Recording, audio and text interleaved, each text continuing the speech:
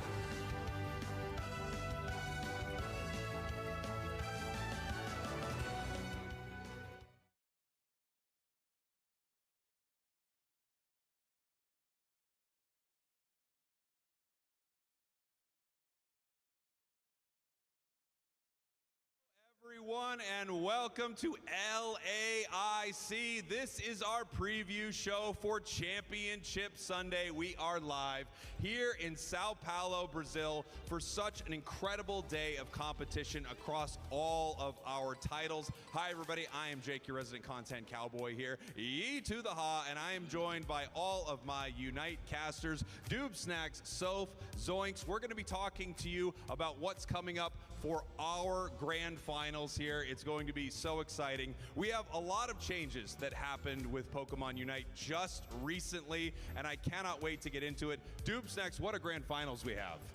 Absolutely. Completely framed up with Dignitas, formerly TTV, a staple in the NA community without a doubt. And then you have CACM from LATAM North, a bunch of players that we are familiar with in North America because we queue into them all the time, and they dumpster us very, very well because they are very, very good. They've been around the block for a while too, and this is their first big breakthrough tournament in my opinion. And Soph, you know, we were talking a little bit about this yesterday. Of course, we have 3 teams that won an invite to this huge tournament coming up, ACL. One of them being a hometown team here from Brazil, getting 3rd place. Talk to me a little bit about how Brazil did this weekend. Of course, we had so many teams that played from Brazil in LAIC this weekend, and I love to see it, especially because we had the 3rd place match being Brazil versus Brazil in Force Gaming versus DreamHack. It was a very competitive match, but Force Gaming at the end of the day did wrap it up, if I'm not mistaken, at a 3-1, and with that, they actually got themselves into a position to get the ACL qualifier. Amazing. Now, Zoinks, I was talking about a lot of the changes that have come to Unite. We just had Worlds in Anaheim. It felt like yesterday, but there are so many big things for Unite. Big things coming. Kyogre is coming as a new part of the map. We have new Pokemon coming all the time, but we have to talk about one of the biggest changes we have had since maybe the first year of Unite. Groudon is now the final boss in our map. Yeah, I see Doob Snacks is already sporting the pin for the Groudon. I like it a lot. It's brought a ton of changes to the game, not only in how the final team fights end up happening, but also what happens after. That brand new buff that Groudon applies is a whole lot of damage, increases your scoring speed, notably no more shield like Rayquaza did. However, if an enemy Pokemon knocks you out while you're holding that Groudon buff, then all of a sudden that opposing Pokemon now has the buff. So it is a really interesting endgame where things can go back and forth at any given moment, and we had quite a few matches today that felt like even if a team secured that major objective, that match was not over. At any point, the tables could turn, and we saw a brand new result. So really, really exciting stuff. LAIC was an awesome kickstart so far for this event, or for the season as well, and I can't wait to see more amazing Groudon matches. Yeah, there's no question that the way to play a match has changed completely. I think teams are adapting to it quickly, but you can see some, like even our world champs, had a really rough go at it on this new map, so there are some big changes. So, as a play-by-play caster, how does the end of the game feel with Groudon compared to Rayquaza? I would say it's much more intense, Jake, because when we had Rayquaza and one team took it down, it kind of felt like the other team got a little demotivated, sometimes feeling like they couldn't really turn back around. But with Groudon and that possibility of getting the transferred buff, it just feels like teams are really going for a quick rip so they can try to get that buff as quickly as possible. That's a very Brazil-coded kind of a strategy that we saw here at LAIC. I love to see it, but still, I feel like there's a lot more competition and ways to come back. Now, we have a lot of new Pokemon coming. Moving off of the map here for a second, Doob Snacks, we talked a lot about this one before the tournament, during this tournament. Latias has been a real difference maker. Yeah, a great support Pokemon that's actually used not only just as a support Pokemon, but also in that key attacker role that'll be going into that bottom path, and exclusively brought to prominence this weekend, in my opinion, by Dignitas, who is in this grand finals, finding a way to leverage it a little bit better than every other team. And as Ender mentioned in his interview, any percentage point that you can pick up against great squads is something you will need because these margins are razor thin. Yeah, I love that as the game continues to evolve, we start seeing roles that really are a blending of multiple things. This is a supporter that has a bit of an attacker vibe. This is a defender that has a bit of a supporter vibe. Zoinks, tell me a little bit about Palmot, one of our newest all-rounders. Yeah, a Pokemon we didn't see too much use of the competition in day 2, but we did see a little bit of Palmot in day number 1. An all-rounder that does have a big impact when it starts getting to those later stages of the game. It feels like a Pokemon, when it jumps into any backline, you don't care about how many opposing Pokemon are in front of it. Palmot can take that fight. It's got the self-sustain, huge bursts of damage, and it feels like we're starting to see a few often top path players start to master this Pokemon already. Yeah, now, Soph, we talked about some of these Brazilian teams. One of them used this next Pokemon, Empoleon, in some really interesting ways. Hit me with it. Yeah, we saw Force Team, our top 3 team going to ACL, that basically used Empoleon on the central area. It was Falb, the player who did that. And he was a little bit confused as to why people didn't use that Pokemon throughout the tournament, considering this is the first time that this Pokemon is available in competitive for Pokemon Unite. And he feels like it's a very powerful pick. And honestly, on his hands, I cannot deny that.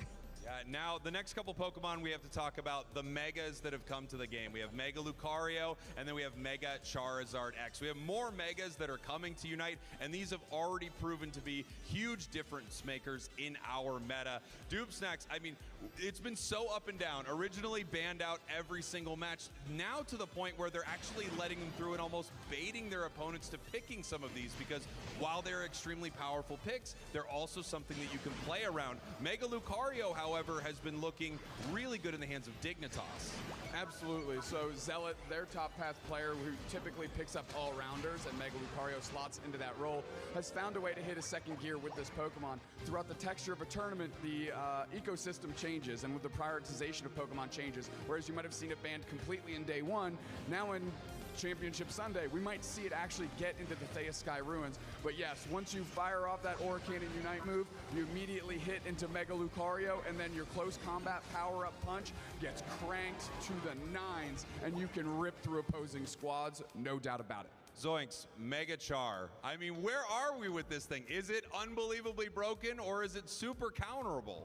I think it's a case of it's hard to stay at the top. You know, when you are the biggest, baddest thing on the map, so many people have a plan to take you down. But overall, still having a very positive win rate on this tournament. Mega Charizard certainly has a lot to say in a lot of these matches. But like you said, there are starting to see some counterplay to it. But I think Mega Charizard, well, maybe some teams have an answer. It feels like Mega Charizard's turn to come up with an answer. Yeah, absolutely. And one of the answers for these Megas has been our draft system. We have bans in our draft system. So the way it works for Unite is if one team picks Pikachu, you cannot see that on the other side of the map. But before that even begins, teams start banning Pokemon that they don't want to see at all. If I know that Zoinks plays an incredible Inteleon, I will ban that away from him. If I know how Zoinks actually plays Inteleon, I hope that he picks it and brings it into the match against me. This is one of the exciting things that happens with Pokemon Unite and with our draft phase. And now we have 3 bans going back and forth.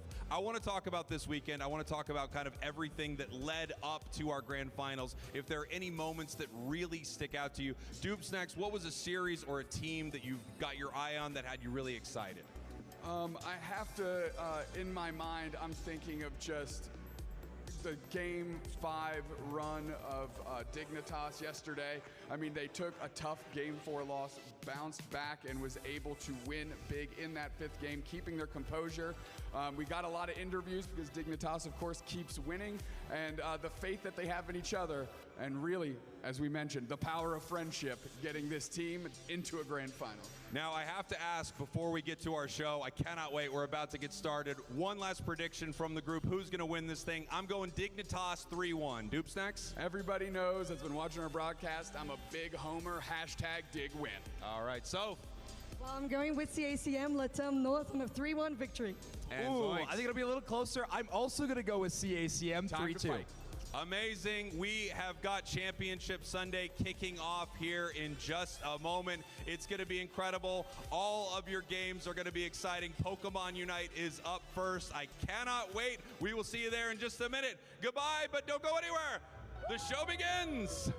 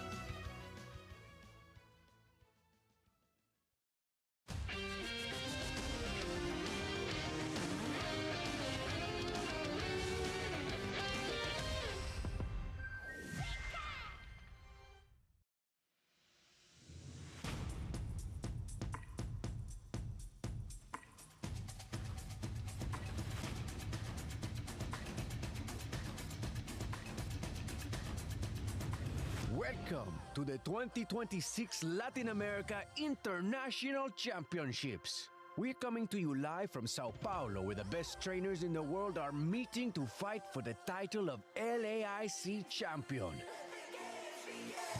Last year, two-time world champions Luminosity started their historic season off with a dominant win to start their 2025 IC sweep.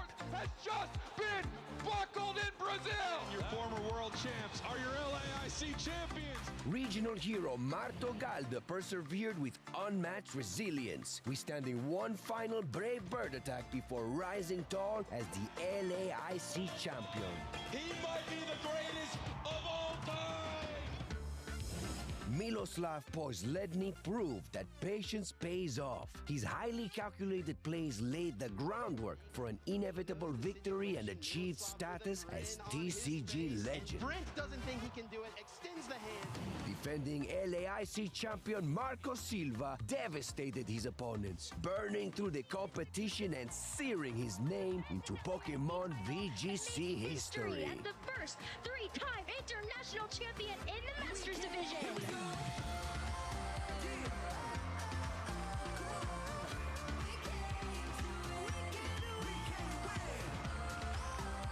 Welcome to the Latin America International Championships.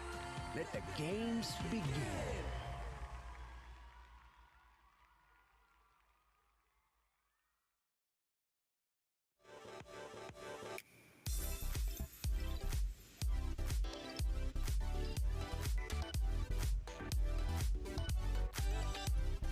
Hello, everyone! I'm Skarzig, this is Zoinks, this is the Latin America International Championships, and we are proud to welcome you to Championship Sunday! After an amazing weekend packed with thrilling action, it all comes down to this, the moment we've all been waiting for. Today, we're going to be crowning our first 8 international champions of the season, starting off with Pokemon Unite, into Pokemon Go, then the Pokemon trading card game, and ending with the Pokemon video game. Yeah, let's dive into this. So Championship Sunday is going to be starting with Pokemon Unite. We have an incredible grand finals lined up. We're going to have Dignitas stepping into the spotlight for the first time to challenge CACM Esports. Oh yeah. It's going to be an awesome grand final. Both of these teams have already earned that spot at the Asia Champions League later this year, but now they get to contend over an international title here at LAIC. Get ready for high-stakes plays, bold strategies, and a clash that could truly redefine competitive Pokemon Unite for this season. But we aren't alone, folks. Helping us set the stage for this momentous occasion, we've got Spraggles and Doob Snacks in the booth. We're going to send it over to them real quick.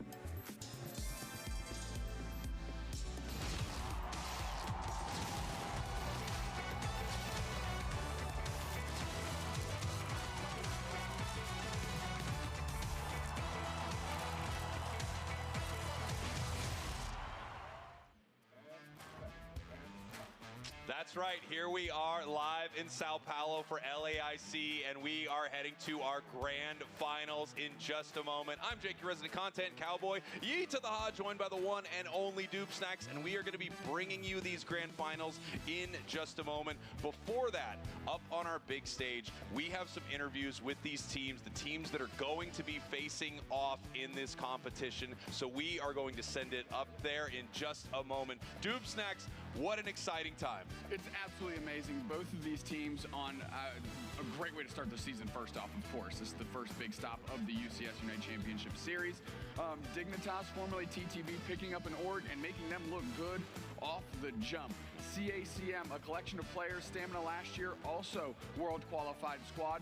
but this is their first international, like, deep run. So they are looking to close the door on this, crown themselves champions, and represent their region well, and they certainly have already.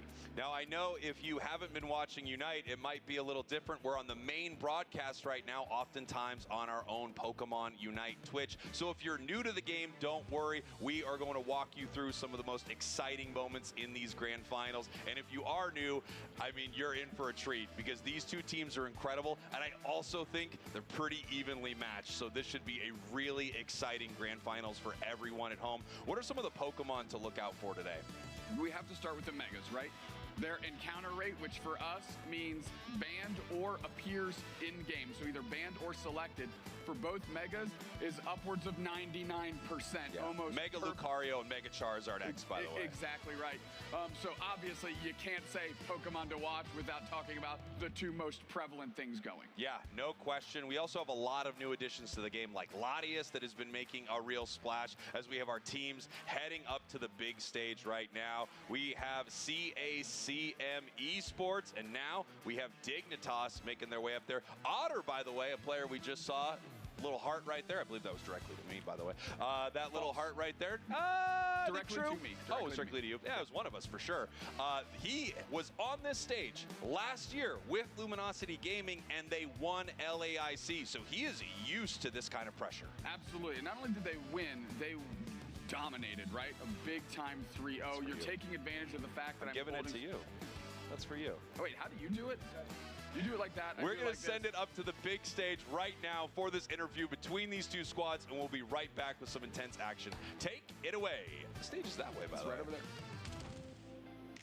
All right, thank you so much, Sprinkles and Doomstacks. That's right, I'm here on stage with a chance to get to talk to these teams a little bit before we enter into an incredible grand finals. I can't wait. We're going to make this quick so these teams can get set up and ready to go. So, first question for CACM.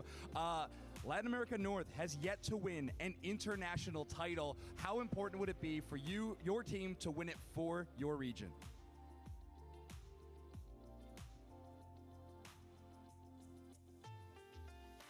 Sería muy importante porque seríamos los primeros en lograrlo y yo creo que seguiremos demostrando el por qué hemos sido el mejor equipo de Latinoamérica. It will be really important because there will be the first ones to get it, and it will be the first Latin American team being an international champion. All right, thank you so much. Now, we do have a pretty powerful opponent standing in your way. We'll see how this matchup ends up going. But Inder, of course, representing Team Dignitas this season. New banner, new season. I mean, how good would it feel to start with an international win? It feels pretty good. We're feeling pretty confident. And, I mean, we're going to have some buddies in Japan either way, no matter how it ends up. Awesome. All right, we can represent the West together, but right now we got to see who can win the title of LAIC. Sprinkles, Doomsnacks, back to you.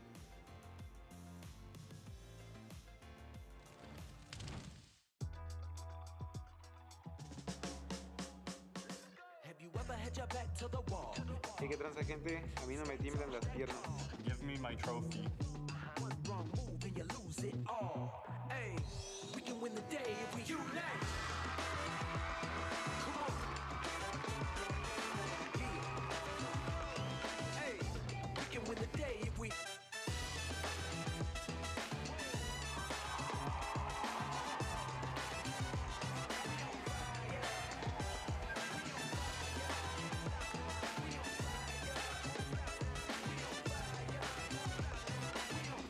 We can win the day if we unite.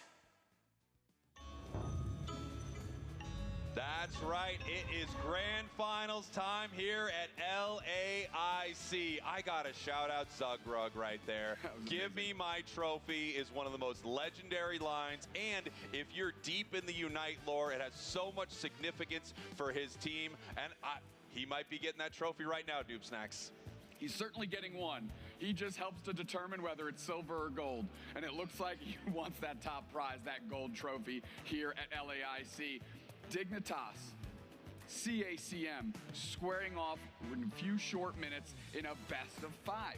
Yeah, best of 5 is a really exciting situation for these teams. What we have noticed throughout this series, a lot of these best of 3s, they get in pretty quick with 2-0 victories, right? But our best of 5s yesterday all almost went the distance. We had a 5-game, a 5-game, and a 4-game, which is incredible. I mean, these are longer stretches of competition, and it's a longer time where you are figuring out what your opponents are bringing into the match and how you're going to play around it, how you're going to draft around it, which is one of the most important things in Pokemon Unite. And if you haven't played Unite yet or haven't played in a while, you may not have run into draft, but every single one of these competitive games has draft, where these teams are not only banning Pokemon on each side that won't make its way into the competition at all, they're also picking back and forth. So if my team picks Mega Lucario, Doopstek's team cannot use it, and on and on and on until we have 2 squads of 5. In a best of 5, I feel like the team that drafts better oftentimes wins the entire thing. Yeah, we mentioned it on the pre-show. Any percentage points you can pick up of equity anywhere, whether it's on the draft screen, on the map on wild Pokemon, you know, to gain experience, or in critical team fights, every single point matters, and it really is. It begins on that draft screen, because we have seen teams this weekend pretty much lose before the game even starts. Absolutely. You'll see a team composition almost, you know, checkmated before it really begins. They'll realize they have no answer to what their last couple opponent picks are, and it's all over for them. You see it time and time again, and the best teams are prepared for any scenario when it comes to this draft. And they're also using some of these bans early on to target their opponents, which I think is one of the most powerful strategies in our competitive landscape. Notice what is on the other side and see how you can pick that apart, how you can shut that down. Who is the weakest player on the other side, or I shouldn't say weakest, but maybe the one with the shallowest pool of Pokemon? You know, they are the support player that really only has a couple. They love Blissey, they love Eldegoss, but outside of that, they don't have a lot of options. You can target that player, steal away their Pokemon for your side, essentially, and then see how they can play when they're thrust into something that they didn't expect. Yeah, we're going into this season with 3 bans, of course. That is another big change for this competitive year.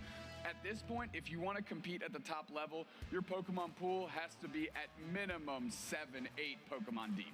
Now we're seeing our teams, they're up on our big stage. Something that I love to mention is how some of these players soar when the pressure is on, and some players shrink. It's one of the most difficult things, this level of competition, playing for the title here of LAIC champion. And we're heading into our first draft between Dignitas and CACM Esports. Dignitas is going to be your purple team. So they're going to get the first ban and the first pick. However, CACM on the other side here, they're our orange team, they're going to get 2 picks right in a row. There is always a question as to which side you would rather be on, and I think it really depends on what you want to play against that specific opponent.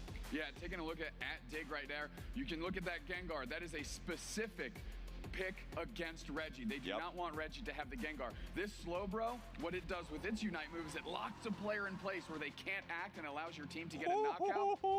So Slowbro's there.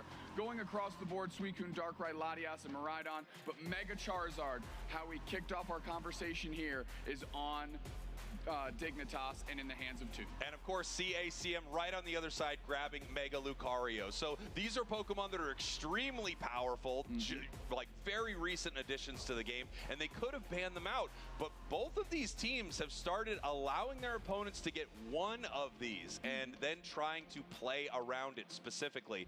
Dignitas with Mega Char, this thing is going to brawl basically better than anything going in the game right now. Insane burst damage, especially once it uses its Unite move. Boom, right into Mega form for an extended period of time, and then it is an absolute menace. CACM is going to need to shut it down with lots of different stuns and knockups, things like that.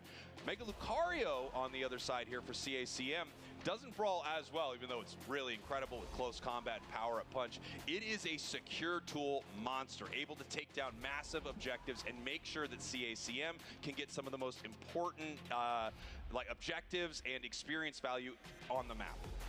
Looking through these drafts right now, Mega Char, Hoopa, Crustle, Blastoise, and Espeon for the side of Dignitas. CACM, Mega Luca. You got the duck, side duck.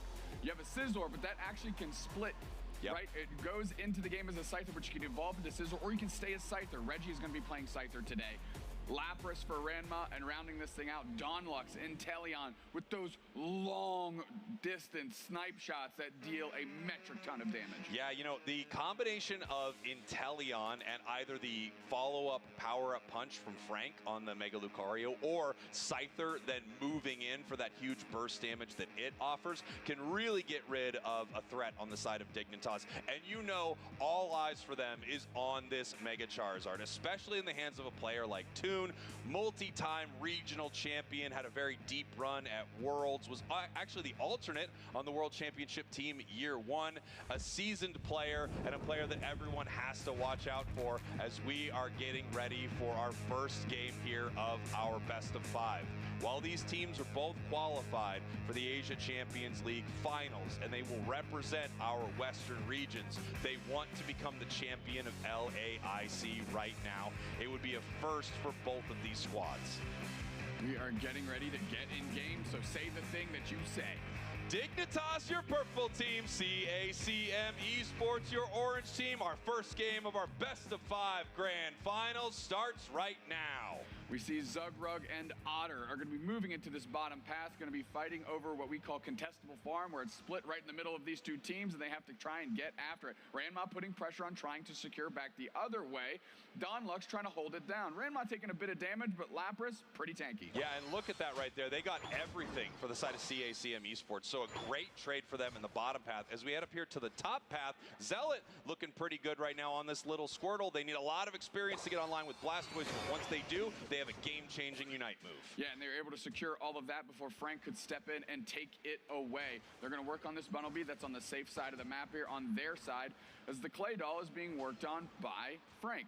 A team advantage. Dignitas gets an average of 85 MVP score, while CACM falls behind at 81. But I don't think either team cares about the MVP as much as they care about the W here today. Wow, what a start for Reggie. Huge engagement on Toon. That's a critical knockout there. Swablu and Octaria are on the map, which means they're going to get a boatload of experience because they're so low on HP on the side of Dignitas. Ranma can kind of run interference and let Reggie, the Pokemon that they're trying to scale up, all that. You'll notice here, Dignitas, finally Espeon and Crustle online here. They were behind for quite a bit at the start of this match. CACM in a commanding lead experience-wise, top and bottom, but Dignitas can get right back in this thing. It looks like Zealot doing pretty good up here with Ender, but in general, Dignitas is having a rough go to start. We're playing Portal Hoopa here from Ender. So if one of those players stands in that portal, they actually get teleported back to home base. Their HP bar regains, and they can take the portal back through to enter the fray. Gargantuan knockout there by Frank. Great experience for them. Frank chased that down, and another one for the side of CACM as they take down Ender, the Hoopa, in the top path. Everything is coming up CACM at the start of our match here. However, you could see Toon now online as Charizard. 2 more levels. They have their Unite move, and that is going to be very difficult for CACM to deal with, as this Char going in with the 1-2 punch on that goal zone. Otter trying to find some space, firing off that was Psychic Blast to try and stun Reggie, and they miss just wide. Reggie still scaling.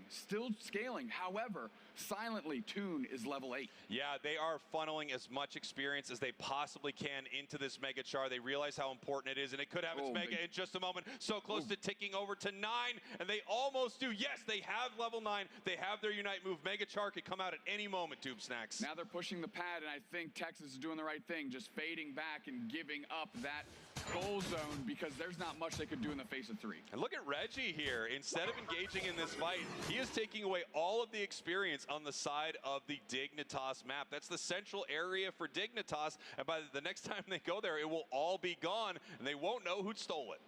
Regieleki is marching towards that tier 2 goal zone, and so is the rest of Dignitas. Zealot left to babysit the top path by themselves with Frank. It looks like it's going to be a 4-on-4. Snipe shot is missed. Rock Tomb is down. Huge X-Scissor. Big knockout. How are they going to leverage this? Charizard Unite is out. Fire Punch engaged. They take the portal back, and they come back through. Can they push this? Regieleki is on the doorstep. Rock Tomb is out. Doesn't catch anybody. Big X-Scissor reposition. Reggie uses their Unite move. Toon is getting chased down. It looks like they're going to get out of dodge. Wow, what a chaotic chaotic hyperspace hole there. I assume if you're Mega Char in that moment, you're extremely disappointed that you took that back through the portal. Of course, you get some HP. Whoa! Beautiful shot from Donlux. Those are those snipe shots we talked about. Toon, unfortunately, got to Mega Char, but went through their own team's portal and was not able to fight for the duration. By the time they came back, Reggie was ready to push them off pad. Exactly. If you're standing there when the portal snaps, you are sent through. You don't get the choice. You physically have to not be standing on it.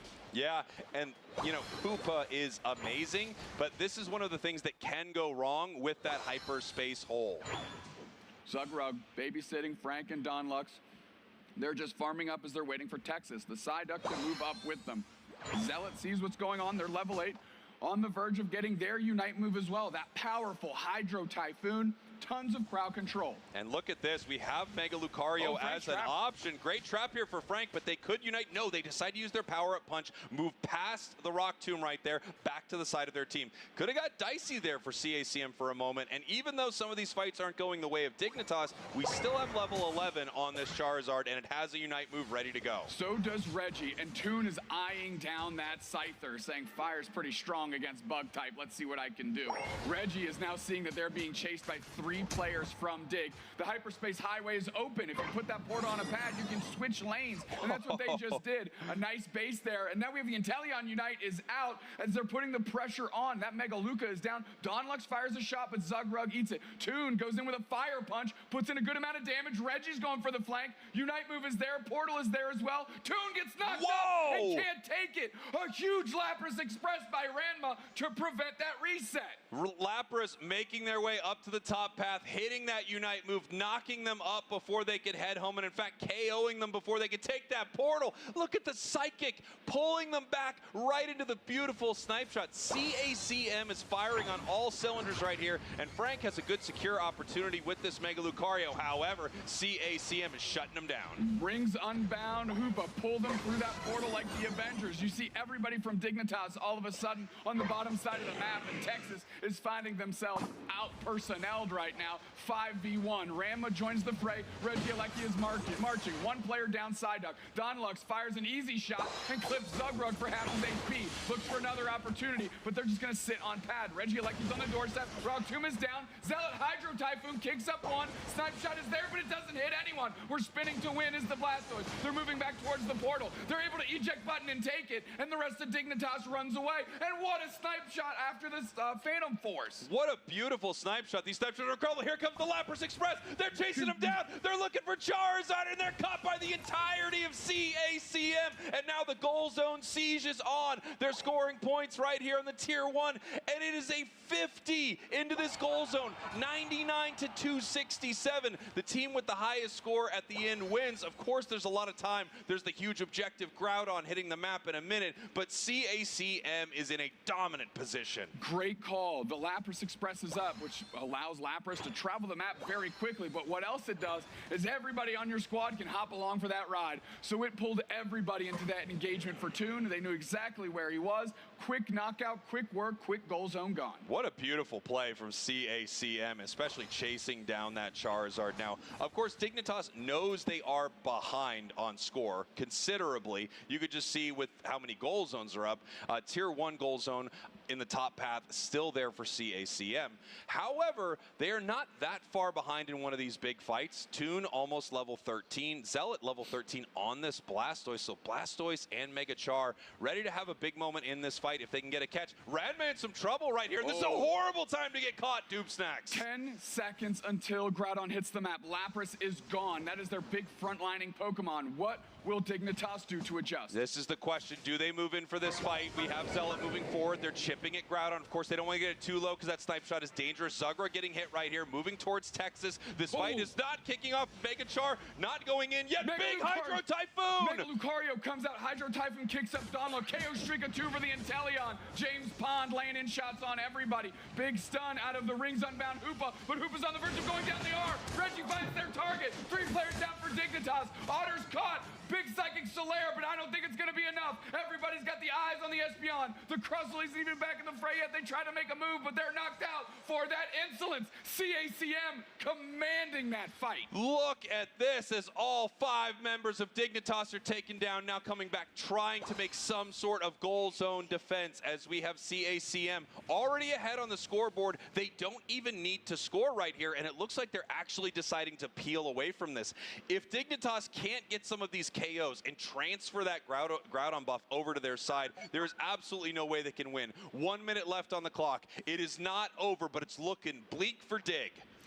Donlux, big slap shot on Zealot, back HP. Texas uses that surf on that Psyduck. Portal is there, saves a player. Ender is low on HP, but they're not knocked out. Now this thing is razor thin. They're down by 54 points. How is Dignitas gonna go? Reggie gets a Hundo burger. Whoa! It's by Toon. If they can get this shield off of them, excuse me, the Groudon buff, they're gonna be in great shape. Portal is down to keep them safe. They're eyeing down Ranma as well. Reggie needs to find an opportunity to go back in. They have their Unite move. The dual wing beat doesn't hit. Ranma low on HP. They're collapsing. 20 seconds left, and we need a counter score. The 80 is trying to go in up top. Can Zugrug stop it? No. Okay, that was a reset. That's how colors work. What am I saying? Toon back in. There's their Unite move. James Pond immediately eviscerates the Mega Charge. And it looks like Hoopa is scoring. They score 30 in the bottom path, but is that enough? The Hydro type moves are looking to score in this goal zone. They're being put up. They're trying to put the points in with 2 seconds left. Can they do it? They're being stopped. Did anyone score? Who won this game? I don't think anybody scored on that last push by CACM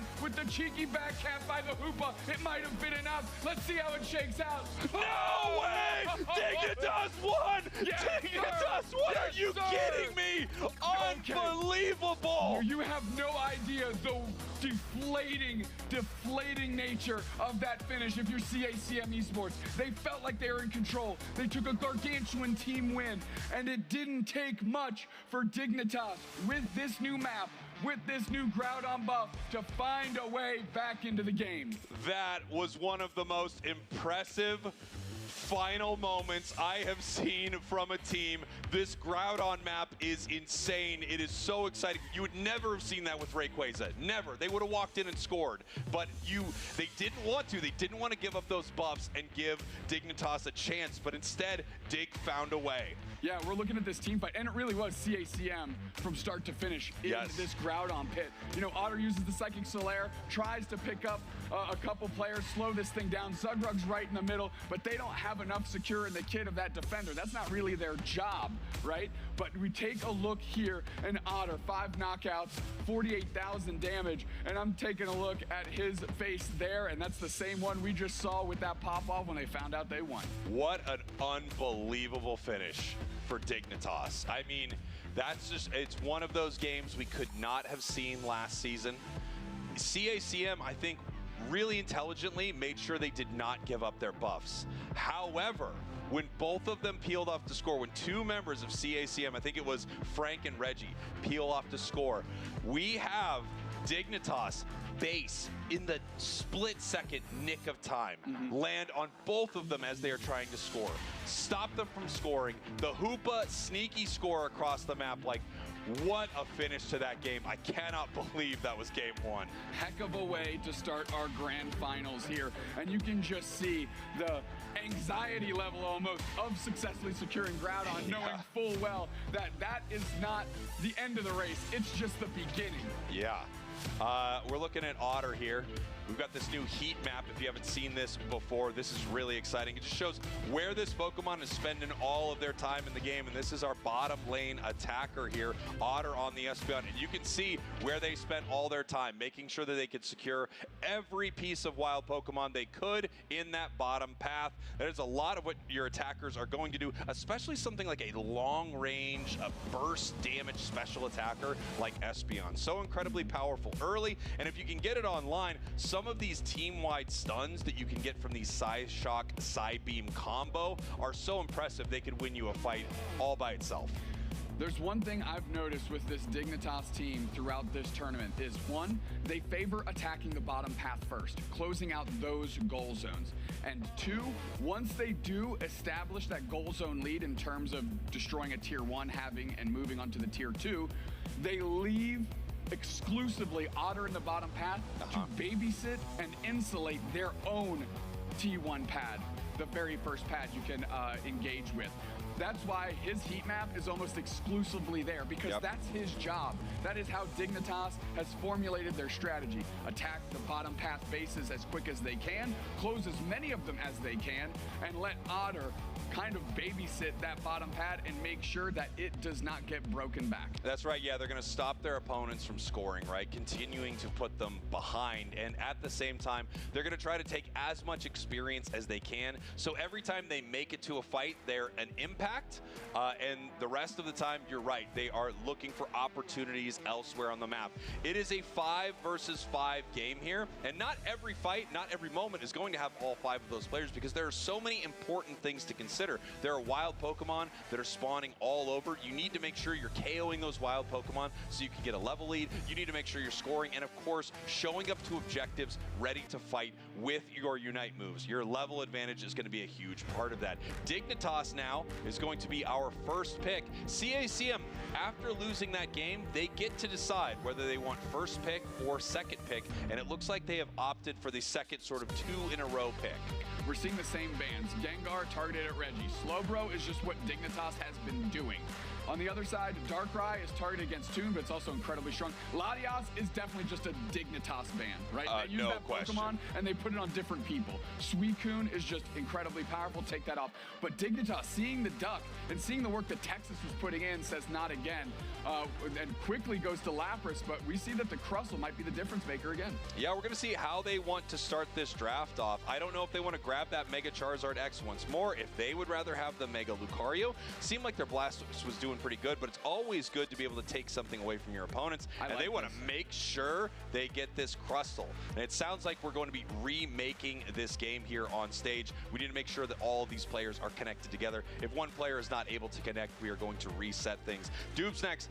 I mean, tell me a little bit about how you would be feeling if you were Dignitas in that last match. Are you excited because of what happened? Of course, a little, right? You want the W, but wow, I would say 90% of that game was rough for you.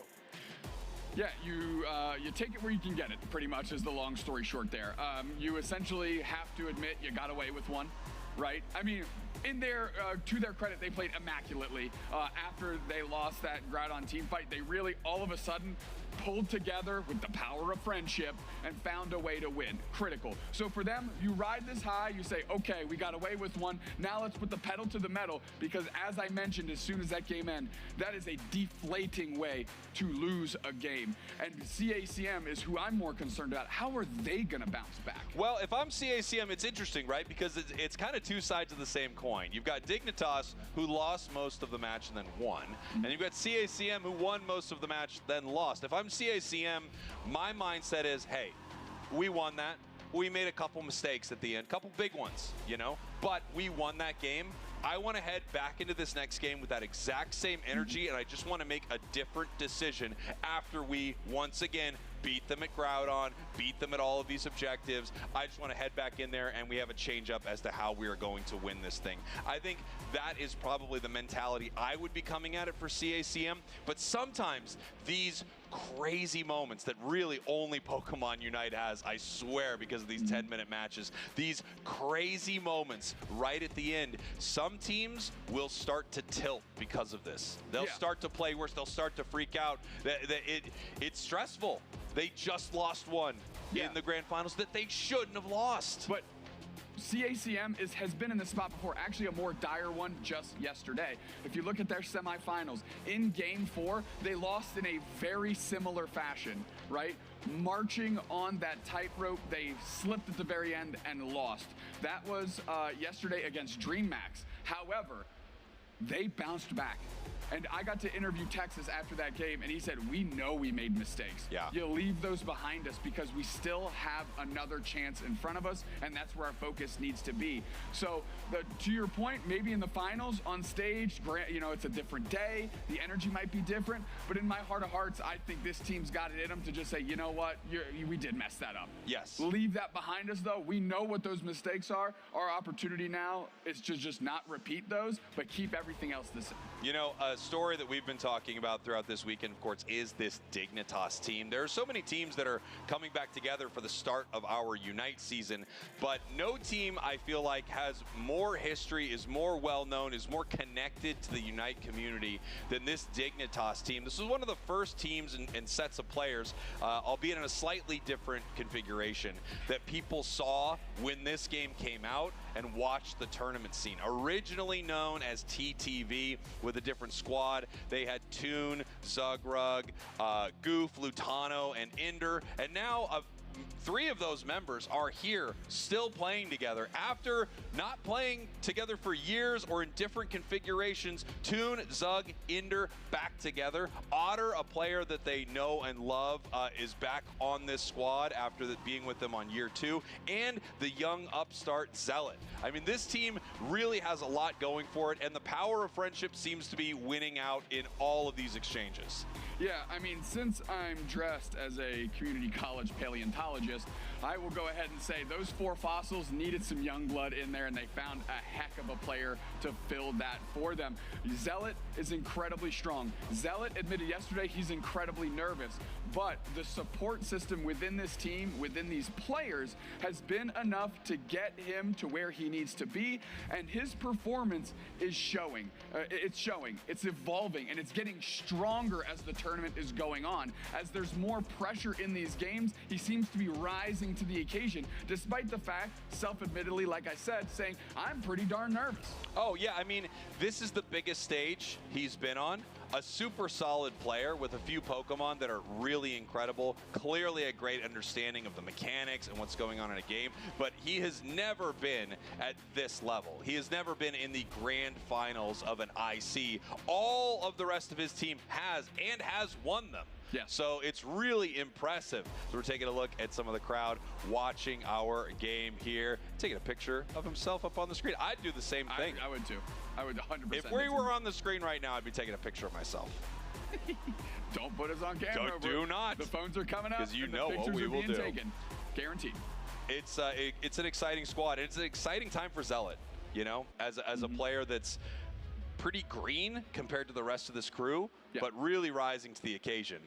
One thing that I think is very funny about this Dignitas squad is I believe I have played in Zealot's position almost with this Dignitas crew when I tried to troll them as hard as I could by playing as badly as I could on their team, and they were still winning games.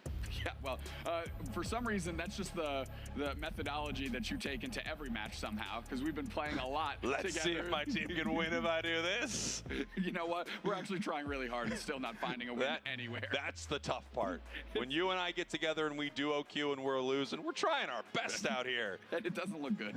It does not look good. And that's why we are here talking about it, and they are there on the stage actually delivering on good levels of skill. Yes, I mean, these players are incredible. As it looks like we're heading into our draft screen right here. Dignitas, your purple team. CACM Esports, your orange team. Again, CACM having the option to get that first pick. They decide to go second, which will be 2 picks back to back.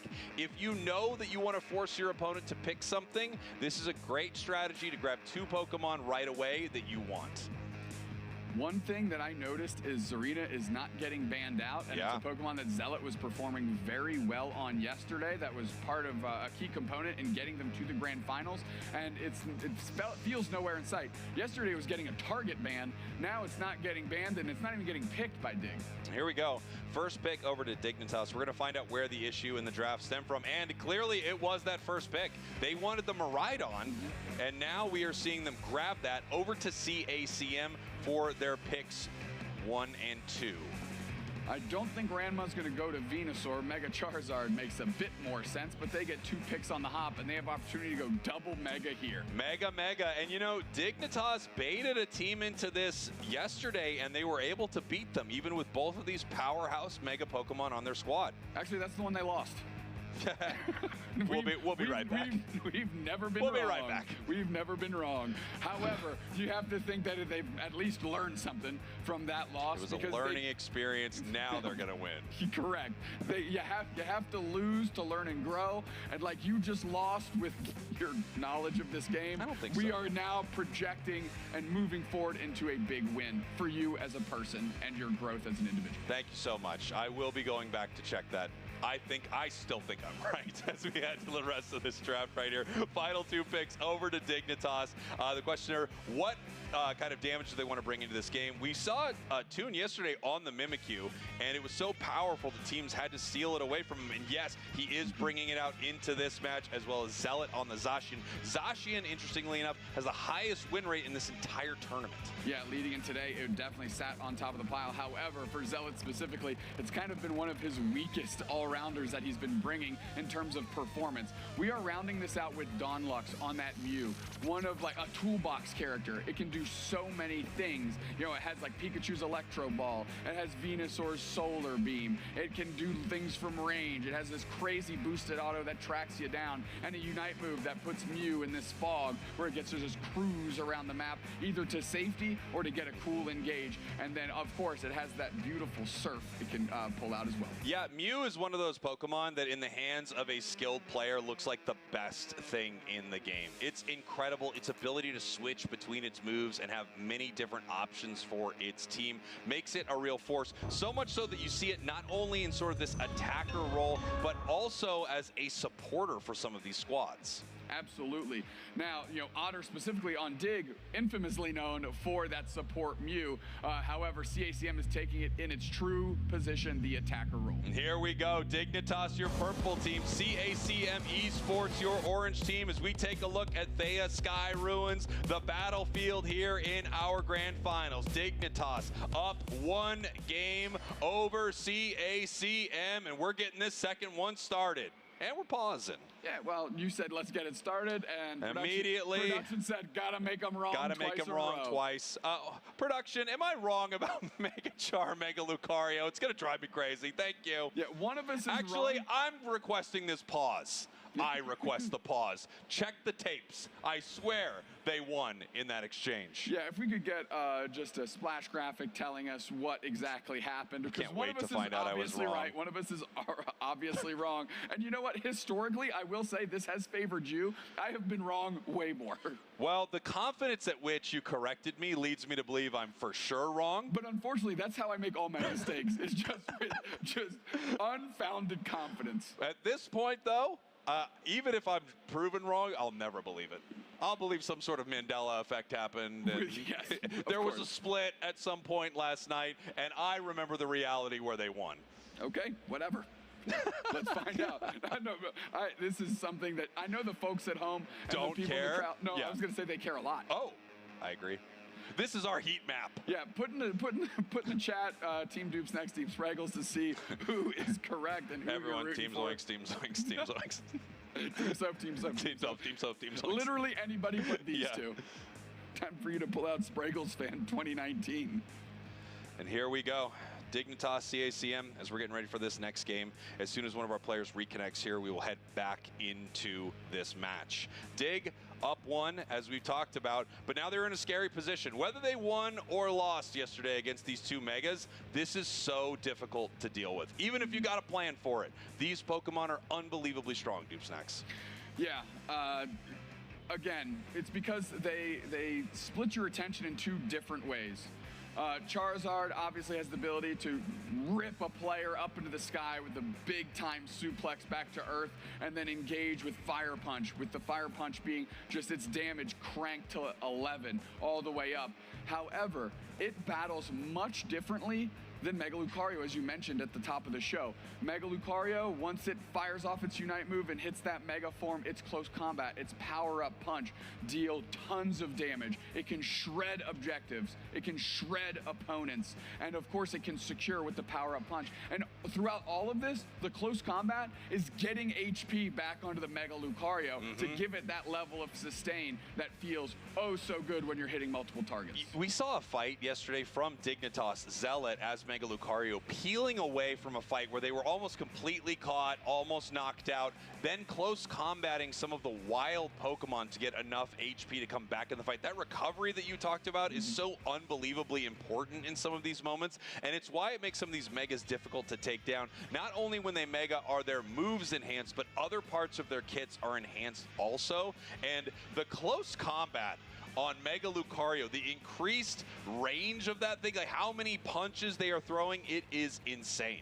Yeah, well, I want people to be aware of that. You know, we've mentioned it. Just kind of key into that whenever the Mega Lucario enters the fray and throws that close combat. Watch that HP bar. Just once, and watch it just immediately be rejuvenated if they can land on multiple targets. Yeah, it's so impressive, and it's so scary, right? Because, of course, something like these Megas, you want to use a coordinated effort to take them down. You want to make sure that as a team, you focus the Mega, get rid of it, let it use its Unite move, and waste it essentially in some of these big fights. But if you can't get it down, and it picks up a KO, or if it just doesn't go down the right way, and you have multiple members of your team around a Mega Lucario all getting close combated, that fight could go catastrophically bad. You have to be very careful with how you fight these powered up Mega Pokemon. I want to take a pause here and talk about, the game is paused, so again, take a pause for us. Talk about Dignitas, CACM Esports, and the resolution of that first game. I think if we went straight into game 2, maybe the momentum would have stayed with Dignitas, but now all the emotions have settled back out. Yes. Right? We had to, unfortunately, remake the draft. We have a pause in the game, which at least it was at the very start before the players even left the home base at kickoff. But now, it almost feels like we're back to game 1 of the whole series. Yes. Everything is not flatlined, but has been brought back to parity, which honestly might be good for CACM right now. Yeah, absolutely, right? Especially because they played so well throughout that entire match. Like you said, the heartbreak of how it ended could have worn off at this point, and now you're ready just to get back in there and beat your opponents in this next one. Without a doubt. As we are working through, I think I saw a couple thumbs up go across the board, and we are headed into our game 2 momentarily. Any other thoughts you'd like to get into, Cowboy? Yeah, I mean, there's so much going on between these two squads here. You and I talked earlier about what was going to happen. I think we had our predictions on stage. I said it was going to be Dignitas 3-1. After that first game, I'm a little scared for Dig here, because they were getting beat up and down Thea Sky Ruins. Everywhere on the map they ran into CACM, they were losing, except in that one final moment, which does show their resolve. It shows how even when things are bleak, they are playing to their win condition, which is what a champion does. But man, I would be worried if another game starts like that. Yeah, especially now that they've given 2 Pokemon over to CACM in the Megas, Mega Charizard, Mega Lucario. It means that their early game feels a hair weaker for CACM going into game 2, and maybe that's what Dignitas is using to try and reestablish themselves in the early stages of the game, because CACM really took over early in that first one. So Dignitas giving Pokemon over to CACM that are powerful, yes, but are slow to get started. Yes. And they need to expose that, and they need to take advantage of that. We're getting some thumbs up on stage, so it looks like our teams are just about ready to head back into Thea Sky Ruins. Nobody wants to be put on ice in a moment like this, especially up on stage. It just gives you time to sit and stew and wait and overanalyze something that might have happened in your previous match. For some players, it could be what brings them to the realization of what they needed to do. For other players, like we've talked about before, it could start to break them a little bit. And we have seen teams start off so hot in a situation like this, and then things just start to crumble a little bit. Little mistake here or there. Unfortunate moment at the end of the game. That one cost us one. Oh, that one cost us one too. And then before you know it, they're a shadow of their former team. They're not playing how they need to play at all. They're not playing how CACM Esports needs to play or how Dignitas needs to play. Couple waves from the crowd there. Once again, a heart. That one for Otter. We're just heart trading over here. Just hearts to different individuals. Everybody should feel loved because you are. Absolutely. Yeah. I love you. I love you too, man. What a time to be alive. Absolutely. Here we are in Sao Paulo, Brazil, casting Pokemon Unite. Amazing.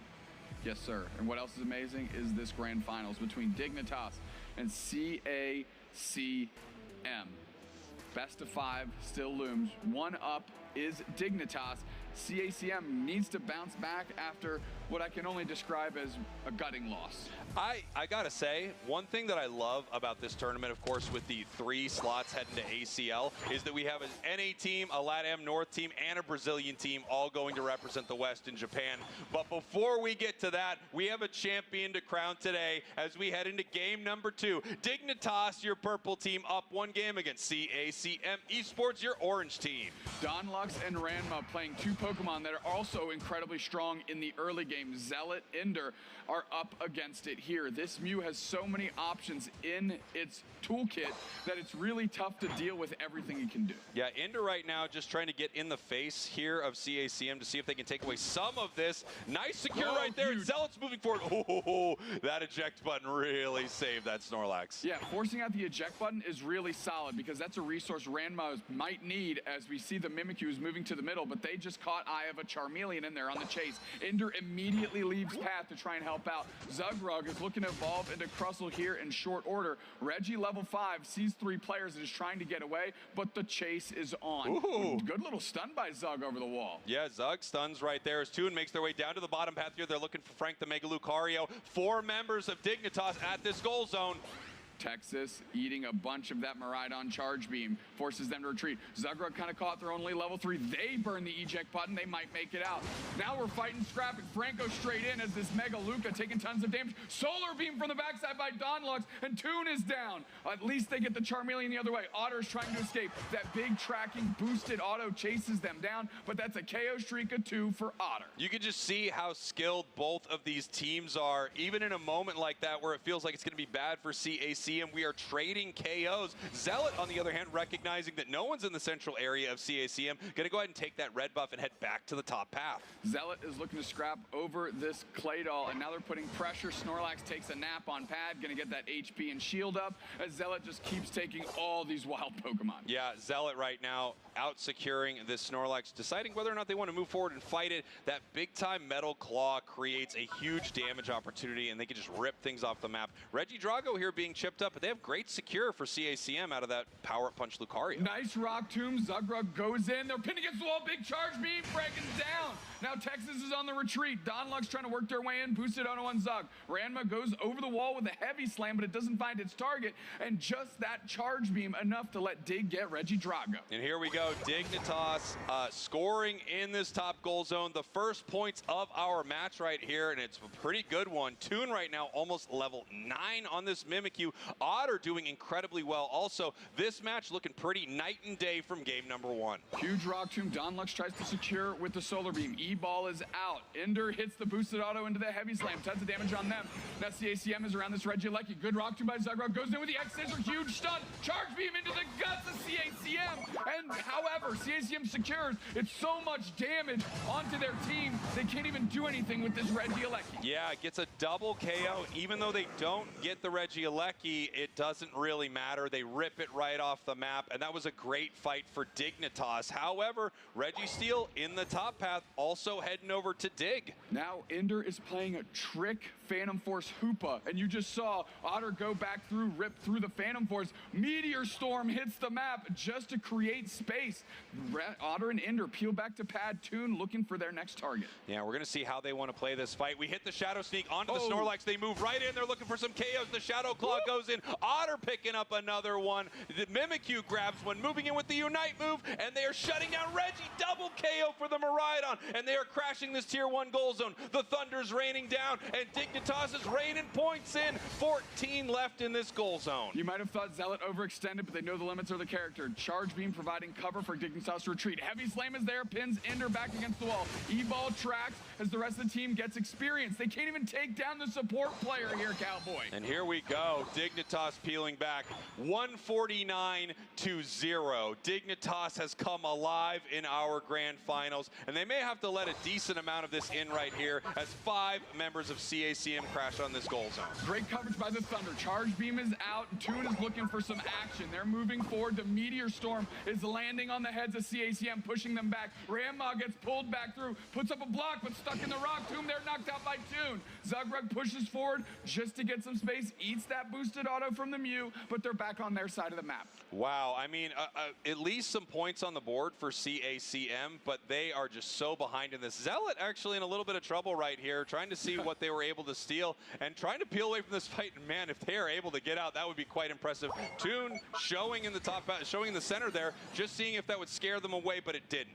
No, I mean, good pressure by Reggie, just also moving with Frank to just at least secure one knockout on a critical component of Dignitas, but the experience lead's still in their favor. And here we go. We have Ender now level 9, which means they can move the team through that huge Unite move at any moment. Reggie Rock getting pretty low right here, goes over to the side of CACM. We want to see how Dignitas wants to fight this with that powerful Unite. Now we're fighting through Phantom Force trick. Reggie with the fire punch into the back, picks up a berry, and now we're Rumble Rousing on the pad. Zugrug trying to line up the next rock tomb and their next opportunity to deal some damage. Ramma puts down the block, tons of damage. Solar Beam hits everybody in Dignitas in the face, but that Mew's just not strong enough right now. Charizard takes them to the skies. Getting away is Zealot. They're trying to dash. Boosted auto hits, doesn't matter. Zugrug ejects back onto their pad, and just look at that. The resources CACM just expended for no value. Yeah, CACM really gets nothing out of that Mega Charge, does not win a big fight. Of course, it pushes Dignitas around there for a moment, but expertly fought from Dig, and this is something that we were seeing a lot yesterday. They were getting in some chaotic fights, but the support core of this team, the Crustle, the Hoopa here, they were setting up so many amazing moments for their allies to get out, even when things looked extremely bleak. In the top path, things could be looking bleak here for CACM, as this Mimikyu has the opportunity to start chaining some of these knockouts. Zugrug and Toon looking for an opportunity here. 3 players, rings unbound Hoopa right in the bottom path. Everybody's gonna nab that portal, save themselves, and then crash this goal zone. The block comes through, pushing a lot of players out, but it's a 5 versus 2 now. Crash landing on the pad is Texas, caught in the rock tomb is both players. And Reggie Alecki hits anyways. Are they gonna scramble to get their points in and potentially give up knockouts? It doesn't look like it quite yet. Ender and Zug looking for an opportunity, and Phantom Force is there. Pulls in Zugrug, X-Scissor on pad. They can't get their points. But Ender is able to score just a little bit here. And when you're only giving up your defender and support in a moment like that, those points could be worth it, right, Doobsnacks? You know, if you're giving up one of your highest levels on your team, one of your carries, like your Mimikyu, your Miraidon, your Zacian, that might be a little tricky. Some of the catch-up experience your opponents would receive could be pretty brutal. However, giving up a level 11 for some points, I think you'll take it. Absolutely. Heavy slam in. That big block is out. You see the light screen from the Mew, which cranks up the damage of every move that goes through it there. Heavy slam, bang, secured by Miraidon, putting the Thunder and Charge Beam on it, and Ranma goes down in that exchange. 15 seconds till Groudon. I can't even believe it. I looked up at the clock just a moment ago, and I thought, wow, Groudon is here already. This map has had so much back and forth action, but a lot of it won by Dignitas. Again, 224-67. Dig getting aggressive, heading to the side of CACM. Look to see if we can get a catch. Nice little X-Scissor on the Snorlax, not the target you're looking for, though. Frank is going to go ahead and peel back. CACM wants to take this fight in an advantageous position. They definitely don't want to be X-Scissored into it. Mimikyu scoring another 100 in the top path. CACM so far behind. They need to make a play, and they're looking for it with this Snorlax. Looking for a possible catch, peeling back with block right here, and time is ticking away. They need to find their moment. They need to move in. Shadow Sneak on the Lucario,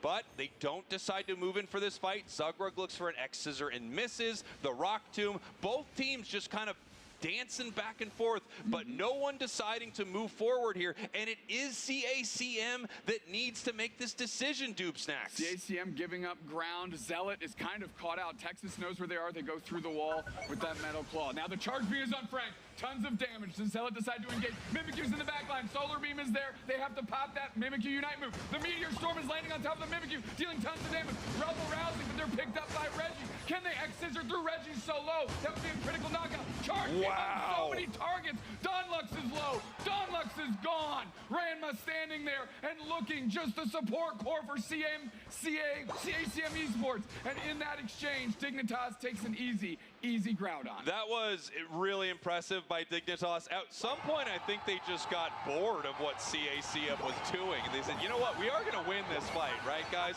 All right, you catch him with that Shadow Sneak Mimikyu, and let's move in and win this thing. They were bunched up. Huge time for that Miraidon Unite move. You saw the rings unbound and the fists flying from space from that Hoopa, stunning multiple targets. All the while, Zealot, the Zacian, turns right around, rips Groudon, gives him a game win. A complete change from game one. Absolute domination from Dignitas. Okay, now CACM back against the wall, without a doubt here. Dignitas, much more tempered after that win because it felt like they were in control. That's true, and they were able to deliver in that moment. Now, with Dignitas giving up Mega, now I'm not convinced they did lose when they gave up Mega Charizard. You know, either way, what an impressive game here. Yeah, it was incredible. I mean, it was incredible. They had a very sound strategy, Mimikyu being a key component in that, in my opinion. But you can't undersell the traps that Zugrug was laying on this team. Look at that hardware that they are playing for up on that stage. I asked if us as casters, would get kind of an honorary trophy, and they said everyone but you and I. Literally every single one but you and I. They said they were just going to hand some out to the crowd. I thought it was insulting. They said that was the intent. They wanted to make it clear how they felt. They were right. It worked. You know what? I felt insulted. They were like, this is exactly what we wanted when we set up the scenario. But, I mean, that is such a big prize, right? Of course, there's a lot of money on the line. There's ACL. There's the glory. And, man, being able to take something like that home, that hardware, being able to say that you are a champion, very few players can. And someone will here today. Dignitas just one game away from making that a reality. Give me my trophy. Yeah. I'm doing a Zugrug. Yeah. Give me my trophy. I want my trophy. I think now that's insulting.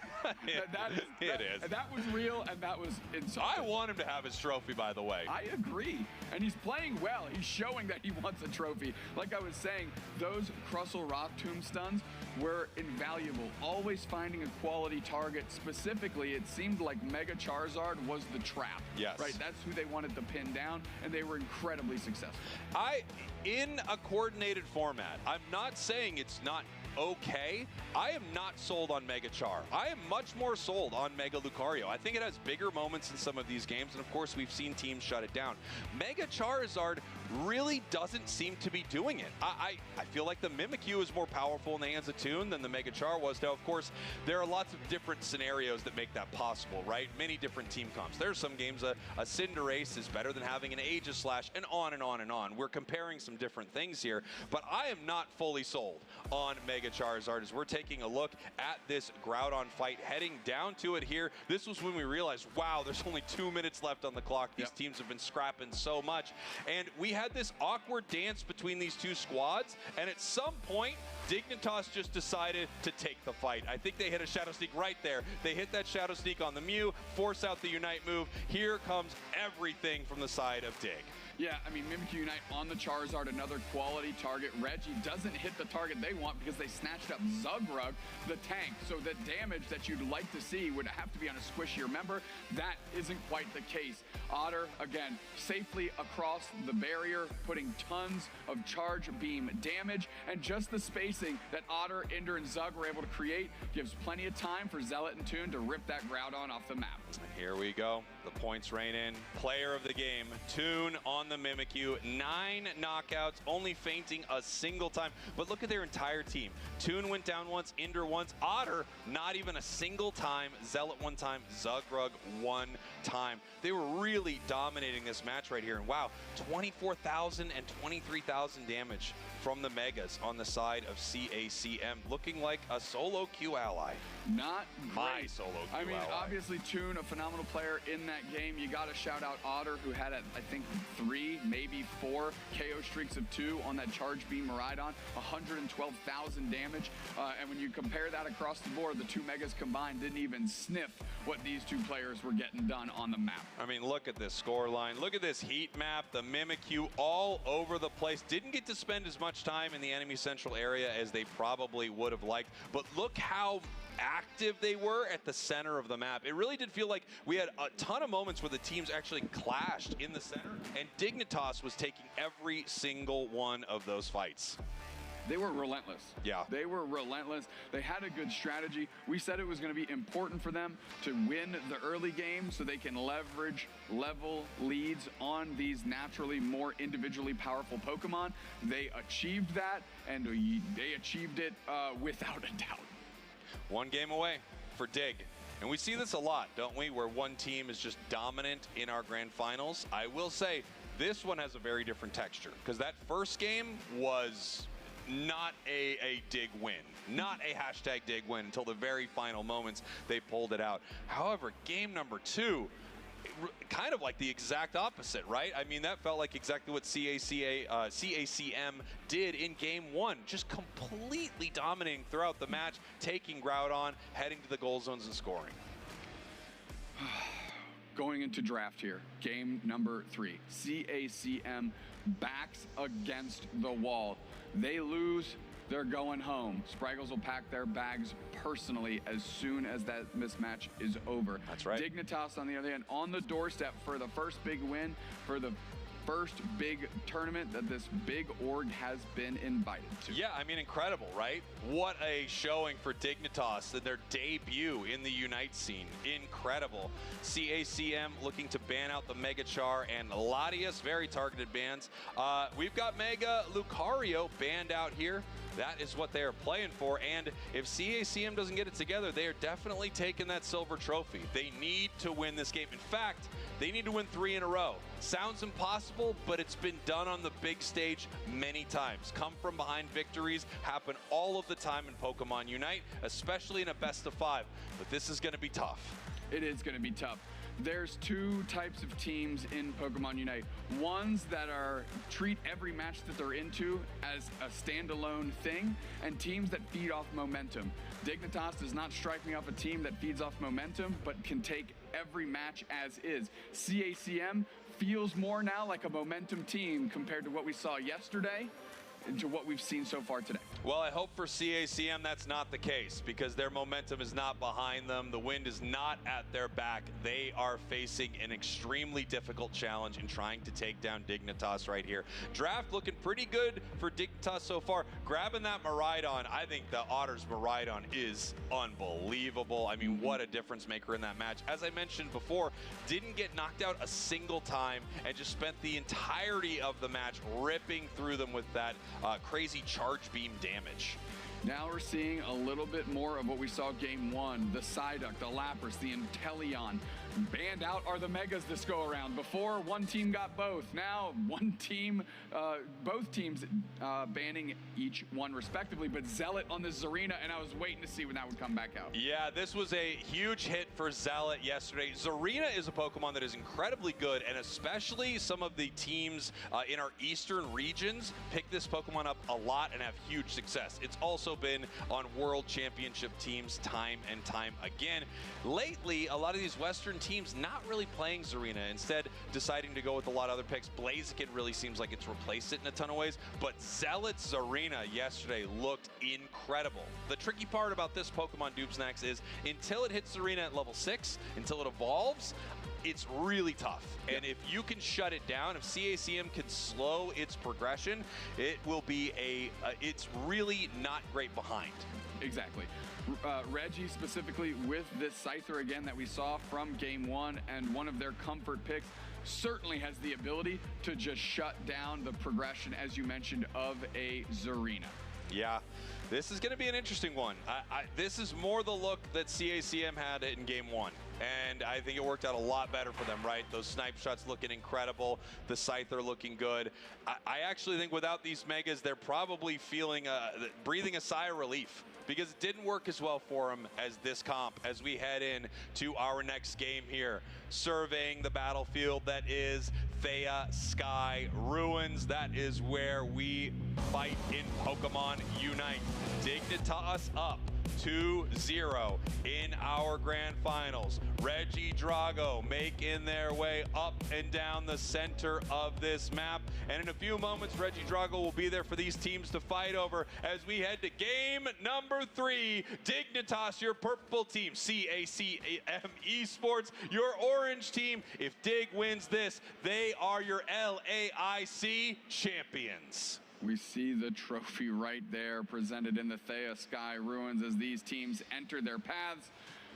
CACM fighting for their tournament lives. Dignitas fighting for the tournament win. That's right. Luna being pushed back right here. Frank just trying to get some of that experience there. Dignitas gets an early EXP advantage 52% of the time in the first minute. 52% of the time it works, 52% of the time. Yeah, and we're talking about those slim margins, just 2% more than the opposing squads, right? Or excuse me, 4% more than the opposing squads. And that in and of itself makes a difference. Reggie with early pressure, you can see the big damage it can do in the first stage of the game. And look at Reggie right here, not scared at all, trying to move in that moment, maybe deciding if they were going to dash forward and try to take that berry, but their HP just got a little too low. And Dignitas now, they are behind here at the start of this match. Zealot looking for their level 6, trying to get that secured. It looks like that does go over to the side of Dignitas. Reggie hitting with the dual wing beat, but actually deciding to head into the central area of Dig and try to contest some of this experience with the Zarina. Yep, going into the side of Dignitas's map, into that central area. We did get an evolution into Zarina. However, they're both level 6. We'll see if they're scrapping. Zealot half HP. They are playing Trop Kick here. And the Scavalier moves forward. Reggie lows, and it's going to be taken by Zealot, Reggie, what happened there? Yeah, I think Reggie got it, but it was questionable, right? Because both of them already had a red buff, so it's really tough to say which one actually stole it in that moment, but I do think Reggie got it there. Oh, Toon with a headbutt with a stun, can't follow up. Frank poaching Zugrug with the combustion.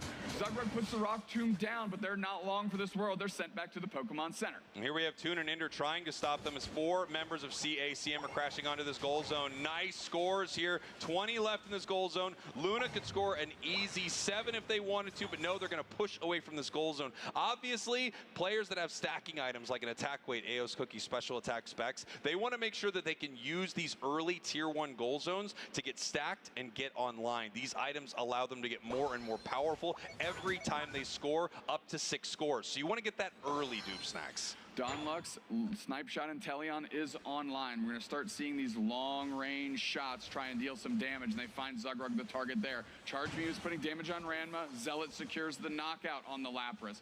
Snipe Shot splits between Zealot and Zug. Zug puts the Rock Tomb. Nice X-Scissor for separation. Reggie sees Zug and gets the knockout, but the window to score points was bought by the Crustle. And here we have Dignitas sending the Hoopa down to the bottom path, which allows Luna to score in the top path. Reggie moving in with that big-time Unite move, looking for Otter, trying to chase it down all the way to the tier 2 goal zone, and they do. Zealot now stomping them here, and yes, huge X-Scissor. Wow. Crustle picks up the KO. Great one to get back, and you could see how important it was to knock out Otter. They went real deep into that flux zone that slows you down between those paths on the opposite side of the map. Regice is getting ripped. Ranma steps forward, so does Texas Luna. Donlux is there, damage on Zug. Regice is getting low. Donlux lines up the secure. Zugrug is there to body block it, and not only that, take the Regice. Beautiful stuff there from Zug. That Snipe Shot can only hit one target if it is an enemy player, so you can stand in front of it when it tries to secure in some of these big moments, and hopefully you can block it while not getting KO'd yourself. There's a fun little thing going on between Otter and Donlux. When Otter is in that charge beam, it kind of gives you the bowling alley that you need to throw this shot down to have a nice crop of damage on a squishy target. And Otter and Donlux are navigating this expertly. Here we go. Hitting him with a Snipe Shot there. Zugrug taking some damage. It looked like they had an assault vest on, so what they're able to do is actually kind of eat a Snipe Shot here and there, let that assault vest recharge while being out of combat so that they can get hit with another one. Nice Snipe Shot is at least going to secure some farm. Here comes Reggie. They're looking at Zealot. The portal is down. Zealot doesn't take the portal. They want to fight. They use that Unite move to drag Reggie to the skies and kick him back down to earth. Donlux is going into the invis mode, secret agent style, going straight towards Otter, whose half HP is gone. Zugrug is there. Nice X-Scissor on Donlux. Zugrug wants this trophy, and they're playing like it. They're showing out right now. Hydro Typhoon kicks up Frank. KO streak of 2 for the Krusler. Yeah, beautiful stuff from Zugrug. What a playmaker on the side of Dignitas, just setting up so many huge moments. Reggie trying to move in here and get some damage, but a beautiful portal will send members of Dignitas back. They can take it to come back after they've recovered their HP, or they can head somewhere else on the map. That is the incredible power and the macro decision-making you get with a Pokemon like Hoopa. You see the snipe shots are still trying to get to their target. Texas is keeping an eye on what Ender and Zug are doing. Portal to reset Zug, get some Bom dia, HP. moço. Zell Bom at dia, half Bragas. HP. Como é Trop que vocês ticking estão? away. Frank's on the Desde já chase. ótimo Charge beam on the wild domingo farm. para Frank's vocês. gonna wait for that to dissipate. Estamos no terceiro e último dia do LAIC, o Latino American International Championship, né? Estados mais íntimos. Estamos aí vendo a grande final na Norte 5 do Unite, né? Como é o último dia do LAIC, né? Eles pegam todas as categorias que eles têm no campeonato, né? Que é Pokémon Unite, Pokémon GO, Pokémon TCG e o VGC, né? VG que a gente chama. Aí eles pegam todas essas categorias e pegam todas as finais e jogam elas nesse último dia do LAIC. Estamos vendo aí Dignitas, né? E Gank Sports tá 2-0 agora. Aí é uma melhor de 5, se a Dignitas fizer mais um, ela é campeã internacional, entendeu? Aí depois só no Mundial que é... E classificada para o Mundial, né, provavelmente. Então, assim... E provavelmente o final do VGC deve ser por volta de bem mais tarde, porque pensa aqui, aí deve o Pokémon GO, aí depois o TCG, aí sim eu vejo. Tudo ótimo. Aí teve problemas de ligação com a much better than game 2 for CACM. This is still a great match to start for the team that needs to win 3 in a row. CACM now 1 minute away from Groudon, and they're up on the scoreboard. However, Doomsnacks, it's by less than 100 points, which is a very scary position to be in. CACM Esports successfully gets any of the Reggie trio captures 84% of the time. Dignitas gets them 76. So their conversion rate on the basement Reggie, or what was formerly known as the basement Reggie, pretty good. Spinning win here, Hydro Punt, out of the Blastoise. Reggie goes down, and it looks like Dignitas is content with that. The chase happens from CACM. Zell goes straight for the cutoff. They're going to be a distraction here. But no, the sniper misses just a little bit. Grandma's trying to find their target. Zealot Trop kicks into the tall grass, and Donlux doesn't know where they are. Fires a shot, misses wide. Nice little skirmish there from Dignitas as they were able to push towards that tier 1, bring this game way closer, 171-84, pick up a couple of KOs, and then just kind of casually walk back and set up here for Groudon. We have CACM Esports setting up around the pit, using Snipe Shot to try to find multiple members of Dignitas as Dignitas gets extremely aggressive. Zugrug X-Scissors Ranma. We got a portal down. Snipe Shot is there. Right into the back line is Zell. Picks up Frank to the skies. We're going to go for the double top. Rock Tomb is down. The rings are unbound. Hydro Typhoon into the face of CACM. Everybody is forced to scatter. Nobody down yet, but Donlux is getting chased. Zugrug's on the mission. Right back into the middle is Ender, Otter, and company. Toon is sitting there trying to screen out. Texas trying to find their way in. So is Ranma. But it's Frank looking for the opportunity. That big overheat out of Blazing has a chance to win them the game. They're charging up overheat. Oh, it rings true. It's still Dig. It's still Dig. And now the Marina steps up. Otter, who's been a god on this legendary Será que não caiu alguma coisa lá na Microsoft, ou moço? Eu faço alimentos no recinto cozinha sim, ô Bragas. That's right, they do need to score, Doomsnacks, but they have a lot of opportunities to do so. Moving towards this goal zone right now. Points do head in 202-184, but they don't know if that is enough. Huge charge beam comes out. We have CACM trying to push them back, but the X-Scissor from Zugrug pushing them off the goal zone. He's saying, give me my trophy. 4 players down for CACM Esports. Se pá, acabou aqui. Ó, porque pode ter acontecido duas coisas, moço. Você não tá conseguindo acessar. Sendo que fala que chega the team that is Dig and the player that is Otter chega a on this falar Maridon. se o que o usuário sem está errado ao falar isso, fala esse tipo de coisa. This thing with only 15 seconds left. We see Ender, CACM trying to disrupt it here a little bit. Of course, the match is over. We know who our champions are. The portal is out. They bring Dignitas through, and they are your winners. Dignitas are your LAIC Grand Finals champions. A Dignitas ganhou de 3-0. TV with a heart from years past. A classic little clip from Ender, and he is reliving that moment right now as Zealot finally gets a big win. The rest of this team, bonded together with the power of friendship, finds their way to the grand finals, and despite a rocky game one, motor to the finish line. Unbelievable. And it looks like we have a new all-star squad in North America. The team to watch. What a run through this tournament. When this squad got back together, I mean, of course, expectations and hopes were high, but they were coming into a tournament with the former world champions, with incredible teams from all over LATAM, multiple North America squads with world champs on them, and look at how good they performed here. You couldn't ask for anything more if you're a Dig fan. 15 seconds till Reyes for looking Eu at não vou adivinhar porque você já falou. The game was incredibly close. It was very close. There's actually level 13s on the side of CACM, so they're slightly ahead in experience. We know that. Able to take over and take good positions here, and in the middle is this Groudon, and the charge beam ticks are what gets it done for Dignitas. But that is not the story of Otter in this Maridon.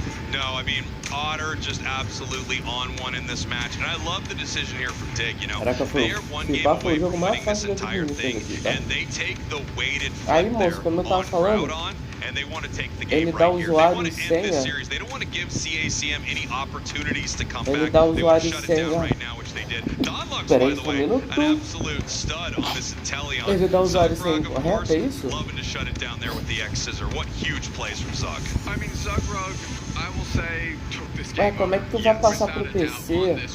Não é supostamente a mesma conta? Você sabe que você tem que ter um online pra fazer isso, né? Aliás, tu teria que fazer. Não dá não. Close out this game 3 and earn the victory. 68k damage, 8 knockouts, 2 dá erro. which is 2 more Então provavelmente é alguma coisa lá. Doesn't go down often, especially, or excuse me, despite the fact that they're playing these ou é lá, ó. Ou é lá na Microsoft, ou provavelmente sofreste alguma coisa. On this stage, and you can see it. You can just see how good Otter is. I truly think you put any Pokemon in his hands, and he's gonna make it sing. He played some só por last teste, season moço. and looked like a carry. Tenta Now mudar a he's sua playing a carry, senha, and look at him dominate. mandando um novo código ou pedindo para trocar ela pelo e-mail, se vai funcionar. He protects that tier 1 goal zone in the bottom path with his life. That's his job. That's how this team is operating right now in their strategy for this Porque se está dando erro, provavelmente alguém está logado, aí derrubou, porque dois aparelhos conectados não podem ficar ao mesmo tempo, mas Pokemon Unite, champions for 2026. A very seasoned roster, formerly TTV, recently picked up by the NA. Então, mas difícil mas não é impossível, né? Dependendo de como é. Mas por preocupação, moço, confere a sua verificação de 2 fatores e o seu e-mail, porque se não for isso, provavelmente é erro deles lá. Ó, pode ser erro lá na Microsoft, dependendo de onde estiveres entrando. Erro no launcher, de repente, que tá entrando, entendeu? Pera aí, gente, que eu já volto, que eu tô com comida no fogo. Já volto. Yes. All right, good. So a couple of the picks, excuse me, that I would love to talk about. We saw a lot of Maridon coming through, but I want to ask specifically, as a group, how did you guys go from choosing potentially going for Miraidon and instead going for Espion? This is a tune question. What was the question? I was about picking. Why did you make the decision to go for Espion as an alternative to Miraidon? Espion is opposed to Miraidon? Yes. Espion is opposed to Miraidon? Well, Espion's recently got buffed, so it's pretty good. And we banned Miraidon that game. Yeah, we were worried they would take the Miraidon on the 1-2 when we first picked Zard. So we banned Miraidon, and then we adjusted after that because we felt like they were gonna 1-2 something else, and then we decided we were gonna first beat Miraidon, and if they took both Megas, that was fine. That's very valid. Thank you so much for some of the input on those picks there. But I also want to talk about just mentioning in general here, second time LAIC champion Otter last year on Luminosity Gaming. How are you feeling? I feel good. I mean, definitely wanted to qualify for Japan, but winning as well is kind of crazy. 5 ICs. Yeah, you know what? Yeah. So we had all ICs from last year. You said 5 as well, so there's one on the last one too. And 2026 starting strong for UCS season. One last round of applause for Dignitas, your champions of LAIC 2026 for Pokemon Unite. Thank you so much. Congratulations, boys. And we'll see you in Japan.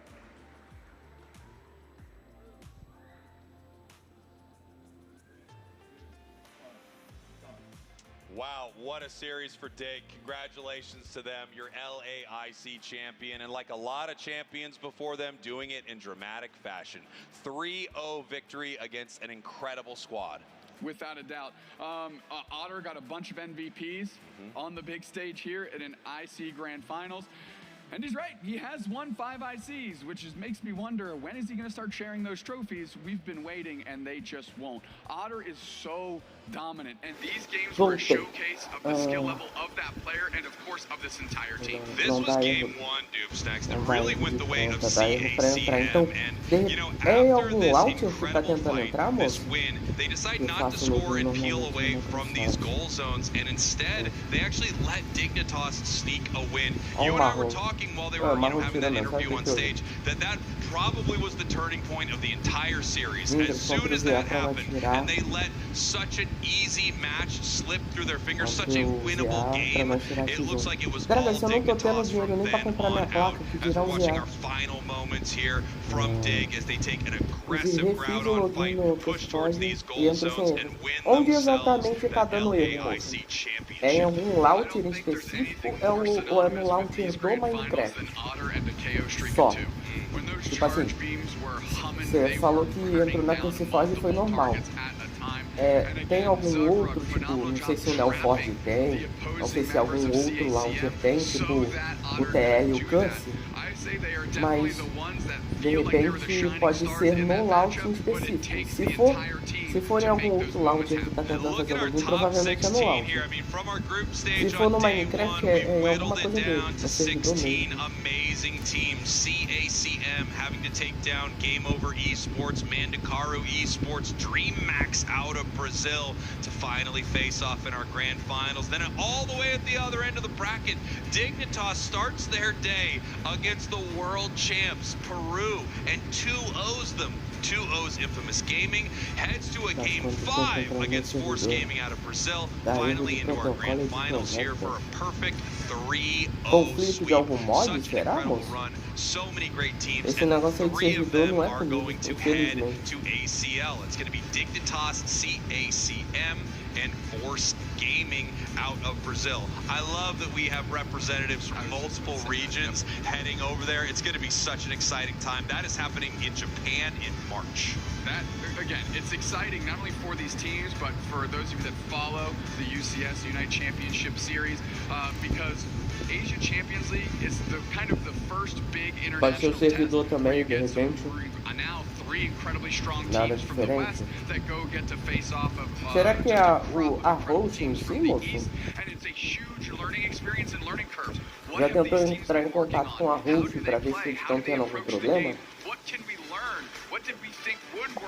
Porque se nada que fizesse já deu conta, É alguma coisa externa, é alguma coisa provavelmente deles lá. Yeah, these international competitions really, I mean, you get to see some teams rise and shine, some regions rise and shine, and other regions and teams get exposed a little bit. You have someone who's coming in looking amazing, and all of a sudden you realize, they're playing pretty good amongst their own region, but when they run into Japan, when they run into Korea, when they run into Peru Unite, I mean, things are a little Só different. pode ser da parte deles, entendeu? Se não é daí, é alguma parte externa. Eu falei que poderia ser problema da Microsoft. Só que você fala que consegue entrar e é um problema do servidor, então deve ser problema neles lá. De repente eles estão com algum problema lá. Mais uma pra sua lista de músicas. Remitente? É remitente ou remetente, Dragon? And the way that they keep coming back and exceeding their previous performances, and now finally, as this collective, getting a big win, you are finding out that this team is one match at a time. What is behind us is past. What is past this match doesn't matter. We are in this moment now. And after that game one, you're right, it felt like a tide-turning moment. They kept their composure, they win game one, and it really felt to me like the next two games were just kind of elementary. This is a classic grand final situation too. We see it a lot where one team just they head in and they start winning and never stop. It's very common in a Unite Grand Finals. We've had some that are absolute nail biters, but a lot of the times one team just starts to dominate and it feels like the other team falls apart. So much pressure and a moment going wrong, which we may have seen there in game number one, that one moment going wrong can really change things for a squad mentally. And if they can't recover, if they can't take it one match at a time, one fight at a time, one objective at a time, they can fall apart. And we did see that a little bit from CACM. A great team, and they had great moments, but Dignitas really taking control here in Grants. Yeah, I mentioned it yesterday in day two, you know, in their semifinals game 4, the exact scenario happened against DreamMax. And like I said, I was talking to Texas, and he said, we know those were mistakes, those are behind us. But the texture of that day was different, because at that point, they had won a boatload of matches to get to that point. So their confidence was up. They were feeling good about what they were doing. They understood exactly what was wrong in that moment, and it was easy for them to leave that behind them. But when you have nothing else to leave behind besides that one game, you have no successes to rely on the day to help kind of wash away that bad taste from your mouth of those mistakes in game one.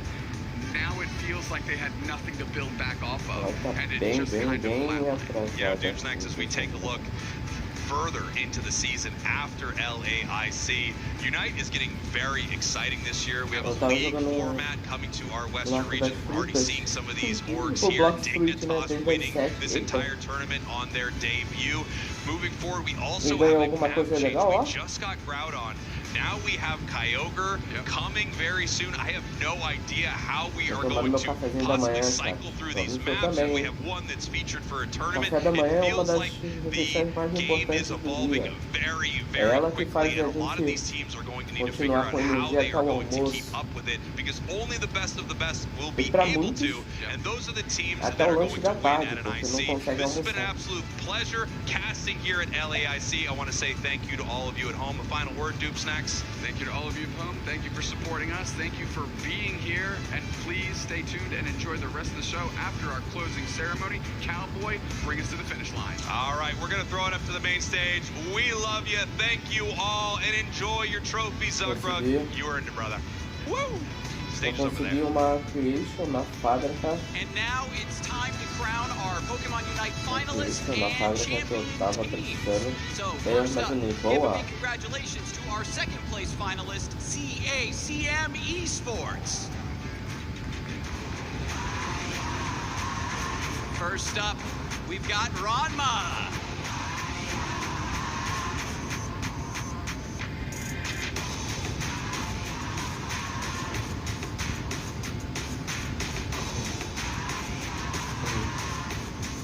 Next up, we've got Reggie.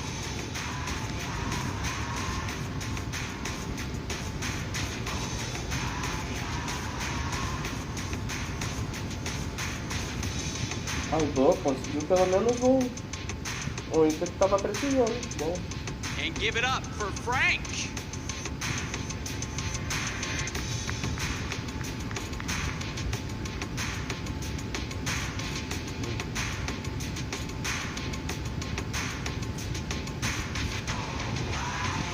We've got one more, Don Lux.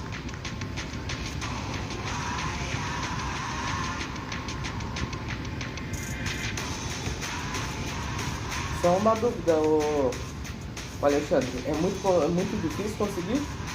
And one more big hand for Texas. É muito difícil conseguir esse item que você pegou?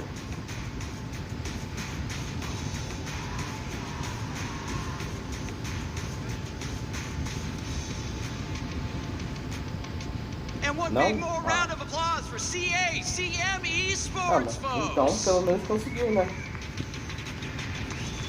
Pelo menos conseguiu. Agora tá em busca do que aí? Very nice, very nice. And now, finally, a big round of applause for your Pokemon Unite International Champions, Dignitas!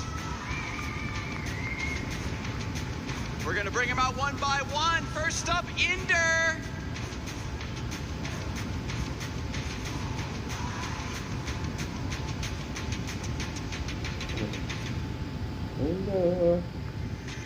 And a big hand for Zealot.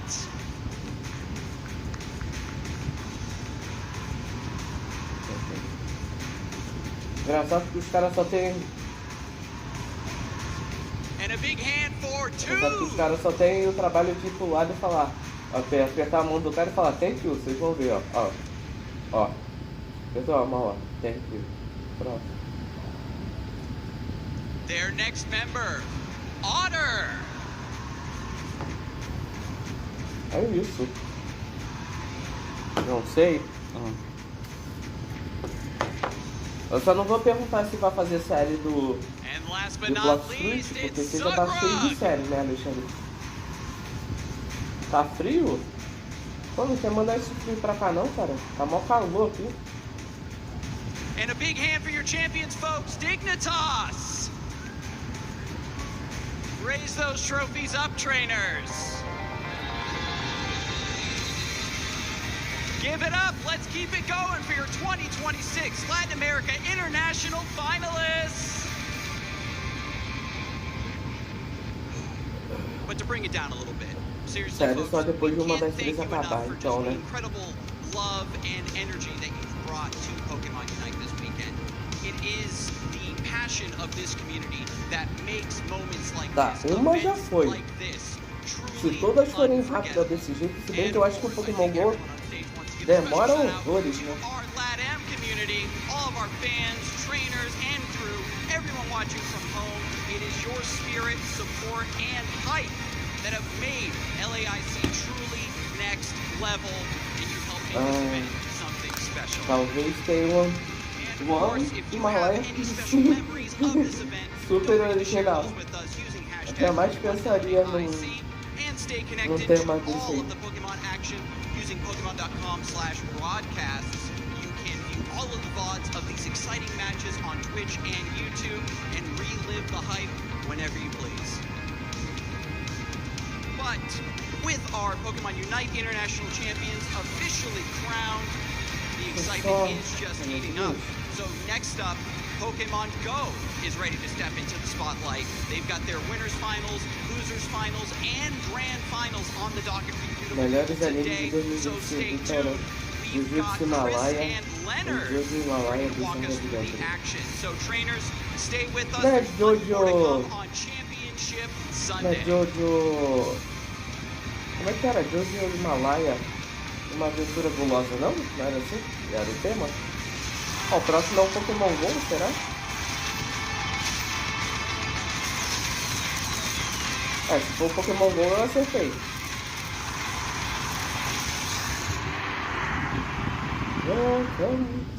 After months of training for the first ever limited meta in the Pokemon Go Championship Series, we have whittled the competition down to 3 trainers. Meticulous mechanics and precision have separated them Não, from achei the que eu rest of tivesse the pack. errado no Alongside negócio. Leonard Koenig, Chris Reisner on the call, getting ready to bring you Championship Sunday. A abertura, ô Alexandre, a abertura do Jojo, a aventura gulosa lá é legal, mas eu ainda prefiro a abertura de Reagindo Himalaia. Aquela dali é original, entendeu? Let's dive into the format for Pokemon Go at the 2026 Pokemon Latin America International Aquela dali é Championships. totalmente original tua. Trainers have traveled far and wide to compete for their share of over $500,000 in prizes and the ultimate title of Pokemon Go LAIC champion. The competition has taken place over 2 days, with trainers battling in a double elimination bracket using the Great League limited format. Até a versão japonesa dela é legal, pô. To compete here today on Championship Sunday. Today's matches Já are sabe, best não of pode 5. fazer nenhuma série sem antes passar pela abertura, hein? Where trainers craft a team of 6 Pokemon, but only bring 3 into each game. These 3 trainers are about to face off, and we will soon see who will claim the trophy and title of LAIC champion. Let's finish this.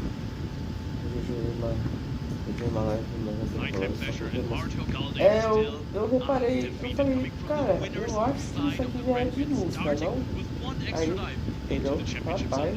You have players representing 3 different regions fighting for those home players, those people supporting them across the way, and we are ready to get things going. Taking a look, as you said, the winner's side of the bracket is what we are going to see first. Aí eu imaginei que você tinha colocado já de defending Latin American international champion, trying to repeat for his home of Argentina. Nighttime pleasure for the first time in a championship. Sunday has been in countless. Top Cut has already won a regional across the pond, is from the US, but has so far only won in Europe. Maybe he can repeat it in Latam.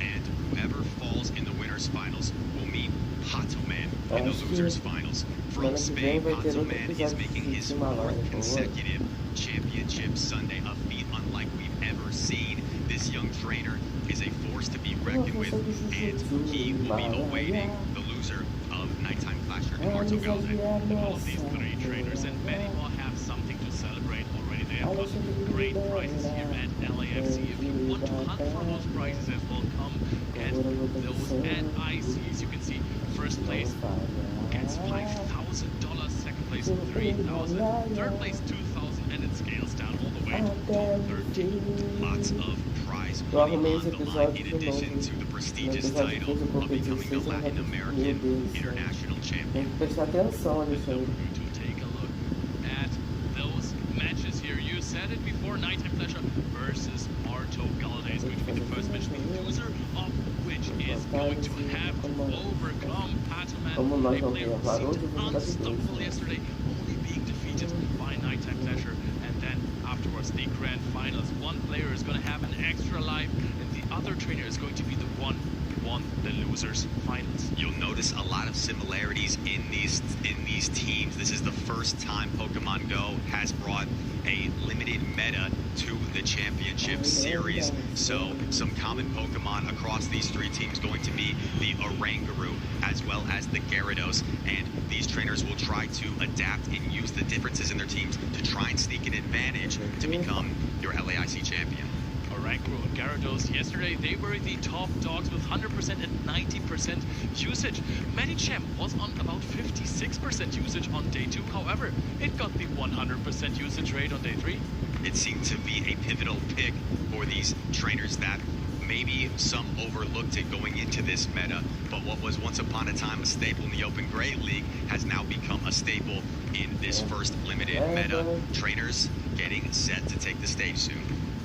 Most outstanding picks on day 3 are one of Marto Galde, Vespiquen, a Pokemon that nobody had on their radar. This Pokemon has not really performed super well in previous tournaments where it wasn't in a limited meta, but of course also the Dusk Noir and Togekiss from Pataman, waiting the losers finals. The story of this meta and how it's played out, we weren't sure exactly what to expect, but it's been so much neutral play. Sometimes in the Open Great League, there's a greater risk of having that poor alignment and having a game you feel like there's no chance to win based on that. That has not been the case this weekend. It feels like every game is a matter of who plays the best, and we are going to see who utilizes their picks. You talk about the Vespa win for Marto Galde. I think it has some play here in this matchup against Nighttime Flasher. It's really just afraid of the Turtonator. Of course, the Dugong isn't ideal, taking super effective ice shard damage, but you also have that super effective power gen that you can use to fight back. Again, this is where Medicham also shines what seems to be so neutral into Orango. Olha o Orango tão certificado, gente. Bora. O Orango tão certificado aí, gente. Turtonator. Caraca, 2 Orango tão certificado. Tá bem que o Jordan é uma playing a role because there's also no Turtonator. Actually, now thinking of it, looks like a very, very decent pick for Nighttime Flasher.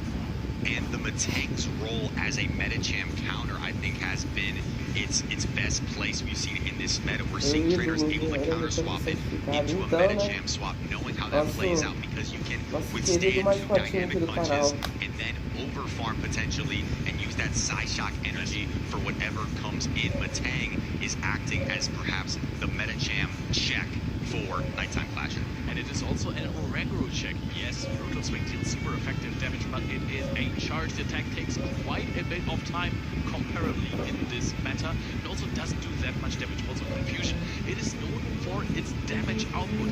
That is not happening versus Matang. It is double resisted. So 2 of the most dominant Pokemon, the only 2 Pokemon that have 100% usage rate in Championship Sunday at LAIC, are countered by Matang.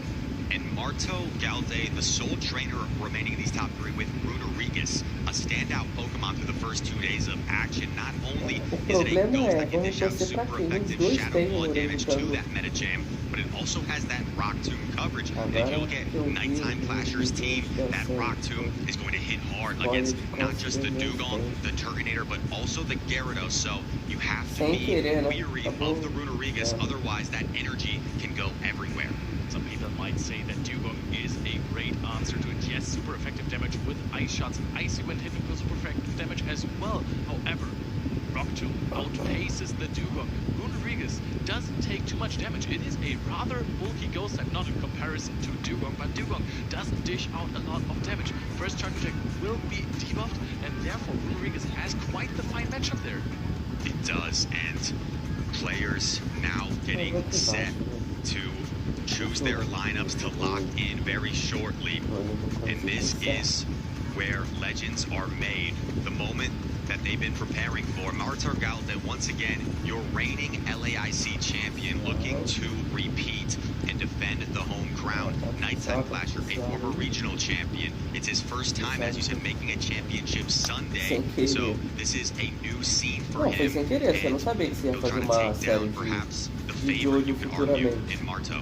Yeah, it is crazy to say that a previous regional champion and one of the most consistent top cutters might be the underdog in this story, but of course it makes sense when you're seeing the competition. Marto Galde, he is so accomplished, as you said, previous LAIC champion, has had the season with the most major event wins ever in Pokemon Go, and on the loser side waiting nobody else other than Patoman, the World Championship runner-up, EUIC champion, NAIC top 3, 4th consecutive Championship Sunday. And in addition to simply wanting to win, right? Remember, Pokemon Go follows the double elimination format, so whoever is able to win this match, securing a spot in the grand finals, they will have a advantage going into those grand finals on the winner's side. They can afford to lose one match to reset the bracket and then have another go, versus if you're coming from the loser side of the bracket, you have to win to keep yourself alive, otherwise it is the end of the road. Now, Pokemon Go is a game where you have to be meticulous, you have to be precise with your plays. You cannot afford to lose to your own nerves. Patoman and Marto Galde, they have already built a legacy. They have made Championship Sunday once again. There is nothing that they could do to come out of this as losers. But we're going to see the lead here. Gyarados versus Medicham. Quite the neutral lead, you wouldn't think. But Medicham in the Zero Shield scenario have the edge. Here we go. The winners finals underway. Gyarados versus Medicham, a common matchup we've seen throughout the weekend.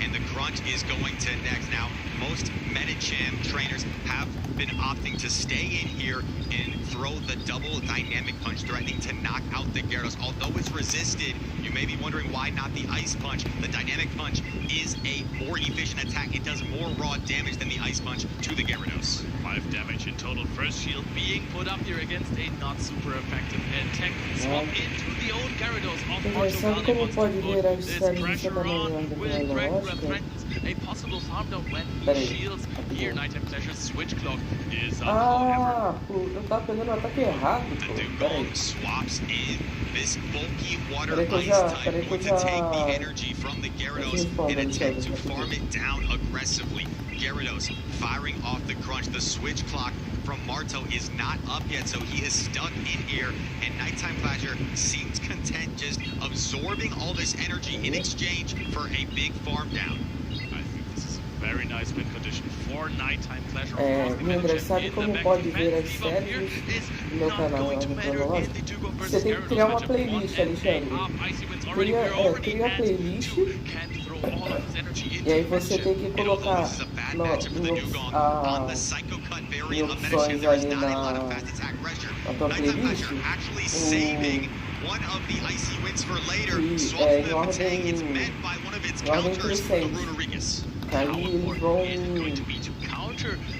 a playlist vai organizar para você dar o número mesmo, o número certinho. Entendeu?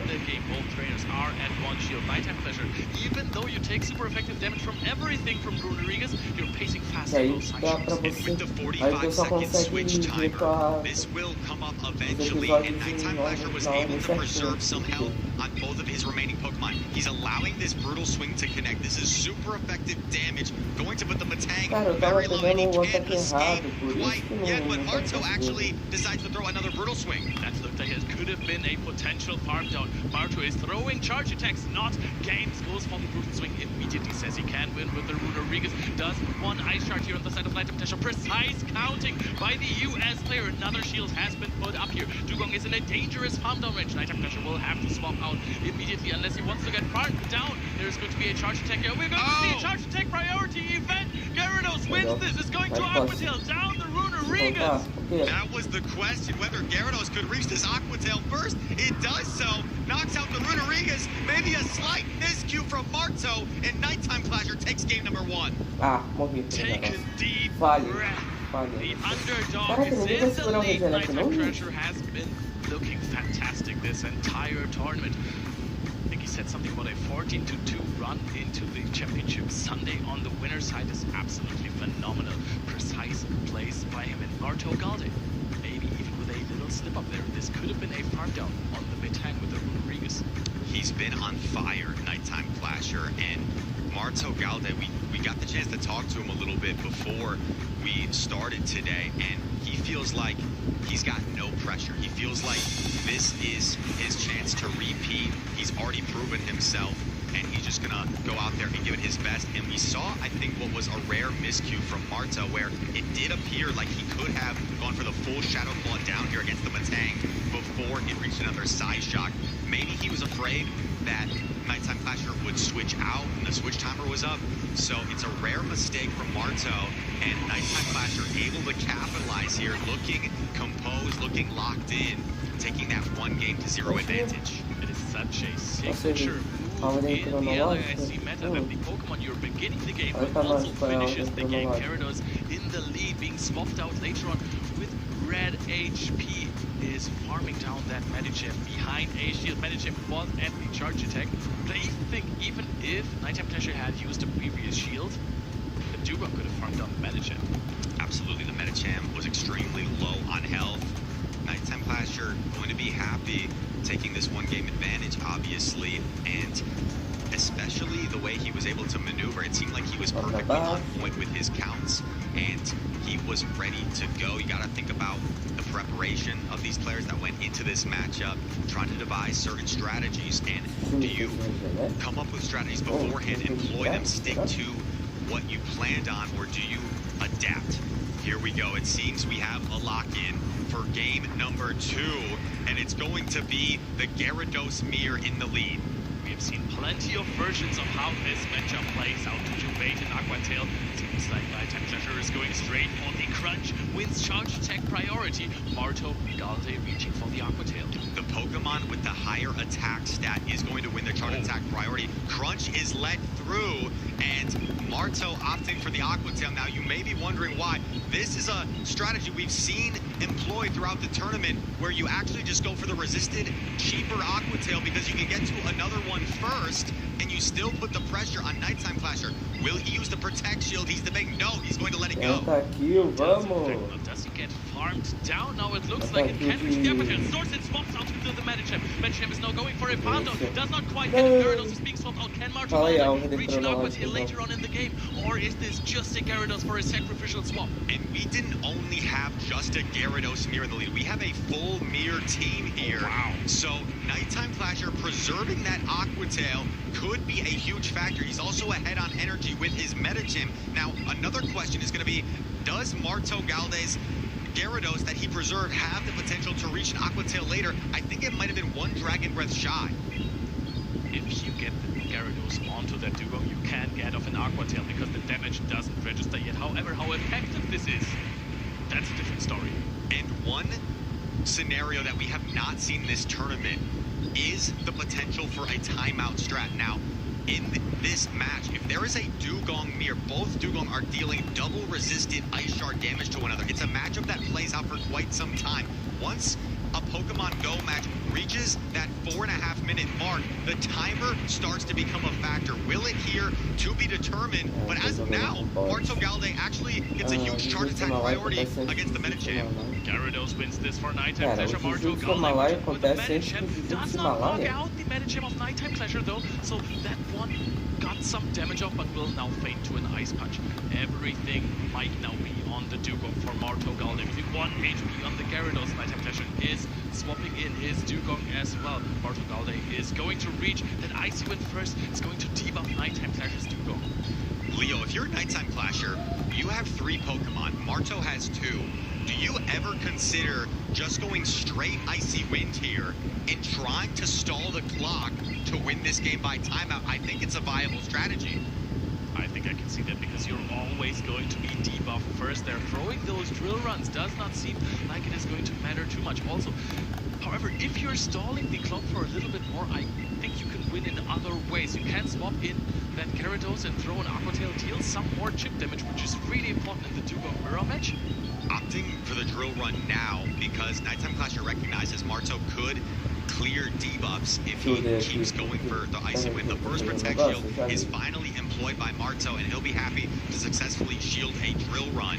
And both trainers building up. You also have to be weary of the potential for a catch. Nighttime Clasher still has 2 Pokemon hanging around as well. I think Marto Galde is, after one of those charge attacks, going to try go for a Gyarados swap immediately, trying to catch the Dugong off guard, get an Aquatail from here, the debuff on the Dugong. I think he would have to do this rather soon to get rid of that debuff, get most efficient charge attacks off in any player, going for a catch soon, another drill run connecting here. It is so intense.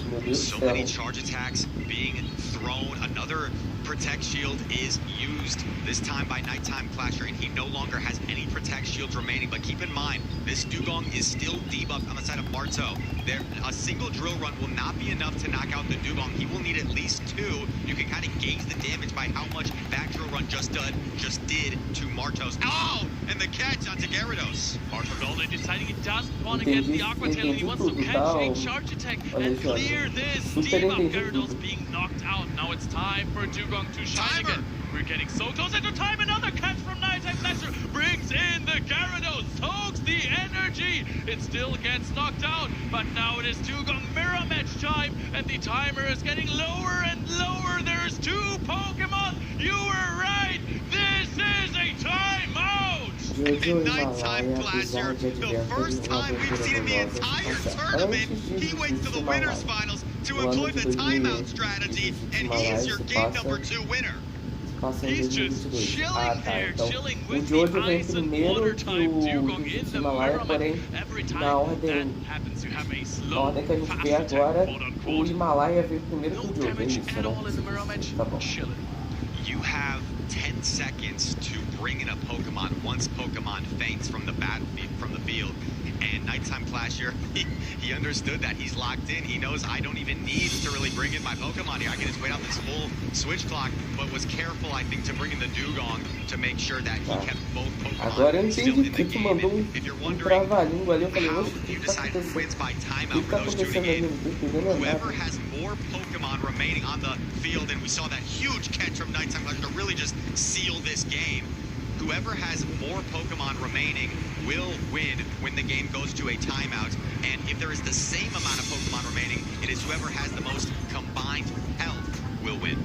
I just also want to mention, he caught that charge attack on the Gyarados that had a full charge attack loaded and not on the Medicham that had nothing. Right.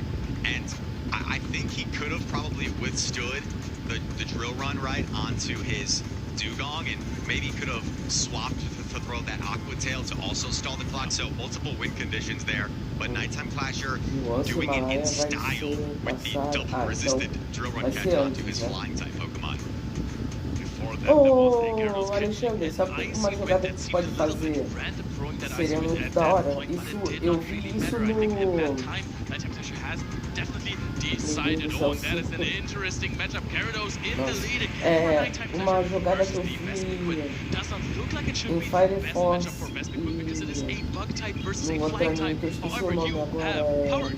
And it is so difficult to no shielding potential Power Gem. If you are Nighttime Clasher, this would do incredible damage, and Marto understands that. He understands the pressure to commit the Protect Shield, so he's going for the cheaper energy cost X Scissor and grabs it from the Gyarados.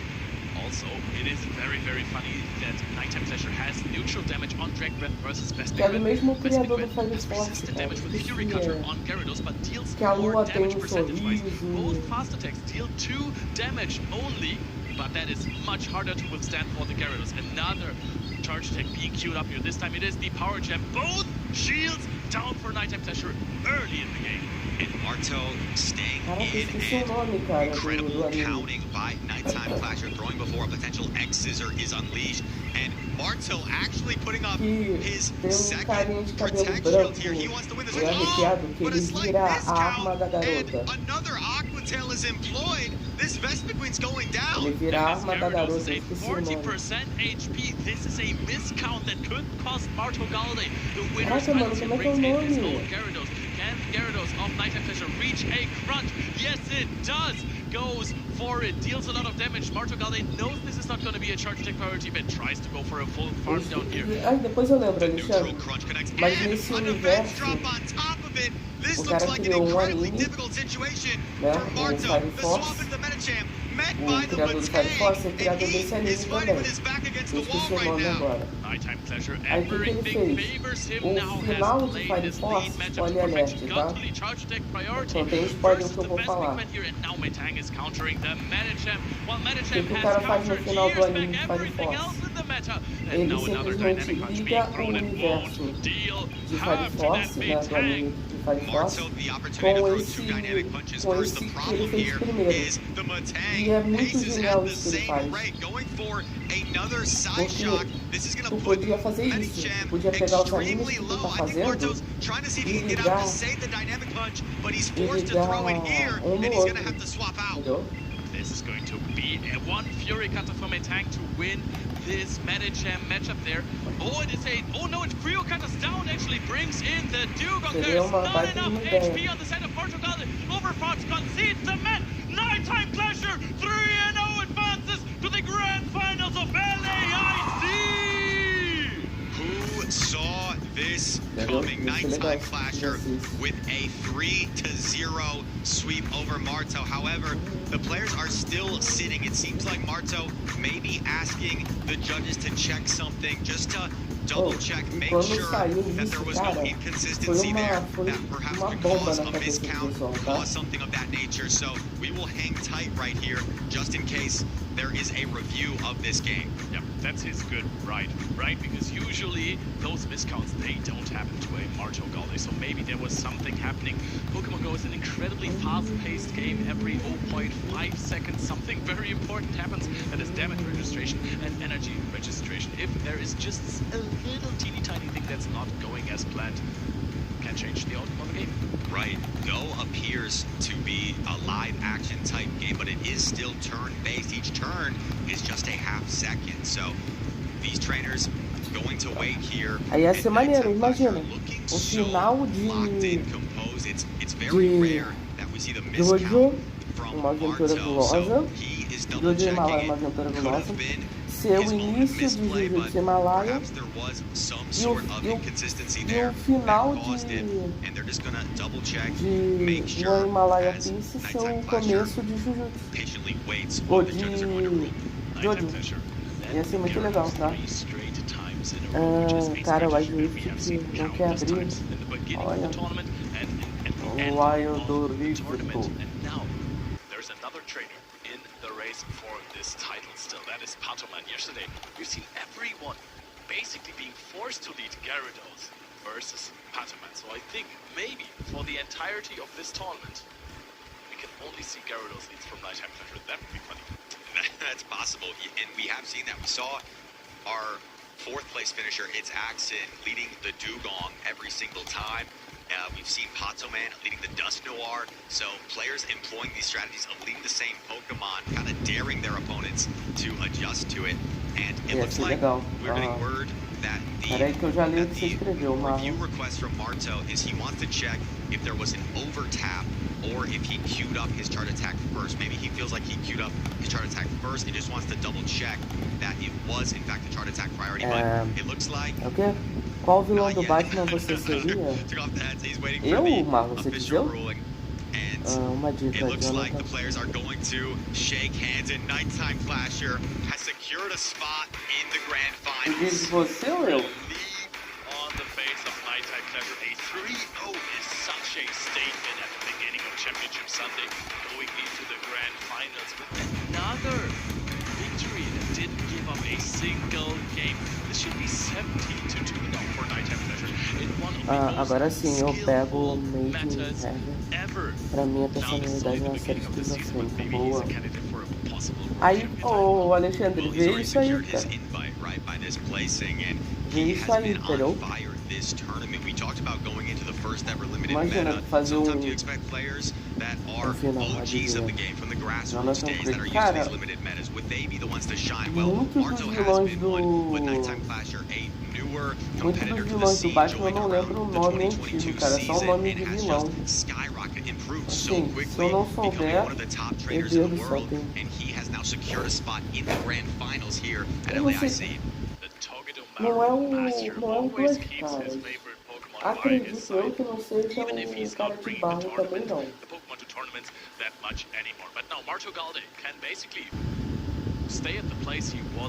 Não é o Coringa, porque o Coringa se chama Arthur. UIC champion, NAIC third place, world runner-up, and another championship Sunday appearance.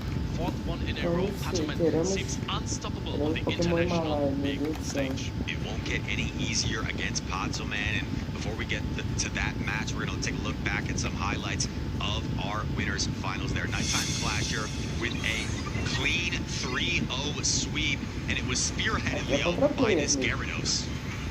With the potential discount there for Marto Galde. Pera, o nome do fantasma é Jonathan Creek? Nossa, eu nem lembrava disso. Caraca. Não, eu quero ver agora. Qual que você acha que eu seria, então, o Marlon? And it's not often we've seen in this meta such a commanding position out of the lead matchup. Normally, we're seeing very soft wins and losses in the lead scenario, and then players trying to adapt in the back line, trying to find any sort of advantage. But there, Nighttime Flasher with one of the more dominant sets, to be honest, that we've seen, and he is going to, I'm sure, be watching closely this next matchup here, awaiting his next opponent, Marto. Não, qual que você acha que eu seria? Assim, se você fosse me dar um vilão do Batman, qual que você acha que cairia melhor em mim? Has only been defeated so far by Nighttime Clasher. Those three trainers can only beat each other. Nobody else can hold a candle up to them. Exactly. Maybe it was just their time this weekend, and we hope you're having a good time watching. And while you are, make sure to get some Twitch drops featuring its accents, Araquanid-inspired NAIC team. Yes, you can get the Araquanid, some Dupiter XL candy, but what my eyes are on are that Elite Charge TM. Those are so valuable for TMing legacy attacks onto your Pokemon, and also 15 charge TMs, 15 fast speed TMs. Dude, and more. I'm hyped for the more, dude. I love more stuff. That is really where my heart goes racing, right? When I get more stuff. But yes, Araquanid is really strong in the open Great League. Sometimes you can still see it pop up in tournaments. So it's a little bit of an evergreen, even though it never was the Pokemon dominating the entire scene, except for NAIC.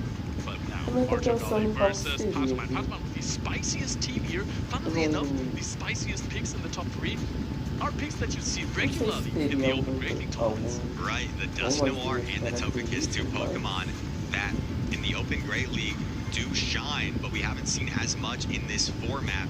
But that Dust Noir has been a game changer for Patoman. If you look at the team of Marto, as well as the team of Nighttime Clasher, it's really only afraid of one Pokemon, the Oranguru. And that is an interesting thought process, right? Because it's the most common Pokemon. It's on every team, literally 100% usage rate on day 2.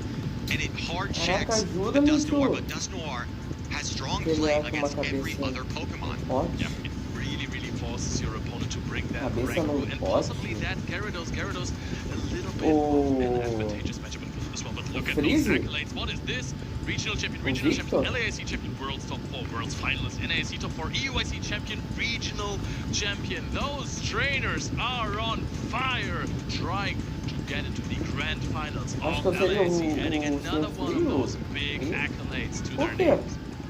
The success of these two is almost hard to fathom. For context, Marto Galde won 4 tournaments in a single season last season, one of which was this one right here. He's your defending LAIC champion for Patoman, a World's finalist. Also, his 4th consecutive day 3 at an international competition. He's won regional titles, he's won EUIC, and now he's trying to win LAIC. Players getting ready to lock in. Patoman, he is a trainer who has almost done it all, but he's one whose hunger never vanishes. He keeps on locking in for every tournament. He just wants more. His greed might consume it at some point, but another Dust Noir lead! This has been his go-to strategy. He is daring his opponents to lead the Oranguru. He's playing the odds, and he's going straight for a dynamic punch in the lead, not messing around. Marto Galde going to respect it with the protection. Getting the first shield, of course. Doesn't get a debuff here like in the Runa Regas matchup, so matchup gets less good. The more shields are being used by Marto Galde. Decides to let it go, doesn't make close in chunk, but you're definitely going to reach another dynamic punch. Looks like the Dugong could actually... Oh, and a catch from Marto anticipating the dynamic punch. This will be resisted on his Gyarados, as well as debuff from that Icy Wind. That is still going to chunk a little bit. Patoman now shifting strategy, brings in the Oranguru, a Pokemon that can farm down Gyarados like nobody else. First a gente não tá fazendo um cenário hipotético aqui, não tem problema, ué. É muito porcaria. No takes the bait. A great bait from Marto, preserving some extra energy, grabbing that Protect Shield, and Patoman opting for the Trailblaze. This attack will boost the Oranguru's attack by 1 stage, and it also knocks out the Gyarados before it gets to another attack. And now, Dugong trying to fight back against the Oranguru. Marto Galde is neutralizing the attack boost that Patoman has, however. He caught a charge attack on the Gyarados, that's great and everything, but look at how strong this Oranguru is looking now. The shields are even in this scenario. He is so far ahead in terms of HP. The Oranguru throws a super effective, non-debuff charge attack here, almost knocks out, won't get to another Icy Wind, swaps into the mirror match. Ramping up is the Oranguru, this brutal swing, threatening, super effective damage. Marto doesn't like this position, and this connects, doing about 50% damage to his own Oranguru, and there's still a fully healthy Medicham lurking in the back. It is absolutely absolutely insane how much pressure this Dust Noir puts on other teams. It got a shield, then forced Martogalde to give up switch, have another positive matchup with the Oranguru onto the chipped Gyarados here, and now the Medicham wants to clean up this match. Oranguru now boosting its own attack up for Martogalde. A lot of energy for Marto and his shiny Oranguru, but there is a very healthy Medicham that stands in his way, and the Brutal Swing coming through will draw that final Protect Shield from Pato Man, and we see the quick swap. Marto, tried to get off the Icy Wind, but it's not going to happen. No shields remain. This Dynamic Punch will KO, and Pato Man is looking to take game number 1. Martogalde hoping to catch something in this matchup of Oranguru versus Medicham, but Pato Man dominating here. He is locked in 1-0 for Pato Man. The stoic nature of Pato Man is something I feel like we haven't seen from. It looks like a different Pato Man, and it's the same in terms of his play, right, and his success, but normally he's someone that gets really fired up, wears his emotion on his sleeve, looking at the crowd. He has seemed so locked in. We've seen barely any emotion across his face. I wonder if there's something different from him. That hunger just seems a little bit extra this weekend. Yeah, he has been looking in so much for this tournament. You could really tell he's been outplaying his opponents left and right, and he just knows that he might have the best Pokemon on his team that might be left in this tournament. Dust Noir, a Pokemon that has been seen so few times this weekend, but it is dominating against the team of Martogalde. It is also looking really good versus a potential match versus Nighttime Clasher. Overlooked because of the Oranguru, I think, because Runerigus, maybe a more common ghost we saw in this tournament, has that Brutal Swing coverage to make the Oranguru uncomfortable. Dust Noir, however, Shadow Punch, Dynamic Punch, you're heavily resisting the ghost-type damage. You have to rely on that neutral Dynamic Punch, which is not same type attack bonus. Maybe that discouraged the people from bringing the Dust Noir. However, there's really only one check to it that we've seen, and this has proven to be a critical strategy from Pato Man, and could it be the difference maker here on day 3 going forward? This reminds me of a tournament in Europe where Paula won with a Shadow Magnezone. She led it every single game. The opponents kept on leading Retreat, hoping she would one day not bring it in the lead. This time around, it is what happens. Pato Man leaving the Dust Noir on the bench, even while Martogalde really heavily prepares for it. Finally changing the strategy, and like you said, Marto bringing 3 of his best responses to the Dust Noir, but it's nowhere to be found. Dynamic Punch incoming from the Medicham as Pato Man looks to play out this relatively neutral lead. Medicham is all swaps in. The Runerigus doesn't get another Dynamic Punch on it. Was hoping for a catch. Pato Man immediately throws a Charge Attack Ice Punch. Instead of double resisted, it's super effective. You could tell from the expression, Marto was trying to catch that Dynamic Punch unsuccessfully. Great patience from Pato Man, and now the Runerigus met by the Oranguru. Brutal Swing coming through. It's not the hardest hitting attack, so Oranguru takes it quite well despite being super effective, and now Oranguru actually over-farming, looking to build up energy before throwing it. Do you think Pato Man can farm this all the way down? Confusion damage is going to register after this one, but are you going to reach another Brutal Swing? No, Pato Man says, I really unfortunately need to give up some of the energy I have on Oranguru. Throws a Trailblaze, goes unshielded. You're boosted. You have a Brutal Swing stored already. Throws it immediately. Charge Attack priority. Well played from Martogalde, avoiding the residual energy on that boosted Oranguru. Going to force Pato Man to expend the Protect Shield to get off this boosted Brutal Swing. And keep in mind, Marto has 2 charge attacks loaded, so he wants to preserve his Gyarados as well. He's going to put up the Protect Shield and look to maybe farm down, but Pato Man's not going to give him that advantage. He's going to aggressively swap into the Medicham. Wow, another Aqua Tail being thrown there. Pato Man is almost at his last charged attack here. Aqua Tail is being thrown. Would knock out if you throw another one. Now the Oranguru is being swapped in. Pato Man is reaching to that Dynamic Punch. Martogalde is possibly hoping for a Dust Noir in the back, but will be faced by Gyarados. Gives up a protection that opens up for a crunch later on and reaches another Dynamic Punch. Pato Man's Medicham is doing work. Devastating dynamic punch for Marto, chipping the health to his Oranguru around 50%, and there's a full Gyarados to get through. He does have a lot of energy, but Gyarados can take a brutal swing fairly comfortably and is approaching that crunch, which will be enough to knock out the Oranguru, but not before Marto unleashes another. He does still have his own swap available now. Marto Galde's Gyarados also has a lot of energy. We'll have to keep that in mind. Patoman is shielding, so he doesn't get into the crunch range. Aqua Tail, CMP won by Patoman, is going to deal some damage, but doesn't knock out. It is resisted after all. This is a very low Gyarados. It hangs on to 1 HP. The charge attack priority goes off. Crunch is going to put this Gyarados of Patoman devastatingly low.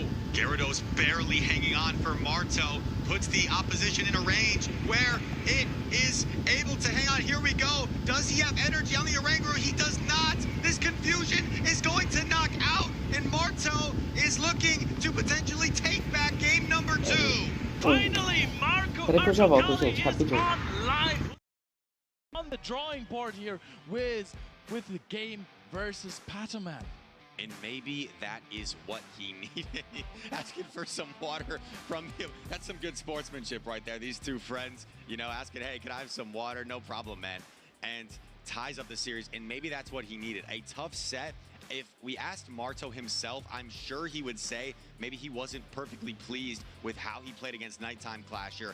And finally getting a game on the board, is that the lift? Is that the confidence bolster that Marto needed to get himself back in this series? He's back in lock-in mode, and I'm really happy that we're having a game here. Patoman can't sweep Marto Galde here. It is 1-1. The Medicham was putting in over hours there for Patoman, but in the end, the Gyarados living on 1 HP made the big difference. And you saw the expression from Marto there. He was like, he did not like the position he was in, but then he said, oh man, okay, I lived on 1 HP with my Gyarados. I still have a chance here, and gets the confusion down with the Oranguru. So a very close game number 2. Marto able to even up the series as these players look to lock in for game number 3. It was also really important that the Gyarados only lived on 1 HP, because if you got 2 confusions in on the side of Patoman, I think Oranguru would have won it for him, even though I do think that you then just get farmed down by Dragon Breath. Trying to maneuver in such a similar matchup in this meta can be quite difficult. The mind game there from Patoman, not bringing the Dust Noir. Marto did try to gang up on it as best as possible and was still able to find a way to win despite it not being there. Here we go. What adjustments will we see employed? Marto, Patoman, head-to-head, game number 3. The Togekiss makes its first appearance of the series, and it finds a solid matchup against the Oranguru. Patoman hoping, of course, for maybe a Medicham or a Vespiquen in the lead, but he's going to throw an Aura Sphere here. You would think, looking at the attack typings, that Togekiss has a massive advantage, walling all the energy, but look at the confusion damage. Marto Galde immediately throwing a Trailblaze to ramp up the confusion damage, and in scenarios where shields are used by the Oranguru, it actually has the edge. Now Patoman aggressively swapping into this boosted Oranguru. Voltei, eu tô há 2 horas tentando puxar um negócio, mas não vai. Gyarados swaps in behind energy here. How will that affect how this matchup plays out? Patoman electing to go for the Ice Punches. Maybe wants to get to triple Ice Punch in this matchup as opposed to going for the double Dynamic Punch here. Outpacing, throwing another one. Marto already at 2 Aqua Tails.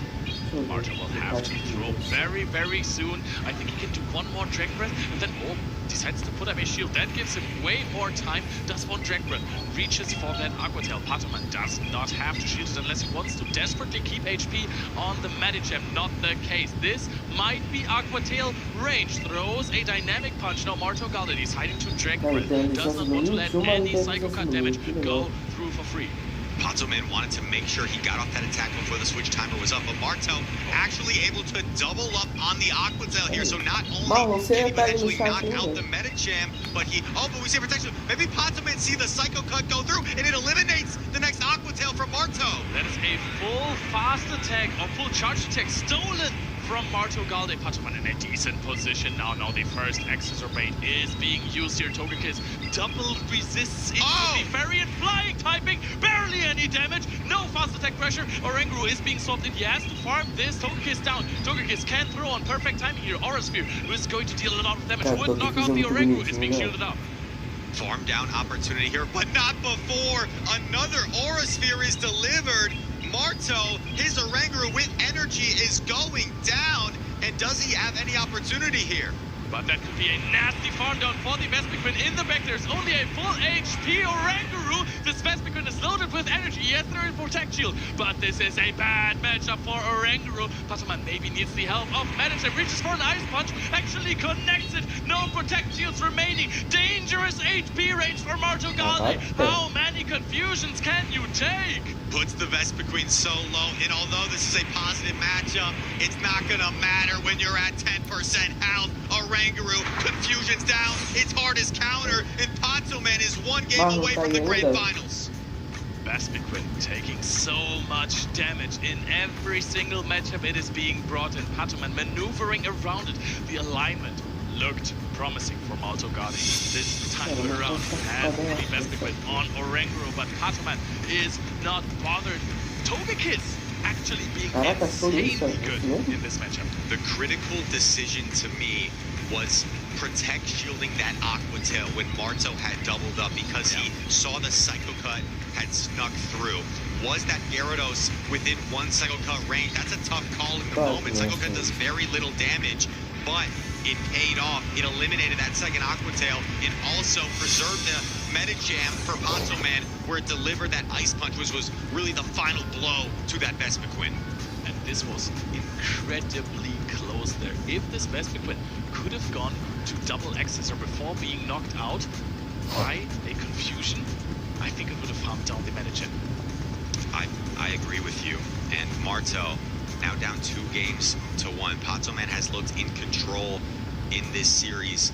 The games in which he has won have been a little bit more convincing. In that game that Marto held on to 1 HP with his Gyarados was very close, so it seems like Pato is in control. Marto, if there's anyone that can do it, it's probably him. One of the most accomplished trainers in our game's history, and he's trying to find his way back to the grand finals like he did last year as these players get ready. This is a very dense meta. Not too many different picks are in the games, but Patoman is running so much spice, not bringing any of it in this matchup. First lead is going to be managed alongside Patoman versus Oranguru, but Patoman is having this dynamic punch advantage because it is such an efficient charge attack. Battle of the psychic types, but because of the dual typings, this dynamic punch hits for some heavy neutral damage, and Marto opting to stay in. He's going to fire off the trail plays quickly to ramp up the Oranguru's attack, wants to do more damage to the Metachan. Patoman is reaching for that next dynamic punch. Can do one more Psycho Cut. It is now almost threatening a knockout. Depending on how good this Oranguru is, it will hang on. I think this might be a 1 or 2 HP scenario here. Oh, this is not too much. Swaps out into the Gyarados immediately. Wants to preserve the Brutal Swing in the back there. Now Patoman is just staying in here, reaching for the next dynamic punch. You see Marto bank the Brutal Swing, swap into the Gyarados. This is what you are seeing in this meta. The counter swap into the Oranguru, putting on the confusion pressure as Marto opts for the Aqua Tail bait. We've seen this Protect Shielded before. Is Patoman going to do it again? Yes, he is. But this is a strategy that has been applied multiple times. Whenever you chip onto a Gyarados, you can bring in your Oranguru, confuse it down. Patoman, this time it is going to be the super effective crunch. Is going to put up another Protect Shield. Everything on Oranguru. Let's go. Do more confusion. Throws a Brutal Swing. It could have potentially farmed down. Maybe an Aqua Tail could have been reached. Patoman perhaps senses it could potentially be the Runerigas in the back, and he doubles down, investing both of his Protect Shields in his Oranguru. Marto wants some chip damage. He figures this may be the best opportunity to use this Brutal Swing that I have banked, so he's going to chip the opposing Oranguru, putting it close to Brutal Swing range for his Runerigas. Does not use the Brutal Swing on Oranguru to finish off the game, which gives 1 free confusion. Sometimes 1 free charged attack, 1 free fast attack is all that matters in a game in this close meta. Now, Patoman is going to throw another one, another Shadow Claw, going through for Marto Galde. He can control the Oranguru, but can he control what's in the back? Because Patoman has a Gyarados. Keep in mind, yes, water versus ground type, but if you have a lot of energy, Patoman throws in the Meta Chip. He tries to reach for the Ice Punch. Brutal Swing is being thrown, but there is so much energy already through the Shadow Claws. But Marto not convinced the next Shadow Claw would have knocked out, so he decides to throw the Brutal Swing to avoid taking an Ice Punch. We saw the catch attempt on the Brutal Swing for Patoman. He actually waited to try and catch that, and this has so much energy. This Rodriguez, it's gonna throw the Rock Tomb. Marto understands he's still switch locked. He cannot catch this, and this Rock Tomb's gonna deal a great amount of damage to Gyarados. Can it still reach an Aqua Tail? Gyarados is so bulky, apparently. It's still in the yellow. You can reach it, but he goes for the Aqua Tail. It is one stage debuffed. How much damage is this going to make? Is this game for Patoman super effective? Gyarados is such a heavy hitter, deals so much damage. Rodriguez still has energy. It is hanging on. It is going to but it gets far down. Patoman wins the game and advances to the grand final of LAIC. Patoman on another championship Sunday and another grand finals for this trainer. Unbelievable. Marto, if you're wondering why he couldn't throw the Brutal Swing there earlier, he understood that the Oranger was approaching a Brutal Swing of its own, so he needed to be at least one Shadow Claw away in order for that to be successful. Playing to his win condition, but it wasn't quite enough. The play of the young Patoman, stellar in nature, and he finds his way back to the grand finals. Patoman, you are unbelievable. What a trainer. First place at EUYC, goes to NIC, third place, and now second place at least still has a shot. The only trainer who defeated him is Nighttime Clasher, but also congratulations to Marto Galde. Won LAIC last year, now goes to Championship Sunday. Sure, he lost the 2 matches he played today, but still, this is an incredible achievement. He has every right to be proud of himself. Your defending champion, Marto Galde, such a good sport in defeat, and so much respect for this trainer. Has done things unlike we've ever seen in the game. A 4-time champion last season alone, 5 championships in his career, was also one of the top finishers at the World Championships a couple of years ago. So much respect to Marto Galde. But what this means for Patoman is for the first time ever in Pokemon Go for the Play Pokemon Championship Series, someone outside the home region is now going to win an international championship as Patoman and Nighttime Clasher look to square off in the grand finals. It's the US versus EU. Again for EU, it's Patoman representing the region at NIC. And I want to say that Patoman's playstyle has been incredibly this entire weekend, because so many trainers said, yeah, I've brought some spice picks, but I rarely ever brought them. Sometimes these core breakers were kind of strong. A Vespiquen has been used here and there. For Patoman, you see Togekiss or Dusknoir in most of the games, and if they're not coming, it's the big surprise for the opponent. And when you talk about this limited meta, Nighttime Clasher opting for one of the more standard teams we've seen. The unique picks for Patoman being the Togekiss and the Dusknoir. Nighttime Clasher's going to have to find a way to handle that Dusknoir, whether it's brought as a core breaker or whether it's lurking in the back as bench pressure, and he will try to take advantage. This meta, there's a lot of questions coming in. What's it going to look like? How common are certain Pokemon going to be? But what we've seen has been so much neutral, dynamic play, a frenetic pace, and unleashing the real skill potential of Pokemon Go PvP. This is also why the best trainers in the world are there. They are on top of the game. There you can see the loser side of the bracket. So many big names in the beginning already. Such fantastic trainers. But in the end, it is Patoman who reigns supreme here. He only dropped into the losers bracket rather late, then defeated its Accent, double NAIC champion, world champion, 2-0. Then went on to play on Championship Sunday for the 4th consecutive time to beat Marto Galde 3-1. Axon looked unstoppable in this tournament. He was dissecting players of the highest caliber, making it look easy until he ran into the young wall that is Patoman, who now has a date with Nighttime Clasher in the grand finals. Nighttime Clasher will have the advantage being on the winner's side, so Patoman will have to defeat him not just in 1 best-of-5, but 2 to become your grand champion. And if you're looking at these semifinals on the winner's side, Nighttime Clasher has defeated Patoman 2-0 already. He's running a very standard team, as you have been saying. so it has some problems handling the Dusknor, but he did that just fine in the winner's semis. And you can look at this in two different ways. Nighttime Flasher is the player that sent Patsoman to the loser side of the bracket, so maybe he has the advantage. But you could also say Patsoman had a set to learn from. He's the one that can make the adjustments. He's the one that can make things difficult, knows what to do differently this time around from Nighttime Flasher, who will adapt, who will become your grand champion. We've seen that plenty of times already in the played Pokemon history, just like in Vegas the last time, where a player was defeated in the winner's semifinals and then got all the way from the loser's finals to reverse sweep. As we await the grand finals between these two titans, let's take one more look at the Twitch drops for you guys watching along. Once again, it's Axon's Araquanid, the TM. Anything from these amazing Twitch drops? I want to find out what M4 is. This really gets me going. But again, you can see it's Axon over there lifting that trophy as he has done many times.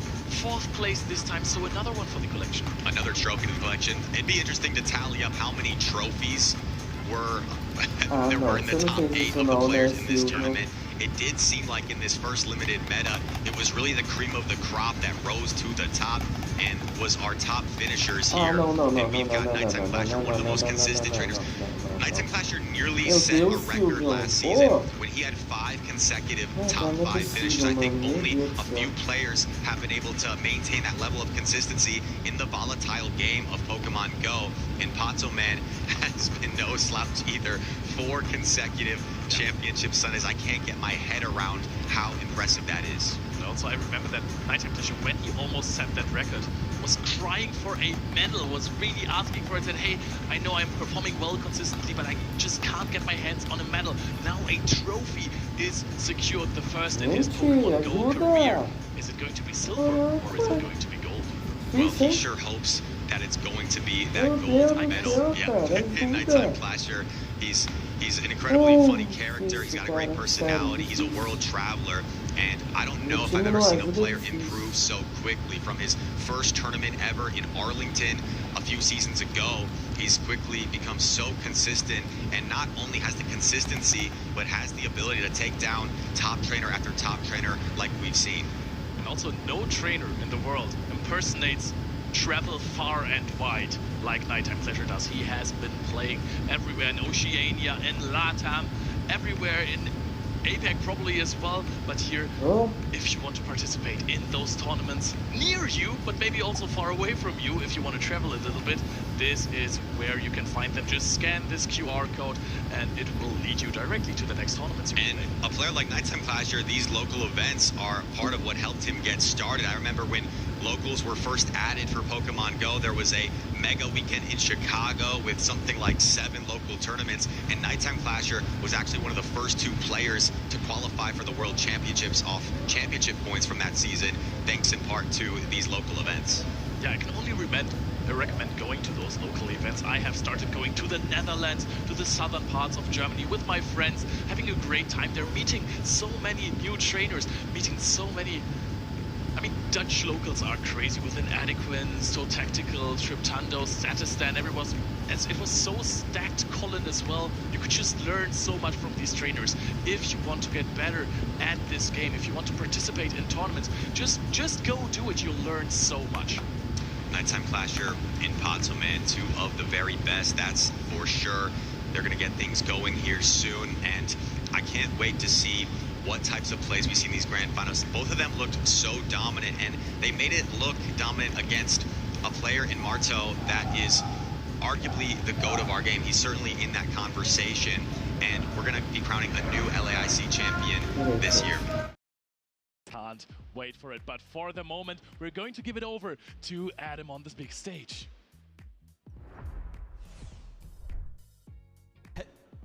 Hello everyone, we are just about to start the grand finals here for Pokemon Go, but first, we've got to get hyped for your first finalist, Nighttime Clasher. Wake up in the morning, grab a Pokeball. Got a feeling that today I'ma catch 'em all. From my cap to the back and I strap on my pack. Every challenge that I face is looking laughable. Congratulations to the 2026 LAIC champion. I've got a feeling it's gonna be a good game.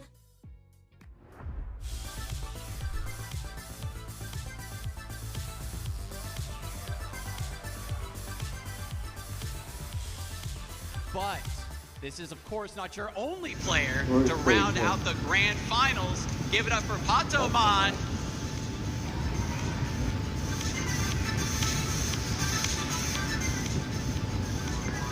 Wake up in the morning, grab a Pokeball. Got a feeling that today I'ma catch 'em all. From my cap to the back and a strap on my pack. Every challenge that I face is looking laughable.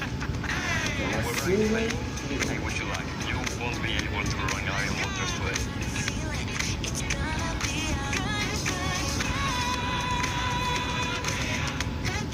Wow.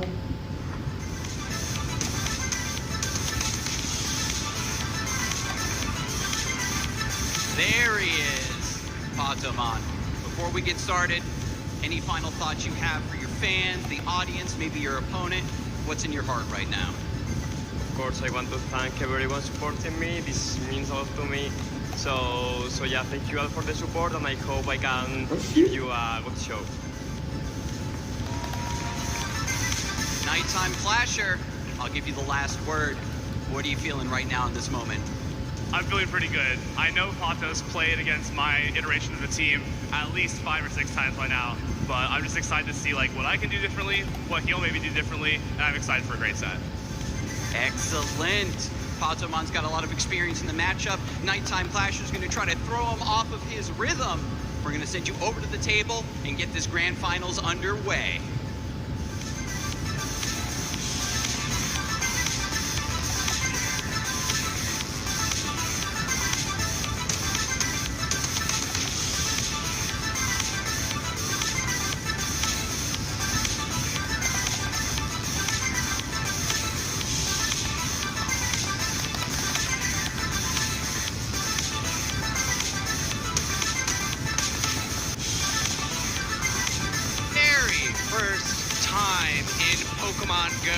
Championship Series history, where we will have a player outside of region winning an international championship.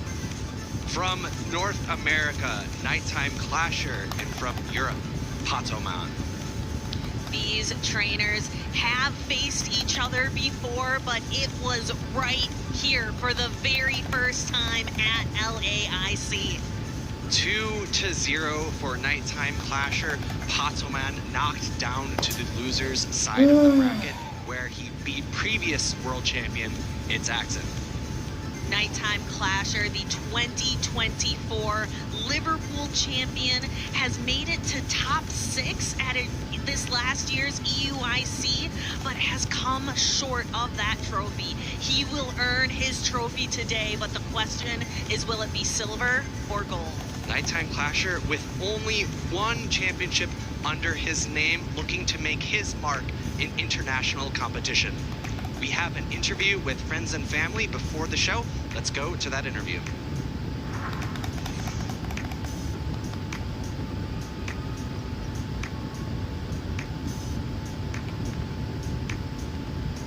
In the grand finals of LAIC 2026, and I'll start with the Nighttime family. Harry, how are you feeling right now, seeing your brother up on the big stage?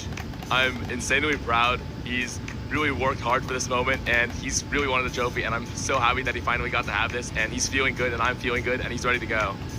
All right, that is very promising. And now, Papa Patoman, how are you feeling? Are you at this point used to your son being here and you are on the interviews? ¿Cómo te sientes? Bueno, me siento muy bien, muy orgulloso del recorrido que está llevando, de Pokémon, de la cantidad de personas que están apoyando su carrera, y nada, que siga los triunfos y yo viéndolo, la familia. He's really happy, really proud for his son, and basically he's expecting to see his son winning. All right, that was my next question. Are you worried a little bit that your son is on the loser side of the bracket and has the disadvantage of having to win twice?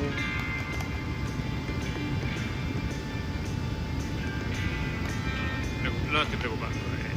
Él lo hará lo mejor posible y ya está. Eso es importante. Y que gane el mejor. He's not worried at all, so he's only expecting to see the best place. That's all. All right, the best place, of course, we're going to see. Now, your brother has never been this far in an IC tournament before. How was he at night yesterday? Was he nervous, or was he just excited? Yeah, he was actually studying for a test that he has to go back to take on Monday. And then he did some scrims with a lot of our friends. Shout out to Sergio and Lyle, who always help us, and especially him this last run with lines, prep, all of that stuff. It's been really good watching him just get ready for this, and I think it's time to go. If you had to call out a score that we're going to see after this match, what's it going to be?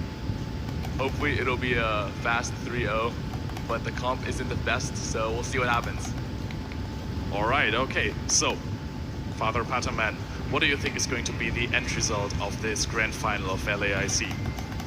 El resultado final de la final. Isso, Me gustaría que ganara Pato, pero evidentemente que la ganando muy bien, disfrute y que todos disfrutemos del espectáculo. Basically, he's expecting to see his son winning, but basically he wants to see the best place ever. All right, you heard it here first. We're going to see the best place ever here at the Grand Finals at LAIC 2026. Nighttime Clasher versus Pataman. We're going over to the table. Let's get the finals started. Não é possível, cara. The best plays right here on this stage. The family and friends are waiting in the crowd, and you out there watching, waiting all over the world to see who will be the first trainer in Pokemon Go history to claim an international title from out of region. Will it be Nighttime Clasher or will it be Pataman? Let's take a closer look at these teams and identify the key differences between them. For Nighttime Clasher, he is running Turtonator, and of course Turtonator has options of 2 fast attacks. Incinerate, dealing a little bit more damage versus Ember. Ember a little bit quicker, shorter duration. You have a little bit more play in the mirror match, but it's worth against almost everything else. These two trainers have battled it out so much during this tournament, and I am excited to see how they are going to go. Pataman coming from the loser side of the bracket. He has to not win just not once, but 2 best-of-5 finals with this team. Dusk Noir being a key pick as well as that Togekiss. And of course, on Pataman's team, he is running that Ember Turtonator, so he's going to have a slight advantage for that Turtonator mirror match. But as you called out, Stephanie, Dusk Noir is going to be a key piece to this puzzle. It has an amazing matchup against Metacham and Metang on Nighttime's Clasher team, but it needs to avoid a Rangaroo on all costs, and that's what we see right here. Dusk Noir into a Rangaroo, first game of Grand Finals. Dusk Noir hiding in the back, needs to stay far away from Oranguru, so Pataman throws out Metacham instead to be able to go toe-to-toe with the Metang. Metang, not a Pokemon that you see very often in the Open Great League, but it is extremely prominent here in the LAIC meta as a great counter to Metacham. It has very good bulk and is able to survive 2 dynamic punches, as you'll see here. First one, it's not even into the yellow yet. Metacham continues trying to garner as much energy as possible. Metang is really prevalent because of its fast attack Fury Cutter to be able to garner all of this energy. It's able to time out. Nighttime Clasher throws the Side Shock right into the Metacham just before it is able to throw its next attack.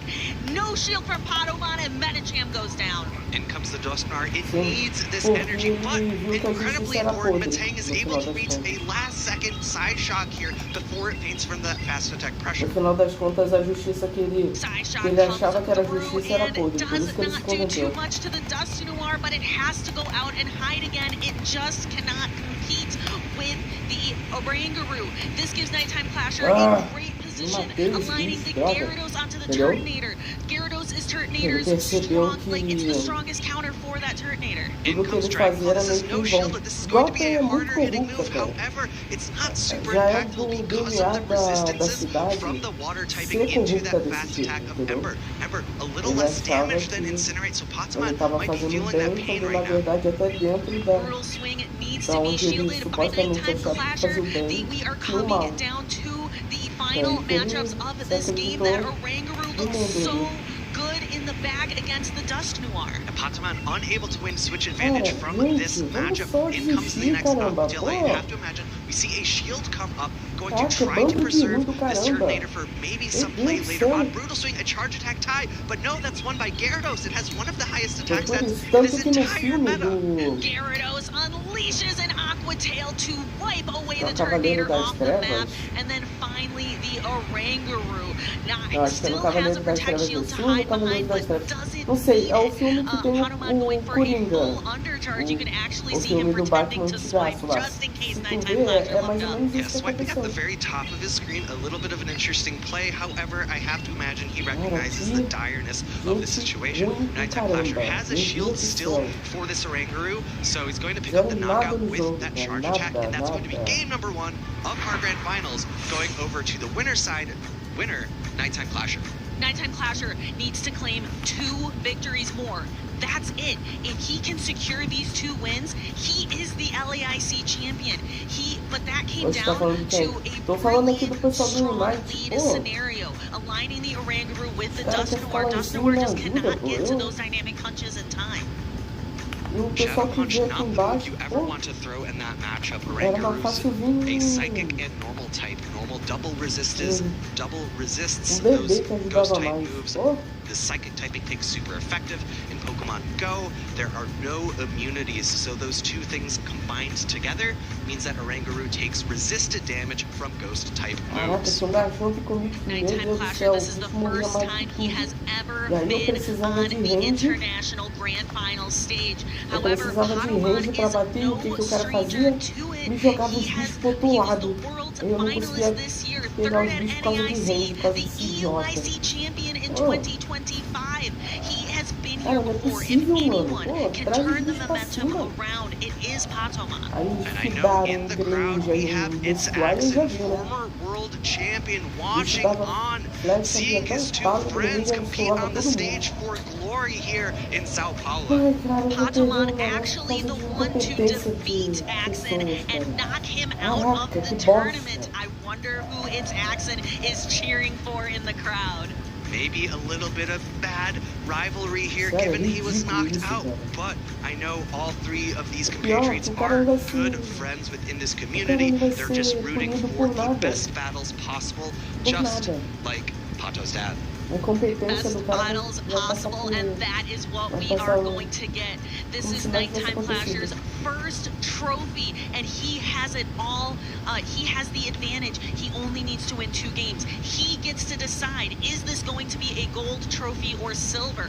Patamon has to work so hard to be able to win not just this grand finals, but to trigger a bracket reset and do it a 2nd time. It's a long road ahead. I'll be curious to see if Patamon still decides to lean into that Dusk Noir, given how poorly it performed in game number 1. Of course, there was some bias there, right? It landed into its worst matchup of the Oranguru. We'll have to see if he decides to continue to believe in that move, given how much benefit it's given him in previous matchups. Our trainers are getting locked in and ready to go. Game number 2 of Grand Finals. 2nd burst, same as the first. Dusk Noir has to hide. Patamon is going to be playing keep away this entire game with his Dusk Noir. And we're seeing this play out very similar to game number 1, a Metang meeting this meta champ, dynamic punch coming through. We saw Patamon not play for switch advantage, but try to garner some energy afterwards. But key difference here, Nighttime Clasher left Gyarados on the bench. It's actually Dugong in the back for game number 2. So bringing the Dugong in and leaving the Gyarados behind. Patamon just trying the same strategy again with that Dusk Noir lead. We'll have to see if he can position it somehow differently. Next dynamic punch coming through, not going to pick up a knockout. Psycho Cuts from these meta champs are double resisted by the Psychic and Steel typing of Metang. Next Psy Shot coming through is likely going to pick up a knockout. No shield from Patamon. Metagam goes down just as it did before. This gives Dusk Noir a nice opportunity and an energy advantage, but Patamon has to decide, is this where he wants to invest resources right now?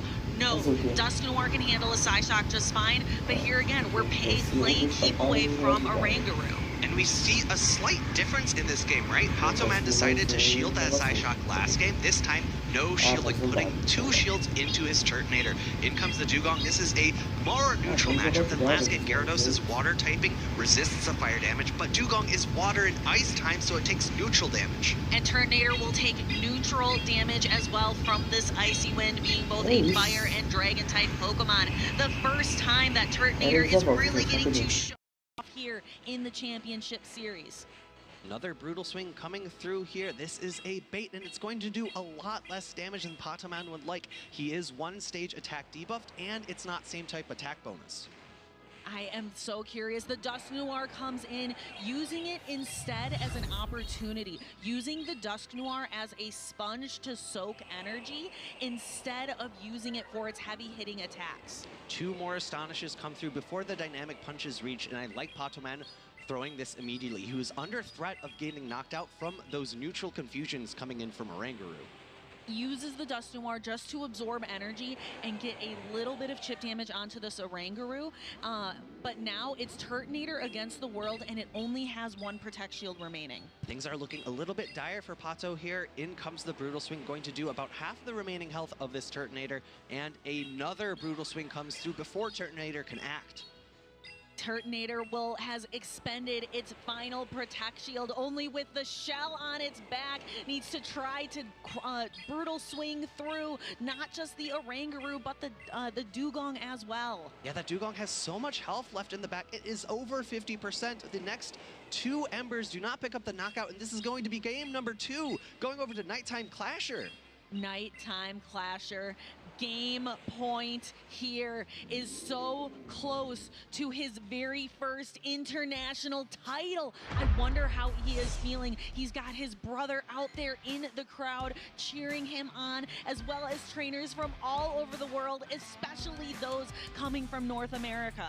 Patoman's back is up against the wall. He's on the loser side of this grand finals. He is down 2 games to 0. He needs to find a way to either maneuver the Dust Noir differently in this game number 3 or leave it behind. It has gotten aligned into that Oranguru every single time it's been brought in this grand finals. Nighttime Clasher is showing that he has beaten Patoman before earlier in this tournament, made quick work of him, and he says, I am going to do it again. Nothing is going to stand between Nighttime Clasher and that gold trophy, that international title, the first place. Nighttime Clasher's brother, Sustenance Eater's in the crowd as well, looking on at his brother. He's up 2-0 already. Sustenance Eater did say that he was expecting a quick 3-0, even though his brother was spending his evening studying for a test, as opposed to studying Pokemon Go.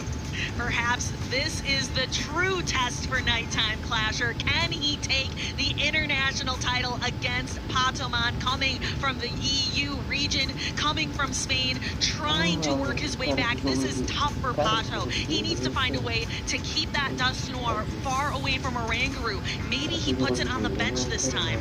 And this is, in LAIC, our very first time we have a limited meta, and game number 3, Patoman sticks to the formula, bringing Dust Noir in the lead, and he's rewarded. This is a really good matchup for Dust Noir into Dugong. Now Patoman is in the driver's seat. He can decide, he can set the pace with this Dust Noir. That using a bait, using the Shadow Punch, draws the first Protect Shield from Nighttime Clasher. Could this be the turning point? Icy Wind coming through from Dugong, going to lure the attack of the Dust Noir. Dust Noir, though, is going to outpace a little bit because of that Shadow Punch bait. It's going to be able to reach a Dynamic Punch before the next Icy Wind, and it's going to be able to land potentially super effective damage into this Dugong. Not only did he stick to the formula with the Dust Noir, but he did change up what's in the back. Look at that Togekiss. Togekiss is a pesky Pokemon in this LAIC meta. It paces to its charge attacks quite quickly, and it's got amazing coverage with Aura Sphere and Psyshock. Dugong continuing to stick it out. The defense, the fall on the Gyarados, it's a little bit weaker now. Its attacks won't do as much. And Patoman, I think, has made a really great line of 3, right? He's brought in this Gyarados to try to mitigate the remaining health of this Dugong, and Gyarados only takes neutral damage from the Ice Shards and Icy Winds from Dugong, whereas the Togekiss in the back takes super effective damage. The Togekiss now has a lot that it needs to do. I have to imagine that it comes in here to get an energy advantage advantage. Can it get a fast attack down? I don't think it can. The icy wind, it was not reached. I'm surprised. Just barely in time. Now that is a ton of energy for this Togekiss, but the Togekiss has two fairly bulky Pokemon in the back that it needs to take care of. Aurasphere number 1 coming through. Can Togekiss secure a kiss of victory, or will it be the kiss of defeat here in this battle of grand finals? The difficult thing for a Nighttime Clasher and for Patoman at this point is that there are only resisted charge attacks coming in for Oranguru. In comes another Aurasphere. I think this is going to be enough to pick up the knockout, but Patoman's down to only about a third of his remaining health on this Togekiss, and Dusknoir in this back is on its last legs. Matang doesn't even have any legs to be on at this point. Togekiss throwing the Aurasphere. This is a massive amount of damage to do to Matang, but the Dusknoir in the back, it has potential to do a lot of damage, but does it have enough health left, or is the clock running out? Nighttime Clasher has a Psyshock loaded, but he needs to overfarm. He needs energy for that Dusknoir, but there's still a shield remaining for Patoman, and just 2 more Astonishes secures Patoman's first game in Grand Finals. Togekiss was the answer to victory there for Patoman. It was the key.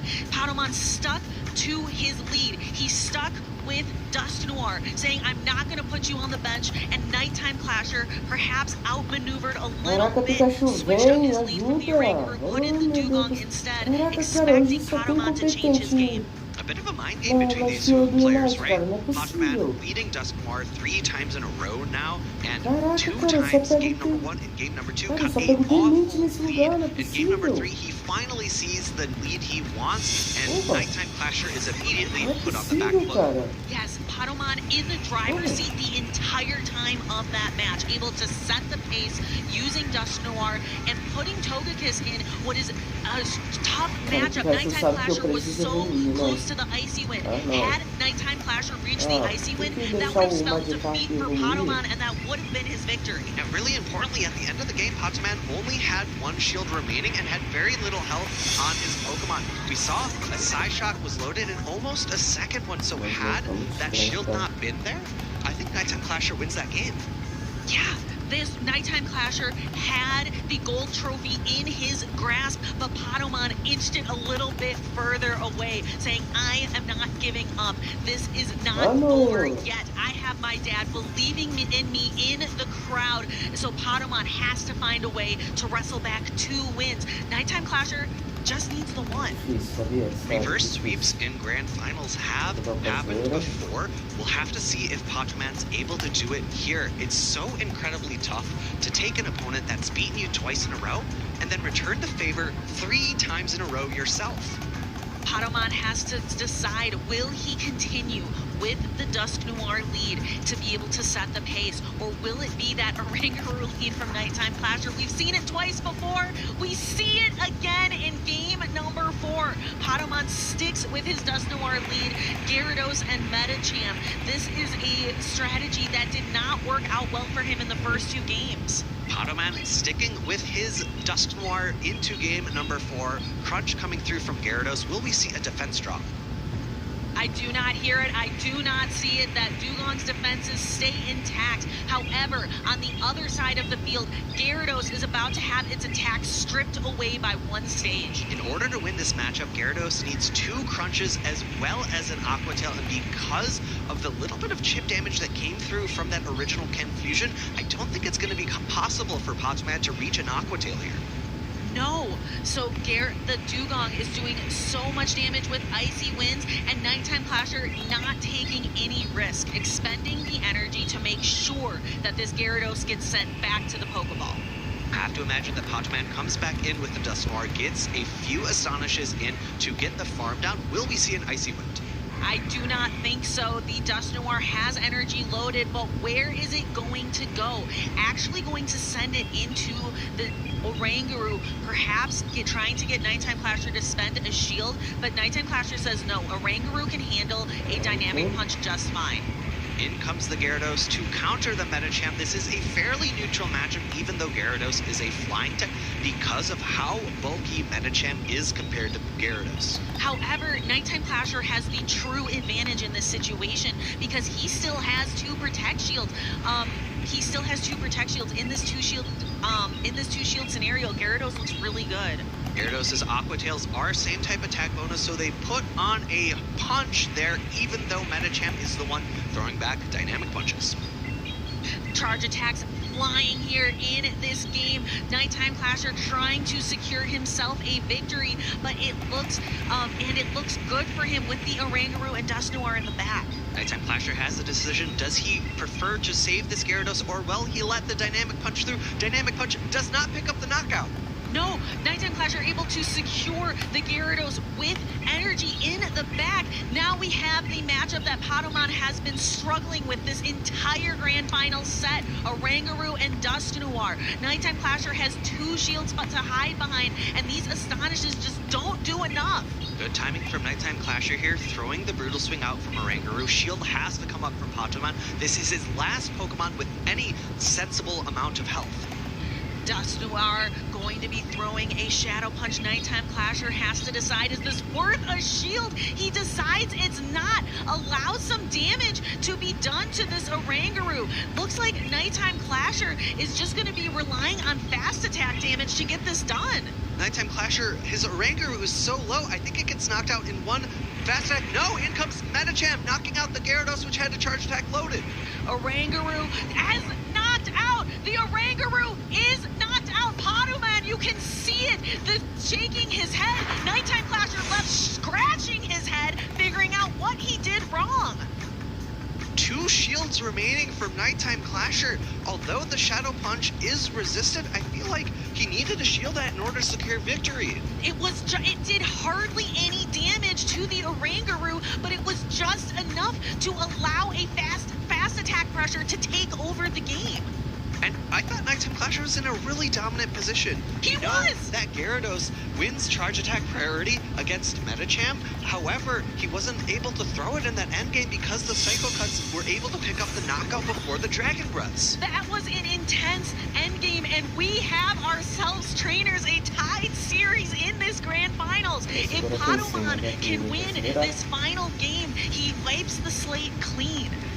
We have a decisive game number 5 on our hands here in the Grand Finals of LAIC. As a reminder for those of you who are just tuning in, or for those of you who don't really know how double elimination works, if Patamon on the loser's side of this Grand Finals is able to secure game number 3 here, we will have a bracket reset. Slates wiped clean, 0-0 for each trainer, and a new best of 5 takes place.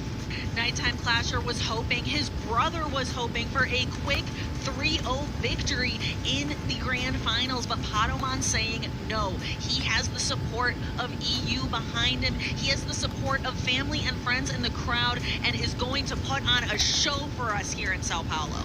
2 times Patamon brought his Dusknoir and it failed him. 2 times Patamon brought his Dusknoir and he has succeeded. Will we see a 5th Dusknoir lead in a row? It has been crazy, but it has been crazy to see Dusknoir lead every single time. Nighttime Clasher has to be sitting there. He's maybe thinking about the test he was studying for. The teacher never puts the correct answer being A 4 times in a row, but maybe that's what Patamon is doing here. We have to imagine that Patamon and Nighttime Clasher are super focused on the lead. Here we go, game number 5, a much more even lead, Oranguru into Oranguru. For the first time, Patamon puts Dusknoir on the bench. It's nowhere to be seen. Nighttime Clasher trusting in this Oranguru lead that has worked for him so well in the tournament. And one thing we haven't really had the option for before this point is to see which Oranguru wins the charge attack tie. Patamon's Brutal Swing going off first. That is great information for him to have going into later of this match. Patamon pulling out the Oranguru, saving health and energy. Nighttime Clasher switching in the dugong, maybe daring, maybe trying to see, do you have that Dusk Noir back there, or is it on the bench? In the back for Nighttime Clasher, we see Matang, and in the back for Patoman, we see Togekiss brought another time. Really importantly for that matchup are the shielding scenarios. If there are no shields remaining, the Matang can land a super effective Gyro Ball. Gyro Ball super effective, but we will not see it quite yet. Gyarados queuing up with a crunch for the Dugong. We've been seeing this matchup play out a lot in this LAIC tournament. It's rough for the Gyarados. Dugong gets to the attack, but Patoman being allowed to throw the Aqua Tail first undercharges. He's not hitting every single bubble, must not want to pick up the knockout, and must want to get some farm down afterwards. One confusion comes through, a second one will be necessary in order to pick up the knockout. Oranguru stands firm, stands tall. Patoman knows it can handle this icy wind, and we see Togekiss come through, but this is not really what it wants to see. Fairy type going into Steel, Flying type fast attacks going into Steel. Nighttime Clasher goes for the Gyro Ball immediately, and it picks up a shield. Great shield call for Patoman. That would have spelled disaster had the Gyro Ball landed. Now Togekiss has an opportunity to start throwing Aurasphere. Aurasphere is going to land neutrally into Matang, but not this one. This one picks up a Protect Shield. Aurasphere is going to do about half the remaining health of this Matang. Second one coming through, you can see just how quickly Togekiss paces. And the Aurasphere peeling the final Protect Shield from Nighttime Clasher in this grand final set. The tank going for the side shock, trying to pick up some damage, but instead pulls the Protect Shield. No shields remaining. Every charge attack at this point will land, and Patoman makes a quick swap into Brutal Swing Oranguru. Brutal Swing going to be super effective damage as opposed to just the neutral damage of Aurasphere. However, this does allow Nighttime Clasher to gain some energy here. However, it looks like Patoman's going to get another Brutal Swing in for free. A free Brutal Swing. Nighttime Clasher scratching his head a little bit, trying to think about his win conditions here in the final matches of the game. Oranguru cannot throw any super effective damage, cannot throw any neutral damage into Togekiss. We saw some really heads-up plays for both trainers there, undercharging time and time again to try to get more fast moves in to gain energy. Patoman winning the charge attack tie with the Matang. Aurasphere coming through. I believe this fixes the knockout. Matang is knocked out. Patoman wins in the grand final, secures a bracket reset. It's not over yet.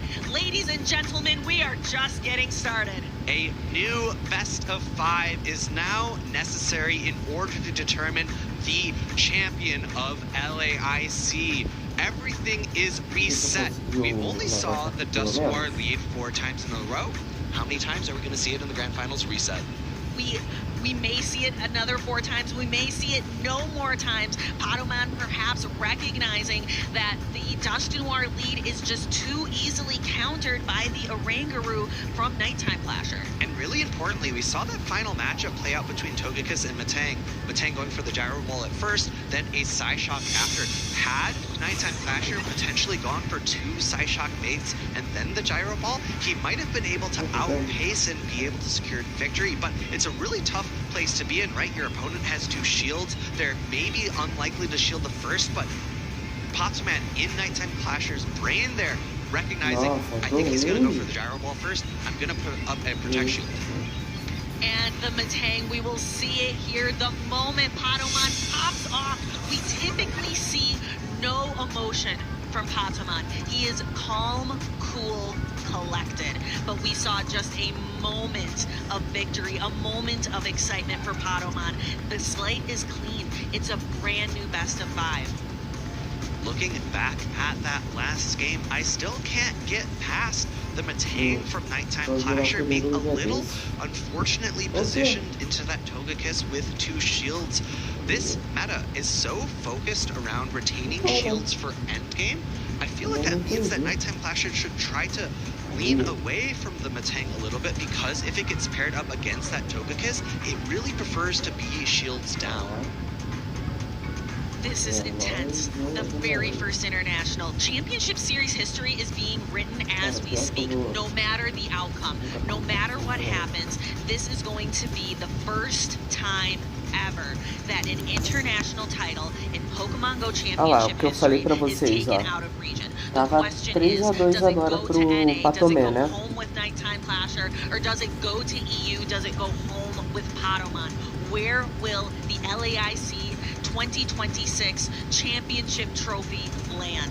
And it looks like it go either way, right? Nighttime Clasher looked so dominant in those first two games, but then Patomon really just swinging things back in his momentum and going into this grand finals reset. He's the one with the momentum, right? He just reverse swept his opponent, and now Nighttime Clasher's on the back foot. Is going to be looking to try to regain some composure here, reset his mentality, and try to reverse sweep potentially, or maybe just go for an immediate 3-0.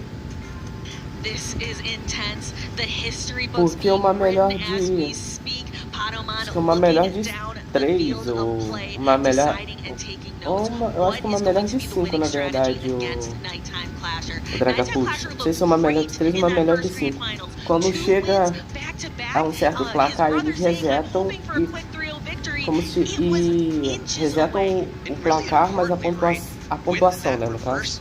E o placar fica para quem ganha. No caso, como o Patomon venceu o último, tá, eu acho que tá 1-0 para ele, tá? Aí tá na segunda partida agora. Alguma coisa assim. Eu não entendo as regras do Pokémon Unite, então eu não vou conseguir te responder sobre isso. Coming in from Patomon, going to do super effective damage, and because it's not a 5-turn fast attack, you just have so much more maneuverability in any other matchup. Patomon also started bringing Togekiss in Game 3. So remember I talked about the kiss of victory or the kiss of defeat? Perhaps that Togekiss is what Patomon is going to use to fly to victory. That's what he may use to fly his championship trophy home. Funnily enough, both of these trainers are on actually the same flight out of Brazil, even though their home locations are nowhere near each other. So these trainers are going to have a lot to talk about on that flight home, but it all starts here. Metang versus Gyarados Grand Finals bracket reset. And in the back, we see that Patomon has brought the Turtonator. It didn't lead into its ideal matchup of this Metang. However, Gyarados into Metang is very fine. Although the Dragon Breaths are resisted, Crunch is super effective and does so much damage. Metang generating a lot of energy with Fury Cutter, but Gyarados can turn the tides. It is a great closer. It is a great lead. It is one of the most powerful Pokemon in this limited meta. The first limited meta Pokemon Go Championship Series has ever had. And because Patomon threw a crunch that Nighttime Clasher shielded, Nighttime Clasher has amazing counting here. It goes over the second shot because he knows that Patomon now wants to lead for a crunch. Second shield comes up. Nighttime Clasher cannot get a fast attack down because Patomon pivots out. De repente o Metang aprende golpes mais relevantes que o Metagross não aprende. Tem uma série de fatores aí pro Pokémon Go. Ele é um pouco baseado no Unite, mas também ele é um pouco baseado no VG, mas ao mesmo tempo dá pra tirar algum proveito de tentar achar as respostas aí. Eu creio que seja isso, entendeu? Eles têm todo um ecossistema também, igual no VG, eles têm um ecossistema no Go também, então assim... attack set is what is helping Patomon in victory here. I would have preferred Patomon to probably reach for the Dragon Claw here because I don't think the Brutal Swing is going to be enough to pick up the knockout. However, he does pivot into the Gyarados, trying to catch a Drill Run. However, all he's doing is giving this Oranguru some free energy. The Aqua Tail going down with a charge attack loaded on Gyarados is heartbreaking. That is crushing. Bringing in the Turtonator instead, very much an energy dry Pokemon into the Oranguru. Brutal Swing coming through here. I'm not sure it's not, I believe it's not enough to pick up the knockout. It is going to leave the Turtonator quite low. Dragon Claw is going to be able to be reached before Confusion knocks out. Dragon Claw will connect. No shields remaining for Nighttime Clasher. Dragon Claw takes Oranguru down under half health, but that's okay for Nighttime Clasher. He still has all 3 of his Pokemon remaining, just has to get through this Medicham, known to be one of the bulkiest Pokemon in Pokemon Go, an OG of the Championship Series. Trailblaze coming through, going to raise the attack of the Oranguru, which is key here because the confusion damage is where a lot of the damage is applied from these fast attacks. Medicham landing the dynamic punch and knocking the Oranguru out, and now it is on Matang. Matang versus the world. Matang versus EU, trying to get through the Medicham. Patoman is going to be taking some neutral damage here from this Psyshock. Dynamic Punch is not going to be enough to pick up the knockout. Psyshock now coming through before the Dynamic Punch. This is going to be a knockout for Nighttime Clasher. Nighttime Clasher secures the victory, secures the victory against the Medicham, and secures game number 1. We do see our players talking a little bit with the judges, so there might be a potential match under review here. We're going to have to wait and see if that is the case, or if our players decide to log into game number 2. We will give you all of the information as we get it ourselves, but in the meantime, we can talk a little bit about how that first game went. We've got Matang, we had a Matang lead from Nighttime Clasher into the Gyarados, both doing resisted fast attack damage into each other. They played out Gyarados and Dugong on the side of Nighttime Clasher, Patoman relying on Turtonator and Medicham, leaving Dusknoir on the bench. And we do have an official match under review here. Patoman's going to be asking to see if there was a game error and if it had an effect on the outcome of that match. These trainers are now on freeze. They have some time to sit and think a little bit about the last match, about how this story has played out. Nighttime Clasher taking a quick 2 wins against Patoman, really striking fear into that Dusknoir, but Patoman flipped the script. He was able to win 3 games back to back to back to trigger this grand finals reset. And I think one of the negatives for Patoman in that matchup is that placement of the Turtonator, right? It did not land on its ideal matchup of the Matang. Gyarados did struggle a little bit, as we saw, even though it was taking resisted damage from those Fury Cutters from the Matang. A gente já estaria vencendo todos os campeonatos, né? Mas aparentemente just in from our team, Turtonator lost a turn. Turtonator might have lost a turn. That is what Patoman is talking about. He's hoping that that might have affected his ability to throw a charge attack. We'll have to let our judges make a decision on if that did occur and if that eventually affected the outcome of the match. That's going to be for them to decide and for us to tell you eventually.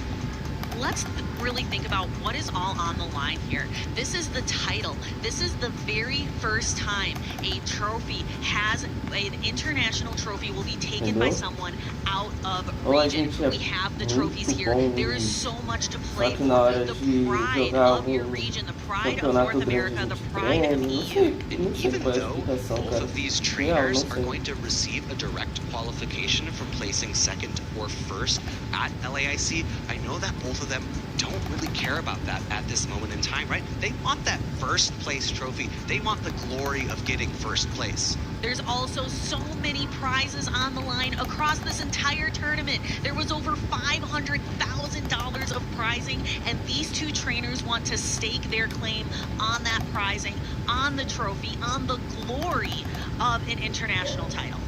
A little bit more detail about that interaction and what's being discussed by the judges. When the Turtonator got brought in, this is what Patoman's arguing, that he lost a turn, and because of that, he lost a charge attack, and very critical in these games. Even 1 turn or a half of a second can be the end-all be-all of each match because charge attacks and fast attack damage can interact on the same exact turn. If a single turn is lost, that means you could lose an entire charge attack, and if that's something like a blast burn into a Matang, that could pick up a one-hit knockout. Even if it's not, even if it's just a brutal swing or an aqua tail, these trainers we have seen all weekend, these matches have been down to the wire, down to one turn, down to one moment, 1/2 of a second. These trainers are the highest caliber that we have seen ever. And realistically, I don't think anyone needs a reminder of that, right? We saw that in losers finals, that a number of those games were down to just a couple of HP, almost simultaneous, or not almost simultaneous knockouts, actual simultaneous knockouts, and only having one Pokemon in the back was the reason that Patoman was able to win losers finals. And some of these matches come down to something like the timeout strategy as well, which can rely on having just a sliver of health on your Pokemon in the back. That can be all it takes to win a matchup. Right, we saw that in winners finals, right? Nighttime Clasher, the Dugong Mirror is one of the matches that can go very long because the fast attacks are double resisted by the ice and water typings of those Dugongs. The charge attacks, Joe Run is not an amazing charge attack. It's not super hard hitting. It's not super cheap. It's not the best charge attack out there.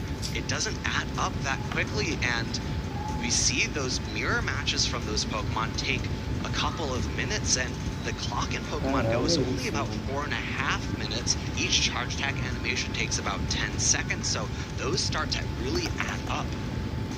As our judges are making their decision of not, remember, the decision being made is not just did an error occur, but was the error impactful to the end of the match, and that is what is up to our judges to decide. We are so thankful to all of the staff and all of the great judging team that makes these LAIC tournaments happen. All of our regionals, our local tournaments, our regional tournaments, internationals, and worlds could not happen without the amazing staff at these tournaments. And one of my favorite things after each of these tournaments, I know that usually the people who are putting on the tournaments take a photo of all the judges, whether it be on day one or whether it be on Championship Sunday. They post that online for everyone to see. And I think a lot of people who are maybe watching at home, or maybe even if you're at the venue themselves, you don't recognize the total number of judges across all 4 of our games here, right? You've got Unite, you've got EG, you've got TCG, and of course, you have Go, right? The best game of them all. Surely not biased. Because we have so many games and because we have so many players here, there are so many judges, and it takes a village. It does take a village to raise a champion, and we will very soon have a new champion here at LAIC. Neither of these trainers have claimed an LAIC championship before. This may be the first time. Looks like we're having some discussion here. All right, and of course, after any judge decision that is made, either player has the opportunity to appeal that decision if they do not agree. That appeal goes to a head judge, but I'm going to do a little bit of body language reading here. I think after the no rematch call, there's not going to be an appeal, so that is going to be a game win, game number 1, going over to Nighttime Clasher. We've reset and we are ready to go. Nighttime Clasher 1-0. Let's pick up where we left off. Matang going into Metacham. Let's get this started. In comes the Dynamic Punch, going to do neutral damage to the Psychic and Steel type of Matang. Metacham launches the Dynamic Punch, taking a giant chunk out of the Matang, setting the pace here in game number 2 of the Grand Finals reset. Psyshot coming back, also neutral damage because of the Psychic and Fighting typing of Metacham. However, this matchup is leaning towards Matang because it has a little bit better damage coming out from its fast attack. Dynamic Punch locks and loads into Matang again. Nighttime Clasher not willing to use a Protect Shield yet. A lot of times these matches can be determined by how early you use your shields. Nighttime Clasher wary with his resources. Patoman deciding no, this Metacham energy is valuable. Metacham actually pivoting out, and I like that play from Patoman a lot because there's so little health on that Metang, the charge attacks would be more useful landing into any other Pokemon. Dragon Claw coming through for this Turtonator, going to go into Gyarados. Good neutral damage, but pulls a shield. Gyarados has so much energy here, but it has to get a chance to utilize it. Those Dragon Claws would be a serious threat to this Pokemon. Aqua Tail's going to be neutral damage. Patamon decides this is not the time for the Protect Shield, perhaps saving it for his own Gyarados in the back. A charge attack tie now occurring. Gyarados has a sky-high attack, wins that interaction. Aqua Tail going to be shielded, and Turtonator going to launch a Dragon Claw of its own. Dragon Claw will land on Nighttime Clashers. Gyarados, this is all getting us set up for a Dugong matchup in the back. It looks like Dugong may connect with the Gyarados, and that is a really good matchup for Dugong. Patoman has no shields remaining, but this is just an Aqua Tail. However, the Aqua Tail is going to still do pretty reasonable damage. I like this from Nighttime Clasher, an immediate pivot out into the Dugong, but because there's still a shield on Nighttime Clasher's side, this game is over. Yeah, Nighttime Clasher, this is a victory for him. He launches the Icy Wind, though it is not quite enough to knock out. He is able to make a quick swap here. Throws the Dynamic Punch. Yeah, I take my words back. I forgot how much energy Patoman had on the Medicham. Dynamic Punch coming through. Can he reach a second? He can. The Dynamic Punch is going to land onto the Dugong. I believe this Medicham is a little bit deep off. Oh my goodness, that is heavy damage. Dugong able to get the fast attack down, goes into the Gyarados, but we've seen this time and time again. Gyarados wins the tie of that charge attack. It has a higher attack stat, which allows it to win that interaction. Ooh, but it's not enough to knock out, unfortunately, and with no shields to hide behind, Gyarados is going to be knocked out. It looked promising for just a moment. There was a glimmer of hope for Patamon in that Medicham, but that would have been rough for Gyarados to be able, because it had to get through all three. It had to get through the Metang, the Gyarados, and the Dugong in the endgame. Patoman had enough energy for Crunch, but I agree with his play, right? He really needs to make sure that that Aqua Tail knocks out so that he can retain some energy for those two Pokemon in the back. He's not really going to have the opportunity to fast attack down the Metang. I believe it had a little bit of energy remaining from that initial matchup, right? And if the Gyarados wins the charge attack tie with the Metang, then it's able to ensure the knockout and hopefully get a Dragon Breath down into the opposing Gyarados. It was a great strategy from Patamon, but not quite enough. Gyarados just needed a little bit more health. It needed a little bit more energy to be able to get through those last three Pokemon.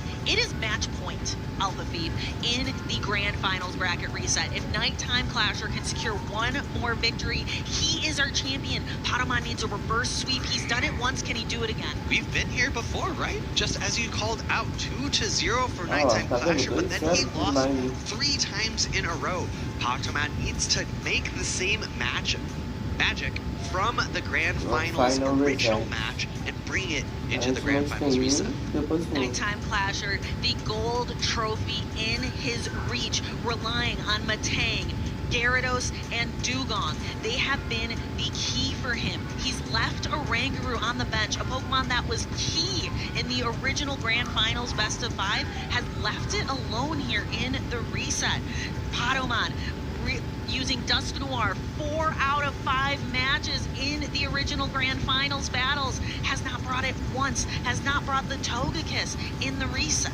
You know, I really like the Pokemon Dusk Noir. I think it provides a lot overall. However, we're not in the Open Great League. We have a very dominant normal type in Oranguru. So I'd love to see Patamon bring the Togekiss to this match as opposed to the Dusk Noir, because I feel like it has so much more neutral play, right? It is a pesky Pokemon, and in this game number 3, potentially pivotal, we see Nighttime Clasher once again lean into his Dugong. Nighttime Clasher again, it is Dugong, it is Gyarados, it is Metang. He has found the recipe and is sticking to it. Patamon, though, brought the Togekiss. We saw that it can get through unfortunate matchups. I don't know if it can get through this one. Patamon waiting to throw the Crunch until after the Icy Wind was loaded. Nighttime Clasher did have the opportunity to try to lower the attack of the Gyarados. However, both trainers opting for garnering more energy. Patomon has been leaning into this meta champ every single game, hiding it in the back, hoping to be able to do some big damage with those dynamic punches. We saw it once. Can he set the meta champ up for success again? In comes the next defense drop from that Crunch Icy Wind, going to be launched in return, wanting to make sure that Nighttime Clasher wins switch advantage, but given this meta and how safe it is, I expect him to pivot out. And the Metacham going for a Psycho cut down, and Nighttime Clasher allows it. He allows his Dugong to go down. He allows the Metacham to garner so much energy. And I love this from Patomon. He listened to me. He brought the Togekiss, and Togekiss looks so good into Gyarados, double resisting the Dragon Breaths, and able to output so much damage with those Psyshocks. Psyshock in return, coming from a Tang into Metacham, going to do neutral damage. I was nervous for Togekiss. I was looking at the Metang. I was looking at the Dugong. Those are not super favorable matchups, but great into Gyarados. So we will have to see, can Togekiss turn it around again? It comes in. We're seeing resisted damage. Metang almost to the Gyro Ball, but it's not quite there. I do like this from Nighttime Clasher. Going for the Gyro Ball, I think would have been a mistake because so much more energy would have gone to this Togekiss. Instead, only 4 pecks have gone through, and that limits the amount of energy potential this Togekiss gets while still stripping away a shield. 1, 2, 3, 4, 5. That is all Togekiss needs to get to every single one of its charge attacks. It's just counting to 5 to get to the Psyshock, but Gyarados, it gets to these Aqua Tails a little faster. It gets to them at 9. And because there's no fast attack pressure from either of the 2 remaining Pokemon from Nighttime Clasher into this Togekiss, Patomon feels very comfortable no shielding a singular Aqua Tail. Everyone afterwards will need to be shielded because it would pick up a knockout. Gyarados doing its very best to output the pressure. 9 Dragon Breaths to the Aqua Tail, 10 turns to get to the attacks from Togekiss. Togekiss going to farm up a little bit energy. No overfarm possible. A switch from Nighttime Clasher, not able to reach the Psyshock. This game is looking like it's going to Patomon. Patomon throws this Psyshock, and he is 1 peck away, I believe, from another Psyshock lands. It connects. Gyarados almost out of energy and out of time. Patomon rips a victory away, and we are now 2-1 in this Grand Finals reset. 1 peck away from the next Psyshock, 1 peck away from knocking out the Gyarados. Patomon on his first steps towards a repeat of the Grand Finals. First victory of 3 that is necessary to reverse sweep. Togekiss coming in for the first time in the reset here was able to prove to be worthy. It was able to fast attack down that Metang. It was able to throw the Psyshock, putting the Gyarados dangerously low. Togekiss proving to be the kiss of victory here for Patomon. Can it be the Pokemon that turns the tides for Patomon's victory, or will Nighttime Clasher secure the one singular game he needs to call himself the LAIC champion? I really like that Patomon is almost always left the Togekiss in the back over the course of this entire tournament, right? Togekiss is a Pokemon that thrives off of energy advantage. Its charge attacks are powerful, but they very rarely pick up a one-hit knockout. So having energy advantage so you can get to 2 charge attacks before your opponent gets to 2 is very key for that Pokemon to excel. We are still at match point. Nighttime Clasher, 1 game more, will call himself the LAIC champion. But if Patomon can win 1 more, we will be at a decisive game 5. And to keep his championship dreams alive, these trainers are playing for the title, the gold, the first place, the glory of LAIC champion, and the history books. Their names will be the first time ever in Go Championship Series history that an international title is taken out of region. And what a thing to do. International competitions are so fierce, so ferocious. Game number 4. This is an amazing lead for Patomon. Dusknoir into Metacham, and once again, believing in the Dusknoir. The Dusknoir returns from the bench. You said ferocious. This Dusknoir looks ferocious. Heavy dynamic punch damage coming Nighttime Clasher's way. Dynamic Punch, super effective because of the ice typing of that Dugong. Going to get shielded up, that would have done so much damage. Yeah, Nighttime Clasher bringing in the Metacham for the very first time this entire Grand Finals, and it did not work out well for him in the lead. Can it save him in the back? I'm not sure, because in the back, Potoman does have his pesky Togekiss again. It's so good into Metacham because Metacham takes super effective damage from Pex, and it takes neutral damage from those Psyshocks. Still bringing the Metang as well, hiding in the back.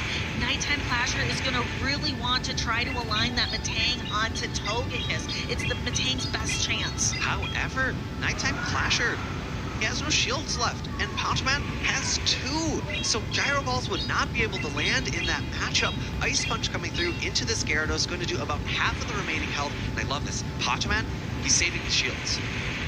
Saving shields in the back, that is going to be necessary to protect against those Gyro Balls and those Psyshocks from the Metang. You need to protect against the Dynamic Punches from the Metacham. Save your Togekiss for victory. This is looking great for the man from EU. And a great heads-up play from Nighttime Clasher in response, right? Knowing that he needs to throw the Ice Punch immediately, and a catch by Potoman into the Duskmore. Nighttime Clasher recognizes the catch, completely undercharges to get 2 Icy Winds of energy back to try to reclaim from a disadvantage. Dugong still has plenty of health. Potoman will need a charge attack in order to pick up a knockout, and those 2 fast attacks of energy will be very crucial. Throwing it immediately into the Gyarados, Potoman might opt to no shield here, right? Oh, he actually throws it up, not saving any shields for that Togekiss. Now Metang is starting to look good. Metang is looking really scary in the back. So Potoman recognizes with no shields left to hide behind, he needs to rely on energy. And maybe making a decision from previous games in this matchup right now, throwing the Crunch instead of the Aqua Tail to ensure a knockout. And there is Togekiss, and there is Metang. One singular Gyro Ball is going to do so much damage. Potoman does outpace to the Dynamic Punch, but should not be able to get there before the Metang gets to Gyro Ball. Gyarados does have enough energy for a charge attack in the back. The question is can the Metang come out of this matchup with energy, or will Togekiss end up winning it? Gyro Ball not going to be enough to pick up the knockout, and those fast attacks are resisted. Resisted fast attacks, that gives Togekiss enough time to launch another Aura Sphere. The Fury Cutters are resisted. The Packs are resisted. Metang has a little bit more health left. Can it farm down? It can. There is so little health. Is that one Dragon Breath? He does not get knocked out. No, the Dragon Breath does not connect. It was not enough for the KO. Nighttime Clasher rising as your Latin America International Champion. Nighttime Clasher, the first to do it. Win an international competition outside of his region. Congratulations on an immense victory. What a series of games. Nighttime Clasher taking decisive game wins early in these series, but Potoman wrestling them away consistently, but finally was able to claim that game. Preventing the reverse sweep the second time, only allowing Potoman to take a singular game in the Grand Finals reset. Congratulations again and again on the international win. The first time it is written in the history books. The international title, the Latin American international title, taken from someone out of region. That trophy is going home to the United States. And we saw the emotions from Nighttime Clasher yesterday when he got his win in winners semis. We're seeing them again here as he takes victory on the big stage. Let's hear it for the first time. Our 2026 Latin America International Champion rise to occasion. Let's hear the interview. Thank you so much, Stephanie. I'm here with your 2026 Latin American International Champion for Pokemon Go, Nighttime Clasher. How does that sound? I can't even believe it's real. I am still just taking it all in. I led Metacham with Metang in the back against a Dusknoir on the match point. And as soon as I saw a Dusknoir in the lead, I was like, well, here we go, game 5 again. I just couldn't believe it. As soon as I saw like him staying in, I was like, oh my gosh, it's Gyarados and Togekiss in the back. We actually have a chance for once. And it's so poetic. I started out my first set against him yesterday, leading AVA to Dusknoir, completely disrespecting his best pick. In the best of 5, he played Dusknoir lead 4 times, and to finish the series, I led weak to Dusknoir one last time to close it out. How did you manage to keep your composure? You had to face off against Marto Gali, the defending LAIC champ. You made it look easy with that 3-0, and then against Potsman up 2-0, he manages to reverse sweep. We know how great of a player he is. What was your mentality like? How'd you have the mental fortitude to get things done in the end? I was just thinking, yesterday I just got the right team reads against him, basically RPS'd him 2 games, and my whole mindset today was like, at some point today, if I can RPS him 3 games out of 5 in one of those sets, we're good to go. So every game, I was just thinking, okay, Dugong on the Gyarados, I need to swap my Metang to his Metacham and then just shake his hand. That'll be that. I still remember back in the earlier seasons, Arlington, your first tournament, you brought a Togedemaru as your signature pick. You were just having a fun time, and you've had this progression to become a regional champion and now an international champion, recognized as one of the best in our game. Take me through your evolution as a player. So I guess for those who don't know, I basically started playing in August 2022, the PvP. I was at the Go Fest in Seattle because my parents took me for a trip there on the weekend. I was like, hey, there's so many people like on their phones playing this game. Like, what is going on? So I got in, did one day of that, caught like 9 shinies over a day. I was thrilled. I mean, now 9 shinies in a day is a little bit heinous for a Go Fest, but we did that, and I was like, yo, this thing is like really fun. And over the next couple months, I noticed that there was a tournament in Arlington, which is Dallas, where I live. So I'm like, okay, next 3 months, we're just gonna lock in and we're gonna play this tournament and just try to like win. Obviously, insane expectations. I thought I could make day 2, at least. I just don't have that many Pokemon. I bring like Togedemaru, as many people know. I think Metacham, which I had the best buddy because I was level 39 and you literally cannot power it up with all the XLs. So I had the best buddy, a Metacham, just to get to level 50. And then I go to Arlington, I feel all good, and I see my round 2 is against yourself on stream. I'm just like, there is literally no way this is happening. And I was like, okay, we're just gonna try Togedemaru against him. I don't even know if it was actually good against your team, but in my head I must have thought it was like good against Trevenant or something like that. It's really not, and I tried that, went horribly. I won like 5 more matches that day and then played him again. And since then, I've just been absolutely hooked. I had the honor of casting in Bochum in 2023. I was invited to caster after applying in December, and honestly, like, I was so grateful to be able to do that. I casted with Leo, who is actually one of the casters of this tournament, and it's been such an honor to work with him, work with you, and just all these great casters along the way, which just gave me more and more interest in this game over time. It's just been really exciting just to be playing, and having the opportunity to go to all these tournaments is just something I'm so grateful for, and I'll never take it for granted. Such a great story in Nighttime Clasher. Archant, any last words? And thank you. I know you have a great support system before we let you go here. Yeah, honestly, I just want to start. I never give a shout out to these people, but my communities. I went to college in St. Louis, in Washington University. I was so lucky to be able to meet some of the friends I consider my best friends today. And they took me to tournaments. They took me to tournaments when I was really bad at the game. They drove me 6 to 9 hours just to watch me play. They would go 0-2 and still watch me. They would keep bringing me to tournaments. I'm Eric and Kevin, I'm so grateful. I wouldn't be here without you.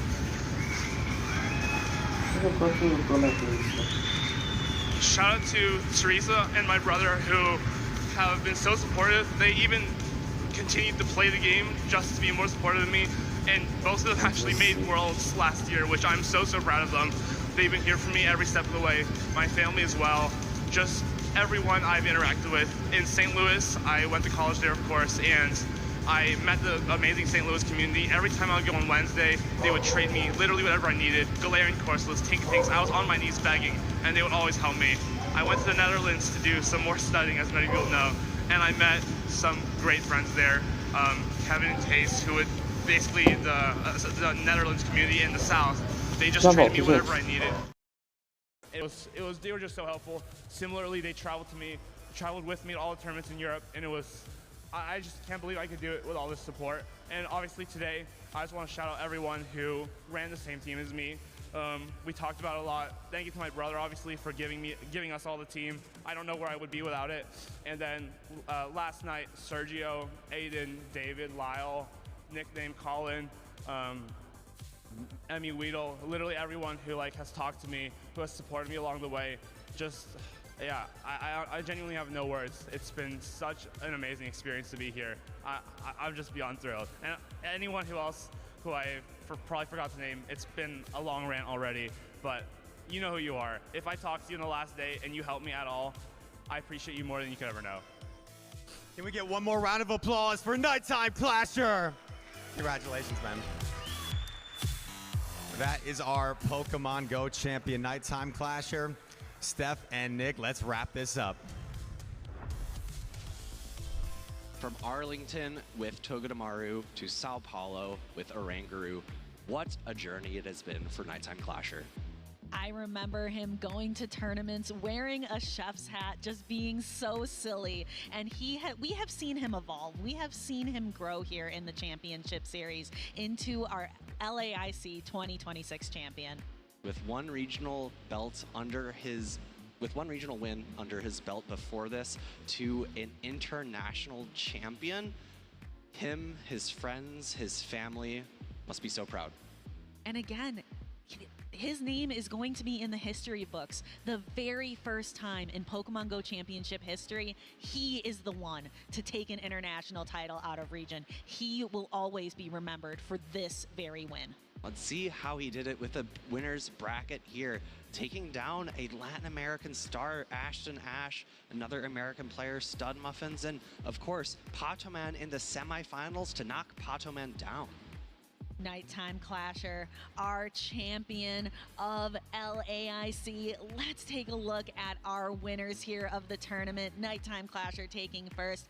Patoman, no stranger to the IC stage, taking second. And we cannot forget about Marto Galde and his Vespiquen taking third. It seems like Matang was the call here. Let's go ahead and take a look at the final standings. Here are our top 8 out of pocket, just falling short of a trophy, with Itzaxen claiming his trophy here in Latin America.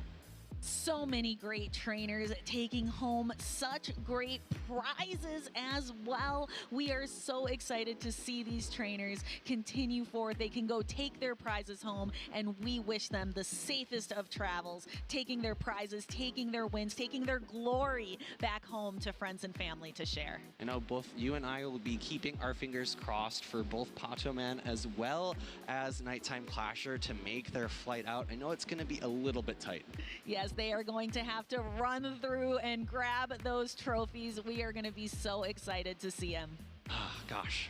I know you and I were both getting a little bit emotional over that interview. We've had the pleasure of working with Nighttime Clasher in the past. Let's go ahead and take a look at the meta that we had here. It was the first time that we've had a limited meta in LAIC. It's the first time we've had a limited meta here in Pokemon Go in the championship series as a whole. Yes, Oranguru is no stranger to the video game series as a champion, but due to this limited meta, this is the first time we can see it as a champion here for Pokemon Go. You know, Gyarados was a definite strong second contender. We saw it in so many different games. Matang, Vespiquen, as well as that Dusknoir. A few additional interesting Pokemon that were sprinkled throughout that gave this a little bit more excitement. We actually have a very quick video to show you. I'm excited to see the surprise. Let's go ahead and take a look. What's up, guys? Chris Reisner, Alpha Phoebe here. We hope you've been enjoying the Latin American International Championships with the first ever limited meta here at the Play Pokemon Championship Series. And this just in, we got an exclusive announcement that we're going to reveal to you. A brand new meta coming to EUIC. We got all the details. And Phoebe, let's start off with the allowed typings for this meta. So first off, we have bug typing. That means Golisopod might be running down the meta. Dark typing, so bulky Pokemon like Umbreon could be taking place.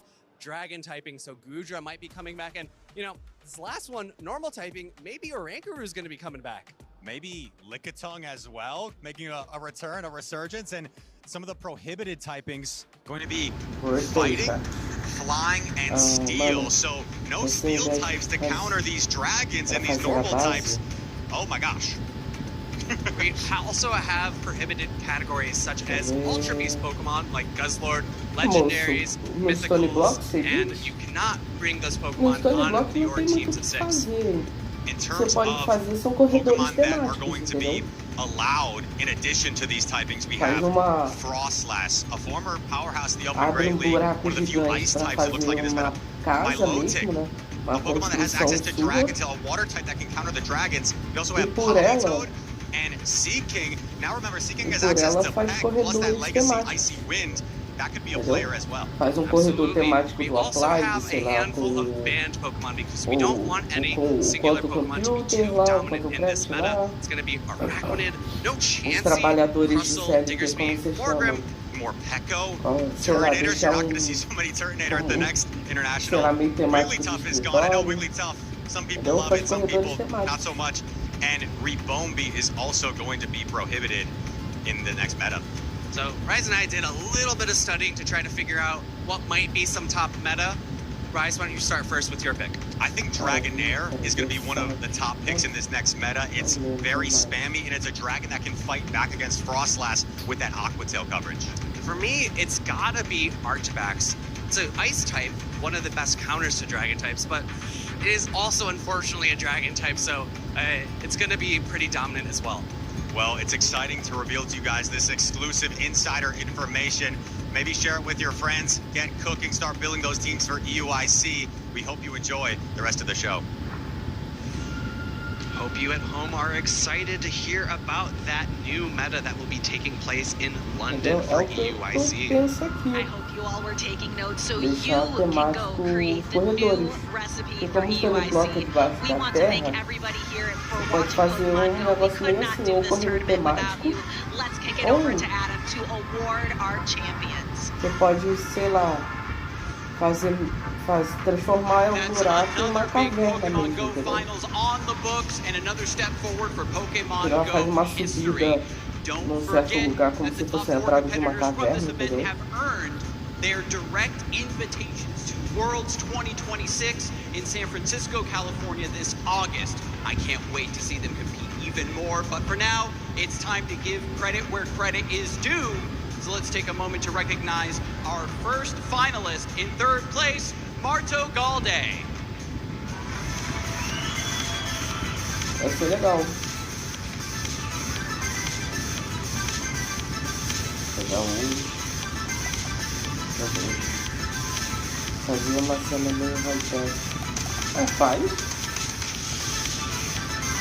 And congratulations to our Pode fazer second tipo place laboratório finalist, futurista, então Patoman. vai.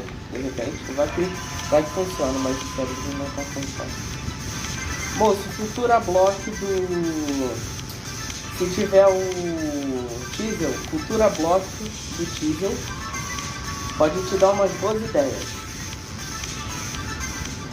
And finally, a huge round of applause for your 2026 Pokemon Go Latin America International Champion, Nighttime Clasher!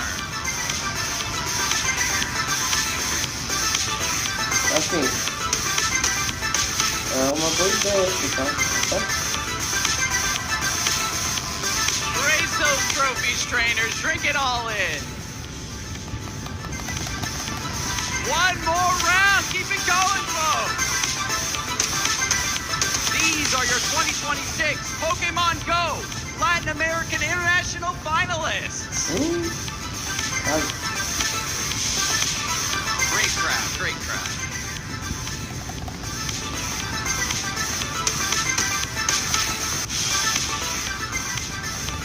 And up next, our spotlight will now shift to the Pokemon trading card game. We're diving right into the Junior, Senior, and Masters finals, folks. And we'll see which competitors have what it takes to rise up and become an international champion. So now let's kick things over to the TCG caster desk, and they're gonna bring us all home. O ataque dele é muito Ao mesmo tempo que é muito bom.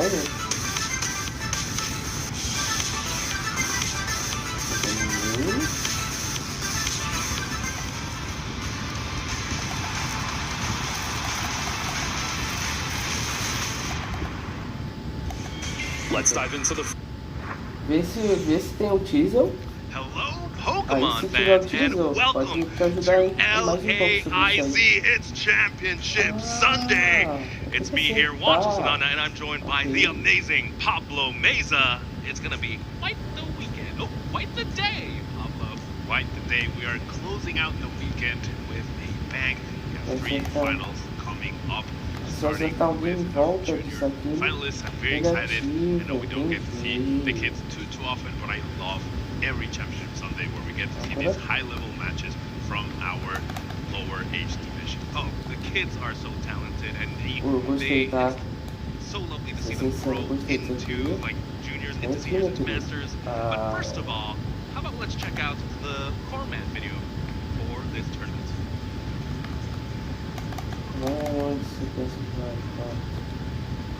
Pokemon trading card game at the 2026 Pokemon Latin America International Championships. Trainers have traveled far and wide to compete for their share of over $500,000 in prizes and the ultimate title of Pokemon trading card game LAIC champion. The competition has taken place over 2 days, battling head-to-head through Swiss rounds and a top-cut bracket. Only 2 trainers remain in each age division to compete here today on Championship Sunday. These trainers are about to face off, and we will soon see who will claim the trophy and title of LAIC champion. Let's finish this. Tem sim. Então, procura os Futura Block. Let's finish this as this is the schedule. These are the matches we are going to be seeing today. Just a quick note though, as a result of a post-game ruling, there has been adjustment to our TCG Masters finalists this weekend. But, so today we'll be starting with our juniors finals though. Reed Hartman versus Haruki Okunushi. Then of course the senior finals right after that, Camille versus Luca. And then to end the day, Masters Finals, Sebastian Lashman versus Pedro Bertuzzi. Jam-packed day we have here for Championship Sunday. A lot of talent, a lot of Pokemon. I'm excited. 3 high-level matches for us to enjoy. Of course, me and Hunter will be in charge, guiding you through the junior and senior finals. And our fellow casters, Jesper and Mike, will be guiding you. Se quiser fazer uma sala meio aquática, tem os Aquablock, tem Lava Block. Eu já fiz uma vez uma parede, moço, cheia de fogo. Como eu fiz isso, tem simplesmente tem um Lava Block, né? Se você fizer um certo bloco de lava com o diesel, você consegue fazer as coisas lá.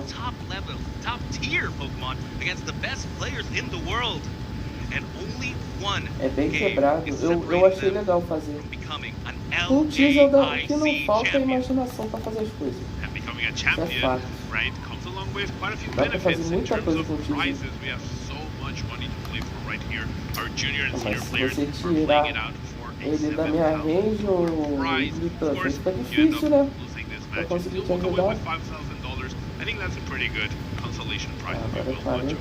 As a junior or senior, if I was a kid walking away with that much money, I wouldn't even know what to do with myself. That's a lot of allowance, if I have to say so myself. But of course, then our masters, though, coming away $25,000. Just R$25.000 é muita coisa. Por $25.000. Richer. E aí, gente? Tá bom essa graninha aí? I don't know what's more important, the $25,000 or being part of Pokemon history. I mean, I genuinely think if you're already at this stage, right, you've made it through a whole field of very talented trainers, you've grinded through the rounds, it's been a hectic 2 days where you've competed, where you've beat some of the other best players in the world tour. But en route to become one yourself and submit your place in history. Não tava muito fácil de pegar não, ou Marlon não, Alexandre? Tava muito fácil de pegar não, cara, esse par? The $10,000 difference is important, but I think many players are just looking for the prestige at this point. They want to be called the champion. Oh, I definitely can see that, as I'm sure, you know, we've been able to look at IC champions in the past. When people want to look back at the Mega Evolution format, I'm sure they want to say, oh, it was this deck, it was him. This is the best deck in format and all that. But right now, let's take a look at the bracket, though, for the junior division. What the journey has been here for the kids.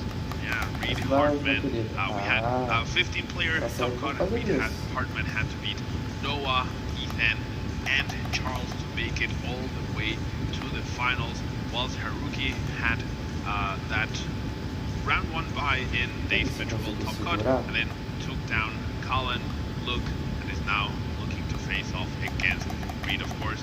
All of these kids very talented to make it all the way to the top. We even had the Ono brothers up there as well, making it through. Annabelle falling short in Dave's Metro World top card, and Kenji advancing to top 8, but losing to Luke, who was then defeated by Haruki. So plenty of talent here, plenty of regions represented as well. Matias Chavez, Chilean player, representing Latin America. But we have Reed against Haruki right here until the very end. Yes, Reed versus Haruki. Quite the journey they've had to go through, and it definitely looks like a true international. And again, if they were able to again, our NAIC champions and finalists had to be taken down to get here, that's quite the journey. Definitely tough. Yeah, I'm sure they went through a lot of very talented players, not only top card, but also through the Swiss rounds. I wonder if they faced off during Swiss themselves. I believe they have played once before in this tournament. So yeah, I mean, this could be some sort of rematch for them after facing off in I believe it was phase 2 where they faced off. So now they get the chance to rematch in the finals one last time to determine who becomes the LAIC champion. Yeah, just something of note. Yeah, I'm glad you mentioned that, Pablo. Reed is actually, 1-2 against the Marnies Grimstone. His 2 losses were to a top 4, and here and his opponent in the finals, Haruki, he did get his a little bit of vengeance there, his comeback, and he beat Charles in top 4. But now let's see if he can do it again, though, against Haruki. It's gonna be an interesting one.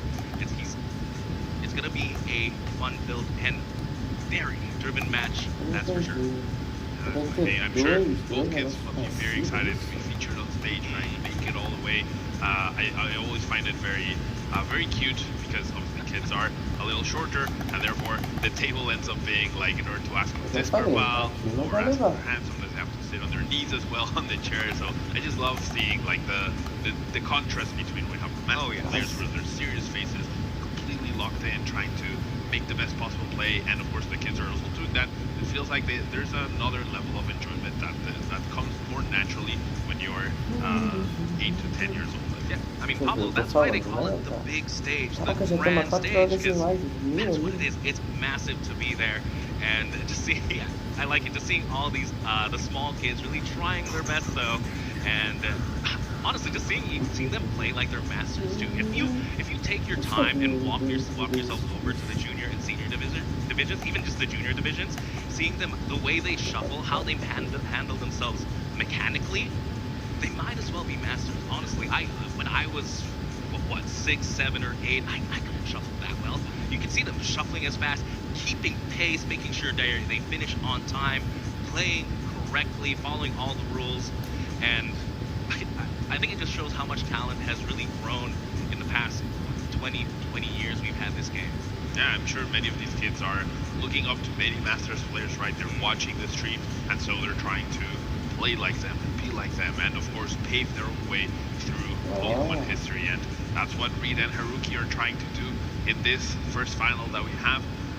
Both players have done pretty well already. Reed, I think, already won a regional championship with a very unique deck over in Monterey. Haruki has been pretty successful at internationals this past season, getting top 8 at NAIC, I believe, and then getting top 4 at Worlds this year too. So no stranger to the pressure. Both players know what it takes to become champion, to play at the highest level, and I'm really hoping we get to see a very fun and entertaining and high level match here in Mancho. Yeah, how can you have so much experience as a kid?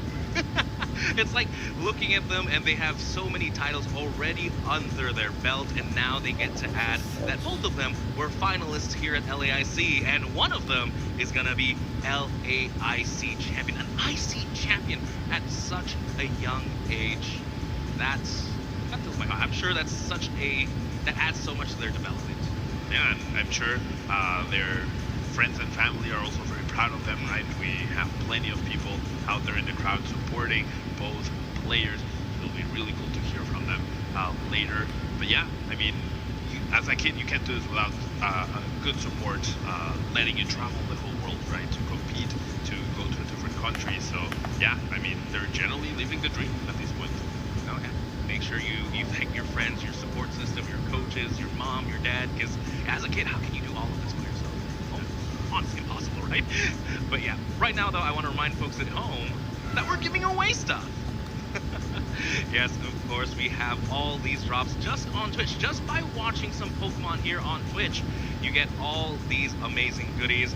The Mega Venusaur jacket, the Mega Venusaur coin, deck box, and sleeves, and 2 special Illustrator rare cards, the Mega Lopunny EX and the Dawn. These are amazing, amazing things just for watching the stream. That's great. Just for hearing our beautiful voices for a bit of time, enjoying some high-level matches. And I mean, those 2 cards are very competitive, right? But you also get a few packs in-game if you use the code LAIC26 Phantasmal Flames. That is a brand new set that is coming out, or that is already out, right? It has already been released.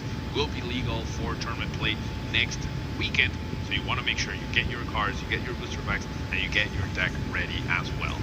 Just make sure you grab maybe a couple more copies of that Lopunny. Maybe we'll see some Mega Charizard EX action. And these extra packs are definitely going to be useful for the Pokemon trading card game live. But yeah, again, a ton of fun here. Again, just by watching the stream, you get all of this. You get the enjoyment of seeing amazing gameplay. You learn a little bit of what it takes to be a champion as well. Like, I think the best way to really improve in the game is watching the best of the best and how they play. Yeah, I mean, learning from them, figuring out why they are doing the things they're doing, right? Because I think on a superficial level, Moço, tá na live aí ainda? Queria perguntar se o Stone Block é pesado. Acredito que seja, né? Stone Block é pesado demais. Different Pokemon that you like or whatnot, but playing at the very top, right, at the highest level of the game, that requires a lot of intricacy. That requires a lot of foresight into what you could possibly do next turn, what your opponent could do next turn as well, preparing for that. So playing this game at the highest level, seeing that happen live is just amazing, and that's the best way to learn. Exactly. But right now, eles provavelmente mudaram, Alexandre. Se pá, era fácil demais pegar isso aí. So I think the juniors are ready. Take it away, Adam. Isso aí era fácil demais de pegar. Welcome back to the big stage, everyone. We're ready to get our junior finals underway. Au, aí, salve, boa tarde, como é que você tá? Desejo já ótimo domingo pra você, cara. Bring them on out. Let them hear it, folks.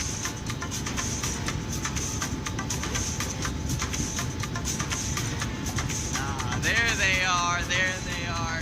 Keep it going, keep it going. They're getting hyped up for their match. They're here to provide some entertainment. And I can't wait to see them compete. Go ahead and take your seats right over here. Let's get the action underway.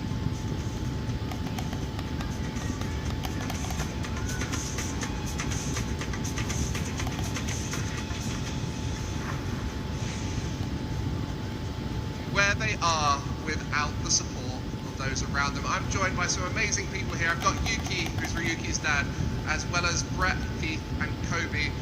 And Brett, obviously the father here, as well as the brother and testing partner, who are both junior regional champions in their own right. I'll start off here. How are you feeling about this moment right now? The dream of any junior and senior is to make it to that final. Agora é a praia do Dragas aí. Excited, also a little nervous. We played Haruki yesterday, and that didn't go our way, but hoping for a little revenge. Well, Ryuki playing the Grimmsnarl, played it at NAIC last season, as well as making a top 4 at Worlds. How is this experience for Ryuki being competing at the top? Haruki is playing practicing every day so much, and then now he likes Grimstone, and then he wants to show Grimstone is the best deck in the world. Yeah. Well, for those of you who know, Grimstone is my favorite deck, so I'm very excited to see that. I'm not biased, I promise. It's just I love the deck and I really want to see it do well. And as you mentioned, it's a really tough matchup for Charizard. I guess for you guys, you test a lot with him. What is the testing process for you guys?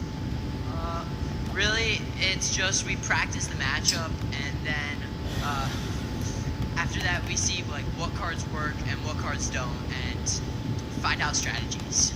And for you, Kobe, how much do you guys practice together? I mean, we see each other at locals like every week, and he usually beats me, but sometimes it's really close. Well, I mean, we've got Reed, who's an incredible player and has won multiple regionals and won a regional already this season. So hoping to try and make it that IC. But if you're going to give these guys one piece of advice, what would it be? For you, for Ryuki, what bit of advice would you give him right now? I think so. This is a Pokemon card. No Os difference. caras Just bater play as de usual. tanto jogar Play as usual. And for you, what would be your bit of advice for Reed right now? Sério? I'd say just Que take your loucura é time essa? and play clean. Well, I think that's the reason why these guys are here is they got amazing support around them, the advice from the peers as well as the parents. These guys are going to have an amazing final now. So everybody here, give it up for your juniors entering the final!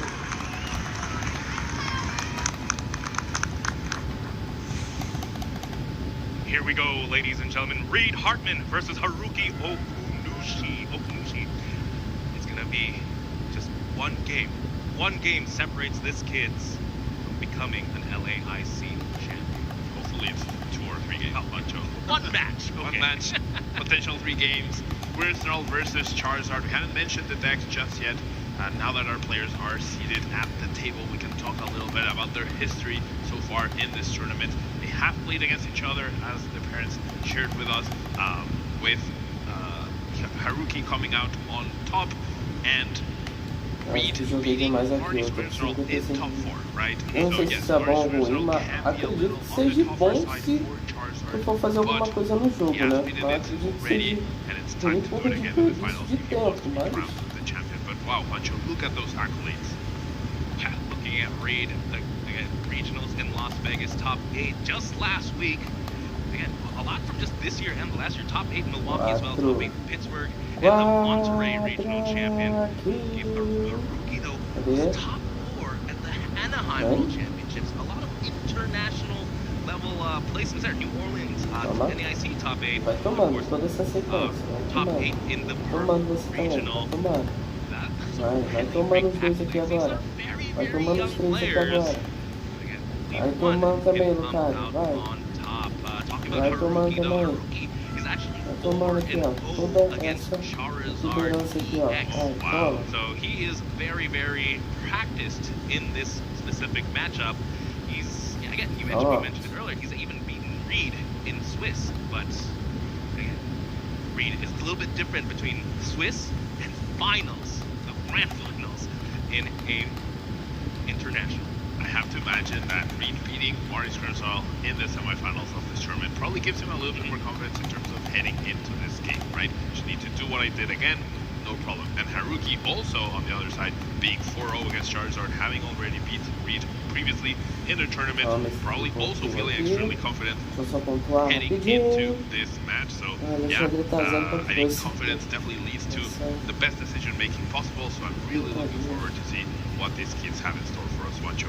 Both of them made it here to the finals of LAIC. I'm sure they're brimming with confidence right now. So we're going to see peak gameplay from both these kids. Charizard EX versus Marty's Grimstone.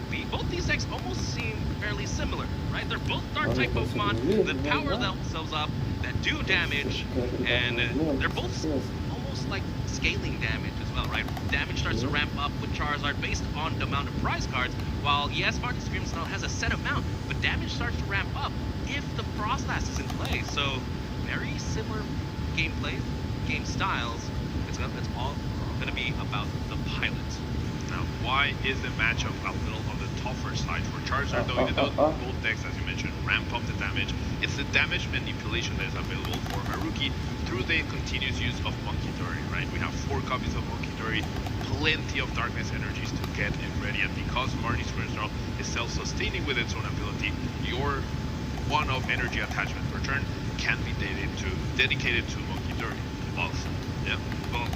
While Reed's Charizard, exactly the same, does also generate the energy into itself, self-sustaining, and Reed's fazer deck is live actually, jogando if I have to say, PCG, it's Charizard, cara, Monkey Dory, does play a isso, couple of Monkey Dory, 2 copies, esses jogos assim, eu, infelizmente só quando tiver com PC, cara, entendeu? Ah, mas dá pra jogar no telefone, cara, não é a mesma coisa. É melhor jogar pelo PC, esse tipo de jogo é melhor jogar pelo PC. Prefiro 1000 vezes jogar pelo PC, cara, sinceramente.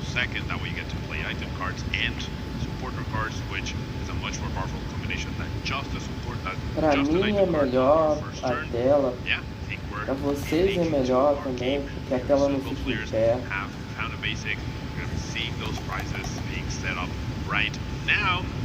Anything crucial here, Juancho? Prizing supporters always feels a little bad because you want to see those early. Eles desabilitaram o time, Might have flown away to the prize cards for both these players. Air balloon means there's not that much means of pivoting. Let's look at the counts though for Haruki and Reed. It should be only 1 air balloon apiece. It is this 1 tech card, just so that you can in and out of the I think the major cards for me in these prizes are the ghost effects at the very top. So a counter catcher at the very top for Haruki. Grimmsnarl is a deck that doesn't mind going behind in prizes, can happen because your damage output is limited. Sometimes you're purposely letting your opponent take prizes as you set up multi-KO turns through the use of Trainer Brain or whatnot.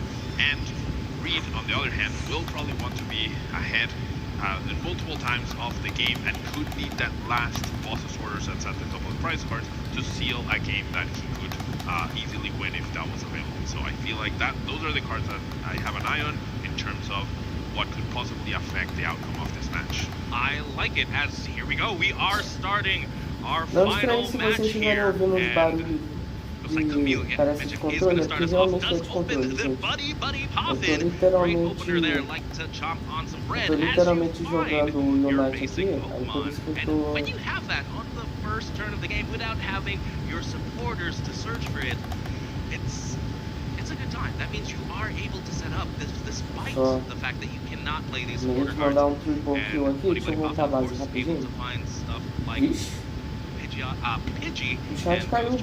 Can you imagine if Buddy Poffin set up your Pidgeot right off the bat? That would be crazy. That'd be a fun format, Pablo. Alright, so yeah, we're being very thorough with our prize checking at this point in time. Of course, we want to set up Pidgeot. That's the key card. I feel like setting up Pidgeot is the key card here. For Camilla, it's like the big advantage. It has to rely on finding supporters over and over to find the cards they need, whereas the names are wrong, pardon me, Haruki will need to rely on the supporters in order to find the cards he needs. However, Reed will have to rely, or will be able to rely on Pidgeot for more specific search. Now, Wonder Candy is priced, does play 3 copies, and he plays 2 copies of Charmeleon, so setting up Charizard should be pretty good. Yes, 2 rare candies, that is enough for a rare candy Pidgeot, rare candy Charizard. Do you think, if you go that route though, is there any downside to that? Yeah, Technical Machine Devolution, a key card for Haruki, a core strategy for Grimmsnarl decks. But every time you go up against the Grimmsnarl, you know you're going to be playing against Technical Machine Devolution shenanigans, right? Which combined with Monkey Dory, combined with Frostlass, sometimes those high HPs don't really matter if your basic and stage ones just have easily 70, 90, or 100 HP. I like it as, looks like double Pidgey, double Charmander hits the board. Again, great Pokemon there. Those are the exact Pokemon Reed wants there. I believe those Pidgeys, the Pidgeys eu vou ler, já li o que vocês estão falando, tá? Caiu pra ti só. Então, estranho. Do nada apareceu aqui que tá, não é possível carregar. In getting a Pokemon knocked out or not, so maybe that decision could be costly for Reed. Of course, he's wanting that extra benefit of the Call for Family attack in exchange for that little bit of extra HP, which can be worth it in many instances, but being in range of all these Monkey Dory Adrenabrain damage with the Frost Blast Indisponível. Gente, só pra ver se pra mais alguém no YouTube caiu. As we start Haruki's turn now, buddy Ou for se foi buddy. só pra mim. Haruki opens up with his own buddy pop-in, so should be able to set up his own basic Pokemon. We should be seeing some Impidimps hit the board and maybe some Snoruns. Only 2 buddy Puffins in this list compared to 4, so I feel like this is something like as a Grimstorm player, when you see that buddy Esse foi pra mais alguém que caiu. Ele tá dizendo que, literalmente, eu tô na página inicial do YouTube e tá dizendo que tá off. Pra mais alguém caiu? E se vocês conseguem inscrever? Se não ninguém mandar nenhuma mensagem, eu vou... Acredito que seja que tenha caído, porque eu não tô conseguindo entrar nem no meu canal.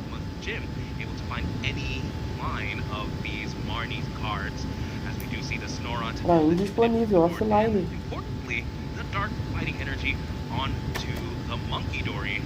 That means technically Haruki here is ahead in the Monkey War if it comes down to that. And this is where the Air Balloon will probably come into play of it being priced, right? It's not available, so you always have to pay that energy on the Monkey Dory to retreat to start attacking with Marine Screwshell, which means it's one less Adrenabrain ability available to us in order to pile on the damage over on the whole field. So yeah, that lack of mobility, like it's a lack of mobility not having Air Balloon, but it's also a lack of conservation of resources on the board, a lack of pivot later down the line. So I feel like Air Balloon for Charizard is not as impactful overall because you have the free trading Pidgeot EX, but it's definitely a lot more impactful for Grimmsnarl. As Arvin was the supporter of choice, grabbing a second buddy pop-in, and just Haruki being to really establish the board. The tool for choice, of course, Air Balloon is prize, but more importantly, on the first turn, the Monkey Dory is going to be holding the technical machine Evolution instead. So he needs a CD over a balloon right now, and Evolution is going to be the attack, which is such a powerful turn 1. This is the ideal turn 1 for both these players, really. If you go second, you want to find your Arvins and start evolving. And just like that, there is the Morgum and só tá aparecendo as mensagens do bot. Haruki plays 2 buddy Puffin and 1 Nestful, and that's exactly what he played in the first turn of the game for a picture-perfect setup right here. Basically just missing the Air Balloon to move that Monkey Dory next turn and have double Monkey Dory set up and start the Marnie's suppression. So now Reed does have the opportunity to go Rare Candy Charizard, possibly if that's available, or Rare Candy Pidgeot, start being aggressive. That Fessentivity hitting the board will start taking some Frost Blast Freezing Shroud damage in between turns during Pokemon Checkup, and now a big Lily. This could let Reed start the aggression or might force him to take another você está off, verifique sua conexão. Mas eu tô literalmente online. Oh meu Deus do céu. Not guaranteed, not when you're not playing something like Arvin to grab Rare Candy to guarantee your Charizard or your Pidgeot. You're at the mercy of these 8 cards. So 8 big ones here. Can he match Haruki's picture perfect start? Peraí que eu já li vocês. Vocês mandaram alguma coisa? Found Pidgeot, no Rare Candy or Pidgeotto in sight, which could be a little problematic perhaps. And I see another Lily in the hand. I see Pidgeot, I see Stadium, I see a Buddy Puffin as well. No, it's just going to be a pass with double Charmeleon in play. And this is where possibly the 50 HP Pidgeys are going to be punished. Because right now, because the Monkey Dories were established very early on, there's actually damage on the board to move. Plus the attack from the Grimmsnarl that does 30 to the bench. That's 50, Pablo. Yeah, 50 is the exact HP of the Pidgey, so that could be problematic. However, we see the Iron Bundle bringing this Fessentivity to the top. That could actually let Haruki also take down Fessentivity instead of Pidgey, which I really like that, right? If you take down one Pidgey, there's still the other one available, so using the damage to just ensure the Fessentivity is knocked out. seems like a pretty good deal. And I love how Mano, Haruki acho que a minha used the internet Iron tá Bundle meio before ruim, committing the gente. Grimsnarl onto the board, right? That means his opponent made a decision, Tá, vocês não possibly falaram nada, expecting the menos mal. Marnie's Grimsnarl, but not knowing for sure that it was going to hit the field. So not giving your opponent information is just as key as trying to get as much information as possible before you make a decision. Are we sure these are juniors? That's a master level play. As again, Marnie's Grimsnarl with a punked up ability, able to accelerate up to 5 basic. Doesn't need 5, just accelerated 2 onto the Grimsnarl. And of course, the Shadow Bullet attack is what we're looking at. Gets the Mordrim as well. All that's missing here is there it is, the second Darkness Energy. Pablo, you were talking about maybe it's better to knock out the Bezendipity instead of the Pidgey. How about we go ahead and knock out both? Because there's 2 Monkey Dories, 2 energies, and Haruki is free to move the damage now before retreating. Yeah, there we have it. 1 damage counter only, trying to get as much damage counter left over for future Adrenaline Rain plays. And now this second Monkey Dory Adrenaline Rain, as you mentioned, Juancho could utilize to take down a Pidgey, could start setting up some damage on a Charmeleon for future technical machine evolution plays, or just be able to take down a Charizard in 1 hit. We could also conserve the damage, perhaps we want to do more next turn. I really like just putting yourself 3 prizes ahead, half the game won already at the finals of LAIC. I love the idea of that. Yes, 3 prize cards ahead. It's only turn 2 here, or Haruki's second turn potentially. And here we go, second Monkey Dory. It is going to be committed to, is that the Charmeleon instead? Seems like it is the Charmeleon, so another a sort of disadvantage of getting too eager with the prize cards, right, is every time your opponent plays an Iono, you draw less cards, right? So Haruki in no rush knows that he's playing the longer game, right? And so taking it slow but steady can also win the race. So 2 prize cards ahead now. There's also the note of if you race your prize cards a little bit too fast, Charizard's damage actually increases based on the amount of prize cards your opponent has taken. And Reed has multiple ways of damage manipulation as well as damage, as well as adding more damage on. Gente, eu vou pegar alguma coisa pra comer e já volto, tá? Rapidinho. Or maybe his own Monkey Dory. Yeah, no, you're right. That's actually probably the main reason, right? If you are 3 prizes ahead, Charizard does 270 damage. And with the Freezing Shroud damage attacking your own Grimsnarl, by the time it's your turn, it will have 20 damage on it. And then if Reed sets up a Monkey Dory, which he already has, right here, then that's exactly 300 damage plus the 10 more from Freezing Shroud. That would be a knockout on the Grimsnarl. So perfectly well executed. Clearly they know what they are doing. Exactly, as Reed Hartman, though, plays the counter catcher, opting to knock out a smaller Pokemon as opposed to the Marnie's Grimsnarl. Potentially, we don't see a Charizard just yet. We haven't seen that many evolution, but surely it should be incoming as Lily is played once again. No prize cards have been taken, so this is another full 8.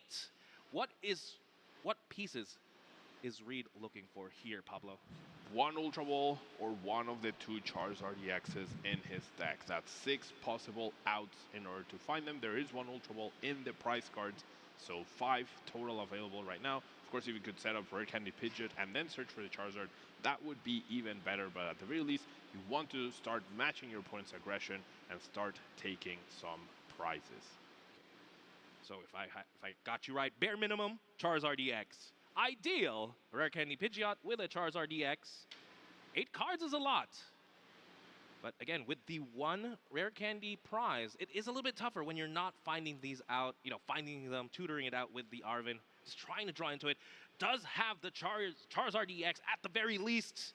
And we are going to see the Infernal Rain come into play, accelerating 2 fire energy.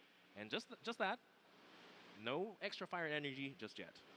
He also drew 2 fire energy in his hand, so sometimes with awkward pricing, if you have too many fire energy in your hand, it can get a little awkward with the Charizard ability because it needs the energy to be in the deck and not in your hand. But so far so good. Reed will be able to match this aggression, will take down the only Morgrem in play, limiting any potential future Marnie's Grimsnarl for Haruki, so setting up another Impidimp will probably be a priority.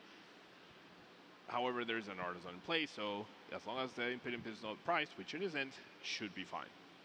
Yes. The again, the Marnie's Grimsnarl line is a little bit tighter, right? Only playing a 3-2-2 Grimsnarl line and only one rare candy. So taking out this key middle piece, maybe it might be tough to get into a second Grimsnarl once this active one is knocked out. And maybe that's Reed's Hartman's way back into this game, or to take the lead here. But again, very key knockout. All about the board state over the prize cards. I really want to highlight Haruki's play. He's taking a pause, right? He drew his card, he's analyzing the board, taking a pause, asking Reed how many cards in his hand. He's making plans, and I'm sure once he's sure what his plan is, what he's going to try to do, he is going to start executing, right? This is something I always try to advise players, because I see many people who are very eager to start playing cards, right? Their turn starts, they can't play a supporter, they can't play an energy, and they're going playing and then thinking and then playing and then thinking. However, this whole analysis, Haruki makes a plan, and now he's executing flawlessly, very fast as well, which is a treat to see at this level. And his plan, like you said, he asked about the opponent's hand size. His plan includes whatever is happening in his opponent's side of the field. Not just what he wants to do, but what he has to interact with in his opponent's play. Yeah, again, this is a junior. He's doing absolutely amazing. This is what I expect from the highest level of our masters.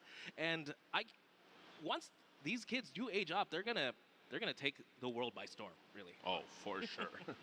Now, Lily, 6 fresh new cards, double Monkey Dory established, Impet Imp established as well. We can heal our Marnie's Grimsnarl.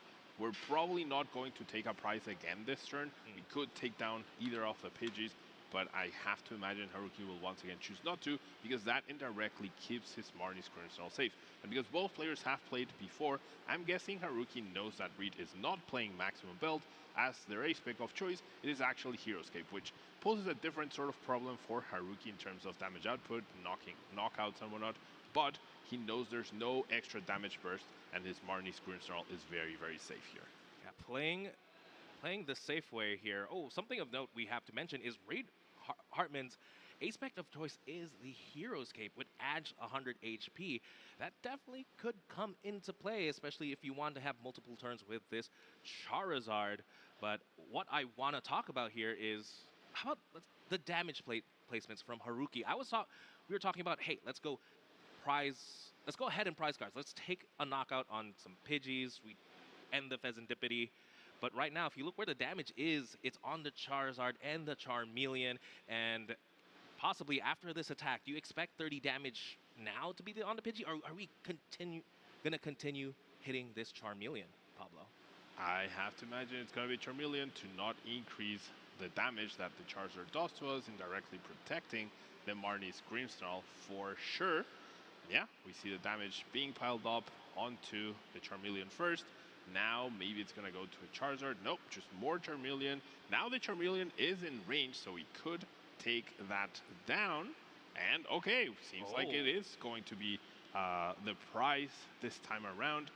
And it's also a way to like protect your damage, in the sense that it could also, if you don't KO the Charmeleon now, then it just heals by Monkey Dory, and you know your opponent probably has the possibility of a second Monkey Dory, right? So now Reed has pressure, there's no more Artisan in play, so he needs another Charmander down. There's the Artisan immediately hitting the field. However, maybe Reed here just taking a minute, just thinking a little bit. But yeah, again, right now on the board, Charizard with 100 HP remaining, and no Charmander yet in sight. Until now, there's Artisan. But yes, 100 HP remaining on the Charizard. But Reed opting to grab Monkey Dory as opposed to another Charmander. No third Charmander isn't prized. Heroescape can help here. Again, on the Charizard, give it 200 HP, but that's still in range, isn't it, Pablo? Yeah, I do believe at this point it is in range, but we do have double Monkey Dory, right? So we can heal 60 more damage off of this Charizard that will leave it with 140 HP remaining, 150 after the Freezing Shroud. That's 280 left over.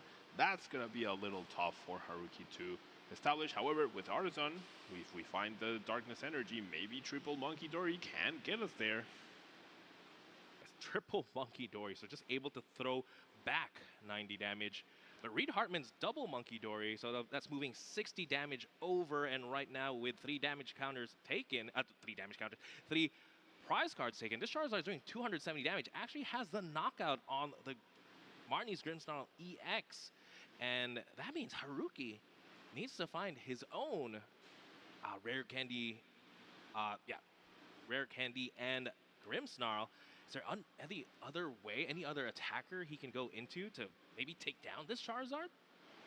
I mean, I don't think so. There could be a TM Devo play perhaps at this point in time. The Hero Escape does not save this Charizard from being taken down. The Charmeleon would have 200 HP. We can still get there with the Monkey Dory damage. Cards flying everywhere, damage flying everywhere. Now, what did Haruki find off of the Iono? That's the question. There are supporters to be played. There's at least the Arven, so the TM Devolution play should, at the very least, be available. Devolution not as, well, it's strong in a way that you're taking down the lone Charizard EX and the Hero Escape, your opponent's A-Spec, but again, you're not devolving anything else besides that, since Reed wasn't even able to set up a Pidgeot. It seems worth it, but we'll have to see if Haruki goes for it. Or maybe has even the Grimmsnarl triple Monkey Dory play, like you mentioned. But yeah, the thing is, do we have Rare Candy Grimmsnarl available to us? Yeah, that doesn't seem like it is. I mean, if the stadium hadn't been countered, then perhaps I see Haruki's eyeing up a stadium to the front, an ice stretcher, the air balloon. Maybe it's time to see the secret box. We haven't seen Haruki play his A-Spec. He does move the secret box to the front. Like I said, Haruki plans and then executes. It's really, really interesting to see the way he's very methodical with his play, planning out everything, has the Arven in hand, but hasn't played the Arven. He only plays the card once he is 100% sure of everything he's going to do. Yes, as the secret box and the air balloon that was grabbed off the prizes is now in the hand. So the Monkey Dory in the active is now maneuverable while keeping its energy. In terms of the Monkey Dory war right now, both players are matched. 2 Monkey Dories to 2 Monkey Dories. The air balloon had to get discarded at this point in time to pay for the cost of the secret box. We're going to see the stadium. Are we going to see the Rare Candy? There is a nice stretcher at the very front. No, we see a Technical Machine Devolution. I think that is going to be the plan here, Juancho. Whilst we establish a Morgrim, perhaps, that takes down the Charizard. Right now, it has 180 damage on it, so we need 2 more damage counters before we Technical Machine Evolution. So 1 Marnie's Grimmsnarl ability needs to be dedicated towards that. Now we see the stadium getting utilized, countering the Artisan, grabbing that Marnie's Grimmsnarl from the deck. We do have Rare Candy Grimmsnarl, actually. Just a lot of options here for Haruki. The lone Rare Candy. Night Stretcher was a grab for the 3rd Energy 2 on the Monkey Dory. All right. This is everything. A picture-perfect board for sure. Now, do we go for the straight-up KO instead of Technical Machine Devolution? Is that better? Can we get the KO? Is it game now? Yes, Haruki with only 3 prize cards remaining. There's a Pidgey on the bench. It depends on how much. Can we knock out both the Charizard and the Pidgey potentially? We are 10 damage short, Juancho. We are 10 damage short. No, we can.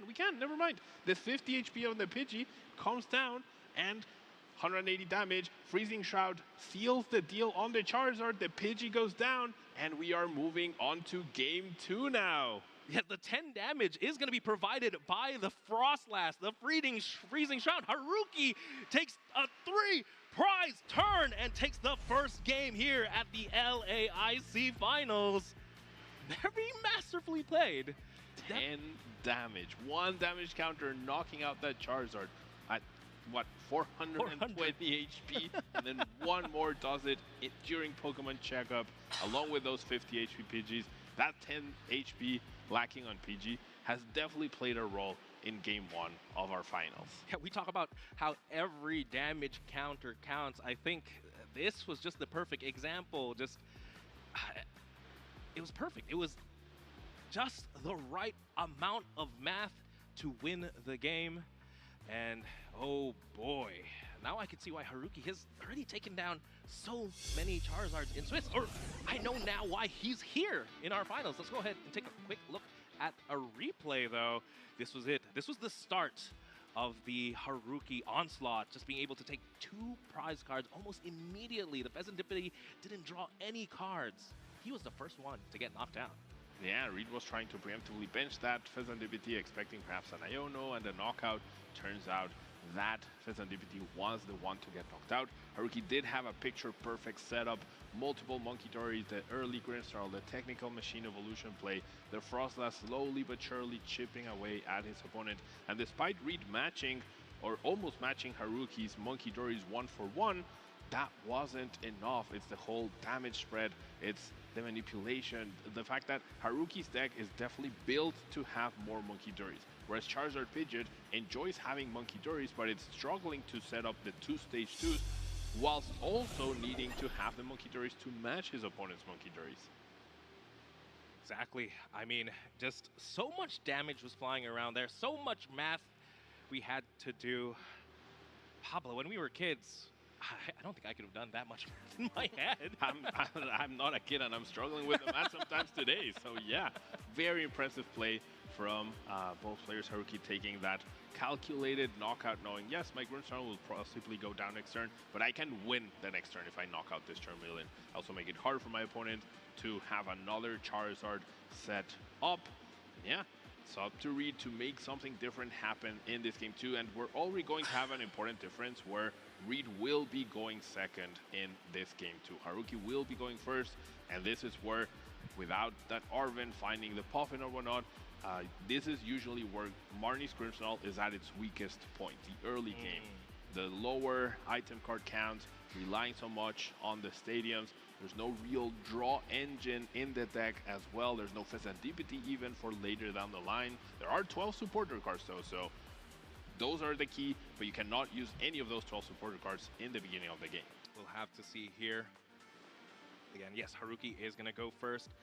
I just want to mention real quick, Haruki Okunushi is from Malaysia, actually from the Southeast Asian circuit.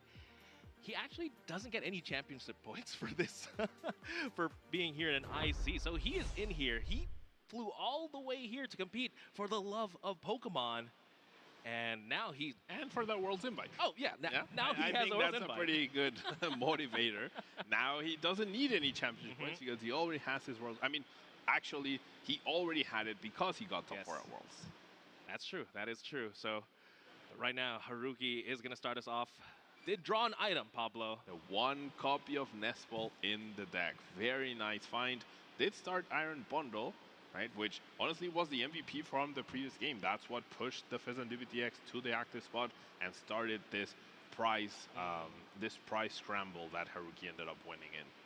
Looking at a prize card though, very something of note is that 1 rare candy in the prize card. That is Haruki's only copy of rare candy, while everything else, not much else of note. Just really want to focus on that rare candy. Monkey Dory, again, we've seen how important that Pokemon is, but luckily Haruki is playing 4 copies of that. Oh, also the only copy of Artazone, I believe. Yeah, I mean, Haruki's playing more copies of Monkey Dory than Impidimp, right? And you can see how important Monkey Dory is. It almost feels like Monkey Dory and Frostlass are the core threat of the deck, and Marnie's Grimmsnarl is a very nice to have, but it's like you can do without it sometimes. Yeah, I mean, Monkey Dory Frostlass, that's a deck in itself, but 180 damage is not that bad. 180 plus 30, that's pretty good. Now, to Reed's turn, does open up the ideal turn. Arven is going to make us a couple of sandwiches, some buddy poffins, and he's going to be able to set up here, find some Pidgeys, find some Charmanders, and more importantly, find the CD, the Technical Machine Evolution, to turn those Pidgey and Charmanders into their evolved form, Pidgeotto and Charmeleon. Are are puffin sandwiches, Pancho? I'm generally asking. I'm not saying you're wrong. I'm generally asking. They could be, right?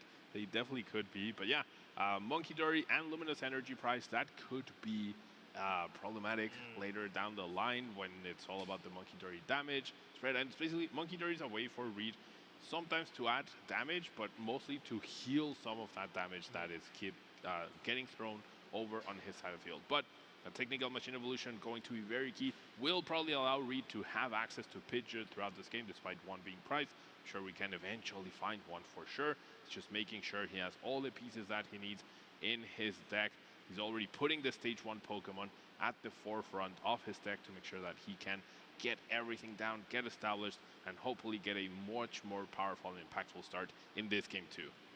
At the very least, would love to see a Pidgeot come down. That's something we haven't seen in the last game. Pidgeot's such an integral part in any matchup, really. It's an amazing consistency start with the quick search ability.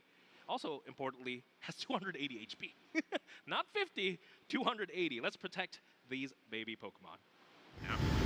Chat, eu tô aqui no tá? Eu só tô almoçando aqui, mas eu tô aqui na live, beleza? The technical machine evolution play will be live though, especially if you rare candy into the Pidgeot. The 50 HP still remains relevant at that point in time, right? But the technical machine evolution get attached this time around, finally getting that ideal start for Charizard. I mean, if you ask a Charizard player, what's your ideal start? What do you want to accomplish on your first turn? It's technical machine evolution, get Pidgeotto, get Charmeleon, get them both evolved and ready to go for next turn. As Haruki now just starts his turn, immediately evolving into Marnie's Morgrim. No reason to hold back that evolution. Though one rare candy is prized, we are not going to see a Marnie's Grimmsnarl hit the board this turn just yet. So not going to be, not taking knockouts, that's for sure. But what do you think the ideal second turn here is for Haruki then?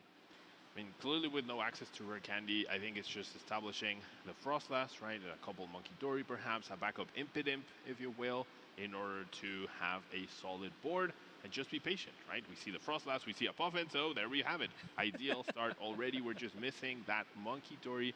That's where you would probably want to attach your energy to, but starting to get the Freezing Shroud, I mean, even starting to get Freezing Shroud damage on your side of the board is just as important as getting Freezing Shroud damage on your opponent's side of the board. Yes, that's exactly why we saw Haruki immediately bench double Monkey Dory on his first turn and just start to get those ticks, start to get the ammo.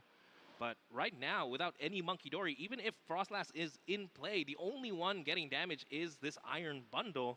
That is technically still damage on Haruki's board, but it's more ideal on the Monkey Dory. Monkey Dory sticks, Iron Bundle, goes away, takes all his damage counters sometimes. But let's see what else Haruki can put together. Yep, not going to go for that second sword. Has one in his hand. And I think there does feel... there's definitely a tipping point in this deck where you can set up double Frostlass, but sometimes that can be overwhelming on your own side. That's where your own Monkey Dories are being put at risk. The damage piling up on Marnie's Grimmsnarl is a little too much. You're effectively reducing your HP of every single Pokemon by 40 HP each turn, right? So Haruki being very measured this time around, knows that for the overall matchup, I mean, he's 4-0 in this matchup in general, right? That means he's won at least 8 games usually. Against Charizard, he knows exactly how to go about this. And that's where maybe if Reed knocked out the Frostlass, there would be less damage heading over on his side of the field, and he could manage it better. Yeah, Haruki was able to put down the Monkey Dory at the very least with the energy. So when we were talking about ideal turns, there we go. That is a very ideal turn as we move now to Reed, who has quite a few things to be played. A lot of energy in hand, but I do see the Ultra Ball. Could we see a Pidgeot or a Charizard hit the board? Probably Pidgeot first and then the Charizard. Yeah, that quick search ability being live finally for Reed. Now he will be the first to take a prize card. Probably not gonna be able to take down the Morgrim. Maybe he can. He did discard another Ultra Ball. So yeah, I mean, he could have used Ultra Ball for Pidgeot, Ultra Ball for Charizard perhaps. No, he has 2 cards left in the hand, so no, not enough cards to go get both and then get a boss's orders. But now it's just gonna be the early aggression, a Charmeleon as well hitting the board. That's pretty important, and the Monkey Dory already established. That's the key. Match his opponent's Monkey Dory 1-for-1, and any damage heading over on Haruki's side of the board can also be sent to Reed, but Reed can send some of that back. the Monkey War stalemate. Definitely want to match monkey for monkey, damage counter for damage counter, as Haruki does have the Spike Muth Stadium. This gets to find, again, any Marnie's Pokemon. Doesn't have to be a basic. So we are going to see, at the very least, a Marnie's Grimmsnarl hit the board. Haruki just, again, making sure he has every bit of information before making his plays, asking Reed how many cards in hand. Checking out Counter Catcher. There we have it. Both players being very aware of how the Monkey Dory dynamic comes into play, and Haruki just wants to take that down. Now, I'm wondering why we are not going for the Grimmsnarl, thinning the deck a little bit more. Perhaps Haruki wants to give himself the chance to find the Marnie's Grimmsnarl off of this Lily's Determination, and that way he can use the Spiked Muth Gym to find the Morgrim and have an easier time, especially now that I'm sure he's aware that the rare candy is not available to him. If I had to guess as well, once you do evolve into Marnie's Grimmsnarl, you have to attach energy from the deck. Maybe Haruki wants to have energy in hand for even more Monkey Dories to be drawn into, since it is a full 8 here. It is a full 8. Did we find either of the pieces? I don't think we did. Is that an Ultra Ball? Oh, it is the one copy of Ultra Ball. There we go. It's effectively a third Grimmsnarl at this point in time. But yeah, we're going to be able to either search for a Monkey Dory and establish that. We can search for the Grimmsnarl and get the Morgrim with the Stadium. That also works too. See the Monkey Dory being put to the front. Yep, so you were on it, Juancho, wanting to keep those energies in the deck so that they were available to be drawn, knowing that the Grimmsnarl was guaranteed. Yes, Haruki here just saying he does not want to have a stalemate, to have that Monkey Dory stalemate. He wants to be winning that Monkey Dory war. He wants to be able to move more damage counters than his opponent, and even shows to why he chose to counter catcher the Monkey Dory, just really having that dominance.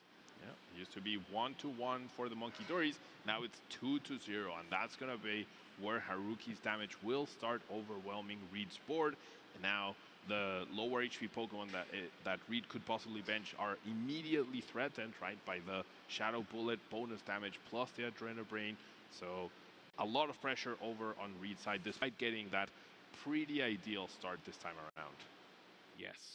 Right now there's, well, it doesn't look like a lot, but there's so much damage counters on the board. Yes, they're on these big HP Pokemon, the 330 HP, the 280 Pidgeot, but you also have to look at what's underneath. So sometimes the clock is actually what is underneath those Pokemon, the Pidgeotos, the Charmeleons. But again, Haruki has so many lines. Reed right now, again, has access to everything he wants in the deck. Has his Charmeleon, has his Charizard. Pablo, if you could do one play, what could it be?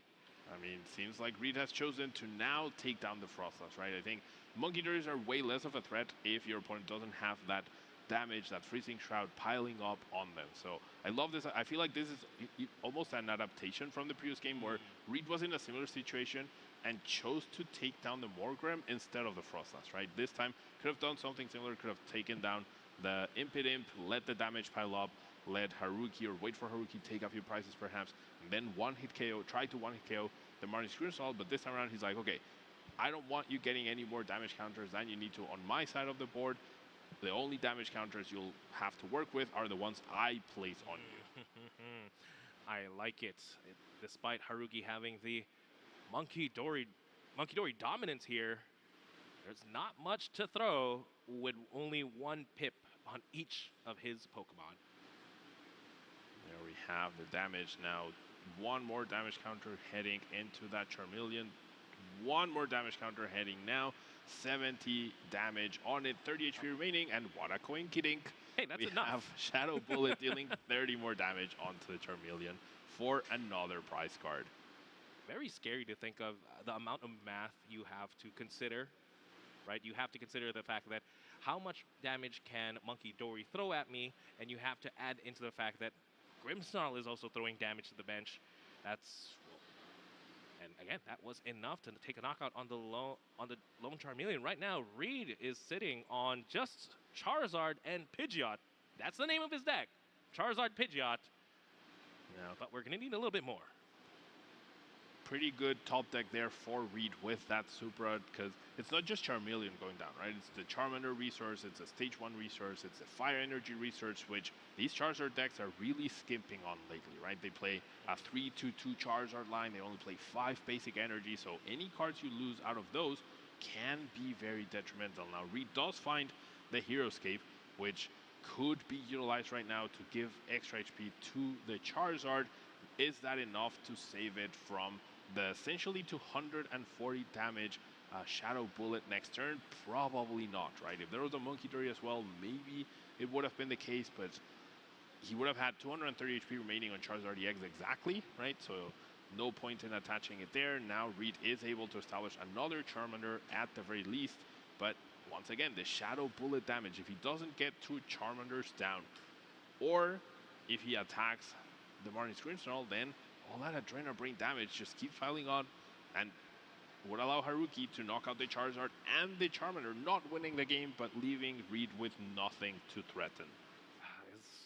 I just have to think, is that the downside of, yes, the cape doesn't really protect Charizard EX from getting knocked out. It will have 230 HP, but it is taking away heat from it, right? It forces the Monkey Dory damage to be placed on the Charizard. That means you have at the very least a Charmander to play with, but I think we could have also maybe attacked and attached the Heroescape to the Charmander as well. That definitely would have protected it, but Reed choosing not to attack, right? So choosing not to put damage counters on Marnie's Grimmsnarl, that also means Haruki takes a knockout, right? There's exactly 2 damage counters on the Pidgeot, right? And Haruki will be at 2 prizes remaining. Charizard will be doing 300 damage total. So if Reed is able to establish a Monkey Dory and have Rare Candy Charizard, he could one-hit KO this Marnie's Grimmsnarl. So it almost feels like a bad situation for Haruki to take a prize card. So pretty well done there by Reed. I like it. The Charizard EX potential trap. And with the support of Pidgeot, things can definitely come together as Haruki, though, flying through.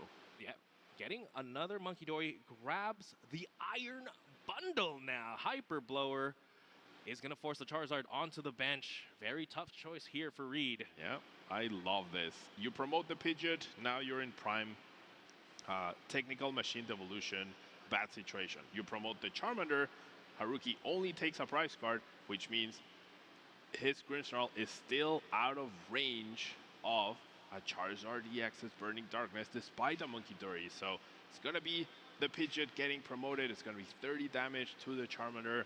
Reed against the ropes in a situation where if he attacks, it's not great. And if he doesn't attack, it's also not great. Yeah, Haruki did not fall for that Charizard EX trap that you mentioned earlier.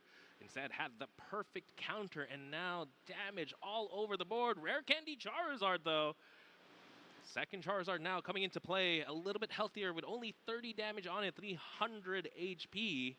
But it had to be Rare Candy into that Charizard.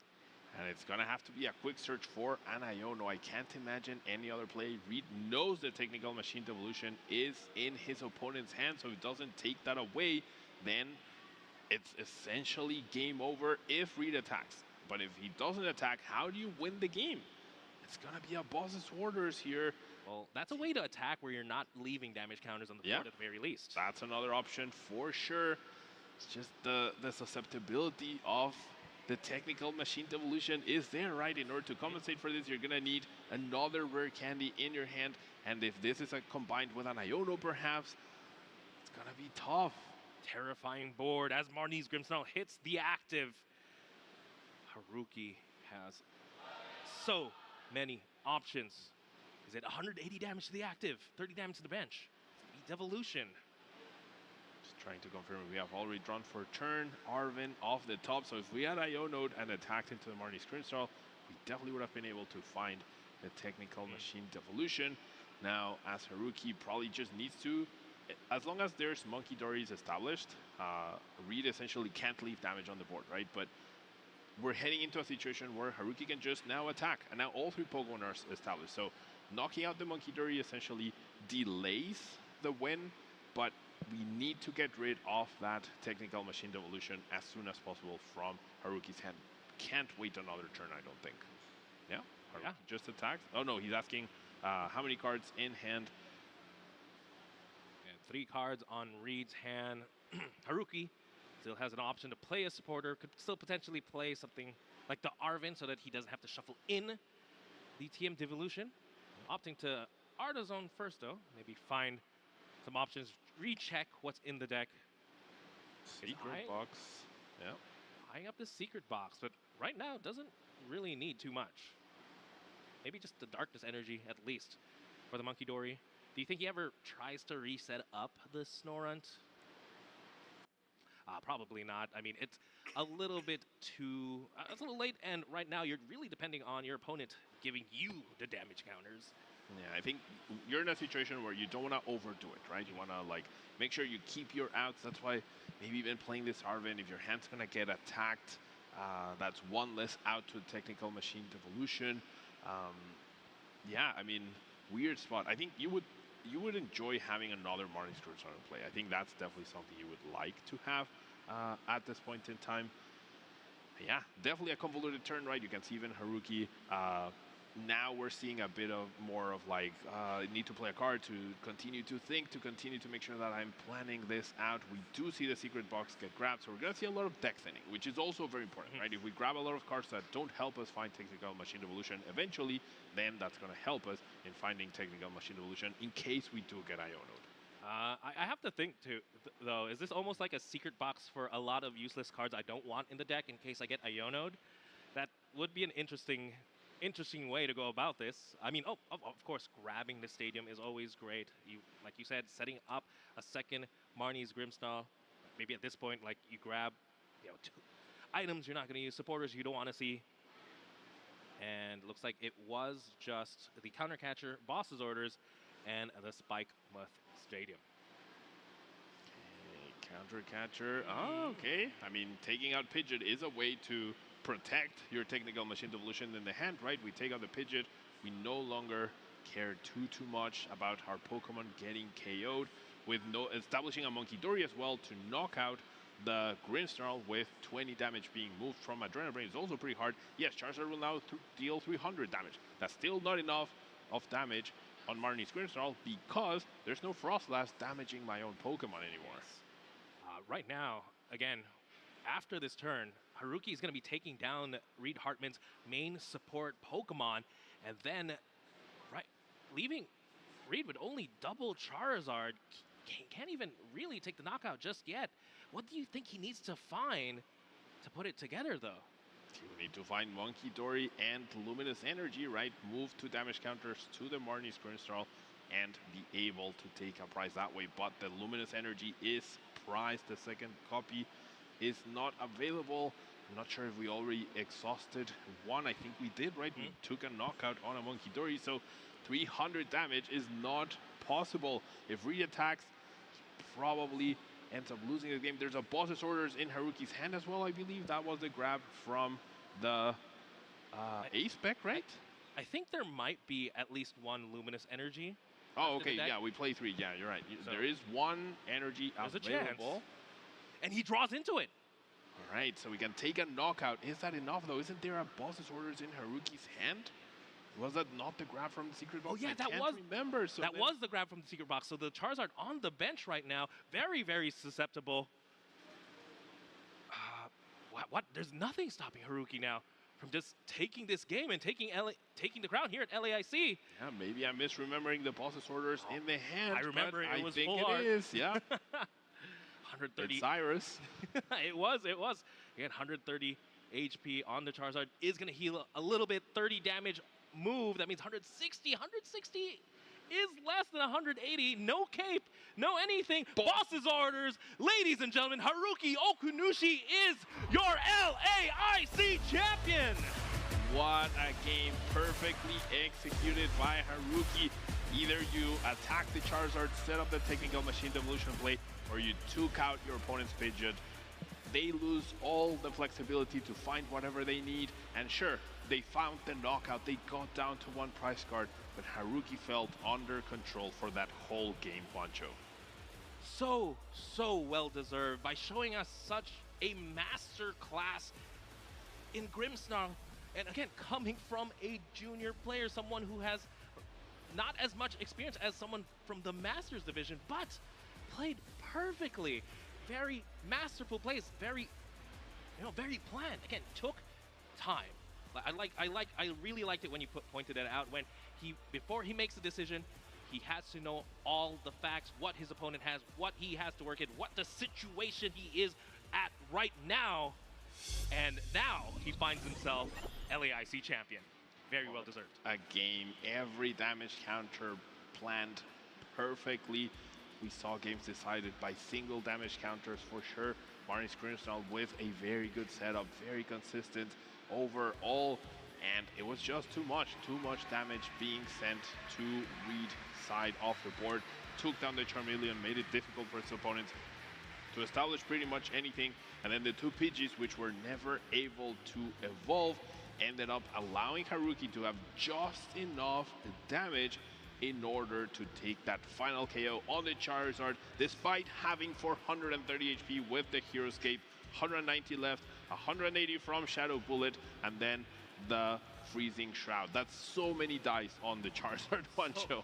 So much dice, and it was the perfect knockout. It wasn't even a knockout on Haruki's turn. It was a knockout in between turns with the Frostlass. Beautifully played.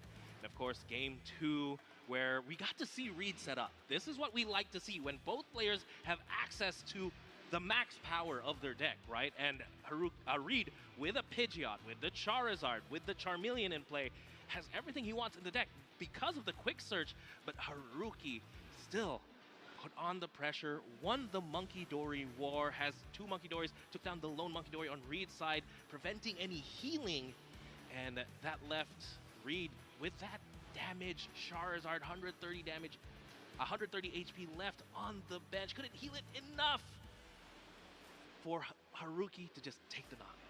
Yeah, having boss's orders in hand, that secret box, you can see how powerful it really is. Gave him the counter catcher to take the knockout on the Pidgeot, and gave him the boss's orders to become LAIC champion. Marnie's Grimsnarl LAIC showing the world that they can be the champion. I love it. That was a game. That was such a fun game, Pablo, and seeing the juniors really play their heart outs, play their best. Even I learned something from that match. The amount of plays the Grimsnarl player was able to do, not taking the knockouts. Again, we were talking about, oh man, the Pidgeys have 50 HP, let's move it there. But Haruki was thinking, no, I'm going to put damage on the Charmeleon. That's a little bit more important. And then because he established so many Monkey Dories, was able to take that knockout instead. But much later down the line, patience is the key. And you know who's been very patient, Juancho, our senior finalists. However, they are getting ready to start our finals. Let's take a look at the bracket of what went down yesterday that led us to Championship Sunday with Camille versus Luca. Camille had to take down Kobe, Nathan, 2 Nathans, Ostercats, and Voss in order to get to the finals, whilst Luca went up against Roman, went up against Gabriel, went up against Henry, and made it all the way to the finals. Yeah, I truly think that this is a stacked top cut.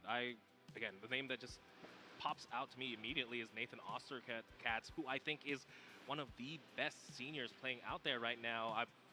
He did just win Las Vegas last weekend, if I remember. Yeah, he won Las Vegas last weekend, has 10 regional championships to his name, 3 ICs, but gets taken down here by Camille. So Camille, a force to be reckoned with. Very curious to see this matchup, and it's going to be a fun one, Pablo. This is going to be probably the most interesting matchup in LAIC. I can't wait. I cannot wait. Yeah, we're definitely going to be seeing a lot of creative plays. We did have a pretty full top cut here for our senior players. Only one player, Nathan Ostercats, was the one to go ahead and get that asymmetrical top cut by. Everyone else had to play for their spot for top 8 into semifinals, into the finals. But here we have them, Camille versus Luca, and it's going to be Golden Go versus a very unique archetype, Pidgeot Control. Yes, I'm looking at the deck list for both these players at this point. Golden Go, I'm familiar with. You know, the lines are there. It's like a 4-4, a lot of 4-4s, a lot of 2-2s, a lot of consistency cards. And then you look at the other side. It's it's the Pidgeot control deck, and it's a bunch of 1-1-1-1-1-1-1. It's a very long deck list for sure. It's one of the tougher ones to fill up.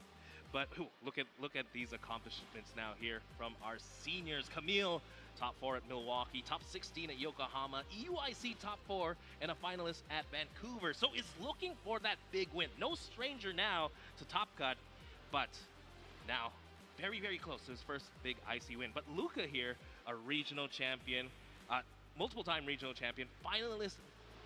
Now he's been a finalist on every type of IC, finalist at NAIC, finalist at EUIC, and right now finds himself in the finals of LAIC.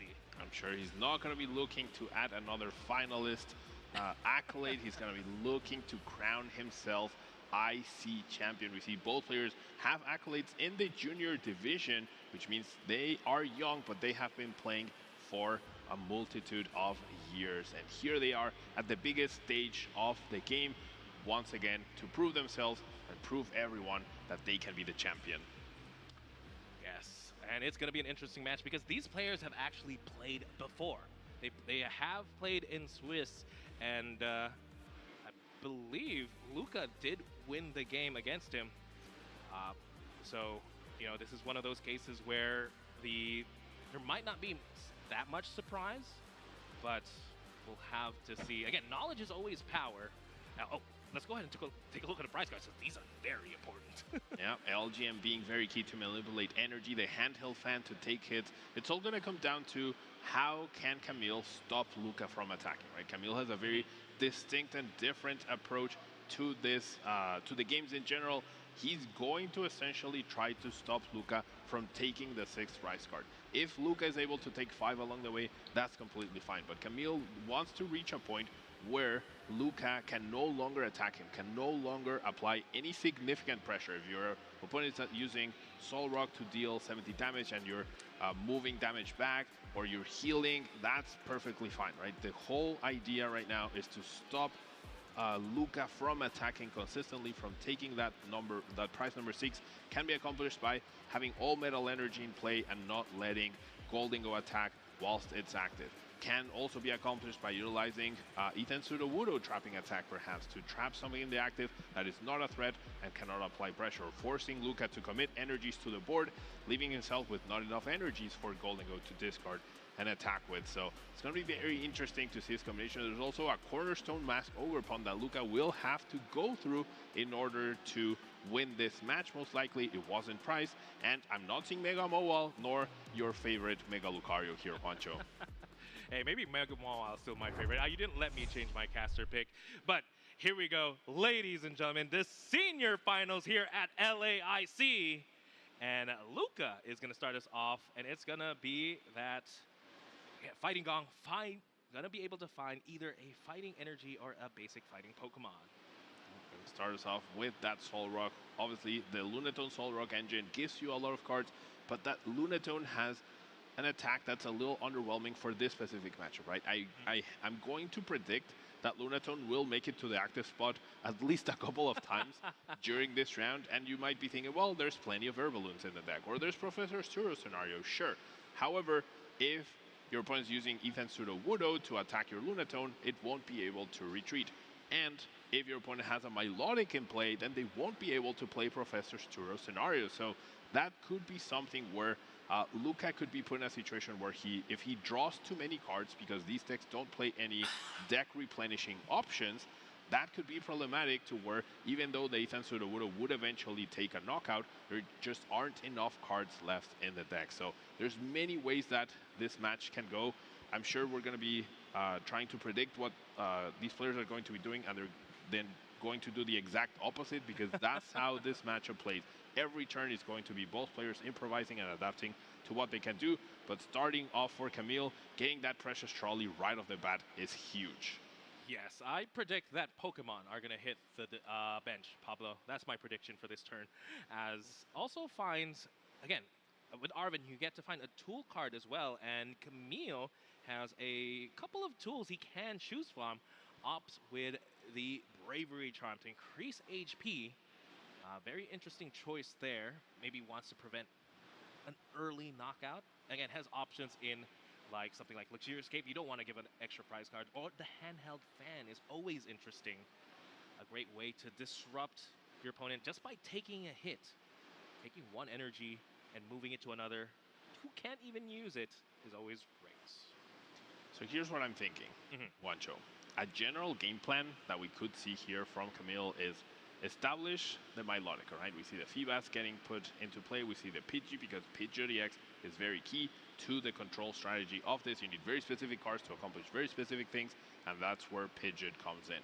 And we also have the possibility to item lock, right? So one way we can do this is we can put Cornerstone up in the active, force our opponent to attack into it, try to deal with it, we can heal it, and with the handheld fan, those metal energies get transferred to Pokemon on the bench, which can't use them, right? A metal energy on Solrock is useless. A metal energy on Lunatone is also useless, and if they're in play, they cannot be recovered from the discard pile.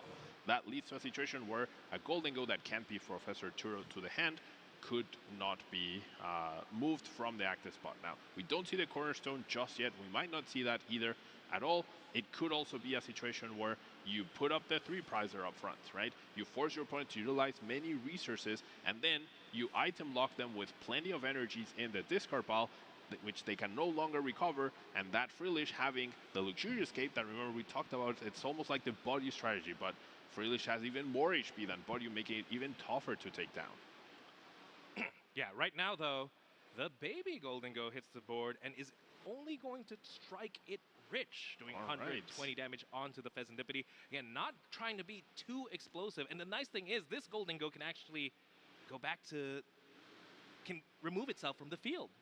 Yeah, I mean, not a very explosive start, but that's because Luca's hand is just really bad at this point. He has nothing in his hand. He's not trying to conserve resources. He just doesn't have anything to work with. This was his best possible play. Yeah, I mean... Well, he's not in any rush, so... He's not in any rush, that's for sure. Like, in terms of attacking pressure, sometimes Pidgeot Control X can win by, if your opponent's drawing that badly, you can power up a Pidgeot and just start attacking them that way. Yeah, I've definitely won games doing that before. That is an option. This Iono will give Luca a fresh new hand. Camille trying to prevent that Pheasantipity from going down. And a big pain point here for Camille was that the Latias EX was prized. So that allowed him to not have the ideal setup of promoting the Mega Kangaskhan EX to start drawing cards with Run Errand. Latias EX is problematic if it's not available, but this deck needs so many resources to deny an opponent's resources that it can't afford to play multiple copies of any card, really. Yes, and I think it's also just very important for Luca to force the side up to the bench. You don't, not taking that knockout, it does take up a bench space, and that's one less support Pokemon or very annoying Pokemon that Camille can use, right? It's just sitting there doing nothing. There's no Dusknoir for the Goldengo, so just damage on the Pheasantipity, great. And right now, does have the Arvin, so Luca is now going to at least be able to set up, and is choosing to flood the board now with a couple of gimme goals. Yeah, now we have that explosiveness that, like I said, Luca would have loved to have, but just did not have access to before. Now we get to surf back, choosing not to shuffle the Goldengo back into a deck. Usually a 3-energy attachment for Goldengo second attack is really rough to have, but there's been no pressure, and it was Luca's best play, and now he's up ahead 2 prizes without any resources exhausted. That's the key thing. And now 2 energies prized, the Lana's 8 at the very top. Those could be cards that come down that could affect the later stages of the game.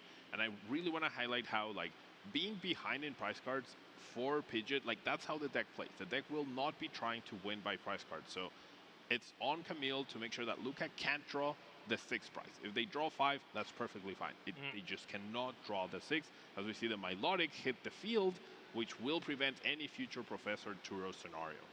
Yes, that means Luca can't pick up his Pokemon unless, of course, by surfing back. But right now, going for the boss's order. Are we going to start the trap here? The Mega Kangaskhan's too big. It's too hard to move out of the active. Maybe just trying to prevent Luca from getting a free attack. They're trying to keep the energy stuck. Exactly. Yeah, I think that's the main idea. It's like, okay, if you want to attack with Golden Go, you can go ahead and do it. If there's an air balloon, you can easily retreat, right? And you can surf back the energy into the deck.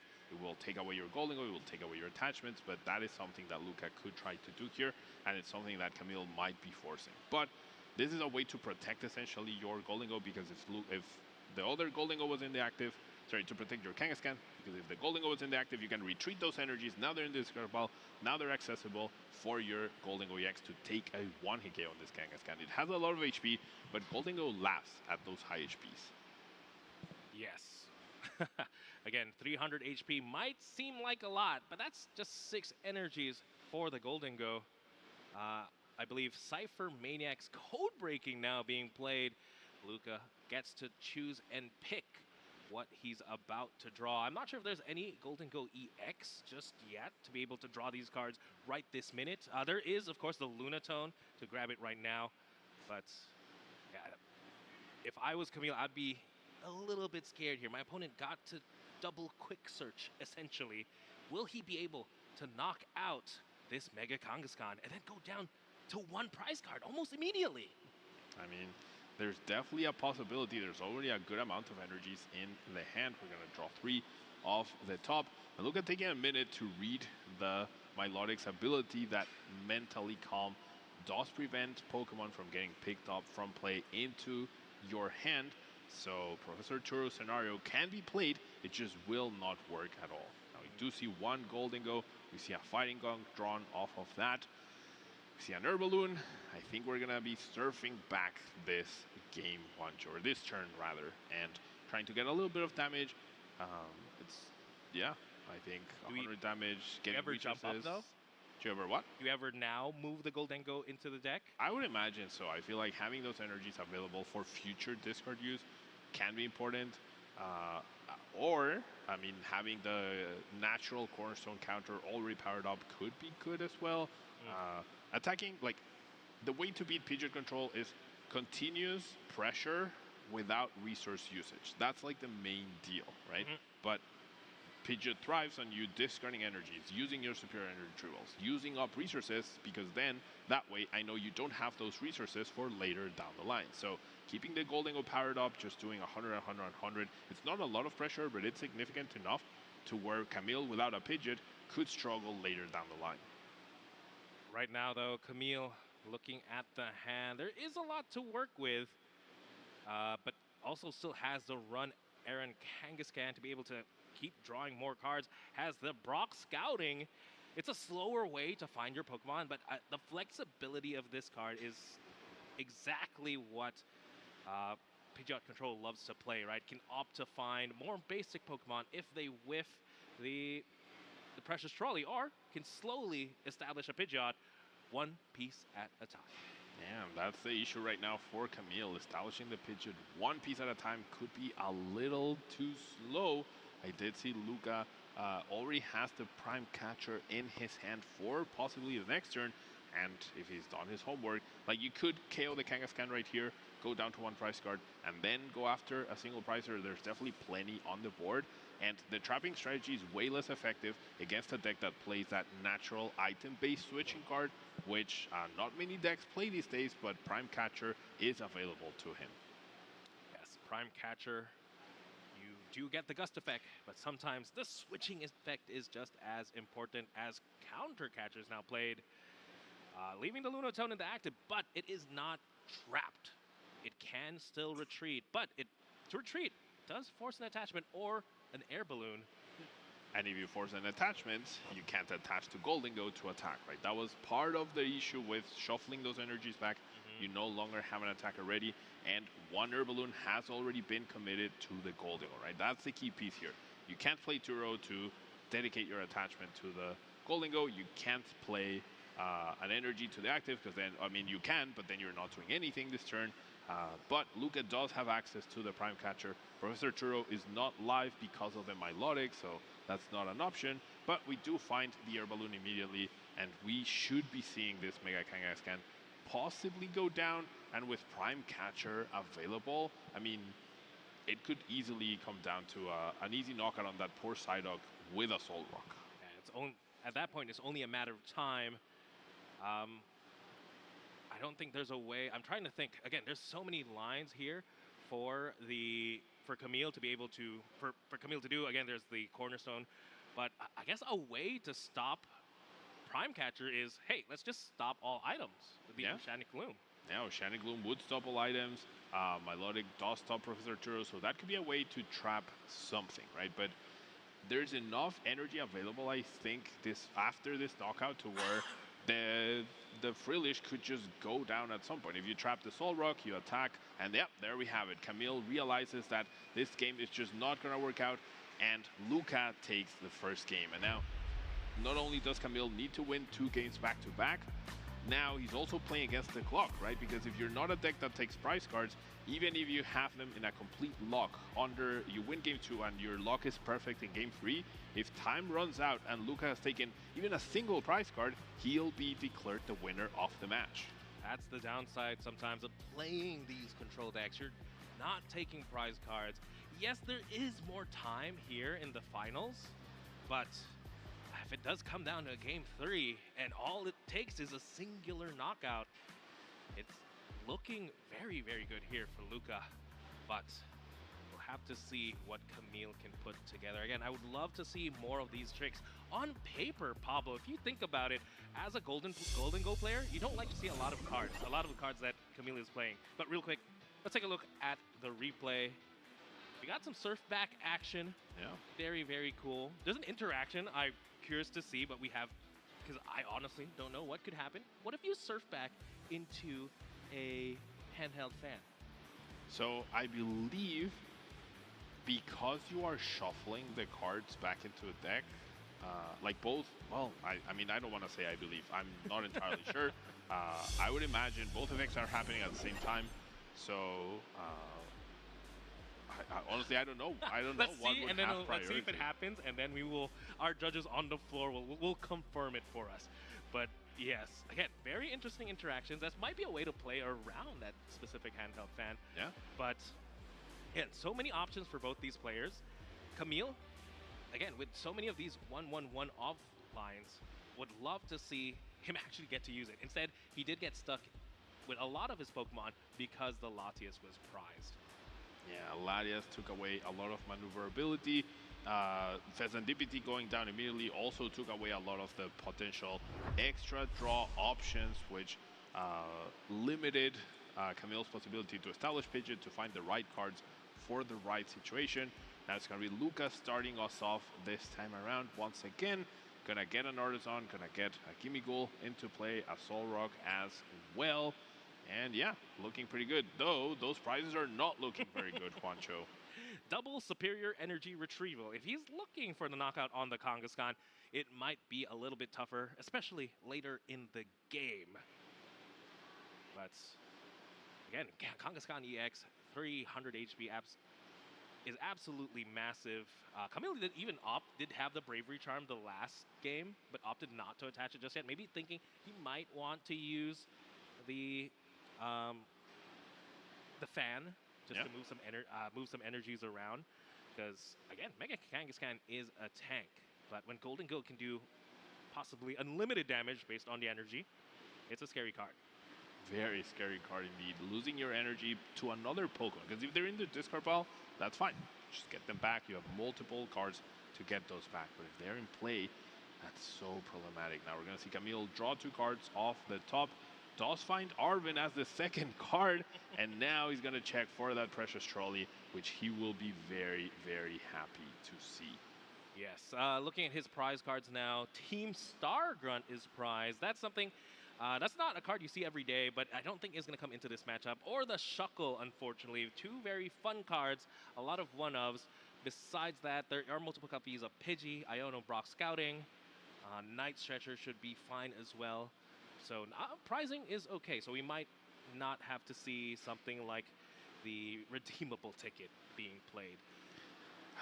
So I'm going to say the Team Star Grunt can be utilized in a way where if your opponent only has 1 energy in play, right, and their air balloons have been played, then you can take away that attachment from whatever has it, assume a Goldengo, and then you bring something else up that requires an attachment to retreat. And that way, that leaves your opponent in a weird situation where if they attach to retreat, they have to retreat, and then they're susceptible to more gusting because you can only attach either to retreat or to attack. And if you preemptively attach to attack and then wait for next turn to attach to retreat, that's where the energy moving effect of LGM comes into play. So I do think the Team Star Grunt, like, it's priced, so we're not going to be seeing it probably in this match in particular, but against these low energy cost decks that want to save their resources, you also have to be very careful, because if you overdo it and you are too careful, then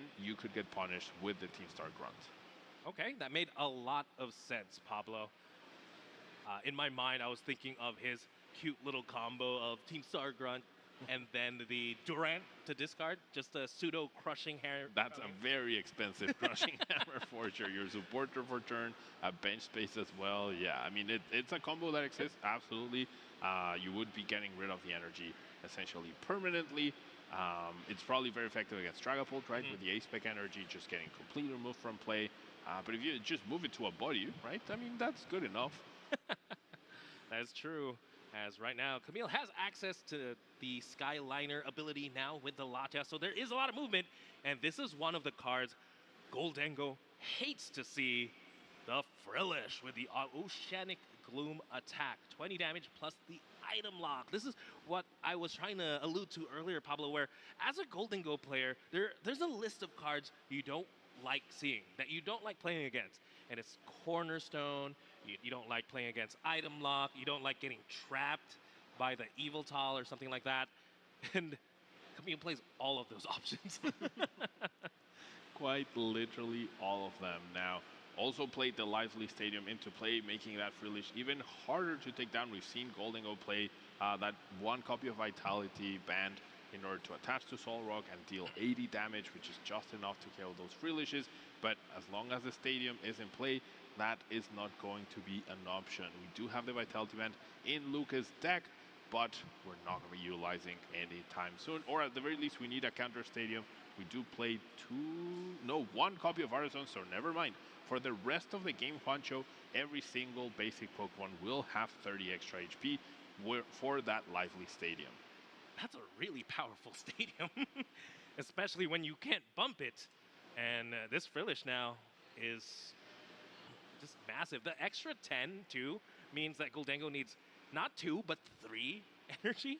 3 energy to take the knockout. You want to take out a Kangaskhan, you need 7 energy as well instead of 6. You want to, yeah, it's definitely impactful. And with Bravery Charm on top of that, it could even get worse. Yes. Are you more afraid of the Bravery Charm or the handheld fan on the Frillish right now? I'm more afraid that every time I hit into this Frillish, I have to say goodbye to one of my metal energies. Yeah, I think it's early handheld fan into late game. Difficult to take down once resources have been exhausted. We do see the Pidgeot established finally off of that Brock Scouting and the Rare Candy, 2 copies of Rare Candy in the deck. Seems like we're going to immediately go for that Milotic, just take away the Professor Turo scenario option immediately. Prime Catcher being shot down as well. So Luca is going to have to manage his bench pretty perfectly if he doesn't want something awkward priced in the active spot. Yes. Again, this is what Camille wanted to do in that first game. Establish the Pidgeot, establish the Milotic, and then have access to retreat in the Latias. And such a terrifying board. Oceanic Gloom just hitting for another 20. Could even knock out this Gimmighoul potentially.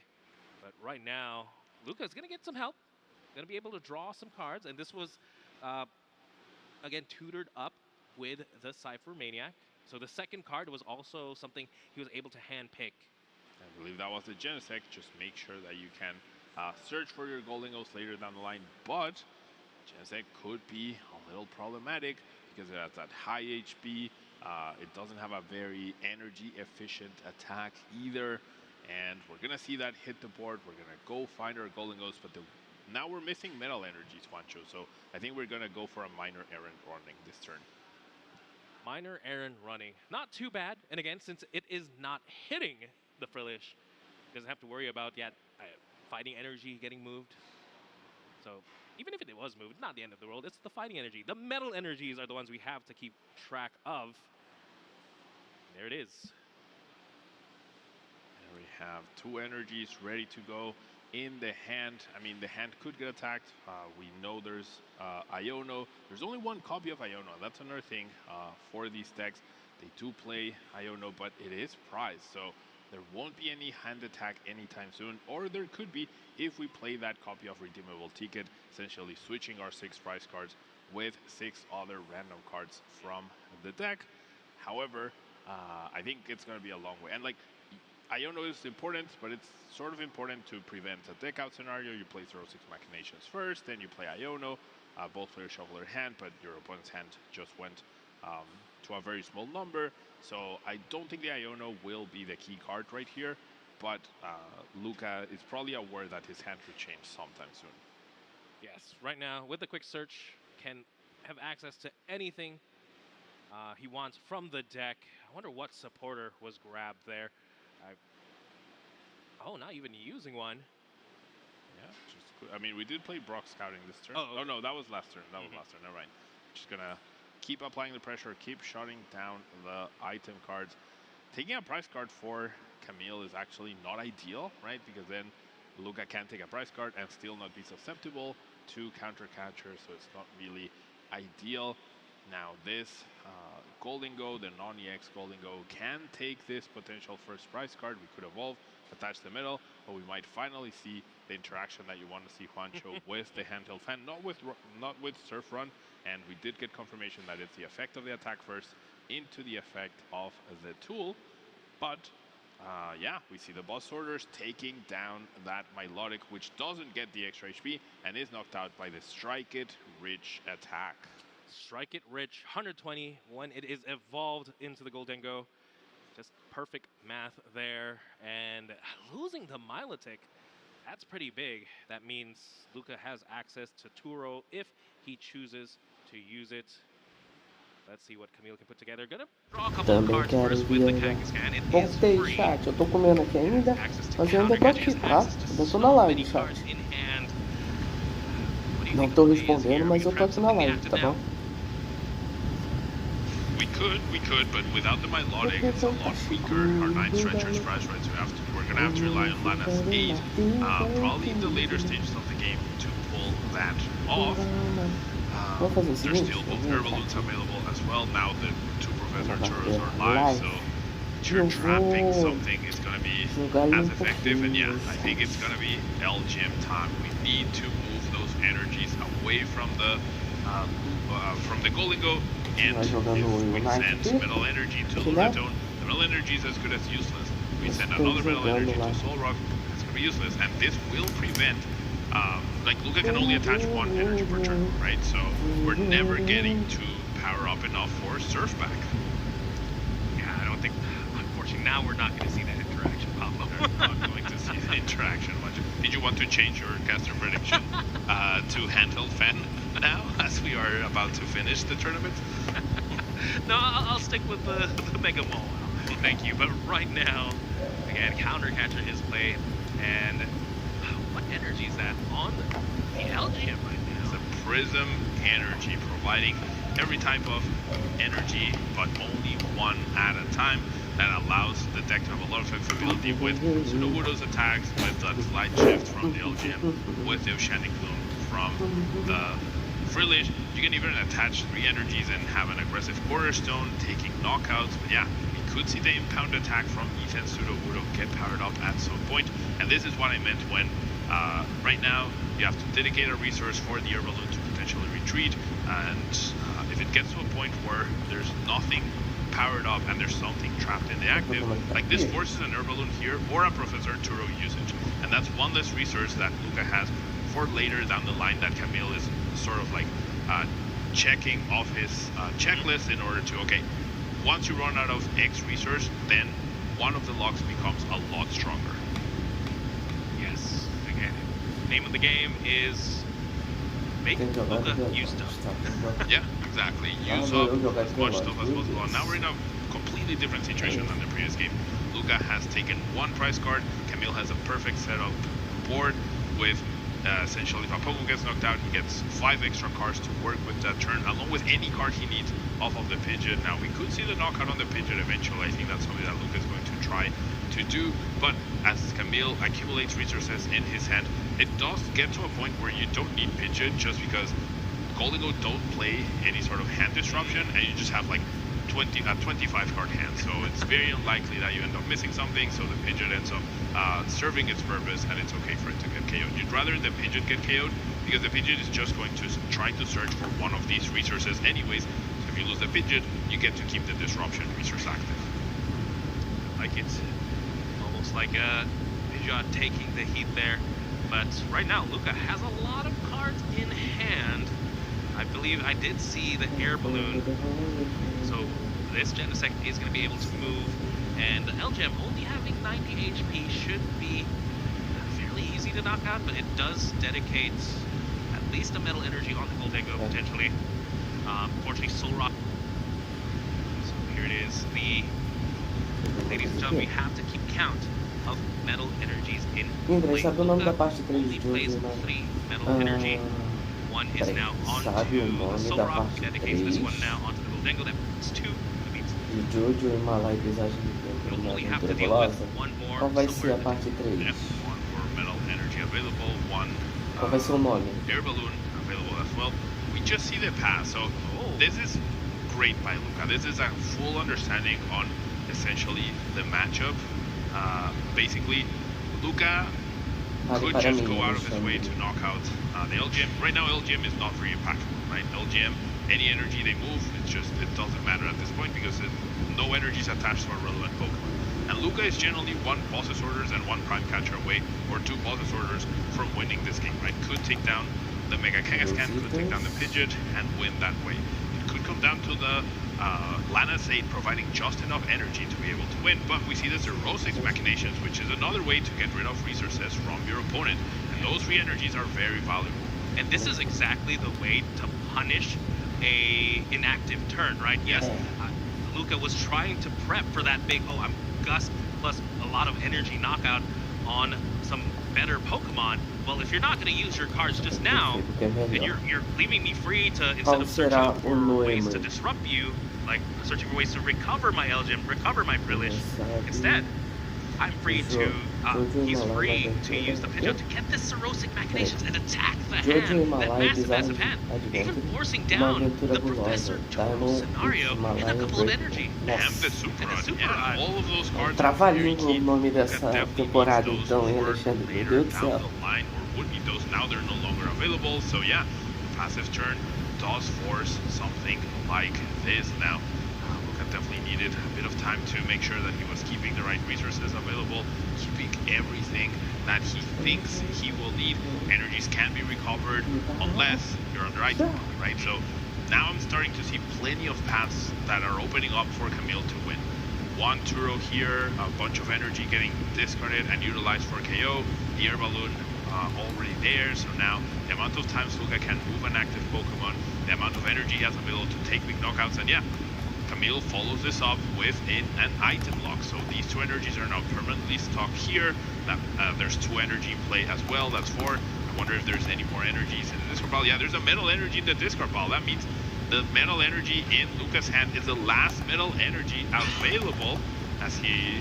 Oh no, that was a deck then. Sorry, that's my bad. There's 3 fighting energy in the discard pile. There's 1 metal energy in the deck. There's 1 metal energy in the hand. So 2 available to still continually attack. Yeah, it's gonna be rough. And we could see more Xerosic Machinations. There's 2 copies of Palpad, so we could see something like this turn. And you can't keep every good card in your hand, so these could be very punishing. And it almost forces Luca to start putting pressure, start using cards. Or he does not want to fall into that trap once again, and it's a very simple way to get back those Xerosic Machinations. A Palpad and then a Pidgeot to search it again. There we have it, another pass for the turn. Item lock being too harsh at this point, requiring 3 energy, as you mentioned, Juancho, in order to take this knockout. Unless we find the Vitality Band, right? That could be an option, as we're going to see the Quick Search now. mention, Camille has a much stronger chokehold on the board than Luca at this point in time. But with the clock dwindling down, we have 43 minutes. Luca still can very likely win this game, but if he doesn't, all he needs to do is be one prize ahead. And we could honestly see that aggro pidgeot strategy in game 3, where or powering up Mega Kangaskhan maybe, or powering up Cornerstone as a way to take prizes and be ahead when time gets called. So that's something to watch out for in the future. It's going to be interesting, as I didn't quite get to catch what he quick searched for, and he has so many cards in hand. I think it was either Lana's 8 to recover the Milotic to continue to take away Professor Tura scenario as an option. I think I might have seen an Airy as well, but I think Camille's going to be content letting Luca accumulate more resources in the hand, and sure, now they don't get to pick, right? You get to pick 2 item cards, and of course you're gunning for those superior energy retrievals. Looks like now, Camille opting instead of pick your poison. You want item block, or do you want me to move your energy around? Opting to prevent the surf back attack. Again, a little slight shift. Little slight shift from the LGM, and also has the handheld fan attached, so we could see if this LGM gets KO'd, we are definitely seeing another metal energy get moved somewhere, and that will leave Luca with only 1 metal energy available. Or we could attack with Soul Rock, right? But you also don't have infinite fighting type energies, right? So that's also a risk, and you wouldn't even be taking a KO, so Camille could easily penny, essentially lose a turn for, make Luca have a worthless turn, and then continue to be annoying, honestly. Yes, as right now Luca has access to items, he's going to opt to use superior energy retrieval. This is one of 2 that are in the deck. He has access to, because again, 2 are prized. And he's going to start swinging, and he is going to swing here onto the Latias. We saw how important the Latias was last game. We are seeing how important the Latias is this game as well. And the key card, Night Stretcher, being prize Mancho, which we thought would be okay. Lana's 8 cannot recover Pokemon with rule blocks, I believe. So that Latias EX, until we see the redeemable ticket, will be leaving in the discard pile. Luckily, Pidgeot EX does have free retreat, so that is still an easy pivot. However, it's going to be a little bit tougher to move between Frillish and the LGM, which Camille has really loved to do. So now he is going to have to make a decision here. Is it going to be item block, keep the energies in the discard pile, or do we start attacking the metal energies? Let's see, a Ruffian, not a very common card, removing the Air Balloon, and then bringing up the Genesect, and then we are going to go for the item block. A lot of energy were expended last turn to take a knockout, and I think this is a way as well to protect yourself from the Mega Kangaskhan get taken down. I'm sure Camille will be pennying that up very, very soon. And you do this turn, you shut down item cards, and you bench the Feebas. Yeah, so that's going to be pretty impactful right here. Right now, though, I mean, Camille does not have the Milotic set up. Right now, it's a lonely Phoebus. Luca does have the Professor Turo in hand, can opt to maneuver this turn if he chooses to, and this might be the only turn he has access to it.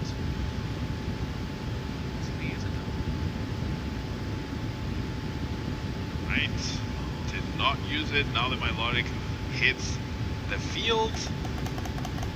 We can just knock it out again, right? We do have another Balloon, we could go after it. 6 fighting energy in the discard pile does mean there are definitely not enough energy to take a knockout on the Mega Kangaskhan, so no rush to penny it up to remove that potential win condition. But if we ever break the item lock, we probably need to prioritize that. Fortunately for Luca, 2 superior energy retrievals are in the prize card still, so we're gonna need some help here. Run it back isn't even a KO on the Frillish at this point because of that extra 10 HP, so that could be, yeah, I mean, Luca just running into more and more walls, and this is exactly how Pidgeot Control wants to control everything, right? Alternating between the disruption. Yes, but right now, the disruption is you can't play your item cards because Oceanic Bloom, once again, 20 damage, item lock. Back to Luca. Has a couple of cards to work with in his hand. A lot of energy on the board, 3 triple and fighting energy on the Goldengo. interesting. Looking at the hand again, the 2 rows in the hand, the Arvin, like you mentioned, there is still a air balloon in the deck. Yeah, that's only one discarded. But again, Luca did get hit by that giant Cirrhosic, so I wasn't able to keep track of all the resources we're missing. Okay, 1 air balloons in the discard pile. That was off the Ruffian. There's the second copy available now. All right. Luckily, air balloon can still be played under item lock because it is a tool, not an item. But I believe that was still just a pass. Ah, não acredito que a gente tá perdendo. How's it? Go from here. I don't know. I think we're still. No, yeah. We're straightening out our golden goes. We just see the pass and balloon in hand. Vitality Band gonna come in clutch here, Juancho, and this is a great way to take a prize and also keep energy available. Vitality Band does add 10 more damage, and hey, I was thinking Friendlish was a little safe there with that extra 10, but and we get to see that effect happen. The dodging the handheld fan. This was a key turn for Camille.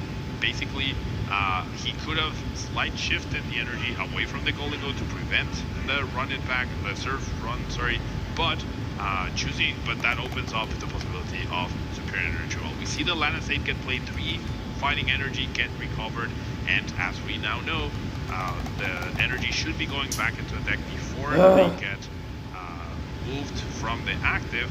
I think that's exactly what Luca is asking. He's going to shuffle the Pokemon back, and I mean the judges will know we did get confirmation on it. Alright, so we are taking the kill. We're doing exactly 110 damage with the Lively Stadium, and Luca is going to use the Surf Back effect to shuffle this Pokemon and all cards attached to it into his deck. So now we're just getting full confirmation on whether the handheld fan effect activates prior to Golden Go getting shuffled into the deck, or if the energies go back and there's no disruption. So sometimes these sort of effects are resolved by the owner of the card. Like historically, I definitely don't know. I feel like both effects need to be resolved before we check for knockouts, for example. Neither effect revolves around a knockout.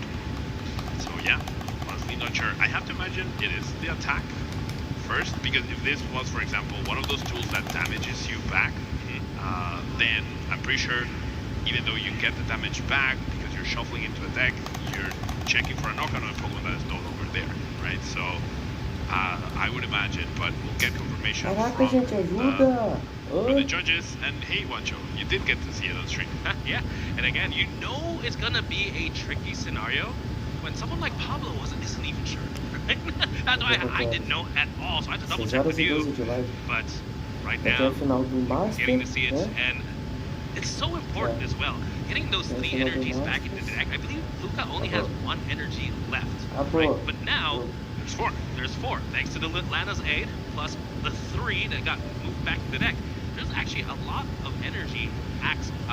Luca has a lot of energy access. And you know what? There's not only 4, Pancho, but with the Night Stretcher being prized and the Lana's aid already being utilized for Camille, we need a Pal Badge to recover the Lana's aid, to recover the Frillish, and we need an energy in order to continue the item lock. Otherwise, we're gonna be in trouble. Camille will go into that Ultra Ball, make sure he knows exactly what the contents are of his deck. I'm not seeing any sort of super or anything else like that to be able to recover. So if our plan is to recover item lock, then we don't have access to a Night Stretcher or the Lana's aid just yet.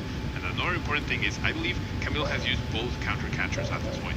So if we Lana's aid back the LGM, then we cannot boss's orders something like the Soul Rock or something like this Golden Go. That is going to be tough. Yeah, there it is, 2 counter catchers. Ultra Ball being played though, grabbing the Durant. How many cards does look to be clear? Oh, there's plenty. Yeah, the Durant is mostly thinning, probably not going to be seeing it anytime soon. Okay, there we go. Redeemable ticket. We are going to be putting that Night Stretcher back into the deck. You can see how essential that is. That will allow us to play boss orders and recover the Frillish in order to establish or continue to establish the item lock. Yeah, so right now these are the old prize cards that get shuffled in. We should be seeing the new prize cards fairly shortly. But now, again, game has changed now. There are new tools that Camille has access to and new tools that he doesn't. A Pal Pad being prized might definitely be tough. That means less things can be reused. The Cornerstone is now prized. That means there is no more access to a hiding behind the Cornerstone. But again, that's probably not the way to win in any case. If I had to guess, it is still the energy movement, or maybe if it's too hard to get the energy movement, what about a trap? Maybe trapping something on the bench. I mean, yeah, we could definitely go into the Ifensuro Muro at some point. We are going to continue with the Frillish lock just yet. Maybe force Luca to take one more prize card. I mean, okay, now the Frillish with this Bravery Charm and the Lively Stadium has how much 160 HP? 160 HP, yep. So that means Luca needs 4 energy to knock it out. So do we have, and we don't have Air Balloon. Professor Turo scenario does not work. We have 2 fighting energy in hand. Do we have a metal energy and 4 fighting energy to take down this Frillish Wancho? Maybe not this turn, but we have seen 3 fighting energies get shuffled in, so there's at least 3 energies in the deck. There is still 1 more metal, and I believe, thanks to the Lana's aid, the 2 energies in hand. So there is still a way to knock this out, but it does involve drawing a little bit more. Maybe not this turn. Definitely gonna buy Camille some time here. And the question is, Juancho, can you do it twice? Because if you knock out this Frillish with all these resources, sure, but you go down to 1 prize card. And then what happens after? Camille will now have a bit of an opening to play Pal Pad, recover the Lana Sade, as he's about to do right now with this Pal Pad. And then once the Frillish gets KO'd, he can get it back and continue the item lock. And sure, Frillish will now only have 110 HP, but I don't know if Luca will have enough energy left over by then. Yep, 0-6 and Lana's getting grabbed. I think this is Camille's game to lose at this point. Yes. Again, it's going to be very scary as now Sarosic is going to be played, discarding so many cards. I can't even see how many cards Luca has in hand, but I know how many cards he's going to have after. 3. Yeah, so just want to reiterate that Camille put the 2 supporters back and then he quick search for the 0-6. That's why that card did not get shuffled back. So now Luca is making the decision, keeping the energies, of course, available to him. And we are going to go for that Oceanic Gloom. Continue the item lock. Luca's deck has to be running thin. There's a metal energy off the top, so we could see this knockout. We need 4 energy though, Juancho. Oh no, with the Vitality Band, we only need 3. 3 energy, and then you could still have a fighting left over for your Soul Rock to potentially close things out. Oh, Soul Rock can't even close things out because the LGM has so much HP too. That Lively Stadium is probably the biggest card right now. The early Artisan form, Luca ended up being needed, right? But the extra 30 HP just makes every single Pokemon in Camille's side just that much more disruptive. Camille here taking the time to use the penny, picking up the lowest HP 2 prize Pokemon in play. No more Pheasantipity. But yeah, right now, Luca, can he put together maybe a knockout on the Pidgeot? Is there enough energy for that? Oh. Okay, we're going to see attachment to the Pheasantipity. I feel like every time I'm with you, Pablo, we have to announce Cruel Arrow at some point. It does feel that way. With no Professor Sturgeon available and no more air balloons, how are we getting that powered up, though? I mean, there's... Again, so Luca has access to at least 4 energy, so an attach plus 2 more attach on the active, 2 more, attach 2 more on the bench. It is tough to get into the LGM. Okay, so I think we might be in a weird situation where that Zerozic might have been a little over-eager from Camille. If he had just waited until Luca draws even more cards from the deck, then you play Zerozic, and then you play the Iono, then you essentially force your opponent to deck themselves out, right? But Camille's deck only has 3 cards left, as we can see here. His hand is pretty big, but after he Ionos, he will redraw 6 cards, and Luca will only draw 2. So 4 cards left in Luca's deck. Okay, I think he might be safe overall from the deck out. Oh, and he has another Palpad, never mind. What if... He plays 3 Palpad? Wow, he plays 3 Palpad. Yeah. What if this is the Team Star Durant time? Take out the energy from the Goldango and discard it, preventing the Goldango to retreat. It generally could be, Juancho. It generally could be Team Star Grunt putting that energy to the top of the deck. Durant EX's ability discarding the top card. Juancho, you could have your moment right here. Both the interaction from the Goldango getting shuffled and the Durant plus Team Star Grunt combo, that sudden shearing ability could factor into this match. Something again, if I had the opportunity, obviously, to have access to all the cards we have in the format, that interaction is not something I had in my bingo book, and sure enough... I mean, it was an energy. The Team Star Grunt did not get played, but there was an energy. We're actually going to go for a double sudden shearing of the top, possibly if we re-bench that Durant. Seems like we are, or we're debating it at least. Again, with 3 cards remaining. This was not on my bingo card for LAIC Finals, Juancho. Durant there here. We go. Second energy! My goodness. That is huge. Useless Prime Catcher. We bring up the Mega Kangaskhan. Well, Mega Kangaskhan in the active cannot retreat, but what is it? Just 1 more penny? In any case? Yeah, and we do have Palpad in hand, and we can quick search for the penny. We see the attachments already. We see the Pheasantipity in the active spot. I mean, Pheasantipity doesn't win us the game, though. We need 2 back-to-back attacks. I'm pretty sure that's 1 card left in the deck. It's going to be a penny for the Durant, decking out Luca Levain and tying the series up. Camille takes the game with a hungry hand. Wow, 3 cards off the top with Durant to close out this game. Perfectly well done by Camille. Found the perfect lock.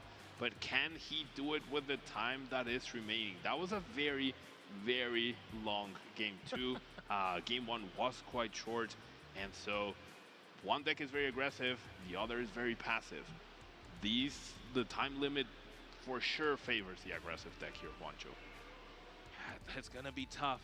I mean, you mentioned earlier, Camille has options to attack in the Cornerstone Mask Ogre Pawn, in the Pidgeot, potentially aggressive Pidgeot, but I think Luca's deck's a little bit more aggressive, just a little bit. Just a tiny little bit more aggressive. Yeah, it's not like they have a basic Pokemon that can attack, an evolution that can do unlimited damage, very slightly more aggressive. Yeah, but let's go take a look back at that game, and one of the MVPs has to be the Zerozic Machination. Actually, you know what? I'm going to take it back. There's no MVP in this game. This is a deck that literally requires complete synergy. So much teamwork to put things together. I mean, we got to see the Frillish. We got to see the Elgem. We got to see the Milotic stopping Professor Turo. Kangaskhan draw cards. Pidgeot picking cards from the deck. Durant discarding cards. Am I missing someone? Is there a roll call I haven't done yet? All right, Juancho. I want your next caster predictions for the next event you work at to be Durant and Mega Lucario, sorry. If I see anything else, I'm going to think you're a traitor, Juancho. That's going to be a while, but you know what? Camille is making me a believer here right now, but opening the LGM against the Soul Rock. And no Lively Stadium to help it. There are a couple of tools to help the HP, Bravery Charm, and Luxurious Escape, so should be pretty okay overall.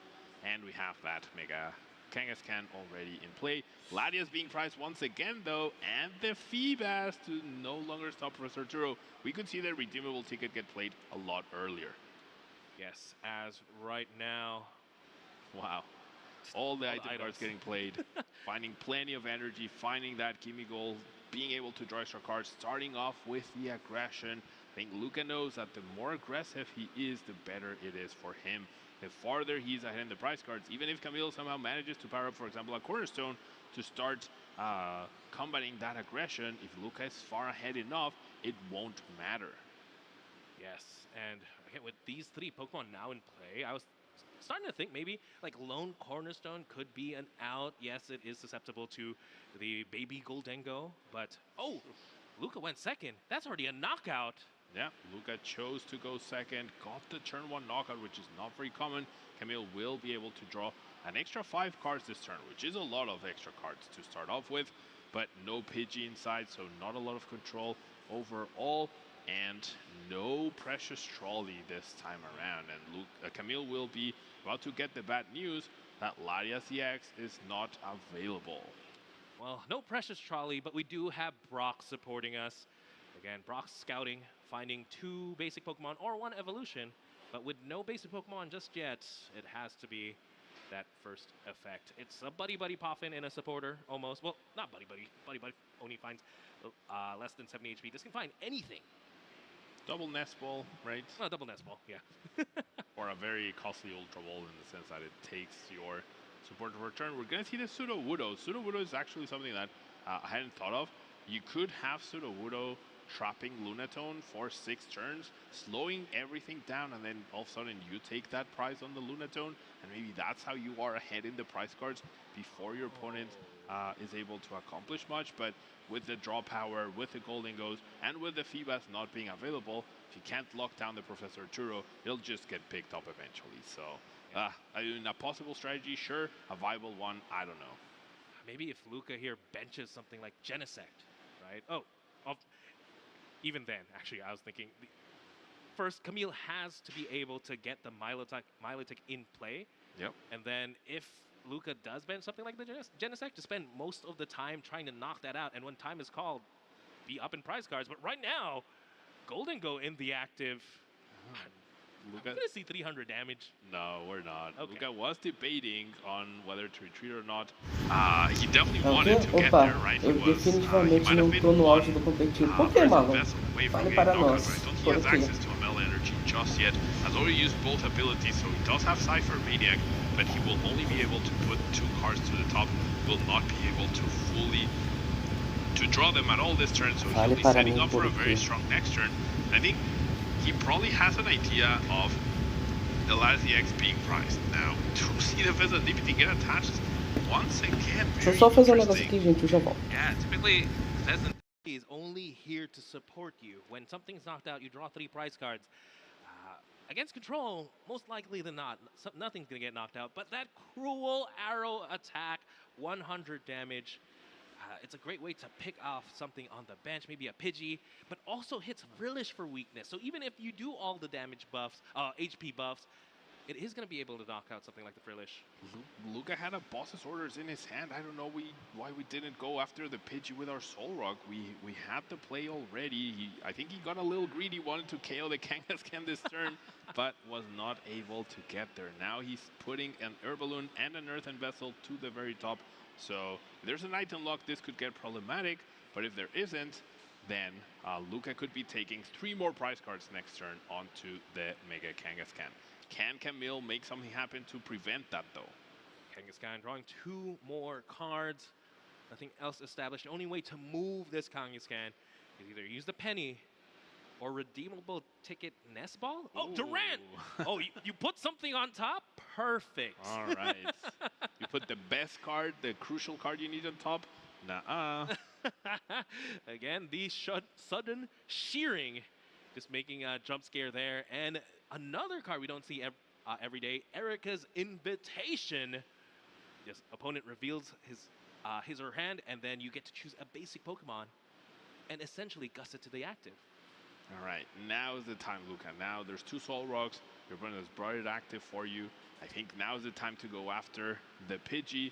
Okay, you could take down the Kangaskhan maybe, but your Herballoon is now gone.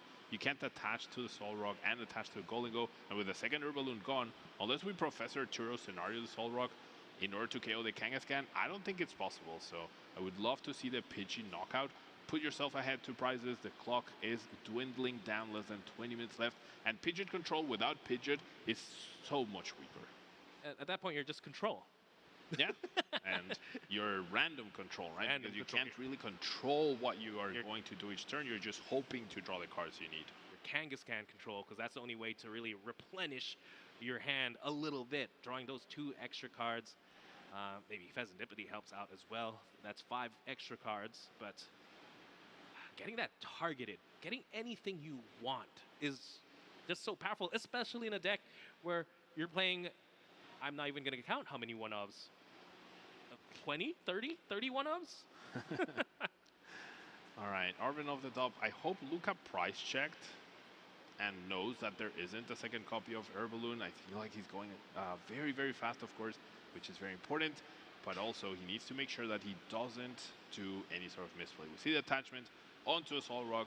We have Boss's Orders, or I mean, maybe I'm not seeing right, because I don't see him considering it. No, okay. I mean, I must be not seeing right, and there isn't a Boss's Orders in his hand.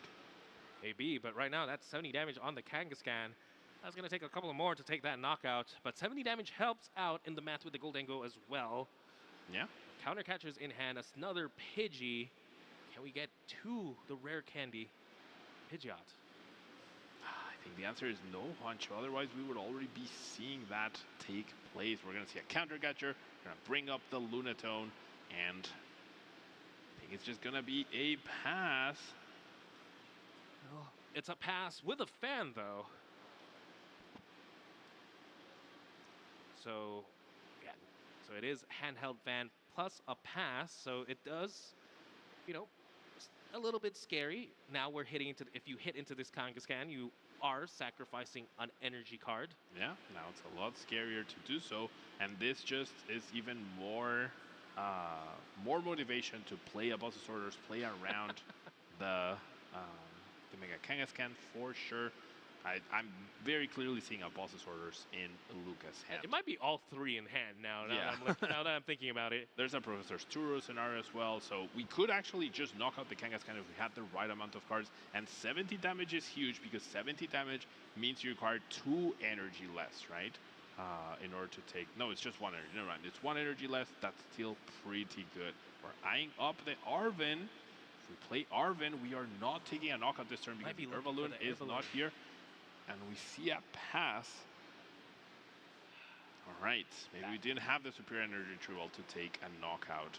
I mean, control players love this. If you are purposely being too conservative and you cannot take knockouts, I am happy with that. I am absolutely happy. Okay, this is a new Pokemon that has hit the field that we haven't seen yet. It is the Fermented Juice Shuckle. Very, very cute Pokemon, to be honest. Fermented Juice. If it has a grass energy attached, it may heal 30 damage from one of your Pokemon. So similar to Monkey Dory, where it requires an energy to do something, this heals 30 damage. You may be thinking, why not just play Monkey Dory, which moves the 30 damage? This just takes out the damage from the board. If I have to guess, that's more of a Monkey Dory counter than anything. Yes, absolutely. It's a Monkey Dory counter. It's a way where you can make it so that if you trap a Monkey Dory with Sudowoodo, for example, against Gardevoir, they can deal 60 damage back to you, but you heal 30 of those damage. And that can be very impactful. Means you could possibly take a couple of hits, and with the handheld fan, you make it so that Gardevoir expends all their energies. They're all on the board, and they can no longer pressure you. But we're finally going to see the Goldengo probably take a knockout on this Mega Kangaskhan, putting Luca at 2 prizes left to go. And with 15 minutes on the clock, it could be enough time for Camille to deck Luca out if something odd happens, if Luca overdraws or whatnot. I mean, I could see that. We're going to discard a Boss's Orders and a Gimme Goal, valuing every other resource we have. This will give Camille 3 extra cards from the Serendipity, and maybe finally we get to see the Pidgeot EX. There you go, Superior Energy Retrieval. It's a lot of energy in the hand. Drawing even more cards too with the Goldengo.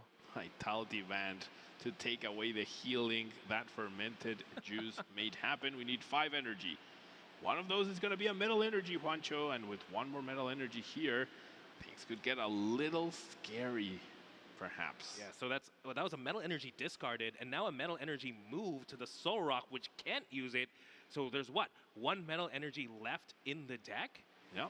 Now, with no Milotic established, though, we can Professor Turo this Soul Rock to free the energy to the discard pile and then recover it with something like Superior Energy Retrieval. But we cannot do that under item lock. So this last Metal Energy, 2 consecutive item locks with a handheld fan attached could actually lead to Luca just being out of possibilities to attack with Golden Go anymore. But I don't think we got Pidgeot. The hand is huge and there's no way to establish Pidgeot. That Pidgey has been living the dream, honestly. It's just nesting there. Just enjoying his childhood, being a junior, you know. But right now, it needs to turn into a Pidgeot. It needs to start picking out cards from the deck. There's so many cards in the hand. There's even the A-Spec. Looks like Boss's Orders is going to be the play here, forcing up the Lunatone. Do we even have energy to item lock? I'm not seeing it. That energy on the Shuckle, that have been an overextension from Camille's part. We healed 30 damage, not as impactful as we would need it to be. I don't see an energy, Juancho, so no item lock is just going to be huge. So many cards in hand, but very, very tough here. Now Luca, free to use items, free to get energies back from the deck. Prime Catcher is there, Juancho. I think we're about to see game over. If we find one of those superior energy retrievals, we can take down that Durant or that Fezandipity with only 4 energies. We have the last Metal Energy in our deck. We're going to draw a bunch of cards. If we can find Arven or Prime Catcher and superior energy retrieval, okay, we're going to Super Rod back. No, okay, yeah. We don't want to make the deck thicker. We want to draw the right cards. We need Arven and superior retrieval and Prime Catcher. Or, sorry, so any combination of 2 of those 3 cards wins us the match. Let's see it.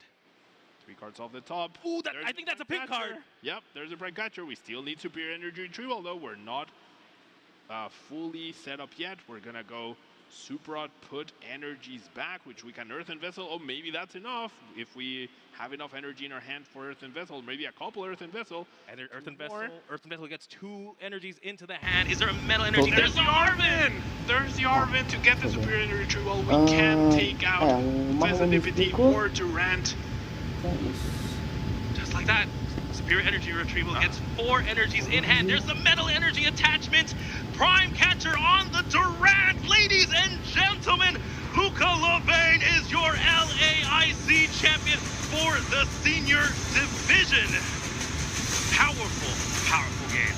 Golden Go is just too powerful, too many cards drawn, too efficient of an attacker. And it doesn't matter how much HP you have, Golden Go will find a way. So Luca walks away the winner. Well played by both players.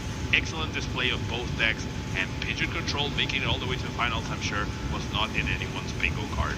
Oh, just the Durant. The Durant being such a key card. I wasn't expecting it to be that important in this matchup, but just to show how flexible Camille was with his deck. It's there for that specific combo, but sometimes you can use it to finish a game off. Yeah, I mean, he made sure that his opponent had 3 list cards to work with, which was fantastic, but in game 3, that did not matter. The aggression was too much for Camille to handle, and yeah, I mean, that first knockout in game 1 on the Fezandipity with the Golden Go was brilliant. Yes, massive, very, very massive here, but right now in the replay, just one of the MVPs as well. This Golden Go that was attacking efficiently, strike it rich, surf back, and preventing energy from being moved into a Pokemon that doesn't need it, and keeping it in the deck. But of course, the big Golden Go is no slouch either. Just being able to take those big one-hit knockouts, always very important. Yeah, that Make It Rain attack, so powerful. One of the many, many reasons why Golden Go is such a good deck, and now Golden Go is an LAIC champion. Luca losing that game too, of course. The lock was perfect for Camille towards the end, or maybe it wasn't perfect, but it was disruptive enough to where Luca just ran out of resources, right? Ran out of Professor Turos. Those 06 kept hitting really, really hard. And even though Luca was able to be aggressive, like we talked in the beginning, Juancho, even if your opponent has taken 5 prize cards, it doesn't matter. That is not game 1. It doesn't end until they take the 6th, and Pigeon Control is an expert deck in order to prevent that 6th prize card from happening. Yes, and in order to prevent it, it really does take so much synergy. We saw so many new Pokemon, so many new attacks, so many new abilities used, so many new supporters as well. It's definitely one of the most mixed deck out there. Really depends on that synergy, while Golden Go, one of the more consistent decks in the format, is able to get those big knockouts. As here again, Handheld Fan just doing its work, moving those metal energies. We were curious, is there enough? But without the item lock, with Goldengo, it free reign, A-Spec Prime Catcher, superior energy retrieval, everything in hand and drawn, leading to Luca becoming the senior LAIC champion. Incredible game, incredible display by both of our senior players, and we do now have the Masters Finals coming right up, so don't go anywhere. We'll be right back with more Pokemon action.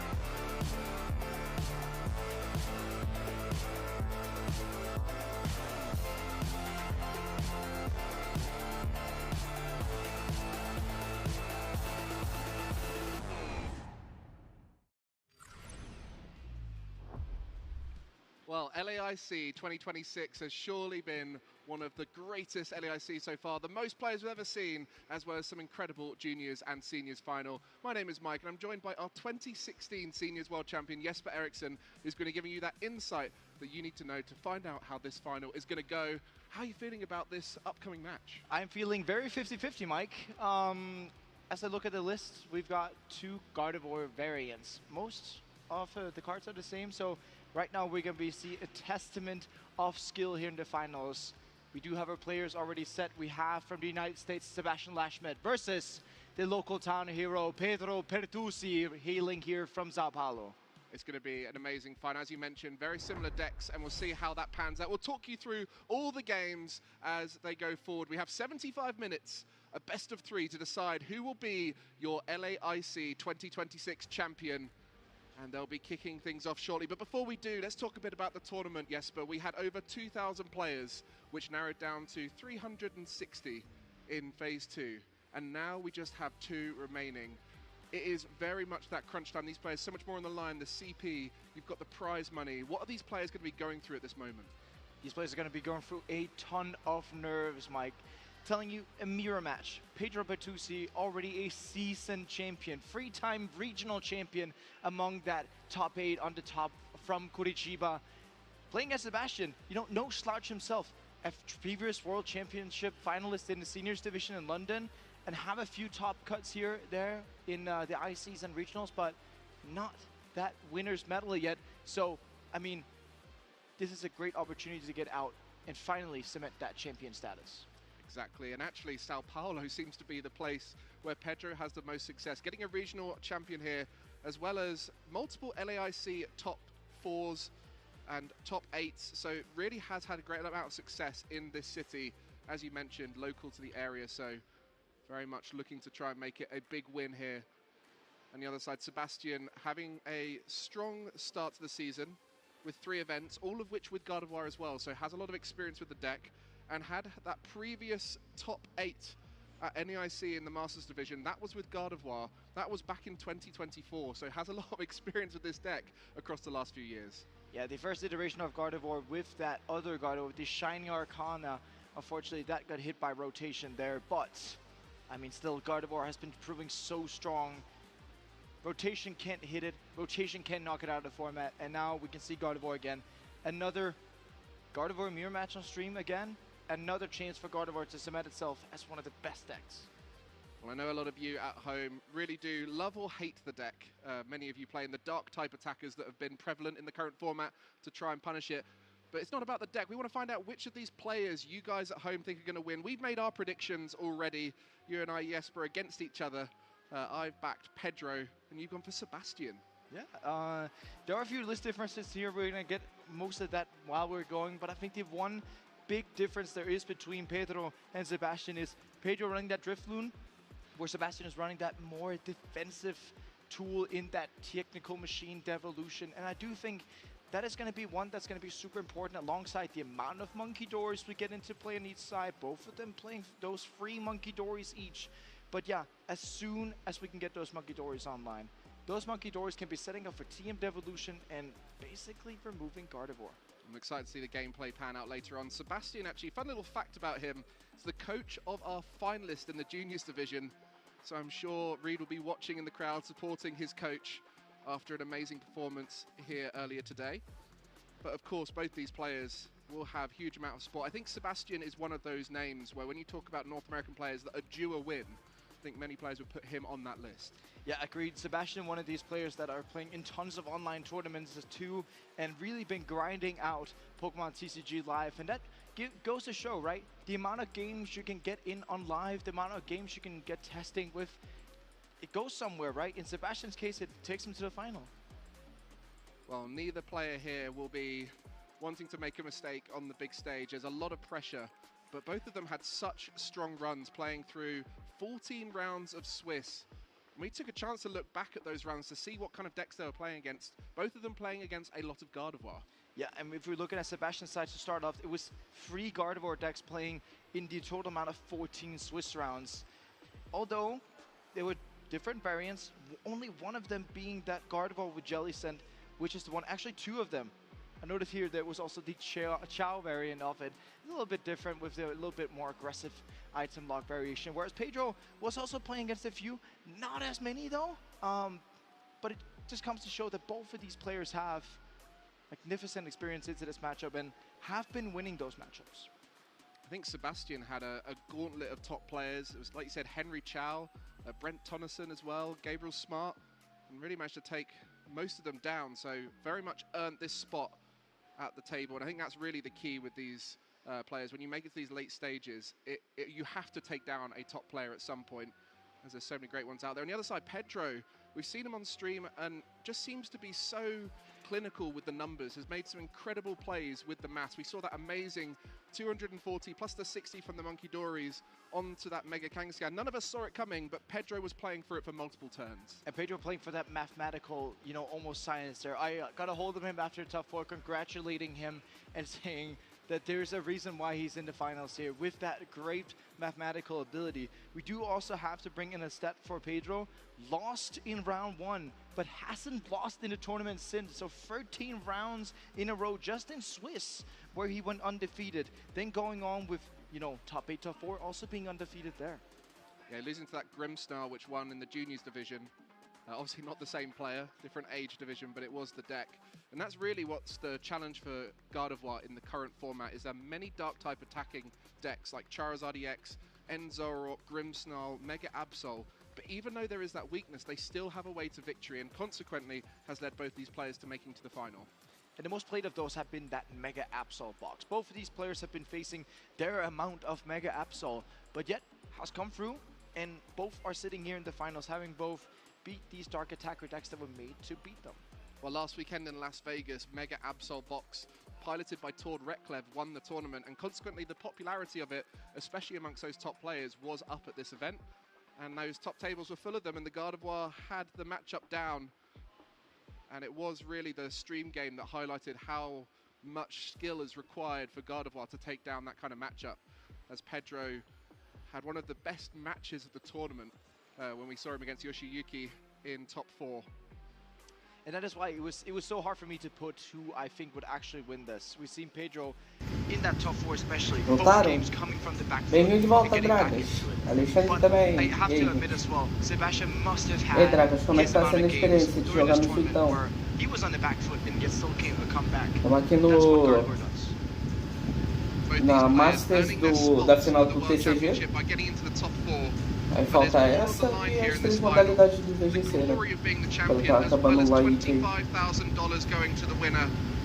There will be that CP in conjunction with it, but with the automatic invite to Worlds, that's purely just going towards things like travel awards. So these players really want to get going as they seem to be putting their prize cards out. So let's get ready for the finals here. It's 3 Monkey Dory. My goodness. LAIC, your world final is kicking things off. Kicking things off indeed. Triple Monkey Dory for Sebastian Lashmet in the prize cards. And there's going to be such a nasty surprise waiting once he gets to search his deck. Okay. The crowd has gone wild for that as Sebastian will be kicking things off. Meu Deus do céu, going first, meu time ainda and conseguiu LAIC final begins now. The Masters Division had over 2,000 players. Now there's 2. Who will take this best of 3 final? Getting to this finals match here, Mike, we have to remember, it's important who gets to go second, who gets to set up first, who gets to set up best. Although already at the offset, Sebastian on the back foot. Let's talk about the strategy of these decks. Gardevoir, such a well-known archetype in the format now, and it's all thanks to that Gardevoir EX with Psychic Embrace, setting up all of these Psychic type attackers. Setting up that damage counter, those damage counters on board as well with that Adrenaline Brain from Monkey Dory, typically working as almost an extra attacker. But if you don't have it, you're going to be behind almost a single attack every single turn. Triple Monkey Dory, Mike, that's 90 damage you're letting go off every single turn, which means that when Pedro moves damage is over, it's just going to stick. The other prize cards aren't too great either. That one of Professor Turo's scenario, which could be huge to remove damage from play. Sebastian won't know until this deck search, which he's currently going through. As our players get their first chance to look through the deck, they work out which prize cards they have. Sebastian, with his own unique technique to do so, gets a pretty good grip of what's missing, and I wonder if we'll see a reaction at some point soon as he recognises they all seem to be missing. There are not going to be any monkeys, and as you're saying with the Professor Turo scenario and the prize cards as well, yeah, no defensive tools, no defense allowed here. Technical Machine Devolution is there technically, but that's not going to be a defensive tool when you don't have Monkey Dory. Então, tô rejogando Zero, tá incrível, boa. Dragas, no privado, me manda teu link do Switch pra te adicionar aqui. So I'm missing 2. You're missing all of them, so you might just go straight past it and completely not recognise they're gone. But Sebastian going first here. And what's the difference between going first and second in this matchup? As we saw in Pedro's prize cards, there is that Technical Machine Evolution. Typically, when you're playing Gardevoir, you play Arven, search out a Buddy Puffin or a Nest Ball, attach an energy and use that Technical Machine Evolution. That is what's so great about going second with Gardevoir. Although we see here from Sebastian, searching out a Frillish, it's also another great attacker when going second. With both of these players having Frillish, one of them has easier access to it. Oceanic Gloom denying item cards. We often see that in the form of Budu and Itchy Pollen and lots of the other decks, but Oceanic Gloom had a great addition to Gardevoir since it was released in White Flare.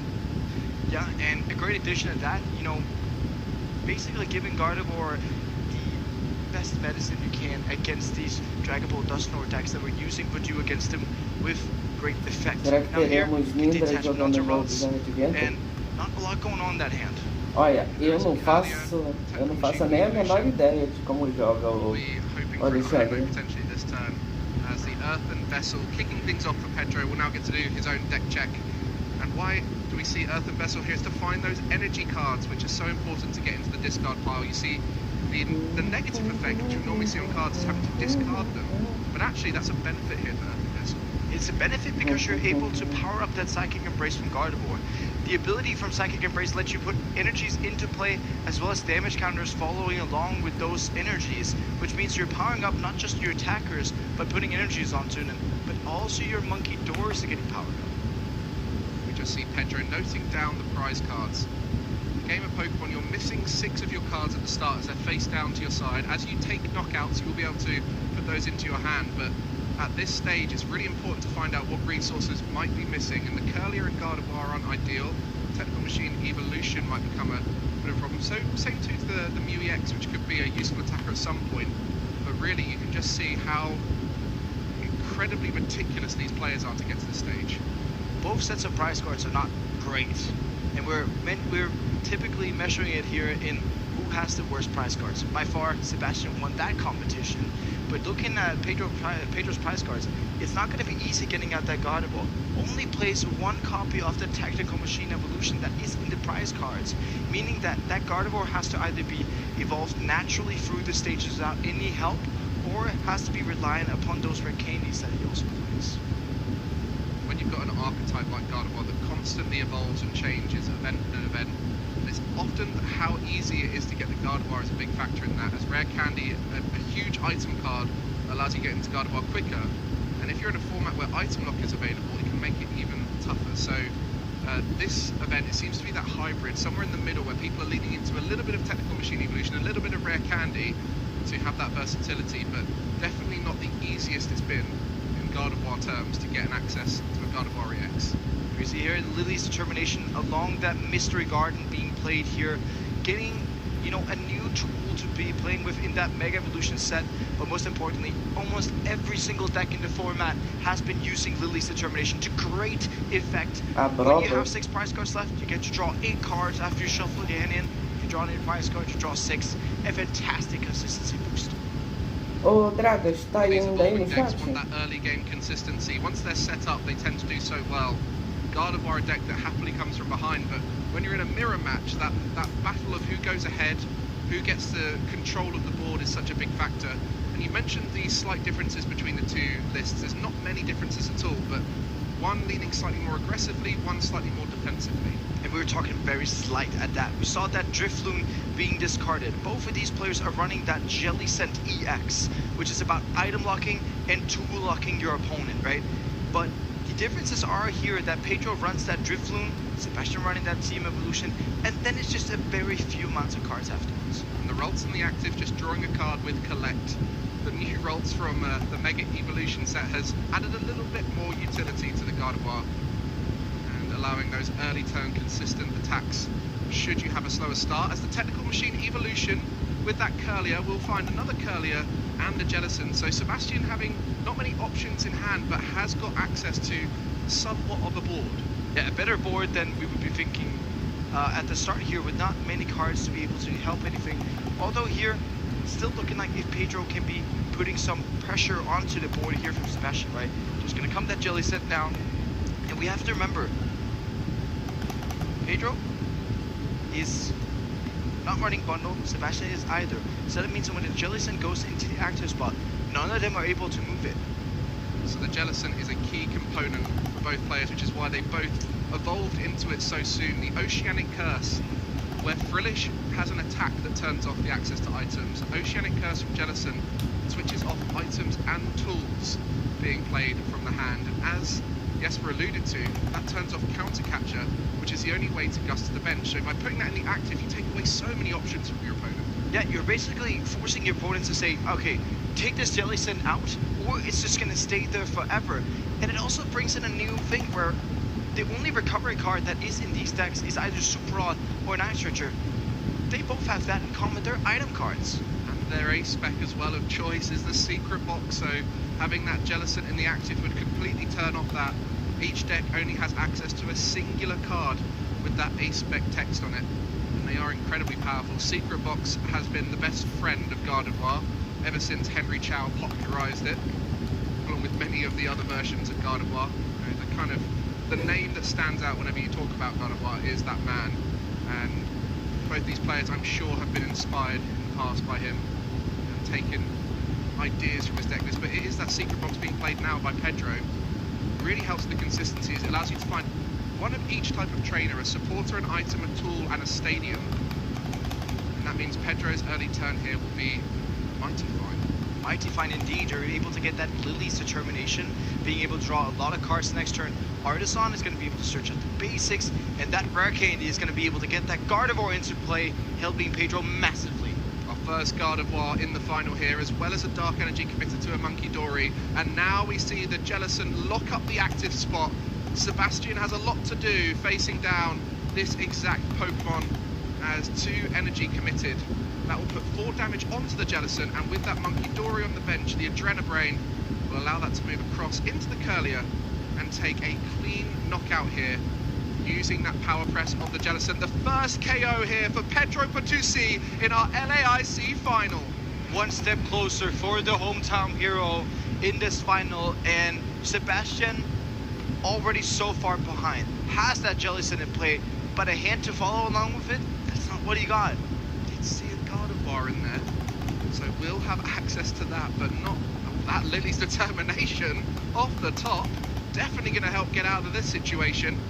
As we see the Gardevoir go down, is there enough energy in the discard pile too? That's another question you're going to see. Is Lily's Determination, shuffle your hand into your deck. Even when you have no hand, you can still play it, and we'll now get a fresh 8 cards. And where it looked like Sebastian was going to be drawing off the top there for the rest of the game, a draw supporter came out of nowhere. The draw supporter came to save the day. Although we were talking about prize cards, and we constantly get to talk about it because it's going to be, you know, the whole story about this game is going to be exactly that. Now, with the Lilies to draw 8, what Sebastian is looking for is to draw these prize cards ASAP, but it's going to be difficult to do that. You only have 2 Psychic Energies in discard pile. And we see that secret box drawn off of the Lilies. Won't be able to use that thanks to the Jellicent in the active, nor will that Technical Machine Devolution be viable. So it's going to be really tough to get things set up here. Festivity Flip the Script can draw 3 cards, and what can we even get here to have any help? But free item cards is definitely not going to be the answer. And with that Mystery Garden in play, this is a great addition from Mega Evolution that's allowed Gardevoir to draw cards by discarding energy.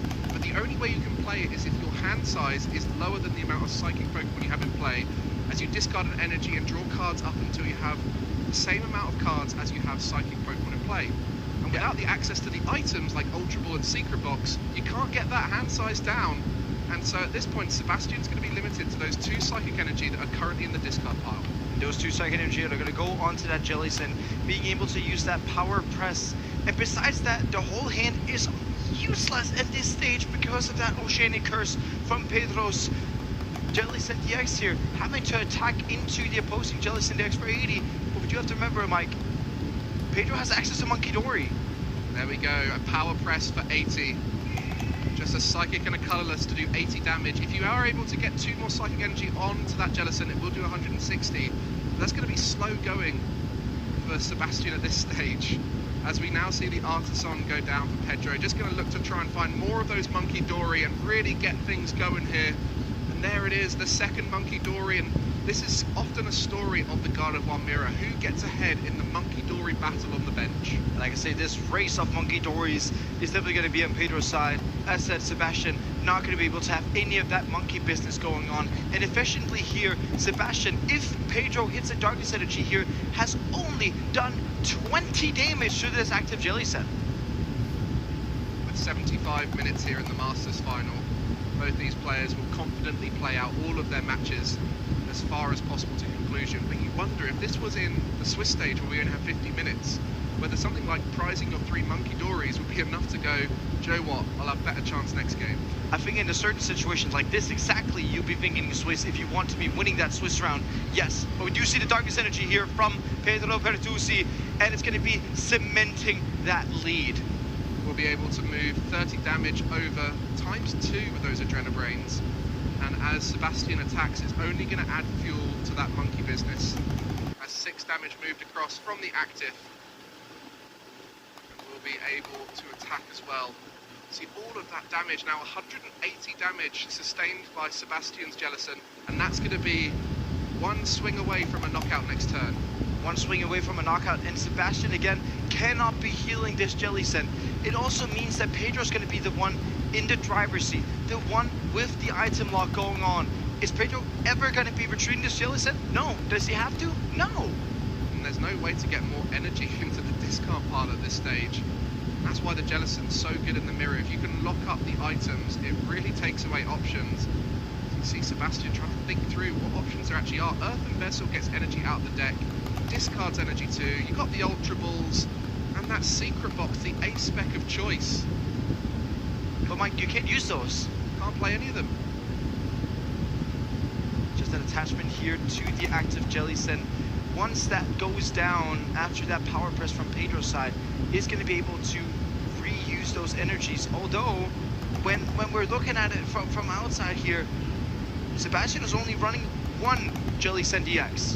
When that Jellison in the active spot goes down, or if rather, it's not going to be able to be recovered until Pedro moves up the Jellison EX. With only 2 energy to play with, that's going to be tough. Hoping for some manual attachments now.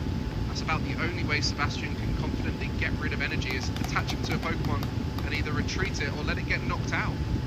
Yeah, but letting it get knocked out is not very great here. Did bench that Foolish, so can keep up that item lock on Pedro, but doing 20 damage with Yono, Shane, and Gloom versus almost an assembling army of Monkey Dory with those Adurner Brain is not going to do you any good.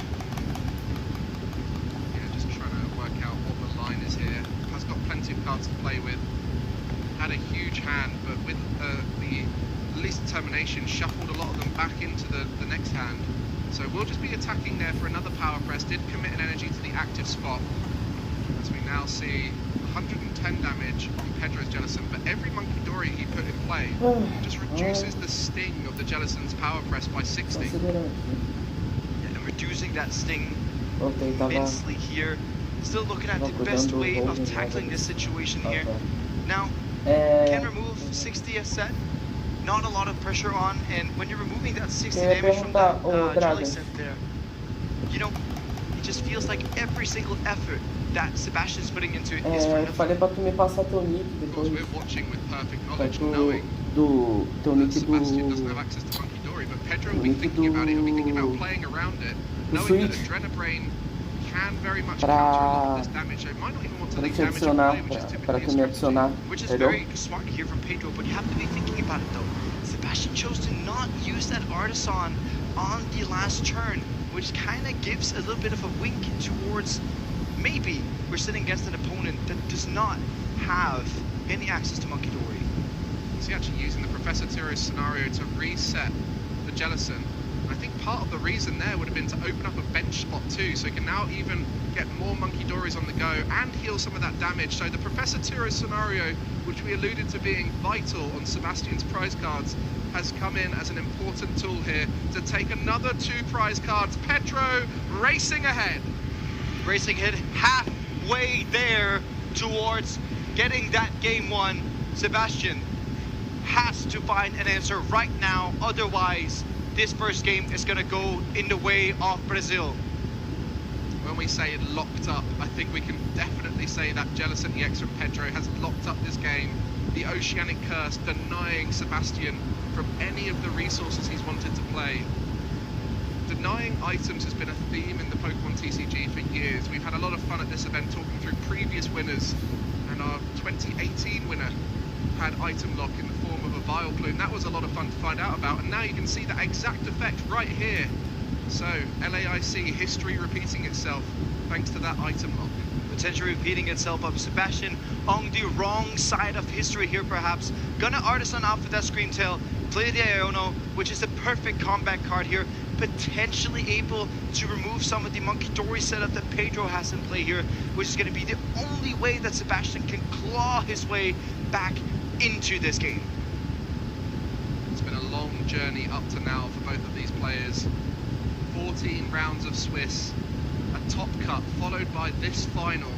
At each step of the way, more and more pressure as more and more prizing and reward is on the line. But all they'll be thinking about right now is this singular mirror match. The strategy here for both of them very similar, but Sebastian now behind has to find a unique route to victory, and it's going to be targeting those Monkey Dory. And when we're speaking of route to victory, there is a little bit of a potential to Pedro to really cement it here. That bravery charm is going to be one of them. You are able to put damage into play with the Gardevoir here on the Jelly Scent, and then you're able to move it over to that Screamtail, take the knockout, get your own Screamtail into play, and take the last 2 prizes as well. Pedro Bertuzzi winning game 1 here in the final as he set his precedent with that Jellicent from the off. But it was the 3 Monkey Dory in the prize cards that at that moment Sebastian was able to finally reveal. Kept a straight face as he prize checked, but at the end there couldn't help but laugh at it. You know, it happens to all of us at some point in the Pokemon TCG, these crazy prize cards, but none of us expect it to happen in our finals. Sao Paulo, your local player, Pedro Bertuzzi, is just 1 game away. It's going to be a good one. Gardevoir EX facing off against each other. Pedro trying to make it another victory here in Sao Paulo. Won a regional back in 2024. Has had many amazing finishes at LAIC, but never won LAIC himself. And those were the prize cards. The crowd went nuts for that. And the crowd went nuts for it indeed, and we saw Sebastian on that first deck search, not even breaking a little smile as we've seen in the past, but that Jellicent in the active spot for Pedro was there to stay. Both decks relying heavily on item cards, Earthen Vessel, Ultra Ball, Secret Box. Pedro was able to play all of those just before locking things up, and that left Sebastian in a rough old spot where he couldn't really find a way to set things up. In a rough spot where Artisani not being able to grab that Monkey Dory and showing that high five there after pricing triple Monkey Dory. Sebastian shuffling up and wanting not to repeat history here. But said again, 1 game for Pedro, still 54 minutes to decide, and we could still be going to a game 3 here. Well, as the calm before the next storm happens, Jesper, you've been in a final before, playing the Pokemon TCG. How does it feel when you win that first game to put you 1 game away from winning the whole tournament? It gives you that excitement. It gives you extra nervousness, and you feel a lot more of that pressure that's coming to come on. And with going first here, Sebastian Lashmed is gonna try and reveal, like, take that pressure and move on. We do see a Secret Box, which is a fantastic start here. Yeah, Sebastian with the Secret Box. Didn't get a chance to play it last game, but yeah, you could see Pedro, just the rush of excitement after that win there. You know, these players, during the Swiss rounds, they're very good at controlling their emotion because they know it's a long journey. But when there's one match, you've had a full night's sleep to wait for Championship Sunday, suddenly every game, every moment means so much more, as the first Secret Box here for Sebastian will allow him to set up a lot better. And look at those prize cards. That looks a bit better, doesn't it? There's only 1 Monkey Dory in there this time around. We're going to have to pretty much a lot better game here, Mike. Well, we'll be doing that prize check again. And we'll be happy to see some Monkey Dory this time. And nothing too crazy in those prize cards. All of those cards there are in multiple counts in the deck. Multiple counts in the deck, has access to all the darkness energy that he would like for these Monkey Dories. And the good part about the Monkey Dory being priced, it's at the bottom of those prize cards. So if he'd ever need to get that 3rd Monkey Dory into play, it's going to be available here with that deck search here, looking around, making sure that we have everything off availability. And on the other side, Pedro's starting Pheasantipity EX. Not typically a card you want to put down early on in the game. No, and not even at all in these Gardevoir mirror matches. With these Monkey Dories, with Screamtail, Pheasantipity is going to be one of these EX cards that can be so easy to knock out given the setup, right? So when you're looking at it from Pedro's side, the one Pokemon you're wishing not to start, but there are a couple, but Pheasantipity is definitely one of them. As well, it's also a Dark-type Pokemon, not a Psychic. As we see that Secret Box just about concluding at this point, as the final card, the tool card, has been selected. You see an Artisan, a Lily's Determination, and an Ultra Ball. And in that hand, those 2 Psychic Energy held to be then discard targets for the Ultra Ball, so sequencing out this whole turn. And we mentioned before about how the game plan is really about getting the Gardevoir EX in play to allow yourself to use it. But we saw both players really prioritizing that Jellicent, and we saw exactly why that was the case. And so now having that Ralts in the start, we can see the first decision is find the Frillish. And find a Frillish, because if you're locking down those items, you're locking down one of the best ways for your opponent to get that Gardevoir into play. With that team devolution, with that Frillish in play on the bench, if Sebastian is able to go into the Jellicent next turn and use that devolution early, which is one of his strategies, you can get to take that Gardevoir and remove it from play for one more turn. A great little combination. And one of the most effective decks to do it against is actually the mirror, other Gardevoirs. So just one card the difference between these two decks, but it really is a vital card. It's a significant difference. The Drifloon on Pedro's side, yes, it can take big one-hit knockouts, but it's a liability once it goes down to that low HP. As we see the attachment to the active, and just going to be shuffling up here. And I think one thing that's really interesting for Sebastian's deck, has access to the Frillish, but not in the typical way we see in some of these Jellicent decks.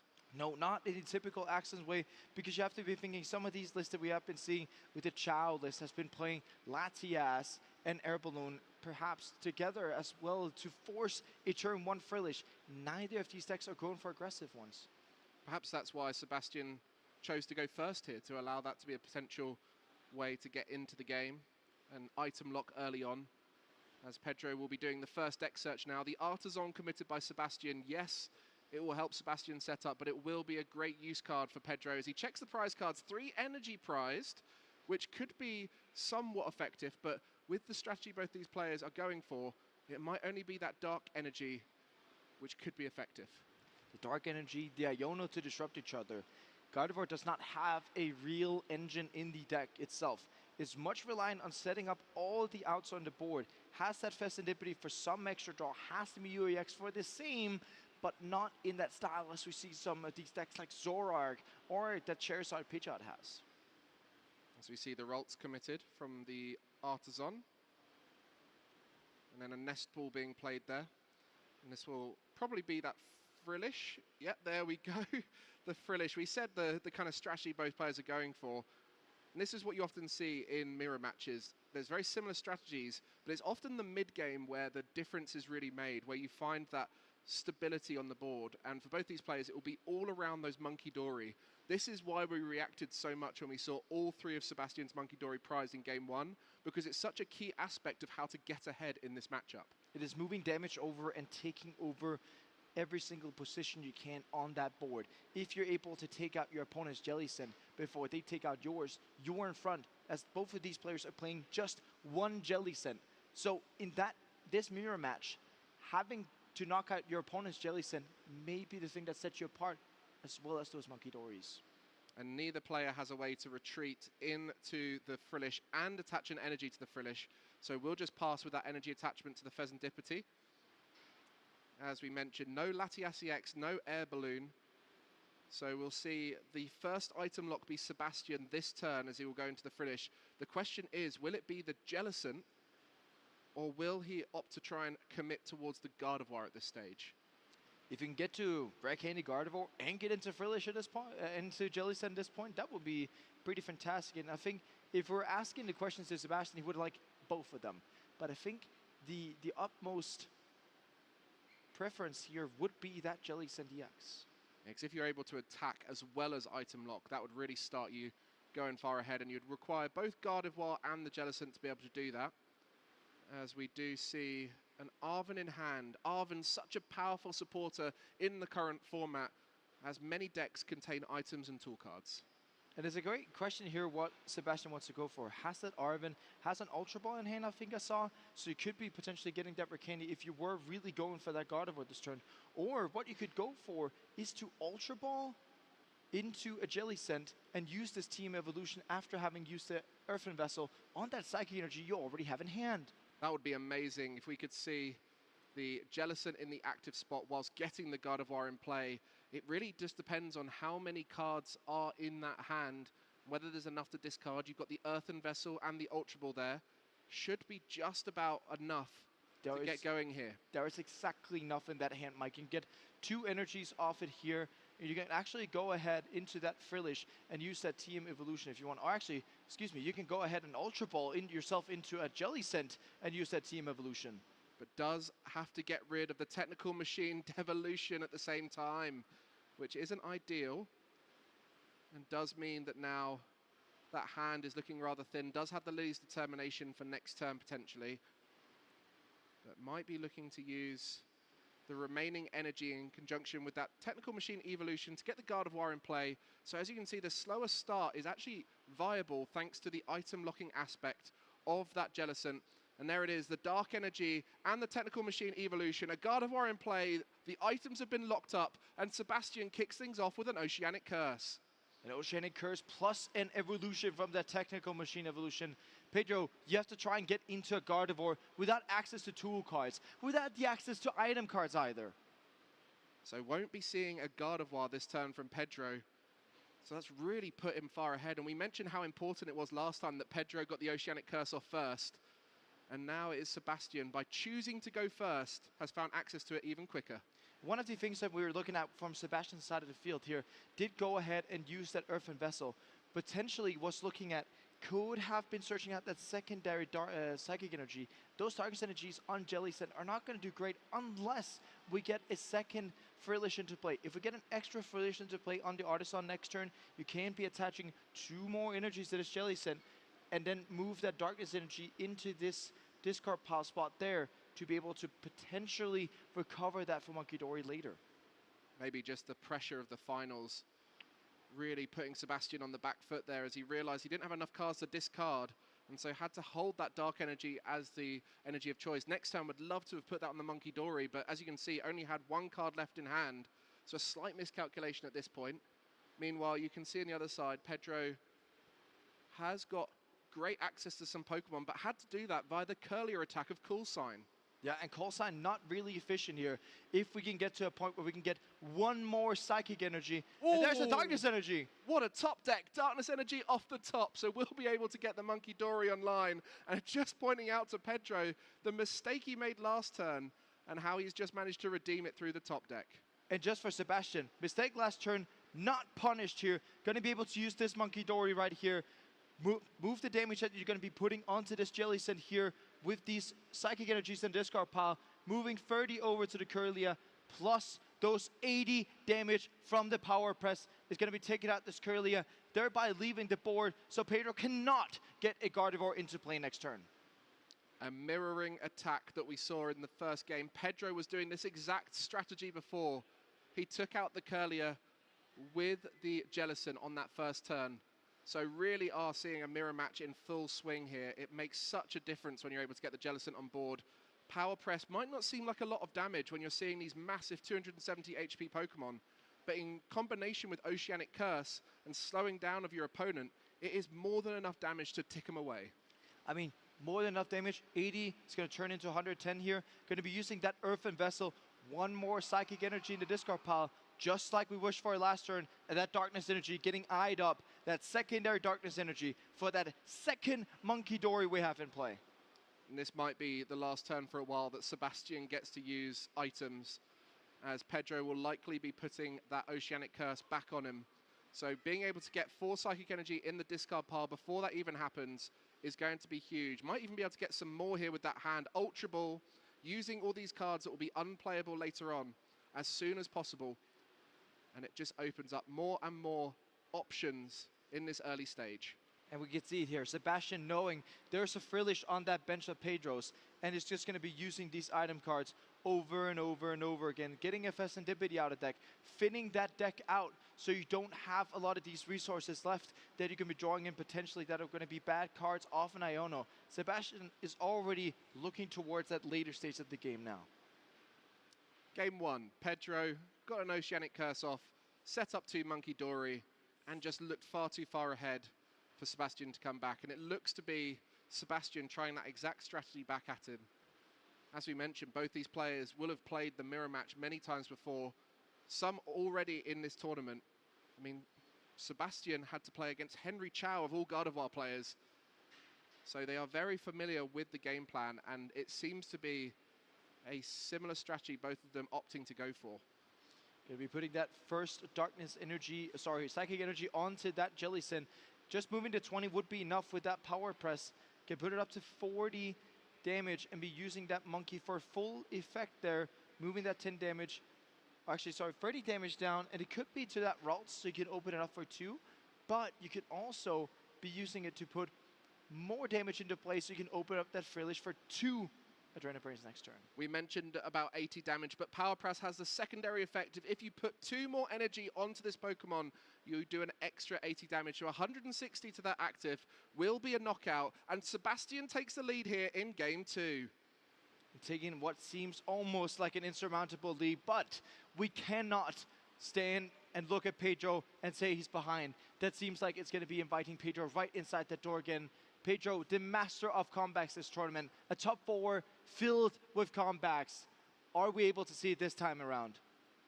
It's going to be slow going to get into that Gardevoir, but does have the Frillish ready to go on the bench. Has put the Pheasantipity into the active, maybe trying to sponge an attack here to Professor Turo's scenario. I mean, you mentioned about the brilliance of Pedro we saw before. We saw him take lines that no one was expecting, and that's really what separates these top players from the rest. When they're behind, they find a way to return into the game. And when it's a mirror match, it's oh so much more difficult to find those lines. It's oh so much more difficult if you're sitting in Pedro's shoes right here, where you're item locked. You have a Jellicent slamming 160 damage into you. Guaranteed next turn can actually be knocking you out. With just 1 more psychic energy into play, Pedro has everything going against him. Pedro actually aware there is a dark energy in Sebastian's hand as he searched for it last turn. So knows he'll have to disrupt, otherwise that Jellicent will be returning a knockout. And that's just going to be a pass there for Pedro. We can't be seeing this Pheasantipity going down this turn. Or there isn't a line where Sebastian go ahead and Scream Tail this Curlia. That's going to lead to item lockout, which is not too great here. But knocking out that Pheasantipity could lead us to a spot where Pedro is not going to be able to draw into the cards, just like Gardevoir or an attacker that you'll be needing. I mean, it's not just about taking a knockout, but it's starting to build up those Monkey Dory. There's now 2 on the bench for Sebastian that can activate Adrenabrain each turn. So really very much swinging in favor as Sebastian racing ahead, not just in prize cards, but in board state, and can still play those item cards. We were so sure looking at the board that the items are going to be locked up this turn, but Pedro has recognized a different route to victory. Maybe something to do with disruption, using that Iono to reduce the hand size of Sebastian and come back late game. There is also a spot where this Jellicent down here on the bench is going to be able to attack into this Jellicent here.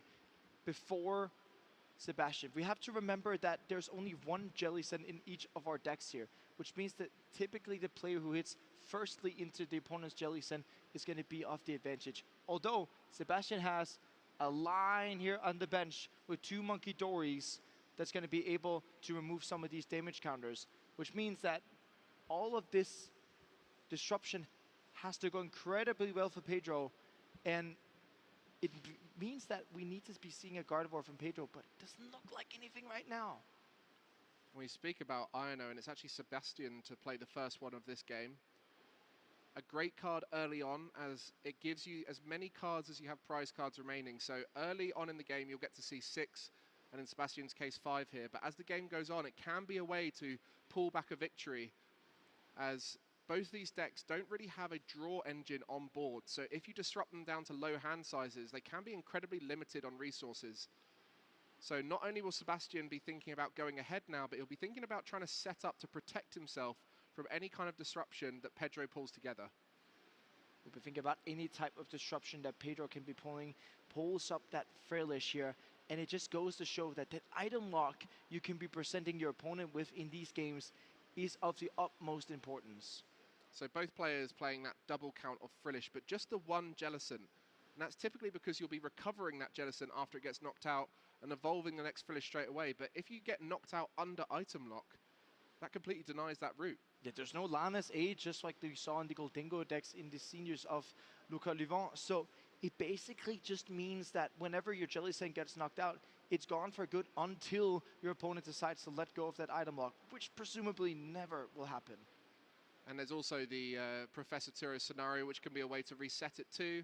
Can be a useful solution here. And it's actually just going to be going into that Frillish and using Oceanic Gloom to item lock. But I think a lot of that was about getting the Dark Energy off of the Jellicent, able to now get that back into the hand whilst items are still available, and able to move some of that damage across with the Monkey Dories. We mentioned it before, on the bottom of the prizes here for Sebastian, whenever we get to take prizes next time, we would have that Darkness Energy ready. And that's something that Sebastian knows. There's going to be maybe a Monkey Dory coming very, very soon, which says that, you know, having that Darkness Energy at your availability is going to help that out.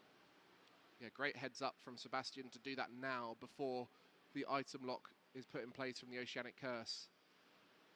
As once a Dark Energy hits the discard pile, it's irredeemable under Oceanic Curse lock.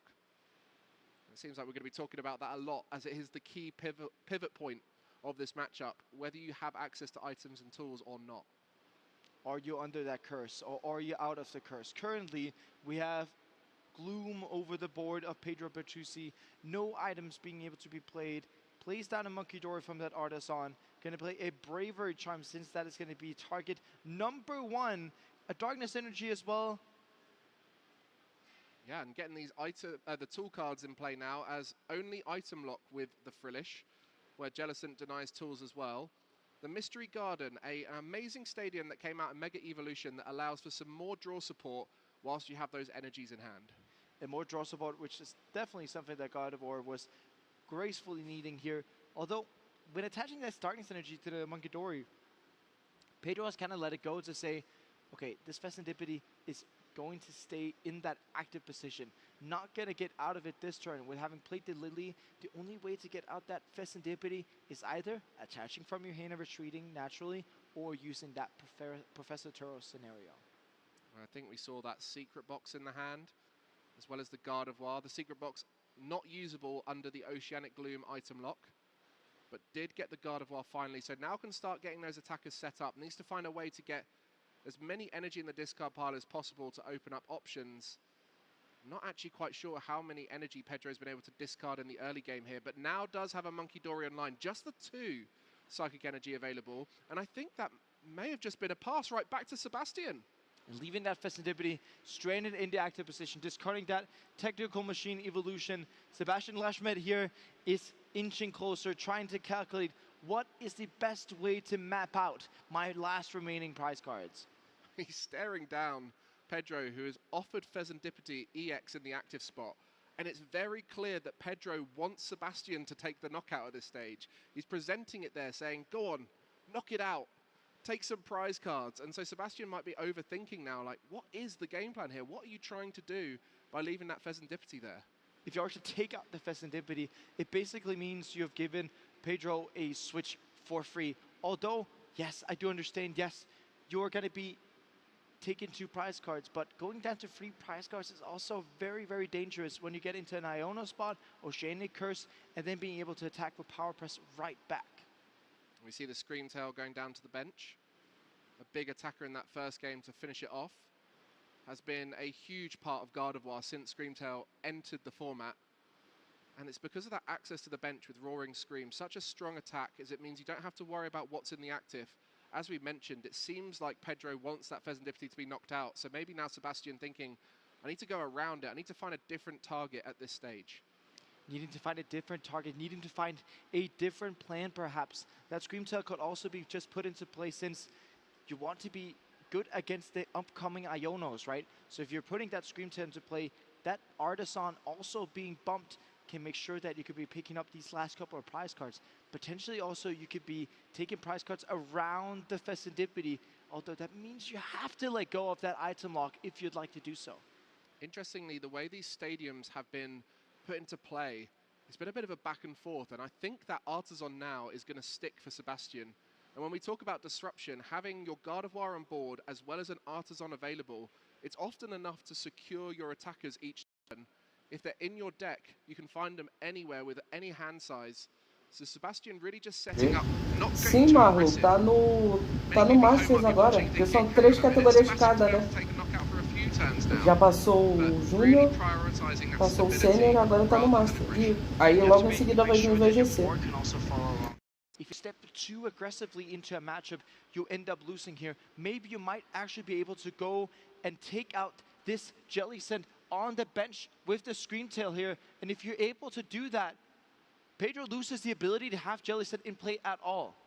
And that could be a huge opportunity here. Just the retreat, 3 energy retreated off of that Frillish. What are you going to promote here, Sebastian? It is going to be that Screamtail. 270 HP for the Jellicent, minus the 5 already on it, as well as the damage moved right here by that Monkey Dory, and that's going to put it in range. 60 plus 160 is going to be that last remaining 160 damage into the 220, being able to take that knockout with the Roaring Scream, bringing himself one step closer to getting us into a game 3. Sebastian taking his 5th and second and third prize cards. I'll have me corrected there. Has 3 prize cards remaining, and it will be that Screamtail that did so. Roaring Scream. We were talking about how powerful an attack it is to get around the Pheasantipity, and it did exactly that. We mentioned how important the Jellicent is in this matchup, the Oceanic Curse, denying items. Pedro now has to go the old-fashioned way, get that Frillish back and evolve up slowly. And having to potentially now play as if you're one of these more straight Gardevoir variants. Yes, can be taking a knockout with the Adrenaline Brain off his bench Monkey Dory onto the Screamtail. It only needs a singular damage counter. You can take that from this Pheasantipity just all right. But getting after that, it means you would take in 1 out of your 6 prizes. What do you do thereafter? You don't have a staple attacker in play. You still have a Pheasantipity in the active. That's very true. And that's one of the downsides of Screamtail and Drifloon on Pedro's side, is you have to go down to such low HP to do these big numbers, and it puts them in range of being knocked out. The Professor Turo scenario, a way to get rid of this Pheasantipity EX from the active spot, is such a key pivotal card for both players. It's such a key pivotal part if we're able to hit it, but we do see it in the hand of Pedro right there. That full art Professor Turo scenario we can see on our screen here, coming up here, going to be going to play that nest ball, and then has to be fetching an attacker. Can't be doing the reverse plan of getting a Screamtail into play, but is thinking about that Frillish. Is going to be pondering a little bit, asking how many cards Sebastian has in hand. It also does depend on how much damage can we put into play and how can we be the most aggressive possible. We could potentially say Monkey Dory goes to Adrenaline Brain onto the Screamtail potentially, and then use your own Screamtail to take out one of Sebastian's Monkey Dory, maybe turning the tide in this monkey business sort of race. Sebastian only has 1 Gardevoir in play as well, which in most matches is a concern. You don't want your singular Gardevoir to be a target, but not an easy knockout for Pedro at this stage. That could technically also been open for, you know, going for Drifloon, and if you really wanted to go after a small chance here, you could have gone something like Drifloon, Bravery Trump, Counter Catcher, and knock out the only Gardevoir in play. Although that would leave you still with a lot of damage counters in play from here on the footage as well, which you could be using with the Monkey Dories to be taken out at Drifloon in that case. Meaning that wasn't probably the most high-risk plan. You see Sebastian's left an energy on the Jellicent too, which could be quite a useful way to protect yourself from if the Gardevoir were to go down. But it's such a big target, so many resources would need to be committed to take out that Gardevoir that it just doesn't seem to be a worry for Sebastian at this stage. As you mentioned, the Monkey Dory is such a typical target in these matches, as it does seem to swing the game heavily in favor of the player who has 2, 3 Monkey Dory in play. As long as your opponent only has 1 or none at all, you tend to be ahead. And here we go, we start to see some aggression from Pedro, moving the damage across onto the Screamtail, taking a knockout. So Pedro taking his first knockout here in game 2. As we hear the local fans supporting their local hero, really wanting to see him find a way back into this game. It's now on Sebastian to promote a new active Pokemon. The new active Pokemon is going to be that Jellicent, reinstating that Oceanic Curse. Pedro no longer can play any item cards. No longer can be playing any tool cards. Still yet stuck with that Pheasantipity in the active spot. It's going to be able to attach an energy from the hand and go ahead and retreat, presumably into something like that Screamtail. Or could it actually be into Monkey Dory if you'd like to potentially go for a Mind Bend here, but is going to go ahead, ponder about that Screamtail, put that into the active spot, and use that as the attacker of choice for this turn. And with that Bravery Charm tool, has got 140 HP, which opens up more HP to play with, as not going to need that full amount to be able to take the knockout, but will allow him to get in range. There's a second prize card there for Pedro, 120 damage knockout on a Monkey Dory, and that might swing the Monkey Dory battle back in favor of Pedro at this stage. And that Monkey Dory battle being so important in these matchups. We saw Sebastian not having access to Monkey Dory in that first game, meaning the ultimate loss of it. Now, Sebastian is winning on the front of the most Jelly Sent EXs in play. Now losing potentially. They're equal now on that Monkey Dory battlefield there, but Sebastian not having access to that extra Monkey Dory, have been a very few amount of cards in deck as well. We do have to remember that this Gardevoir mirror match is also a very resource-intensive one of the kind.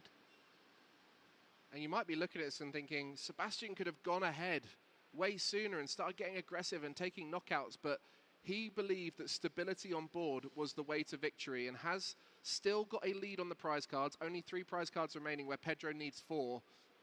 Often Gardevoir likes to be in that sweet spot of just behind or just ahead. Doesn't want to race too far out into the lead. And now Sebastian able to kind of stabilize the board, take some more knockouts, and maybe at this stage get within range of a victory. Getting closer to potentially getting to that game free, although now with Pedro looking at it this way, right? We're not seeing that extra darkness energy that Sebastian would be needing to get that Monkey Door online this turn. If Pedro can get himself into that darkness energy, which you have to remember, I think actually just took that off the prize cards one of these past turns, is going to be able to do that. Puts down that second Monkey Dory, goes for that Lily's Determination. It's time to hit a darkness energy, Sebastian.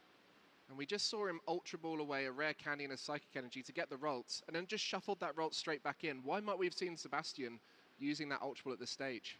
Sebastian knew that he was going to be playing a Lily's Determination, and by using that Ultra Ball, you're actually getting rid of free cards you don't want to be drawing in this stage of the game. Really high skill sequencing play here from Sebastian, noticing I'm not going to be needing these cards, might as well get rid of them. And having that 6th Psychic Energy in the discard, 1 in play, is pretty much fueled up now with every energy needed to do any kind of attack. So what do you get in that Lily's Determination hand? Does get the Dark Energy, which is huge, as the Monkey Dory is back online. 2 Monkey Dories for Sebastian with Darkness Energies committed. This is why we have to start seeing Pedro pull in some different strategies to see that all I'm counting here is 5 cards left in deck. There might also be a way where to Pedro potentially can be running Sebastian out of cards in deck. And with the Festendipity, we're going to see 1, 2, 3 cards drawn, 2 cards left in deck for Sebastian now. Has to, within the next coming turns, we do see the Super being able to dig back potentially up to 3 cards in deck. Was spying a bit on that Darkness Energy, Monkey Dory, and Screamtail. Just such great recognition of what's in the deck. Needed that Super Rod to recover some resources. Was counting out the deck, working out the chances of drawing into it. Used that Fezandipity and did find it. And you can see all of those decisions to thin the useless cards down throughout the end game here has allowed Sebastian to play exactly how he wants. And you can just really see how important Monkey Dory plus Dark Energy is, as they have been put back into the deck with that Super Rod. A card we've seen over the years. You can actually see Sebastian playing with quite an old version of the card. Such a useful resource managing tool to be able to put cards back into the deck. Has had a few erratas in its time. I can say that it's the base set version of the card. It's older than Sebastian himself, but doesn't keep him off from playing it. Gonna be using Psychic Embracer to put 40 damage into play that can be used by these 2 Monkey Dories. That Psychic Embrace, the engine of the deck, finding Psychic Energy from the discard pile and attaching them to your Psychic Pokemon. And it has the negative effect of 20 damage with it, but the Monkey Dory is able to move those over to your opponent's side, so it actually becomes a benefit. Now targeting this Fezandipity here on the bench with the Adrena Brain, took in that Screamtail from the Super Rod. This turn, going to be able to use that Power Press here onto that Screamtail right here. Take 1 prize. Then Sebastian will be down to 2, and all you could do next turn would then be use Artisan for Screamtail if Sebastian gets a knockout happen on his board, and then we can get the Fezandipity for knockout, closing out this prize map. Sebastian really eyeing up how to do this, and it means that if Pedro takes a knockout here, even though they may be winning price-wise, it's actually losing on the board. So 2 Monkey Dories apiece on both sides, pretty even at that point. And there's that INO from Pedro. He's been looking to try and go really close to the end of the game here to disrupt his opponent. But as we saw, Sebastian barely has any cards left in deck. He has the Serendipity EX in play, which allows him to draw even more cards should a knockout be sustained. So really, Sebastian here has played this out perfectly to play around all possible win conditions for Pedro. It just comes down to whether Pedro can be a hero like he was in his semi-final game and find an unorthodox win condition in these final moments. That unorthodox win condition can be to stall this Serendipity in the active spot. Although we just saw Sebastian draw Turo and a Darkness Synergy. Gonna go for that Psychic Embrace onto Gardevoir itself, leaving 60 extra damage in play, which means that on Pedro's side, you want to be building up a 4-price turn. But it's gonna be really difficult to do that when you only have 2 Monkey Dories. And I'm saying only 2 Monkey Dories, but you're gonna get attacked right back from Sebastian still. And Sebastian is bench locked right now, cannot get the Screen Tail down, so doesn't have access to the win condition, requires Pedro to take a knockout. Only would he be able to do so if he finds that Professor Turo scenario. So the INO disruption will need to stick at this point, otherwise Sebastian will be out of options and Pedro will be looking to try and take 2 big knockouts across 2 turns. So Gardevoir attack into the active. And with Gardevoir attacking into the active, we do have Darkness Energy and Turo in hand for Sebastian. And Monkey Dory gonna be able to use 3 times Adrenabrain, and it's gonna be able to Turo scenario up this Jellicent, go Artisan for Screen Tail, and finish out this game 2, getting ourselves into game 3 for the finals of the Latin America International Championships. Sebastian Lechmet doing it in a remarkable fashion. Stability was the key to that game. Never rushing, never going too aggressive. Just knew he was ahead from the start and kept it that way down to the final moments. So much resource management, thinning the deck down, using the Ultra Ball. We saw it in the very last moment, discarding 3 cards he didn't want to see. And even then, when Iono down to 2, drew for turn, had the Turo in hand. So amazing use of all of those skills that have allowed him to get to this final. And it's these small differences here, Mike. The small differences that discarding these free cards from your hand that could be used or drawn from the Lily. And we do get to see a replay here. Such a tight and bitey game here. We do see attachments onto Monkey Dory were the name of the game with these top decks. Potentially a little bit of a wrong energy placement here, though. Yeah, the Dark Energy meant to be going onto that Monkey Dory, but getting the Jellicent in the active early on for Sebastian really helped him stay in the lead and kept taking these big knockouts when he was ready. Not when he could, but when he was ready. And on that occasion, it was to take out the Jellicent to go down to 3 prize cards remaining. Pedro started taking knockouts in this mid-game, despite trying to force a Serendipity knockout in the active, was able to then use that Scream Tail to take some vital knockouts on Monkey Dory. And we can always see from the start of the game, starting that Serendipity, as I mentioned, was going to be that target number 1 for those 2 last remaining prize cards. Throughout the game here, Pedro was slowly grinding back into the game. Sebastian going down to 2 prize cards here, and then Pedro playing Iono. But the 2 Adrenabrains onto that Serendipity, that Turo, that Artisan for the Scream Tail was enough to wrap up that game 2 on a silver platter. And we're going to seeing here whether or not Pedro wants to go first or second. Sebastian going first, which helped out massively in getting that Frillish first. And I love the way Pedro was thinking at the end there. He recognized there was a route to victory. Sebastian played around that route to victory, and we are really seeing some high-class Pokemon from 2 great pilots of Gardevoir with that Jellicent. And it is the Oceanic Curse that was the story of game 1 and 2. The first player to lock up the board won the game. Will that be the case here in game 3? The winner of this will be your LAIC champion. Who's it going to be, Pedro or Sebastian? And starting off here in game number 1, looking like Pedro told Sebastian, you could go first. That Ralts, that attachment, and just a pass over. What does Pedro have to start the game? Well, an item lock here would be huge. Starting that Mew EX allows for a free retreat into it. Typically a hard strategy for Pedro and Sebastian is to get that early Frillish off. As we see the Lily's Determination, 8 fresh cards here for Pedro. And 8 fresh cards from Pedro indeed is gonna need to get that Ralts. But if Pedro gets into something like Ralts, and out to a Ralts either. TM Evolution, maybe even Frillish on top so you can get both Jellicent and Curly into play. Pedro will already be so far ahead. With 18 minutes left of this 75-minute final. Oh, a secret box there. Whoa, what a top deck. That is the perfect card when you're thinking about, let's use Lily's Determination and try to get our perfect setup here. Even with that Earthen Vessel on top, it's going to be able to get exactly whatever he wants at this turn. Well, now going to be doing his first deck search, and as you can see, nothing too crazy in the prize cards. Maybe one of the Frillish could be a factor. The Artisan could be something to think about. Otherwise, everything in high counts. You could be getting Supporter for next turn. Technical Machine Evolution, Nest Ball, Artisan.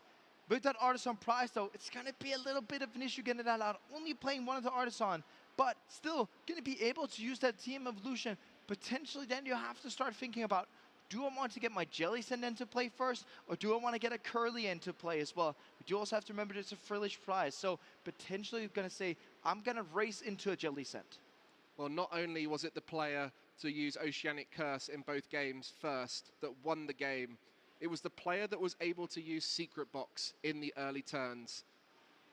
And it will be Pedro now getting to use that incredible A-Spec. First the Earthen Vessel to get some energy, able to discard them now. And you can imagine the adrenaline these guys are feeling as they are in a singular game to become the champion of this very event. Secret Box for Lily's Determination, Technical Machine Evolution, and Nest Ball, and that Stadium to finish things off will be able to get the Mystery Garden. Unfortunately, that Mystery Garden, one of these singular differences that are in this list. Sebastian playing 2 Artisan, and Pedro right now really wishing he was playing 2 Artisan, but no doubt that this Mystery Garden throughout the tournament has been a massive help. Going for the Ralts on the Technical Machine Evolution, really valuing Gardevoir in the setup over that Jellicent.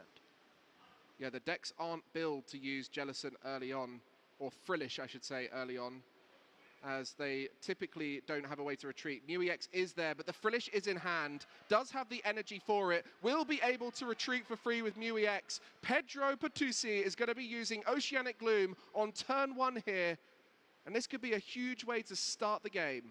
Deck typically not built for it, but still going to be hitting here on the turn 1. And with Sebastian here, the question is going to be, how do you get a setup here without no items? And an Ultra Ball to get rid of the Stadium. Doesn't want to give Sebastian any way out of this early turn. By locking up items, you take away a lot of the ways Sebastian can discard energy. And it'll also allow MewEX to draw a few cards here with Restart. As we see the Oceanic Gloom, 20 damage to the Ralts, no items. Sebastian needs to find a second basic here, does have some in hand, was actually holding on to that Artisan. Didn't want to give it away early on, but now under item lock is going to be struggling to set up as well. If Sebastian is able to get into their own psychic energy here, going to be able to strike back with another Oceanic Gloom, and then we're just going to have a Oceanic Gloom war going back and forth about who can get their Monkey Dories into play afterwards. Well, we know what time it is. It's prize check time. Sebastian, your first game had some horrible prize cards with those Monkey Dories. This time, that Technical Machine Evolution stands out as a bit of a frustrating card to prize early on, as it could be a way to get into the game. Other than that, seems fairly normal. With the way that we had these games here, Mike, we wanted to go for that item lock a bit more aggressively, which is also nice that, I mean, both of our players have been pricing a Frillisher, but really valuing that item lock. And without the Technical Machine Evolution and being under item lock, Sebastian won't be able to get into a Gardevoir this turn. Might even struggle to get into a Curlier this turn, which would be quite the challenge. But if he's able to get his own Oceanic Gloom off, that would also be the case for Pedro. Pedro wouldn't be able to evolve up quite as quickly. So an interesting back and forth with that early item lock. It really slows down both decks and their strategy. But as I mentioned before, Oceanic Curse was the key to victory for both of them. The first player to get an Oceanic Curse off won the game. And in game 3, I don't know which of them it's going to be from this current scenario. We do already have Pedro with that Jellicent EX in hand. So if Sebastian goes for an Oceanic Gloom this turn, they'll be all right. Then you get the item lock going. But when Pedro is going to be able to then say, okay, I'll go evolve into Jellicent EX, attach energy, and take the knockout, removing all of your item cards almost in perpetuity here and get to take a prize card and disrupting your setup. Is that going to be okay for Sebastian? I really do doubt it. Well, just a Iono there. Draw some more cards and does get the Monkey Dory. Unfortunately, with what we've described as the likely strategy of the Frillish this turn, might not be able to put the Dark Energy down because it's already been committed to the Frillish. So a retreat with the active Ralts into that Frillish does have a Bravery Charm attached as well to make it a little bit bulkier, and will now be doing an Oceanic Gloom. Both players, no item cards. What can you find this next turn? Does get a top deck off that Curly, are going to be able to evolve into that. That's going to be splendid on Pedro's side here. Going to be able to use that Artisan. Now, we did see that Iono pretty much shuffling that Jellicent to the bottom of the deck, but going to be able to use Artisan to get his own Monkey Dory into play. Have both drawn Iono as a draw supporter, Darkness Energy, and Curly this turn. Going to be able to further the setup. Yes, not going to be able to get that knockout with the Jellicent, but still going to be a tiny tad ahead in that setup war. As we come to the end of this final here, we had over 2,000 players here in Sao Paulo competing at our largest ever LAIC, the 8th LAIC we've had since it first was introduced in 2017. And either one of these players could become the winner of the largest LAIC in history. And at this stage, they're both locking each other out of any progress, trying to get ahead. Who is the one who's going to race ahead and take that victory? Sebastian keeping on drawing item cards, and it doesn't look like there's a lot in the hand here, Mike. Sebastian potentially getting punished by not evolving that Ralts last turn, and we do see it again, another Curlia in hand. There's only the out for Artisan. There's no draw supporter in Sebastian's hand. Going to be checking that discard pile of Pedro's, but Pedro has Curlia in play. Can go for a second Monkey Dory this next turn. They're going to be able to take over the board. Gente, eu tô aqui, tá? Só tô really looking difficult fazendo uns for negócios aqui, mas Sebastian eu in tô this olhando game vocês due aqui. to that item lock. Beleza? Well, there's two main goals of both of these players' deck. Get the Guard of War in play, get the energy in the discard pile, and at that point you can pretty much do anything. And it looks like Pedro is going to be doing that quicker at this stage. But with the item lock, it really slows down both players. And at any given moment, a hand could just be full of resources that would be typically used to get that strategy on board. And that seems to be the case for Sebastian. There's only one energy in Pedro's discard pile and one on the active spot. So missing that part of the Guard of War energy combo, and under item lock, it just becomes increasingly more difficult to do so. And with no Mystery Garden in play, which was a card discarded by Pedro earlier on, we're going to have to see manual attachments under item lock as the main way to get energy into play. It is something that these Gardevoir decks, after the release of Mega Evolutions, have had to deal with. Playing this Lily's Determination instead of Professor's Research. Yes, it's nice when you're drawing 8 cards to start off the game, but you're not discarding any card slot just like Professor's Research would. So, Sebastian now looking to try and find something of a resource at this stage to put him in a position where he can take control. But Pedro, very confidently with that Monkey Dory in combination with the Oceanic Gloom, takes a knockout on the bench Ralts. There is no Ralts on the board for Sebastian. The item lock continues. Pedro looks to be in the racing seat here, going ahead. First prize card taken. Board looking stronger. Guard of War in play. And it's at this stage that Pedro will be feeling the pressure, knowing he's in the lead. And got that Frillish from those prize cards, going to be able to attach the third energy. We're mentioning the difficulty of getting these psychic energies into a discard pile. This Frillish has a massive rack of free energies of retreat cost. Can be putting that extra Frillish down on the bench right here, be retreating into it, and thereby creating even more damage for that Monkey Dory, or even just retreat this turn into something like the Gardevoir and pump on that aggression. Gardevoir taking a knockout at this stage. We take out the Ralts on the bench, we take out the Frillish in the active spot. What do you have left, Sebastian? Just some Monkey Dories. And the crowd sensing hometown hero Pedro Pertusi inching ever closer to this title.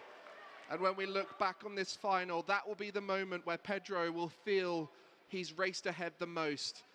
Sebastian can stabilize at this stage, but without a Ralts and without a Frillish, neither of your main targets of Jellison and Gardevoir will not be accessible on this turn. No access to using Mind Bend. No access to Reagindo Gardevoir. Only the measly access of being able to use Artisan to potentially get more routes into play. But you know what Pedro then can do? He can just go ahead and go back into that Frillish again, an item lock, and keep Sebastian locked out of the game. This singular turn of aggression was timed perfectly. And with time edging away, 7.5 minutes left. As we reach 0 on the clock, it's the player who's ahead on prize cards that takes the victory. And at this stage, it looks like Sebastian will need to come from behind. And that option is increasingly becoming less likely. So Pedro not only will be ahead, but will be in a great position should time run out. Coming from behind here in this spot, without no Gardevoir in play, without no Frillish in play, without any access to getting that ever so important Jelly Sent into play, it seems here that it's just Sebastian versus the world. Pheasantipity EX to draw some more cards, flip the script, drawing 3 cards should a Pokemon have been knocked out in the previous turn. Now has access to a Ralts. I think had access to that Ralts in hand last turn, in fact. And now wishing it was on the bench to be evolved. There is 1 Ralts down now. There's a Ralts in the discard pile. The Super Rod will be looking to get back that Frillish. As we mentioned before, both players had that Frillish prized. Pedro took it off the prize cards after that last turn knockout. Going to be using that Super Rod here, thinking about what to get back here. Even though it seems a bit counterintuitive to be getting these psychic energies, it also is necessary for Sebastian to have something to retreat if, say, a Pheasantipity gets stuck in the active, or you need to have attachments that don't bring in any damage. So commits that Dark Energy to the Munkidori on the bench. Recognizing the route to victory involves more Munkidori in play with Dark Energy, but Pedro just has so much control on that board. Gardevoir online, energy to play with. The Artisan is going to stay in play and going to stick in play. So we'll be looking to try and dismantle Sebastian's attempts to rebuild a board here, as the Curlier taken off that Ultra Ball but cannot evolve this turn, as those Ralts were put into play just this turn earlier ago. Just getting on with that pass from Sebastian, getting onto Pedro's turn. Pedro has so many opportunities, even using Artisan to grab something like a Munkidori. If Pedro has a Darkness Energy, we can't just be seeing Frillish getting into the active spot, starting to item lock. Pedro has the luxury of time on his side. You were mentioning 5 minutes left on that clock. If these 5 minutes go out, then we play +1 more turn, and after that turn, it will be the player ahead on prizes winning. Well, before we get there, Pedro might just race so far ahead now that he can take it within this next 5 minutes. Gets another Munkidori down, as you alluded to. And with this Earthen Vessel, we'll be able to find another Dark Energy. And with 2 Munkidori with Dark Energy in play, you have so much stability behind this Gardevoir. You can move any damage found in play across. And should you want to put more damage in play, you are able to do so with that added benefit of the sprinkles over to the other side of the board. So this Dark Energy will be going straight down onto that Munkidori, and the Gardevoir in play will just be continuing to set up attacker after attacker. Continuing to set up attacker after attacker, continuing to set up prize card after prize card, inching Pedro closer. 4 prizes left, and this Jellicent, being Ultra Balled, is going to be able to attach 2 energies to Frillish or Jellicent after the evolution of it. Move 30 damage over to this Munkidori in the active. Take the knockout. Item lock. Sebastian not able to move the Jellicent. Thereby, no Gardevoir next turn. So the Jellicent is in play now, and we are seeing the writing on the wall. Pedro feeling all of that excitement as he sees the final finish line in front of him. He just needs to execute these next few turns to perfection. As we have the Jellicent now in the active spot. Damage can be moved across. Oceanic Curse has been locked in the active spot. It's been the winning play for both players in the previous 2 games, and it might be the winning play here for Pedro as he sets up Power Press. Damage in play. Will move it across with that Adrenabrain and take a huge knockout to go even further in the lead here. Gonna be doing that double Munkidori. 60 damage down to that bench Ralts. Power Press 80 damage, setting up a potential 4-prize turn next turn with something like the Professor Turo scenario. And using double Monkey Dory, you could be setting up something like Fest. And there's the options galore here, putting that Curlia into play. Pedro has been setting up this game beautifully. Just recognizing that Pheasantipity being on board for Sebastian by not taking a knockout has denied the opportunity for Sebastian to draw more cards. But you see a bit of a spring in Sebastian's step as that Lily's Determination plus 2 Monkey Dory in play has given him somewhat of a board control, despite having all of his Ralts and Frillish being taken out in that previous turn. So Sebastian feeling a little bit more confident now. Pedro is virtually guaranteed a prize on the next turn, even if Sebastian decides to move some damage away. There should still be around about the 80 damage left on that Monkey Dory in the active though, right? He's moved it across already and is just past there. Pedro!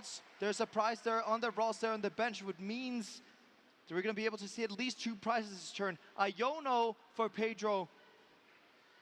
Well, there we go. That quick turn from Sebastian, recognizing he didn't have much in terms of a turn outside of moving damage across and passing. And there we go. Sebastian has access to his items still, where Pedro has access to his items where Sebastian does not. And so we'll be using that Earthen Vessel, has an Ultra Ball there. The Mew EX in play will be a great way to draw up in those low hand sizes, so a bit of protection around disruption. And Pedro really just smartly taking his time in that previous turn, not taking a knockout, instead focusing on setting up that stability, which we alluded to in the last game. Going to be using that Ultra Ball to thin out the hand entirely here, because search out that Curlia, evolve the Ralts, restart for free, fresh cards, finning, inching closer to winning. And it will be the most stable of boards. Curlia in play, Gardevoir in play, 2 Monkey Dory with Dark Energy, the Mew EX to help draw cards up, as we see there, the restart for 3, drawing up to a hand size of 3. And even if this Jellicent in the active does get knocked out, Gardevoir has so many options to finish off the game. So a 2-prize turn here will put Pedro in range of the win. And using that Night Stretcher, just in case a Frillish comes out from Sebastian, just in case an Iono's being played, to use that Artisan to get the Screamtail into play. Monkey Dory is going to take a prize card. Power Press can be potentially taking another prize card this turn with the aid of another Adrenabrain, meaning that if Sebastian takes a knockout, it's going to be the same situation from the last game. 2 prize cards remaining for Pedro. Sebastian with a mountain to climb. 6 prize cards on the board. Will be looking to take a knockout. Recognizes the time is small. Needs to get ahead quickly. Takes the knockout nice and fast. It's now on Pedro to win in this turn. And he's going to be moving a little bit slower now as time has been called. Time has been called, and due to Pedro not having drawn for their turn yet, we're in turn number 1. And he has a way to win this turn. Can he find it? Will he be able to spot it? Just taking his time in this moment. There's a lot of pressure. Like, he's already won the game. He's ahead on prize cards. He needs to try and find a way to guarantee it here. And with those nerves of the final, you can imagine everything in his mind is going crazy.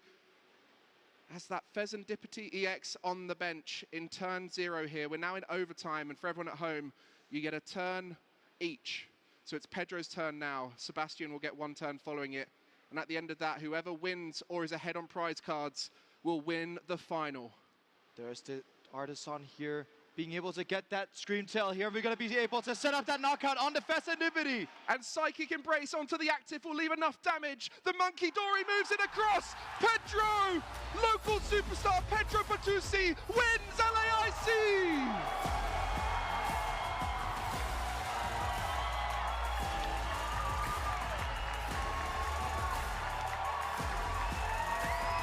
Bora Brasil!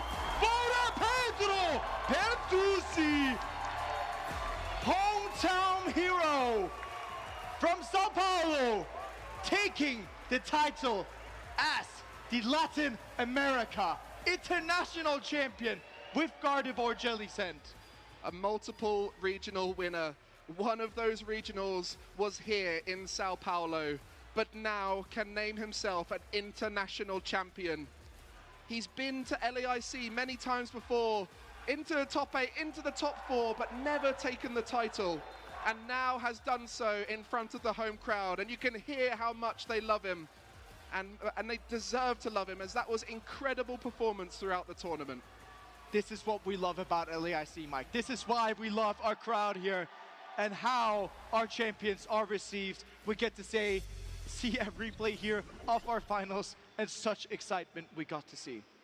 Well, what a game the first one was. It was the prize cards that were the story of game one. All 3 Monkey Dory for Sebastian were prized, and it was the Oceanic Curse locking up the active spot for both players, winning the game. The first player to play their secret box, the first player to lock up the active with Oceanic Curse, won the game. And it's nice to see our players, even in the pressure of the final, having a bit of fun. Having a bit of fun indeed. And top decks were many in these games. Jellicents were swinging back and forth here. Sebastian taking such an insurmountable lead, it seemed like, in that game too, and finally got to finish it off with a screen tail, although Pedro very close to taking that back. And Sebastian played so well throughout the tournament, and in the final showed exactly why he's one of the top players from North America. Still that major win eluding him, but now an IC finalist to his resume, as it was these kinds of decisions in those tough moments where he recognized aggression was not the way, stability was the answer, and was rewarded for it, as the Iono did not disrupt him out of the game. Turo was in hand. Turo was in hand. Artisan in play, Screamtail in deck, being able to take those remaining 2 prize cards and take us into that game 3. Well, game 3 was a fascinating one to kick things off, as Sebastian really didn't get set up well. And there was that turn there where Pedro took out both the Frillish and the Ralts, leaving Sebastian with just 2 Monkey Dory. Meanwhile, having a Gardevoir staring him down. And from that point on, it just felt like too much for Sebastian to climb back, especially with the pressure of time, especially with the quality at which Pedro was setting up his board. It was completely stabilized and infallible to a return knockout from Sebastian. And infallible for Sebastian here, doing their best, using Monkey Dory, using Miracle Force, trying to claw back into the game here in these last remaining overtime turns. And it was an attempt to try and get it at the end. And I respect this from Pedro, just taking the time in those final moments, as there's so much pressure on the line. Did not want to make a mistake, and rewarded with a roar from the local fans. Our champion, Pedro Pertusi, has taken down LAIC 2026. 2,000 players kicked off the tournament. And now there is just one standing at the top, as the local player, the local superstar, Pedro, wins the tournament. The Gardevoir superstar, the Gardevoir Jellicent superstar. As we saw the tournament going on from phase 1 through to phase 2, through to our top cut, we saw one deck inching itself out as one of the very best decks in the format, and we had to tell it, we had to say it. It was that Gardevoir Jellicent again and again, showing that dividing force between being able to take some of these late game aggressive lines upon also closing down all of your opponent's options.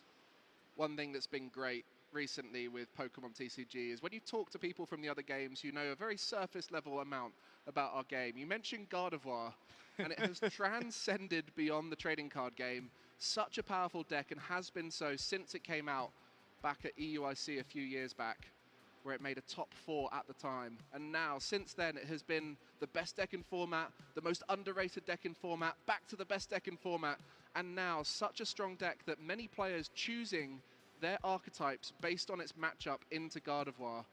But these 2 players able to find their way around all of those dark type attackers into this final, and Pedro the better of the Gardevoir Jellicent on this occasion.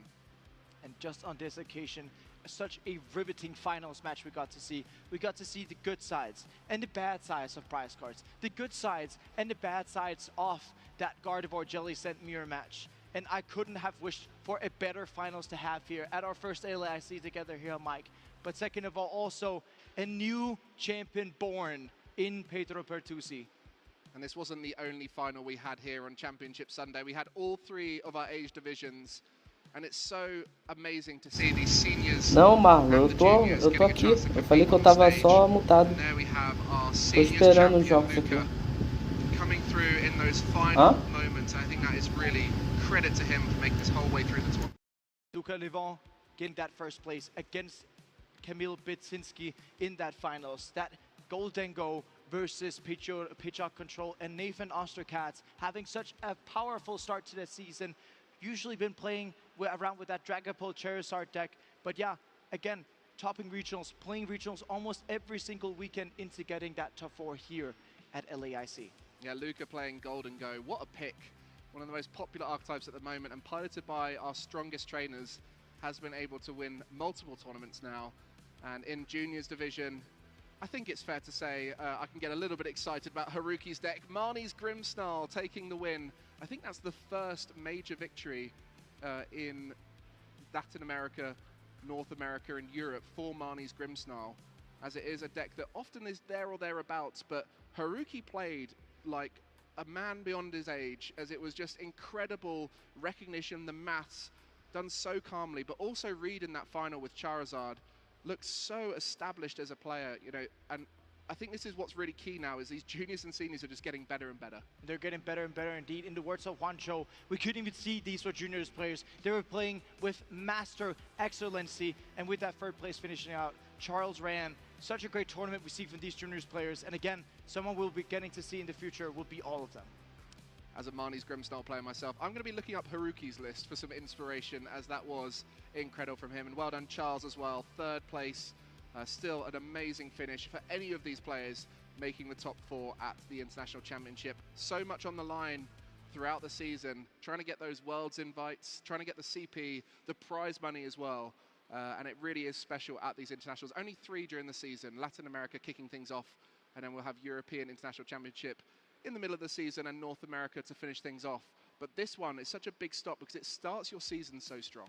And for some players, we already started this season giving out World Championship invites for that 2026 World Championships held in San Francisco, California. 10-year anniversary for myself heading out there. But then again, we get to birth champions every single time we have these international championships. And one thing that does excite me is that we're at least going to be seeing 12 players from the CCG getting their automatic invitations to there. As a player who's lifted a trophy before, Jesper, you know how special this moment is. So let's allow our players to lift a trophy to the sky, over to the stage to crown our champions of LAIC. Our trading card game finalists have pushed themselves to the limit during this competition this weekend. So now let's bring them to the stage and celebrate their achievements. Give it up for your junior finalist, Reed Hartman.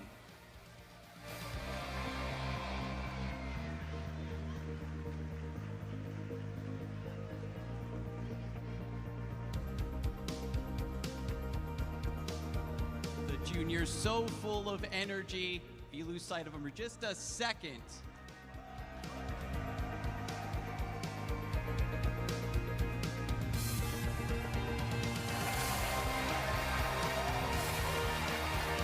round of applause for our trading card game junior champion, Haruki Okunishi.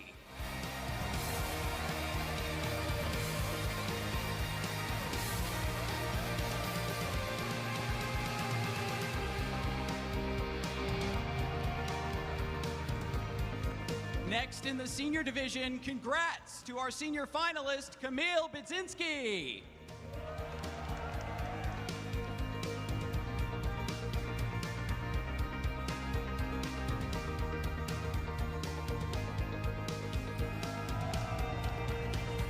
Give it up for our trading card game senior champion, Luca Levin.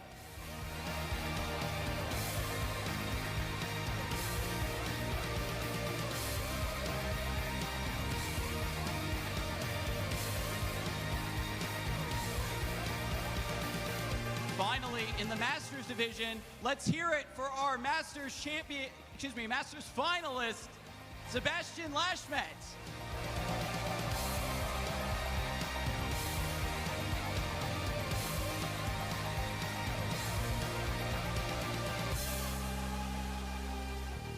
And now let's bring down the house for your trading card game Masters champion, Pedro Pertusi.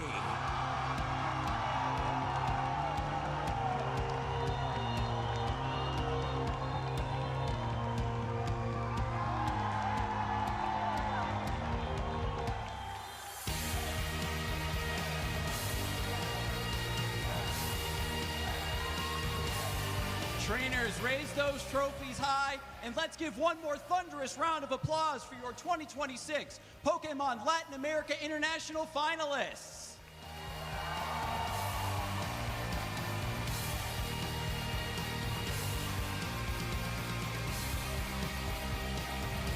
It has been an absolute honor to celebrate these trainers today, but we're not done yet. It's time to round out our championship Sunday with Pokemon Scarlet and Pokemon Violet. They've got their junior, senior, and master divisions ready to go for you beautiful folks today. So we're going to kick things over to the casting desk and get the next stage of Championship Sunday underway.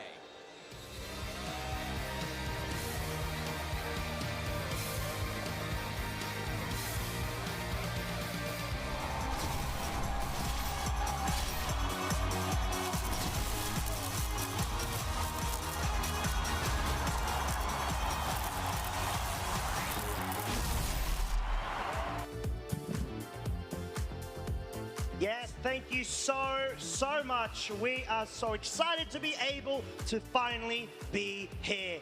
Video game time, everybody. And this is, of course, the 2026 Pokemon Latin America International Championships, where we will be featuring our 3 divisions across the board with the goal of being able to crown champions across all of them. I'm Costa, this is David, and we are here to be able to bring you all that lovely action, kicking us off shortly with the junior division. We definitely are. I think we're going to have a lot of success here this weekend for sure, and a lot of amazing matches are definitely coming up as well. And here you can see who we will be featuring for you over the next few whiles here.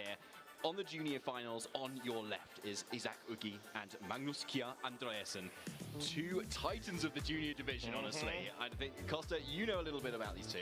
Yeah, exactly. I think just from the fact of there being multiple regional and special champions, each to their own, Isaac having 3 of those titles, Magnus having 4 of them, and also the factor of them not having gone up against each other just once, not twice, an overall astounding 11 times previously of this event. So it'll be really, really exciting to be able to feature them. Of course, we've got the bracket in terms of the roadmap of their adventure thus far in this event. Due to the low amount of attendance, we did only feature a top 4, but such an exciting turnaround from both of these trainers, as we mentioned, which will be facing off once again for the 2nd time this tournament. Yeah, definitely is. And a really interesting one too, because I believe it was Magnus that took the win over Isaac earlier in the Swiss rounds of the tournament. But both of them have so many accomplishments to speak of that don't even fit on your screen at the moment here. But just to name a few, Gdansk regional champion of the 2025 season and of the 2024 season. More regional championships to the name as well in Stockholm and Dortmund from the previous season. Yeah, exactly that. You know, back-to-back 2-peak Gdansk regional champ is such a hard sort of achievement to be able to accomplish. And Magnus, of course, being able to do so, which at the moment rocking a very hyper-offensive-oriented team. But yeah, I think there's a lot going for Magnus, a very bright future indeed. And as we mentioned before, this isn't the first time that both of our trainers have gone up against each other, as Magnus at the moment is actually sitting 2nd place on the overall leaderboard, only trailed by Isaac, 25 points behind them in 3rd place. Yeah, so really, really close here. And regardless of the outcome, Magnus will still be just a little bit ahead there in terms of championship points, but they have already earned so much having got this far. Yeah. And there is Isaac on your screen as well with the Lugia too. A great choice there, sir. Nice. And let's have a look at their accomplishments on the right there. NAIC finalist in New Orleans last season. Another Stockholm regional champion as well, so they've got 1 each for different seasons. We've got a Birmingham regional champion and a Sevilla special championship champion as well. So, but my eyes are glued to that Murkrow, Costa. Really happy to see that. One of my favorite Pokemon of all time. And I mean, such a fascinating Pokemon as well, which has been sort of underutilized when it comes to Regulation Set H. So having access to that prankster ability allows it to be able to at least bypass any other regular priority-based move. That when it comes to the status side of these utility moves, you're able to get a very quick tailwind off in order to be able to enable the remainder of your Pokemon. And I believe it's also carrying that sunny day as well. So actually, you can have a really nice matchup into all those rain teams that are going around as well. You just click that button, and then you shut down a lot of the strategies that your opponent can even do. Yeah, exactly that. And as we mentioned, both of our trainers ran into each other quite a few times before. At the moment, it seems like Isaac has the lead. 7 wins overall, best of 3s versus Magnus. So Magnus has really gone here to try to prove a point with such a fascinating team as well. Yeah, really interesting too. We don't see a lot of the so-called Psy spam, where you've got this Psychic Surge and DD combined with the Sneezer with that Unburdened ability, which we often see now next to a Rillaboom with the Grassy Seed, but here it's with that Psychic Seed. Yep. Now this dude was very popular in the kind of the first iteration of Regulation Set H last year, but it kind of fell out by the wayside. But it's definitely back here, and it makes a lot of sense when you want to give a special defense boost to a Sneezer in front of Ursaluna, which has been shining so bright throughout this entire weekend. Yeah, just in usage, at least when it comes to the Masters division of the competition. And like we said, there's a lot of great tools to be able to take advantage of. And that Dragonite actually having the Stomping Tantrum as opposed to either a Tailwind or an Extreme Speed, which usually Dragonites do tend to try to run, but not when it comes to you having your own Psych Terrain spam mode. And here is Isaac Ugi on your screen as well, with their really cool team using that Murkrow to be able to support the rest of the team with the Tailwind, the Sunny Day, and the Haze to kind of get rid of any sort of pesky setup strategies like Volcarona strategies, for instance, too. And could be really interesting here as well versus that Sneasler that could get up that Psychic Seed special defense boost too, or any of those boosts that Dragonite might want to get with that Scale Shot. Yeah, and it's also a great way to be able to essentially be immune to that Psy spam and force a, I'd say, targeting when it comes to the Murkrow, because sure, it's there for support and utility, but Foul Play, you know, the same type attack bonus can actually pack a punch when it comes to more of the offensive tools over on Magnus's side. Yeah, it's a great point, especially after the defense drop from a Scale Shot. Dragonite's suddenly going to take a lot of damage from that too. And Talonflame, not the bulkiest Pokemon either, doesn't also want to take that Foul Play. What I really like here as well is Isaac has that Miracle Seed on the Rillaboom too, boosting that damage a little bit more rather than something like the Assault Vest, and that can suddenly put an Ursaluna, for instance, in range of a Woodhammer. Oh, as we're going to start off game 1 with the leads between both of our trainers. Magnus on the left-hand side, rocking the Talonflame Dragonite versus Isaac's Ursaluna Blood Moon and the Mousehold. Okay, so we've got a lot of supportive options and we've got a lot of offensive options as well. So the Mousehold is a really nice lead here because you've got that Focus Sash, you've got the ability to use that Follow Me, and Follow Me does have increased priority on top of the Gale Wings boosted moves that Talonflame can go for too. Yeah. So that's going to keep that Ursaluna really safe here. And there's not a lot threatening it on this turn from either of the targets either. So Isaac's probably in a really decent position to start firing off moves with that Ursaluna. It's that Assault Vest, so it might not be getting any KOs, maybe unless it's a Blood Moon into the Talonflame. But either way, this Talonflame should be able to get off that Tailwind if it wants to start setting up for the rest of the team, especially in front of any sort of trick from shenanigans that Isaac is definitely lacking on their team. Yeah, it seems to be that case exactly. Tailwind now set up will allow this Dragonite to be able to move first. No Follow Me from the Mousehold. Just going to be targeting that Blood Moon Ursaluna, and you can see this Pokemon is so bulky, especially when it comes to the Assault Vest variants that have a bit more of training invested in order to be able to take on some very powerful moves. And naturally speaking, Dragonite's defense will be dropping, but we still have yet to see Isaac's Pokemon move. Super Fang targeting the Dragonite, bypassing the multi-scale, hoping that it's going to be put within range, but actually not quite enough to be able to pick up the KO with that Hyper Voice.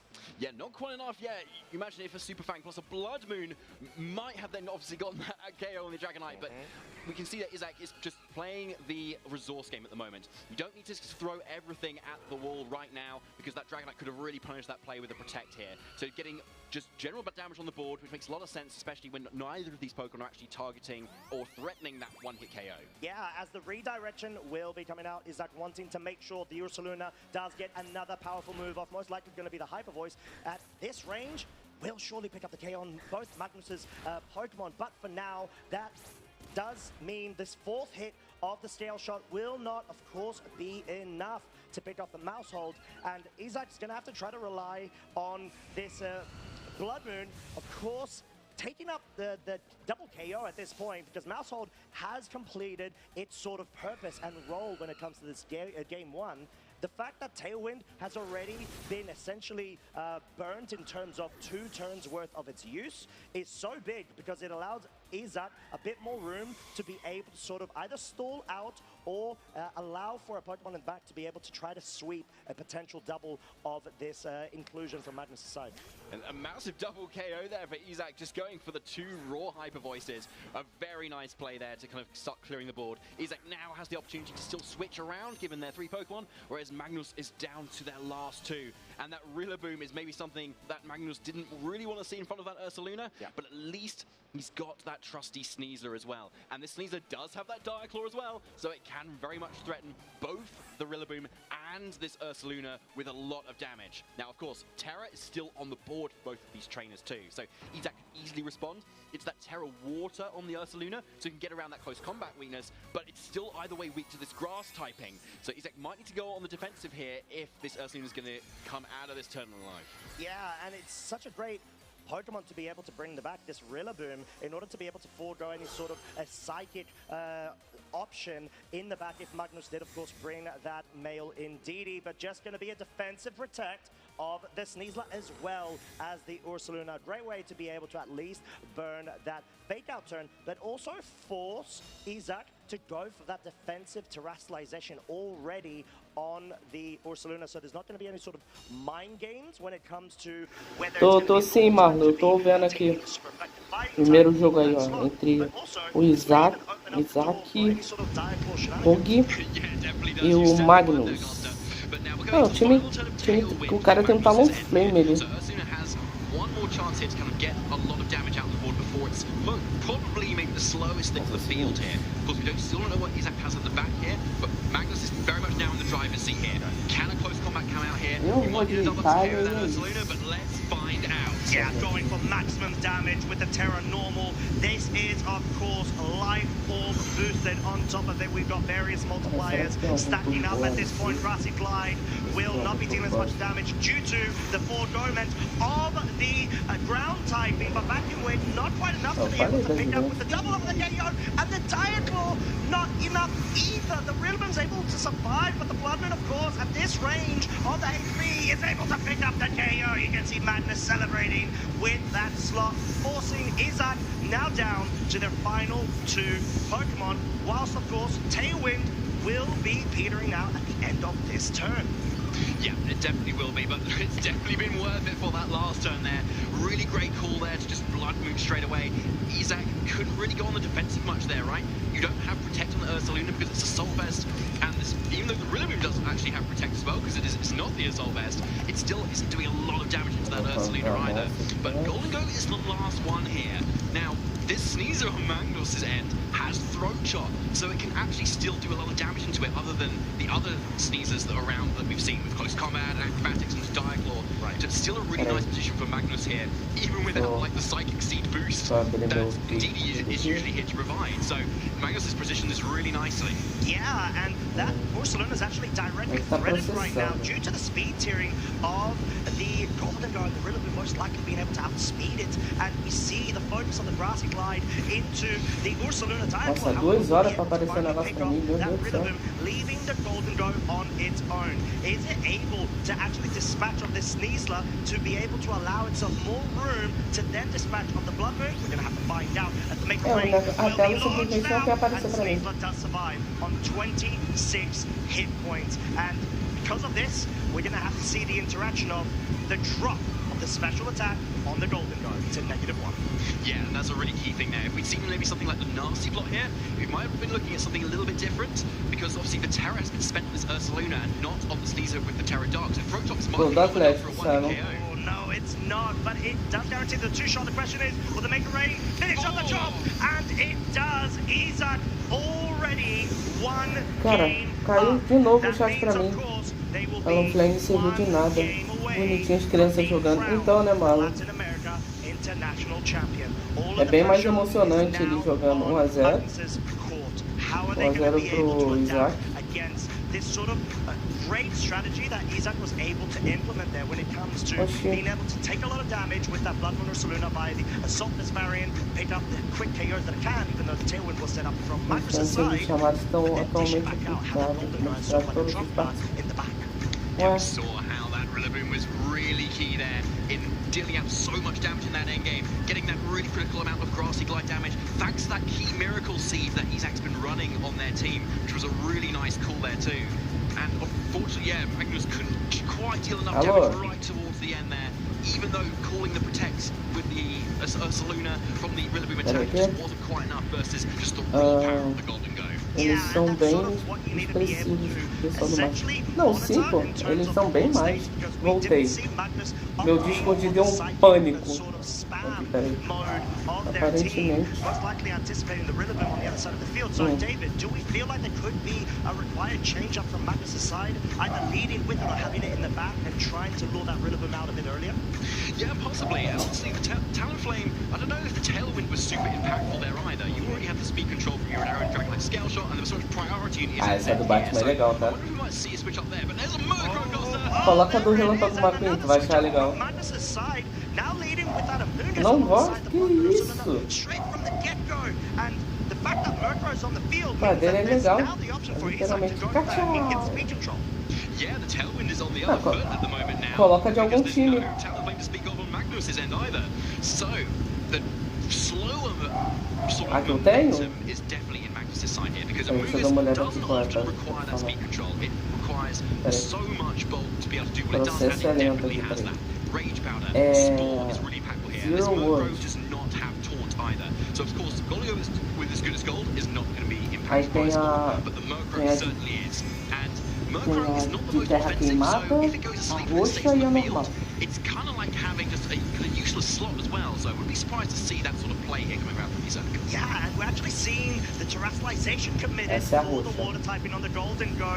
It will allow it essentially to be able to forego a super effective earth power in that slot. Magnus, on the other end, going for the offensive Terra Normal yet again, hoping to even actually catch Isak's defensive play out there and just go for the damage. Tailwind set up from Isak's side. This will mean, of course, the Golden God moves first, goes for a Make a Rain, deals a lot of damage, especially on the Blood Moon Ursaluna, but because it's been able to survive and the Amoonguss hasn't been able to move, this may be a tough one. Here we're going to see if the rain comes out. Magnus goes for it, goes for the Blood Moon, picks up the KO straight from the go. Amoonguss will be able to then connect with a Spore onto the Murkrow. So much momentum. This is exactly what Magnus wanted from this change-up going into Game 2. An amazing call there from Magnus, going straight for what would have been a resisted hit. He's straight away getting that KO on that Golden Go, which was such a thorn in Magnus' side in that previous game here. And yeah, there's that Murkrow asleep there. Probably would have preferred to be pênalti pro Curitiba. Pênalti pro... So it kind of makes this a 2 versus 1 situation going into the following turns here. So really great switch up bringing this Amoonguss in here. Pênalti pra Chape, Simon. Responding Ursaluna instead here. Now, of course, this is that assault vest, so it can take on these attacks a lot better. Pênalti pra Chape. Só que os caras têm que fazer. Already gone for Blood Moon, so can't go for it on a second attempt either. But we've got the Hyper Voice on Ursaluna's side, so that can get around any range powder, but it does leave that then open for the Amoonguss to Spore it instead. So Isak's going to make the decision. Do I Hyper Voice to KO the Ursaluna, or do I maybe go for the Blood Moon to get rid of the Amoonguss so I don't go to sleep? Yeah, it seems like at least when it comes to the Blood Moon, Magnus is trying to avoid that Hyper Voice just in case to be able to ensure that you can essentially dispatch as much damage as you can onto the opposing Ursaluna, but the Blood Moon is in now. Isak correctly identifying the Amoonguss being such a key component there, ignoring the counterpart Blood Moon on the other side of the field, but this does allow Magnus an opportunity to be able to bring in either the Sneasler and now the reveal the Dragonite, which seems to be the case. And quase que o América empata. Quase que o América empata. Simon, eu quero ver futebol, eu quero ver como é que vai ser esse campeonato. Quite go for the Blood Moon yet again, but Hyper Voice is still pretty safe at the moment to be able to dispatch the Ursaluna, and even so, maybe a vacuum wave could actually be enough as well to kind of get around any other shenanigans too. But Blood Moon is back versus Ursaluna, so Isak definitely has to respect it. Yeah, and that seems to be the case, at least when it comes to the switch up primeiro tempo? identifying the vacuum wave potential, but the Murkrow does remain asleep. Seems like it was trying to be able to go for the foul play in that scenario. Ô Marlon, a parte boa é que você vê, dá pra ver muito mais você saber como é que foi tomar o golpe ali, não. As crianças vão mostrar, né? Ficou espantada, né? Breaking the multi-scale on the Dragonite. Yeah, a really big one there. We saw how Hyper Voice was so useful for Isaac in that first game there, just to be able to dispatch 2 Pokemon all at once here, and we can see Sneasler taking so much damage on the switching here. It's really wanting that Psychic Seed boost right now to be able to take those hits a little bit better here. Now the question is, this Ursaluna isn't Tailwind, but some Ursaluna aren't trained quite to be fast enough than a Sneasler as well.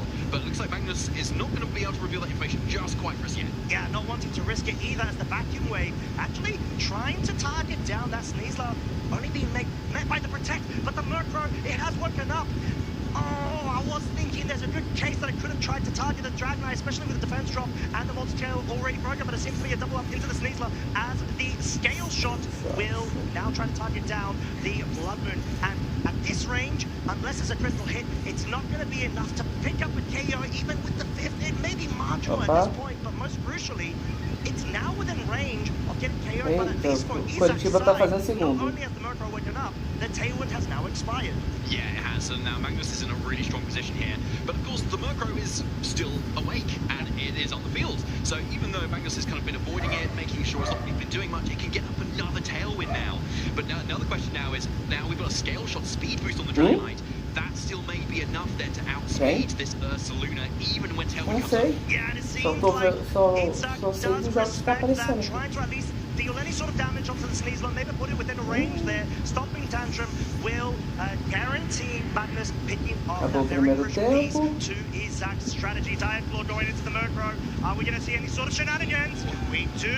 It's the paralysis status. This means that not only is the speed half, there is a chance for the full paralysis. Not what Isaac wants to see, but Magnus definitely needs this momentum in their favor, especially as that Rillaboom now revealed to be the final full Pokemon on Isaac's side versus Magnus's 3. Wow, that's big, yeah. So that Rillaboom coming in there, it only has grass moves here. It doesn't have that high horsepower, so it can't even hit the Sneasler for good damage either. Maybe a Woodhammer would still KO if it was given the chance, but yeah, Murkrow with the paralysis here, it's going to be that main way that you're going to be able to do damage into the Dragonite, which at most quadruply resists those grasp attacks. So Isaac needs to find a way to get that foul play over there. And it could happen because we know we've got that Tailwind. Scale Shot has a chance to miss as well. And there is a chance that Murkrow could still be faster if given enough kind of changes as well. But it looks like Dragonite's going on the defensive. Yeah, Magnus absolutely respecting the fake out potential there, opting to go for double protect. There's no real reason why you shouldn't go for this, as you're always going to be able to at least guarantee Dragonite outspeeding due to the 2 scale shots set up on the +2 speed. Eu vou com a seleção que não está indo para a Copa. Especially due to the training on this Pokemon, there is a small chance that the Rillaboom may be trained to be extremely quick and rapid, but most likely not the case. Yeah, most likely not the case. So yeah, kind of stalling out a few more turns eu não sei nem que jogo que a Liquid jogou hoje. Which we saw was a really close KO onto that Rillaboom there. The Dragonite looking really safe. You need to play this really slowly here if you're Magnus. Not throwing too much of the wind here, not too much caution. Pode ter certeza, tá? Que esse lag na Blue foi dedo do Sanak. Pode ter certeza disso. Pode ter certeza disso. Scale shot target the Murkrow. It wants to make sure this cheeky little pranksterous bird does not get any sort of foul plays off, which could be quite detrimental to the Dragonite. And there's a 5th hit there, guarantee KO. Cara, é isso que eu queria, tá? Essa comemoração de gol que eu queria, tá? Eu acho mó da hora. Esses dragões. No way, no shot. This Rillaboom can bring it back. Yeah, unfortunately not. There's no Terra on the board either. We saw the Golden go for that Terra really early on too. So yeah, it's looking mostly over here. And we're going into game 3 at this point. But yeah, we just need to see Caesar kind of flick into that Diaclaw and get enough damage through. But we see maybe Magnus playing extra super cautious to sort out that grassy terrain. But yeah, no, there is that game going to Magnus. And we're going into a game 3, folks. Pulei errado dentro do gol, tava dentro do gol. Eu pulei, era pra eu subir. Não, eu pulei, era pra ter subido. very best Ele do futuro, né? Era pra ter state subido. of affairs leaderboards. We've got multiple regional championships from each of these trainers. Hello, everybody. Let's make some noise for our 2 juniors going into this game 3. Give them all the love and support. They have put in so much time, so much love, so much effort, and here they are on the final stage. One of them will be crowned the Latin American International Champion of 2026. Very, very shortly, one game separates that title from Não, que dois. Eu subi agora contigo. Eu subi agora, Simon. Eu tava literalmente ali atrás, Simon. And so has already matched that here, but obviously still really wants that win versus these 2 trainers who have been fighting out across the years between each other, so many battles, and it's all coming to a head now in this final. Here we go. Turn 1, game 3. We've got the game 1 lead from Magnus, at least with that Talonflame coming out versus Isaac's own tailwind mode, yet again being prevailed here with the Golden Go to be able to position them as speed control being so crucial from either side. Yeah, so we had tailwind from Magnus on game 1, we had tailwind from Isaac on Que game 2. foi a bola? Eu tô aqui no gol, Simon. Meu Deus do céu. Both sides here. But interestingly, it was the tailwind user who then lost the game. So exactly. Eu sou o Kitani com o negócio da Itália. Não, eu tô aqui atrás. Simon, eu literalmente tô aqui atrás. Como é que fui eu? Yeah, and this Dragonite Terra Steel means it's going to be able to resist any sort of Maker Rains that do come out from that slot, especially accompanied by that multi-scale that is still intact. Tailwind from one, let's say, priority user. Tailwind from another following suit immediately after the Maker Rain will break the Gale Wings and the multi-scale, but Magnus is in a spot where they're going to be able to directly not only threaten damage via this scale shot that does connect onto the Golden Go, but also get the speed advantage. You're now going to be at the cost of -1 defense, +1 speed. And any sort of chip damage onto a Golden Go, that is also the life of Varian and takes its own recall at the end of each attack, is so crucial. Yeah, I really like this play from Magnus here. It seems like it was a bit of a misplay to scale shot into that Golden Go, but actually, you kind of need that double here. O pior que eu fui tocar, tá? Isso foi pra toque. Foi nem pra fazer. Não, eu dou o duplo combo sempre, por isso. Então, isso se dá um problema fácil. It's going to go for that 3rd hit right now. Obviously, if you're Magnus, you're hoping for Reflex, 4 of 5 hits in order to be able to guarantee a KO in the following turn. With just 4 hits, seems to be the case this time round. At the cost of now -2 defense, +2 speed. Talonflame moves immediately after, trying to read a terrestrialization from Magnus' side that Isaac does not. Não sei também, eu acho que foi o que eu aprendi também só fazendo isso agora. But a double up may be able to do so, especially from this foul play. It targets the Dragonite, and it's enough to pick up the KO. Already such a valuable piece from Magnus' side out of game 3 and this set. Yeah, that was a really big piece gone there because Magnus was using that Dragonite so well versus the end game of Isaac in game 2 there versus that Rillaboom right to the end. And also that Ursaluna too, when it was able to take off those attacks that it's just natural bulk, right? Yeah. But yeah, this time here, even though that Golden Go is only kind of a -2 special attack, not offering a lot, most likely was quite crucial in getting that Dragonite in range of that foul play that Mercury was critically able to get out here.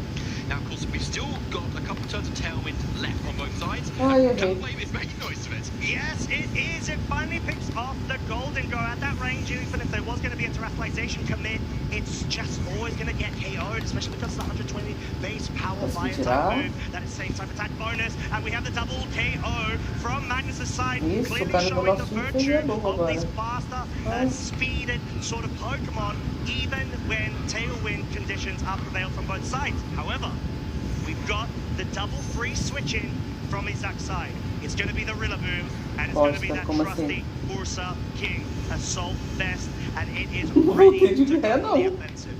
Yeah, it definitely is here. Now, this Talonflame Talonflame is kind of in range of a fake out or a grassy glide, possibly at this point too, and doesn't have protect. Yeah, maybe even a vacuum wave as well. Yeah, that's really true, Costa. Yeah, and there's a lot of priority on that side there. I mean, Sneasel might want to kind of slow things down a little bit with the protected, get around that fake out, but yeah, Talonflame might just go down here. Yeah, as it seems like just wanting to ensure your board state does prevail. Fake out, going into the Sneasler, and of course because of the Covert Cloak, the Talonflame always will move. At least try to, if it weren't for the Vacuum Wave KO. Really going to show the dividends as to why having a priority move such as Vacuum Wave on an Assault Vest variant set is so key towards these sort of mid to end game scenarios. Now, Magnus does bring their own Blood Moon, and this does change things. Yeah, it definitely does here. We just don't think we've actually seen the interaction, though, between the two speeds of the Ursalunas, because one player has got enough tailwind in every sort of situation, but now we've got a full amount of tailwind turns, and so we might actually finally reveal who is faster as well. And we've also not seen a terror from Isak's end either, so we might see that kind of defensive terror from the Ursaluna come out into that water type to kind of avoid the super effective damage from the Sneasler here, but of course Magnus has already spent it on that Dragonite on turn 1, remember, so it really can't get around the grass type weakness from this Rillaboom, which is incredibly powerful. And of course another thing we might even see is the Terra Grass from the Rillaboom. Yeah. If we really want to pack the punch with those grassy glides. Yeah, no terrestrialization commit from Isak's side. This could be quite crucial. Grassy glide does try to target down the Blood Moon Saluna. You can see Magnus's anticipation. What will be the case of the Vacuum Wave? The double up into the Blood Moon. This allows the Sneasler so much room to take advantage of this damage going into the Rillaboom. Not enough to pick up a KO, but the sleep has come out. This will guarantee the Rillaboom cannot move in this turn, and Ursaluna is on its lonesome self right now. Yeah, it's really not looking good now. Again, this Ursaluna is Assault Vest. It can't protect. So from Magnus's point of view, it's such a safe slot to target into. Rillaboom, as you said, Costa, cannot wake up either. So Magnus also has the Blood Moon move online as well. Free to click into now. And even with a defensive terror from Isak's end into that Terra Water, I don't know if it's enough. We're gonna have to find out, and guess what? The time is nigh. Terra Water, Blood Moon. Will you be able to get yourself out of this situation? How much bulk is there to allow you to survive? Close combat, halfway through the Blood Moon's HP. Which Blood Moon will move next? It's gonna be the Hyper Voice. The Rillaboom goes down. The Blood Moon over on his side does survive, but at this point, does it have enough resource to allow Isak to be crowned the Latin America International Champion? Doesn't seem to be the case. Even though the Blood Moon has been KO'd, Sneasler will be able to outspeed. There's no chance now for this Ursaluna to be able to outspeed this quick little Sneasler here. It's just going to be one more attack that is needed to KO this Ursaluna. And there it is, Magnus Kjær Andreasen has done it, has defeated Isak. O pior é que eu só faço gol assim, tá? Eu só faço gol assim. There you have it. Obrigado, alguém me bateu aí, ó. They are now the champion. They were in the lead before. Of course, they remain to be the same.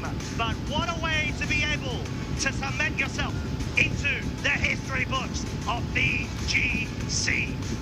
Incredibly well done there. Really came down to the wire, didn't it, in all of those turns. Big congratulations. We see you out there, the family looking so proud as well and so happy as you should be. But congratulations as well to Isak as well. He's come so far and done so amazingly well as well and should be so proud. Yeah, truly, especially up against Isak, which has been such a fierce competitor, but also I even dare to say a rival in between both of these trainers. This was the 13th encounter. It seems like Magnus was able to bring it when it was necessary, was able to dispatch of Isak earlier on in Swiss, was able to do it yet again. Second seems to be the secret recipe of what makes international champions. Yeah, it was really the battle of the Ursalunas, wasn't it, there too? But interestingly, even though the Ursaluna was taking so much damage on Isak's end, he he was Não nada the não. assault missile at the time, but he was Pra in lá. a position where, because of the lack of protect, Magnus was able to capitalize so heavily with his massive amount of offense from the Lipo Burst Luna, the Sneasler as well that we saw too.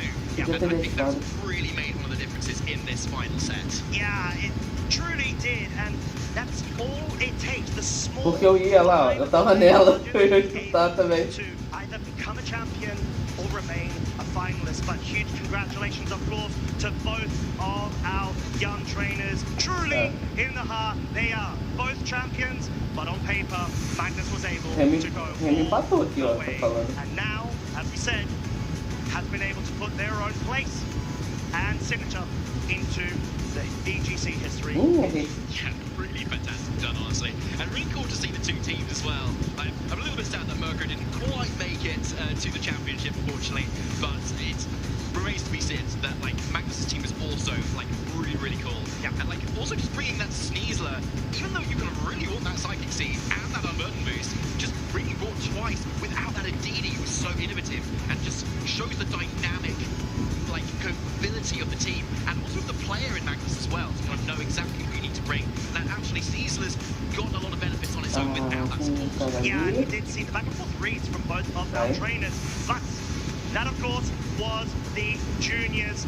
Now we have got the seniors coming up. It's gonna be none other than Matthew Henry versus Charlie Kim, an Australian representative versus a USA, and what a way to be able to keep all of the hype action going on Championship Sunday.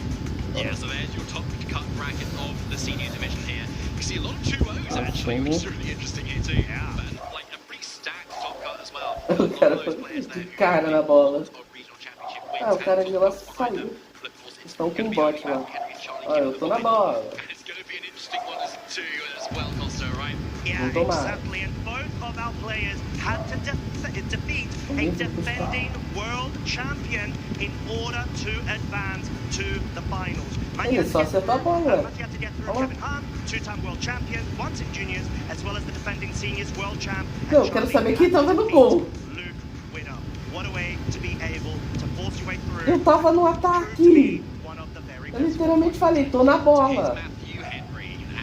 See from those accolades that he is one who's very used to playing Pokemon BGC. You've got Brisbane regional champion, Melbourne regional champion, Perth regional champion. Ali eu tava sem turno, não deu pra ajeitar a bola, certo? A few weeks ago as well, the 2026 season. So really is the king of Australia, as it were, in that area. But this is the first time he's gotten this far at the international level, and so he just seems to be just getting even better and better with every time he gets to that stage. Yeah, Matthew being an absolute beast of consistency and truly one of the, I would say, most prominent up-and-coming trainers. Actually has had a fair amount of practice on grassroots-based tournaments, even against Masters Division players, and has been able to come out on top. So not surprised to be able to see him at the bigger stage.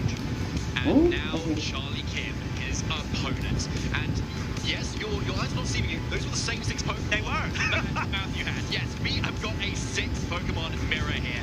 Now let's just quickly cover those accolades though, because there's that big 3X there, 3X regional champion that they can't even fit on here. International top 8 3 times, and the Honolulu World's top 8. And if that was enough, also great in the closed team sheet, best of 1, online Grand Challenge 1 champion.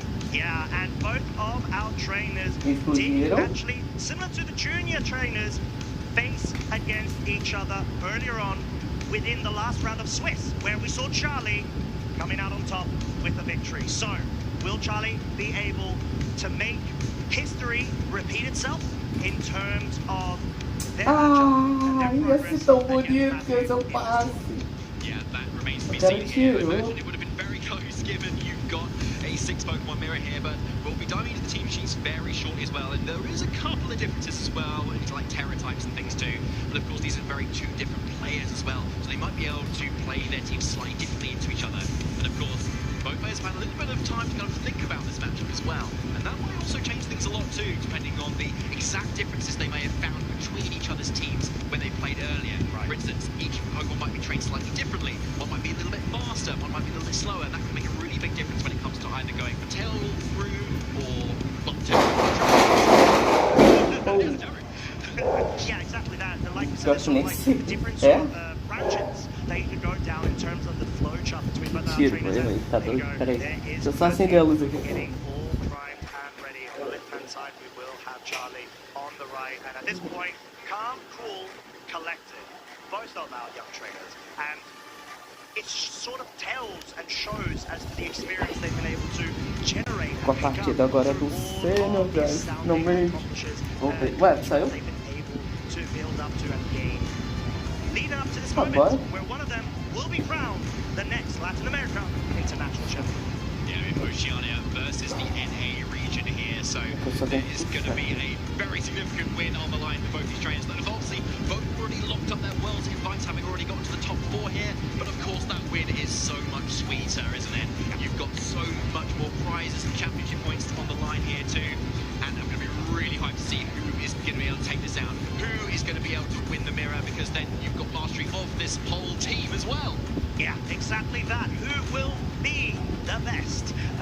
Kilowattrel P2 Ursaluna Hisui trainer. We're going to find out shortly, as we do have the 6 on the board right now. Notably, on Matthew's side, we do have the Incineroar having the Terra Water typing, the Golden Go being the Terra Light Ball, and the Amoonguss being the Water type barriers. So these are already the first set of differences between both of our trainers.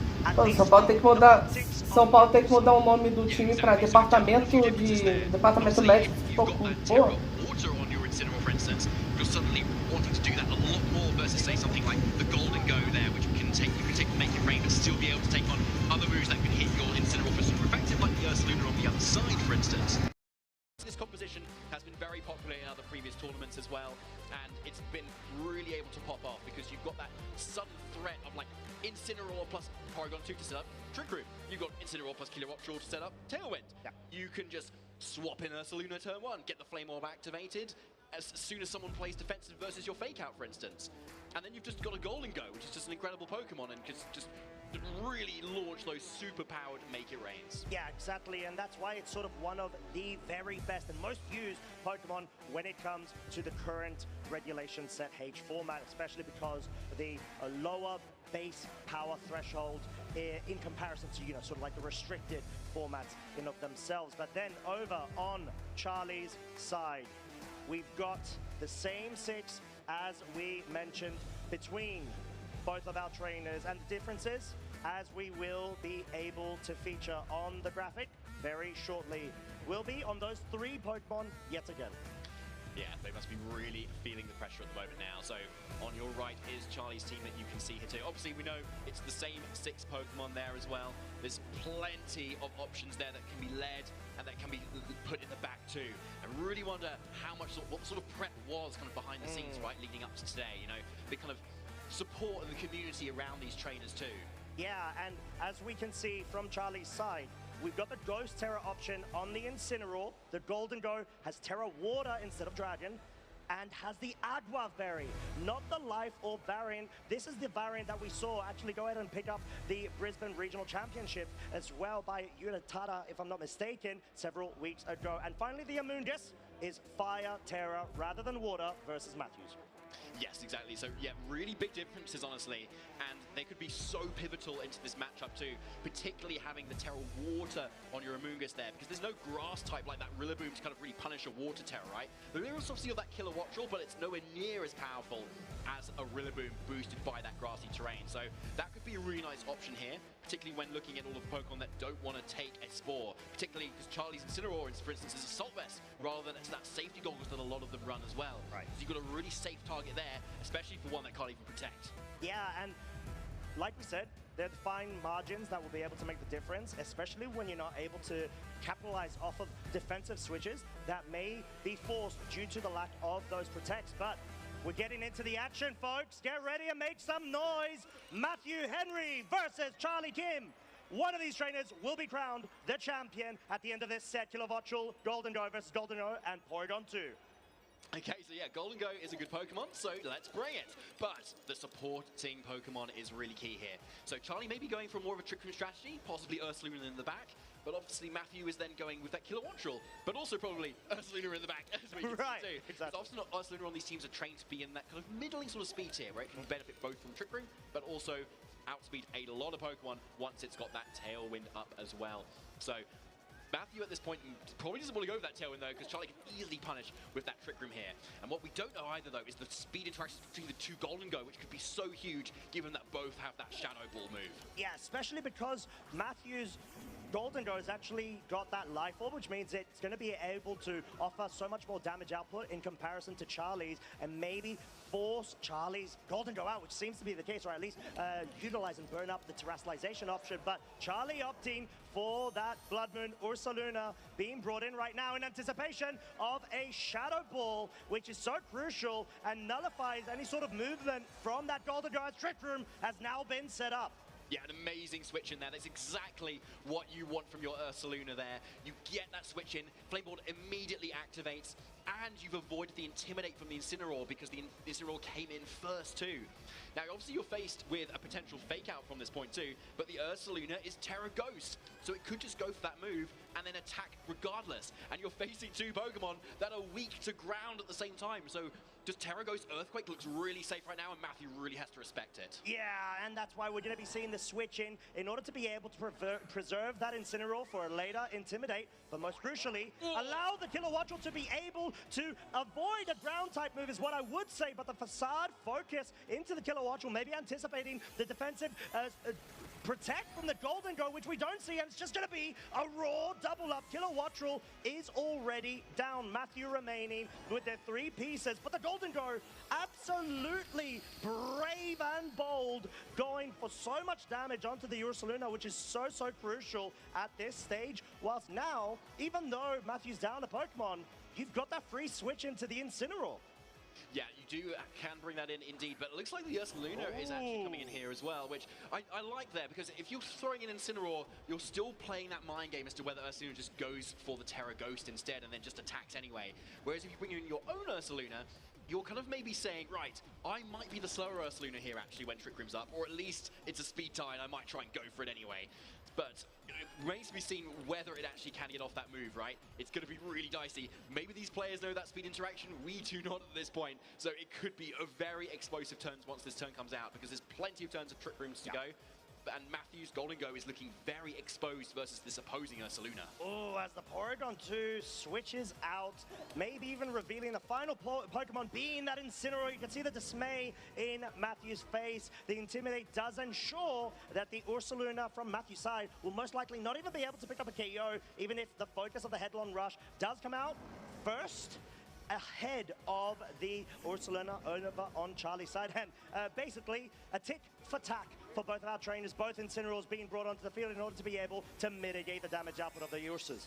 So here's a Terra coming out from the start of this turn, and it is going to be that Ursaluna going for that Terra Ghost to potentially get around any sort of fake out sort of option, but of course also facades that can come out from either of the Ursalunas too. There's no mind's eye on these ones here, but still very good. But it's Headlong Rush instead! Headlong Rush instead, not even enough to be able to guarantee a 2-shot at the current point without a burn status. Being applied Facade though, will be so close to picking up the KO. Does the burn do it? No, it doesn't. It survives on a slither of health, and what a way to be able to at least allow yourself a bit more breathing room. But David, let's talk about those speed interactions so far.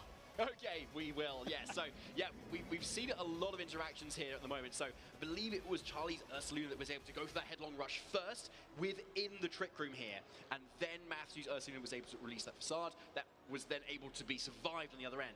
Now, that's not to say that we know that Charlie's Ursaluna is faster for sure. It could still be that speed tie, because this is there going to be a perfect speed tier that you want on this team? Quite possibly. Yeah. But let's find out. We might find out if things swip around further in this game. Yeah, and Porygon 2 does have the download ability proc, giving a +1 in its special attack, whilst Charlie finally committing the terrestrialization wants to forego any sort of fake out priority, KOs onto itself. Which bear will move first? We will find out very shortly after this interim fake out that is met with nothing. Headlong Rush picks up the KO into the Incineroar. Charlie has been able to at least guarantee the second KO, which is so crucial in what is a battle of attrition and resources between these two interactions. Headlong Rush, not enough at -1 of its attack to pick off the KO on the Porygon 2, which we know is so bulky with that Eviolite attached to it. And there's the Flame Orb taking this Erdl down on this final turn. But what an amazing Terra Ghost to go for there for Charlie. Great play there, and one that maybe Matthew wasn't expecting there, given the fake out as well. Like, surely, yeah, your Ursaluna's on such low health, it's going to go down anyway. You don't want to spend your Terror on that option, right? Right. But we saw how valuable that was. Getting rid of Incineroar, an incredibly supportive piece, was so key instead. But so, Incineroar coming in on the other end as well for Charlie, and that Golden Go as well. Another key piece of information as well, Charlie's Ursaluna still outsped Matthew's Ursaluna for the second time this time. Yep. So is most likely now the faster of the two within those Trick Room scenarios. Yeah, exactly. And as we can see, Trick Room being such a key component to this matchup, but Charlie does have the advantage in terms of remaining available Pokemon. And at this point, having the damage mitigated of the Ursaluna being so low is so crucial, because most likely the Incineroar can actually survive and maybe be able to pick off or damage incredibly that Golden Go, as we actually see the switch up from Charlie. Porygon 2 being switched out in order to be able to bring that Golden Go out, maybe anticipating the end of the Trick Room turns, but the Incineroar moving first, showing that indeed this may be a bit of a speedy bear to capitalize off of the Tailwind mode, which is so detrimental to this matchup for Matthew. And there's the Make It Rain from Matthew's end, but that's not the move you want to use right now, especially versus those two targets. That's not doing any damage right now, and it's on its last little stacks of coin legs, and Matthew absolutely knows it. The game one is going to Charlie Kim. Yeah, what a way to go, notably. And to be completely honest with you, David, it felt like the Kilowattrel essentially put Matthew a bit back in terms of a handicap, I would say, to an extent, because of the fact that it essentially just went down, not only very quickly, but it wasn't able to pay off any sort of oppressive pressure, which you require, especially when going up against a Porygon 2. So it felt like there was just so much more room for Charlie to be able to navigate in this game one. Yeah, there really was. And like, if you're leading Kilowattrel, you are expecting, or at least you're very wanting very much, an Incineroar lead, aren't you? Because that Intimidate comes out, it activates your competitive boost, you've got double special attack, and Kilowattrel is suddenly this really powerful offensive threat. But we saw even when Matthew was pivoting it out, that Charlie made a really aggressive, but really good play of facading and just a normal Terra Blast into that slot as it came in. Yep. So even with the Focus Sash, it just went down so quickly. But yeah, I think you're right, Costa. I don't think it still did a lot there either way. And so we might need to look at Matthew kind of switching up strategies. But what we have seen is that the Ursaluna, from Charlie's point of view, is still most likely faster in that Trick Room. And so very much wants it to get up, because otherwise Matthew's Ursaluna is going to have such a field day. Do you think there is a case where, because of the mind games of that game one, we actually see Charlie lead with the Incineroar, anticipating the Kilowattrel not coming onto the field in order to be able to capitalize early on? Well, maybe. And even if you do proc the competitive there, you can still fake out that Kilowattrel if it doesn't go for that Terra. But either way, we are certainly game two, but there it is. Okay. Matthew is sticking with that Kilowattrel, but switching up to the Ursaluna instead. And it's that Porygon 2 and Golden Go for Charlie. Yeah, and it does seem like the Porygon 2 has been able to get that proc in the download ability, giving it +1 in its special attack, making it so much more of an oppressive threat. Yeah, really good catch there, especially versus that Ursaluna that's got a really big defense, much more likely to get that special attack boost instead. So Matthews, though, is saying, right, that's definitely going to be worth it, because now with an Ursaluna lead, yes, Flame Orb's not activated, but it's threatening a lot of damage, especially into that Golden Go. Yeah, which does switch out in favor of the Ursaluna. Clearly, Charlie opting to go for the Trick Room mode, as it has so much advantage, whilst also being able to bring the Ursaluna in parallel to proc the Flame Orb, give it the guts boosted damage that it needs. But the Terastallization already prematurely coming out from Matthew's side, wanting to make sure you go full offensive and do not fall susceptible to a Terra fighting commit from the Porygon 2, especially because of the download boost, whilst Kilowattrel actually going for the protect. This may well just be a Trick Room being set up from Charlie at the cost of not as much damage being dealt on either side of the field, and Charlie's been able to do just that. And I would even have argued, could there have been a scenario where Matthew, in order to respect the Porygon 2, going for the air slash and maybe even trying to vie for a flinch? Yeah, I think that was definitely a missed opportunity there for Matthew to kind of really capitalize on what Charlie wants to do and what Charlie wanted to do in game one, right, which was set Trick Room. And Charlie's yet again been able to get in Ursaluna for the maximum amount of turns in Trick Room with the Flame Orb activated and with very minimal damage taken as well. So, yeah, a really great position. Unfortunately, Matthew missing opportunity to capitalize there. So, yeah, it's Matthew on the defensive yet again here, but we're still in Ursaluna, there's still a way here, and it's not intimidated yet either. Yeah, unlike Charlie's Ursaluna, which is due to the Incineroar now making its way through onto the field. It's going to have Fake Out available in the subsequent turn as Facade. Not quite enough to pick up the KO at -1, but guess what is the Terra Blast connect of the double into the Incineroar. Already such a pivotal Pokemon, now out yet again for Matthew.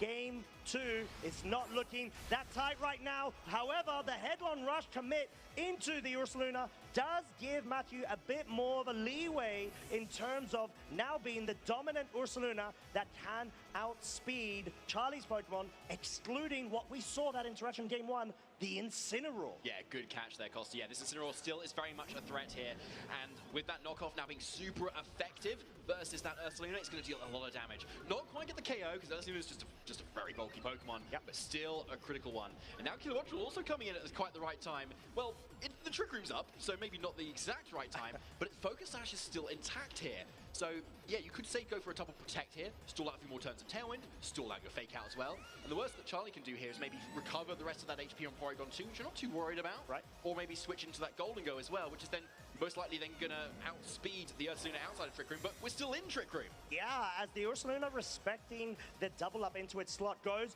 for the protect, as understandably the knockoff will want to try to target it down and deal as much damage as it can at neutral. Ice Beam will not only break the Focus Sash of the Kilowattrel, brings it down to a 1 hit point scenario. It doesn't look like there is a proc of a freeze, which means Kilowattrel goes for the Thunderbolt into the Porygon 2. Because of how bulky this Pokemon is going to be able to take that hit even at +2 of special attack. So 2 more turns of Trick Room left. And yeah, Kilowattrel is so far the one sweeping in Trick Room, unusually at the moment.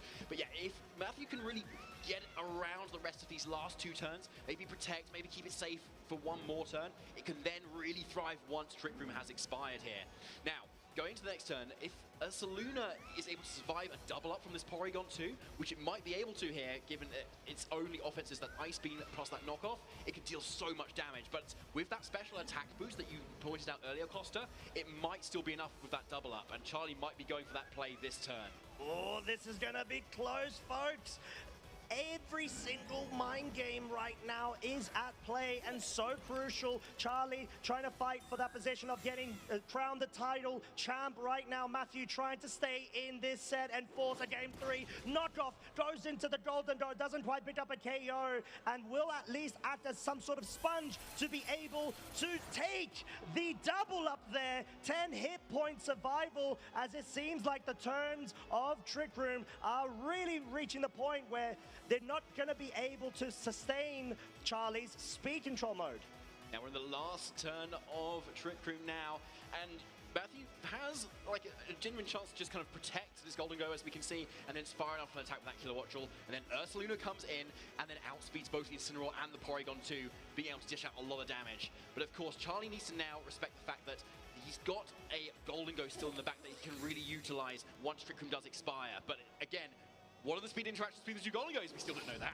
We do not, as the knockoff will ensure the KO onto the Kilowattrel, but at least what Matthew was looking for is the opportunity to not only have the Golden Go on the field outside of Trick Room, but also most crucially that Ursaluna, which at least we've been able to confirm is faster outside of Trick Room conditions in comparison to Charlie's Incineroar, whilst Golden Go surely should be able to pick up a KO onto the Porygon 2 at this range.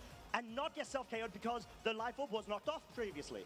Yeah, exactly. So it's a really nice play down, a really good touch. So Charlie is now in this weird position where you really want Trick Room to go up again, but yeah, you're so low HP here. And yeah, Matthew unleashing that Naked Rain is definitely going to be enough for this Porygon 2 to go down. Here we go. Headlong Rush is all you need to be able to go through, pick up the KO onto this Incineroar, and hope there still is room for you to be able to bring this back. Not even Headlong Rush is required here. Such a well-advanced play from Matthew's side, guaranteeing not only the KO, but not allowing the drop in your special defense, which is so crucial up against the final boss in order to try to break your way through to Game 3, Golden Go. Yeah, there's the Golden Go now. Yeah, you can just really safely kind of go for that ground move there and just really kind of like make a lot of damage come out at this point. We see Matthew capitalizing on a potential protect play as well from Charlie too.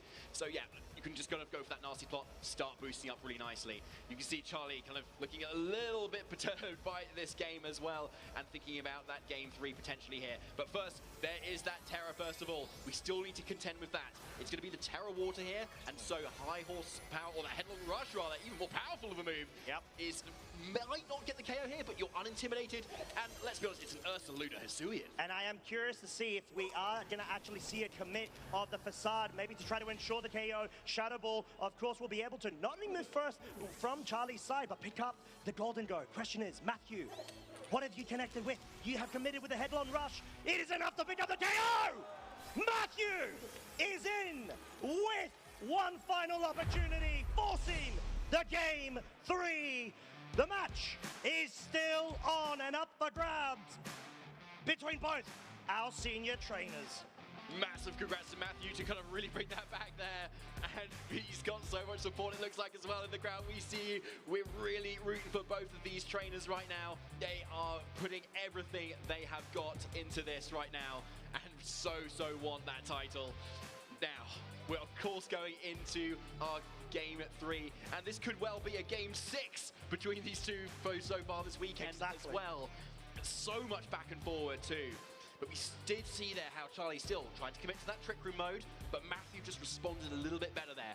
Playing a little bit more aggressive, actually, with his own Ursaluna, leading it, just attacking as well, and it really paid off. Yeah, and not only that, the fact that he was able to preserve the Kilowatt Roll under Trick Room conditions, which on a regular day-to-day basis should not be possible, but enough to be able to put the Porygon 2 within range of a KO with the Ursaluna later on, or even the Golden Go, should I say, once Trick Room expired. Yeah, exactly, and yeah, really key kind of speed interactions that we've seen throughout this game too. Hey. So, yeah, nice. Yeah, there we go. Well played, very well sportsmanship. coordinated. Yeah, love that. Love to see that. So, going into this Game 3 here, we've got to think about any potential adaptations. But first of all, let's hear it for your two finalists in the seniors division, Charlie Kim versus Matthew Henry. Let's get into it. As we see Incineroar, Porygon 2 now being led by Matthew's side. Interactions, we've got the attack boost of the Porygon 2 from Matthew's end versus the Golden Go and Porygon 2 from Charlie's. So quite a big change from Matthew. Yeah, definitely a big one here. So maybe just wanted to go for that Porygon 2, which is just a nice bulky Pokemon, right? And can maybe even have an option to reverse a Trick Room that Charlie might then want to set up.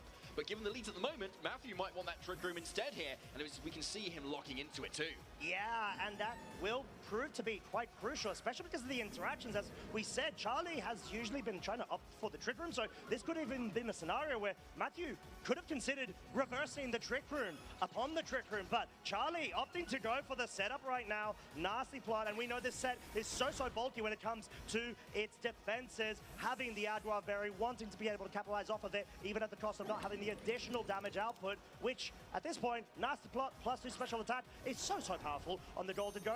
And we have the Ursaluna Hisui on the field, now actually absolutely flipping the board states onto their head versus Charlie's strategy from Game 1, Game 2. Now Matthew saying, you know what? I want it for Game 3.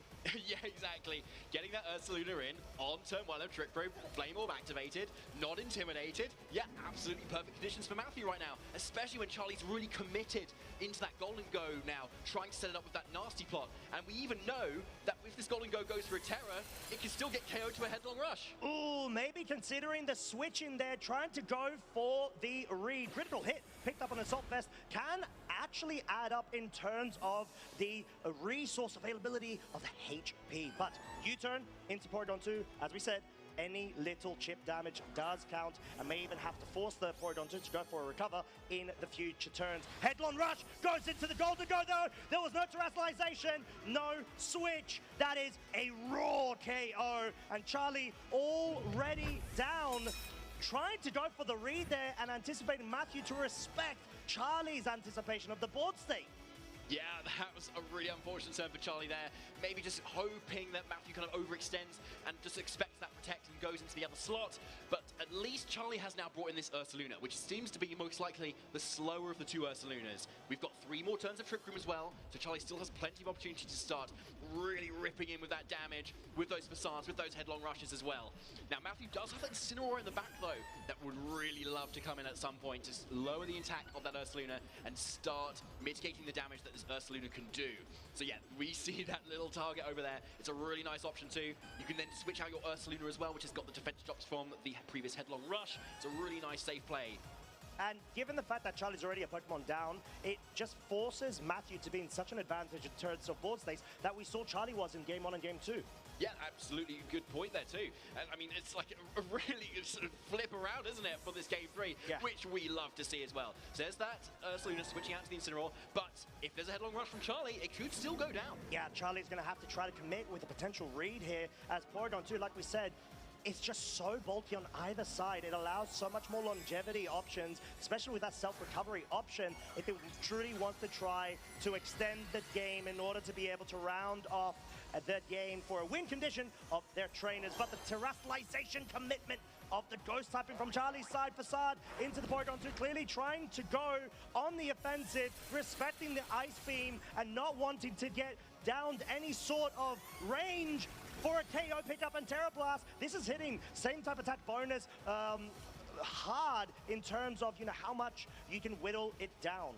So we can see maybe Charlie trying to predict that protect maybe from the Ursaluna from Matthew on the previous turn, maybe recognizing I'm a Pokemon down, I need to be making some plays here. So targeting to that Porygon 2, which cannot protect, deal as much damage as possible. But we've seen it be able to hang on now, which is really critical as well. So it could be that this Porygon 2 can just recover up as well, given any sort of chance. And now Matthew has fake out advantage, potentially to U-turn, keep pivoting out as well, because it's in now probably Matthew's interest to stall out this Trick Room. Oh, as the fake out will connect, of course, into the Porygon 2. Headlong Rush is enough to pick up the KO onto the Incineroar. Charlie is actually trying to find a way through to break Matthew's composition. Finally getting rid of Incineroar is so key in order to be able to forego any sort of drops in the future of Intimidate. Ice Beam will now bring the Ursaluna down to half. No status condition due to, of course, the burn via the Flame Orb. But now, Matthew has been able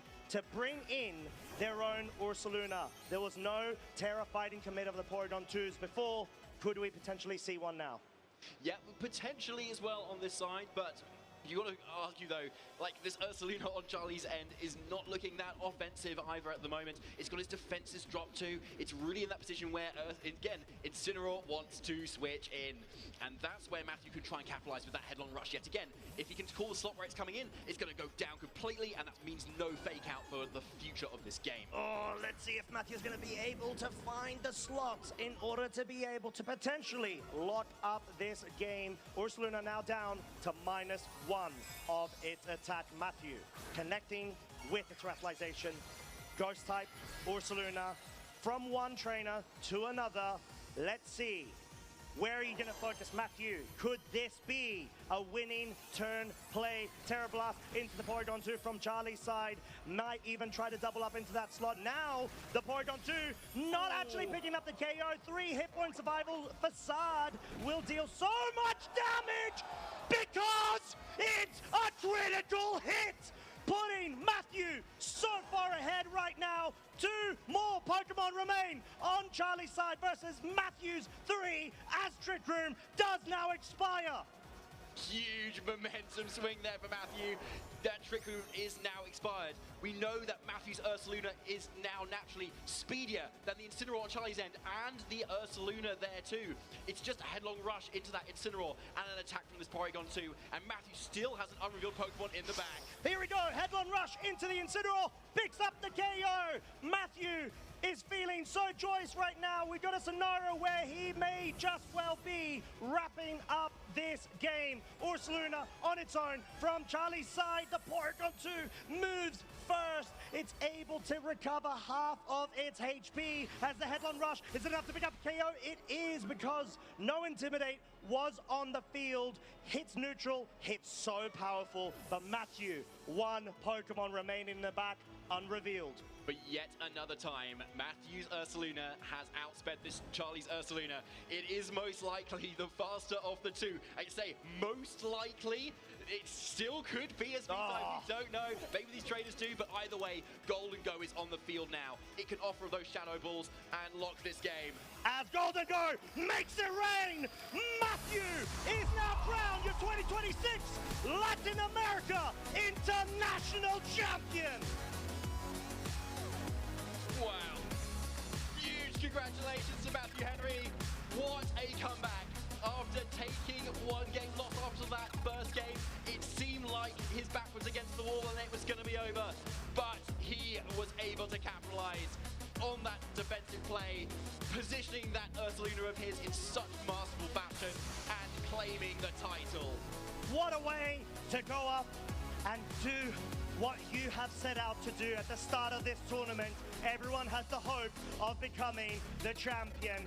Matthew has been able to accomplish that goal, that dream, paying off all of the consistency that he's been building up. He is now the champion of LAIC. What a way to go about it. Huge congratulations, commiserations to Charlie, but Matthew, this is your moment, and what a way to go about it. Huge congratulations. Yeah, oh my goodness, that's so well played. And Matthew hasn't even top cut an international yet, let alone won one as well, whereas Charlie has multiple times made it into that top cut, not quite making that win just yet, but has still bettered their chances. They have been improved on their multiple top 8s at NAIC and EUIC last season. Yeah, and it's just the constant back and forth between both of these trainers has been incredible with the strategies, with the modes that they want to apply. Kilowatt were being brought in game 1 and game 2, but then opted out of game 3.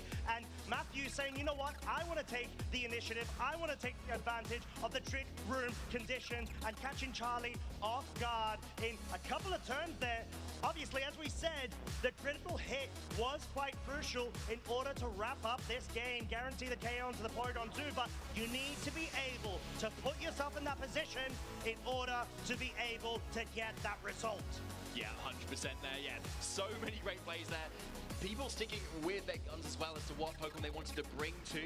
Like, we had still the Kilowatt kind of pivot for Matthew in a couple of those games, but then getting back to that Porygon 2 in that final set as well, able to kind of position that amazing duck into the position where it could just sponge up those attacks and help stall out those turns of Trick Room to be able to capitalize at the end with that Golden Go.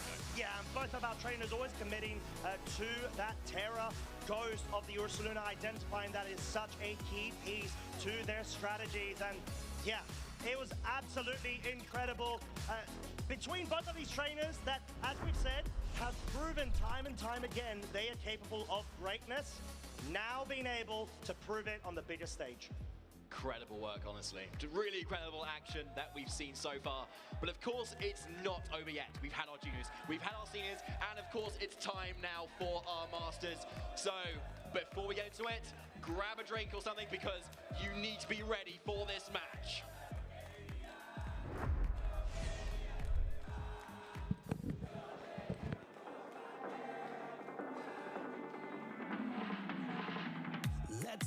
Let's go, we've been waiting all year, and we're so ready for. We got some new tricks up our sleeves. Let's give them something to remember. We can give it all we got tonight. We're not going home till we win the fight. So let's put on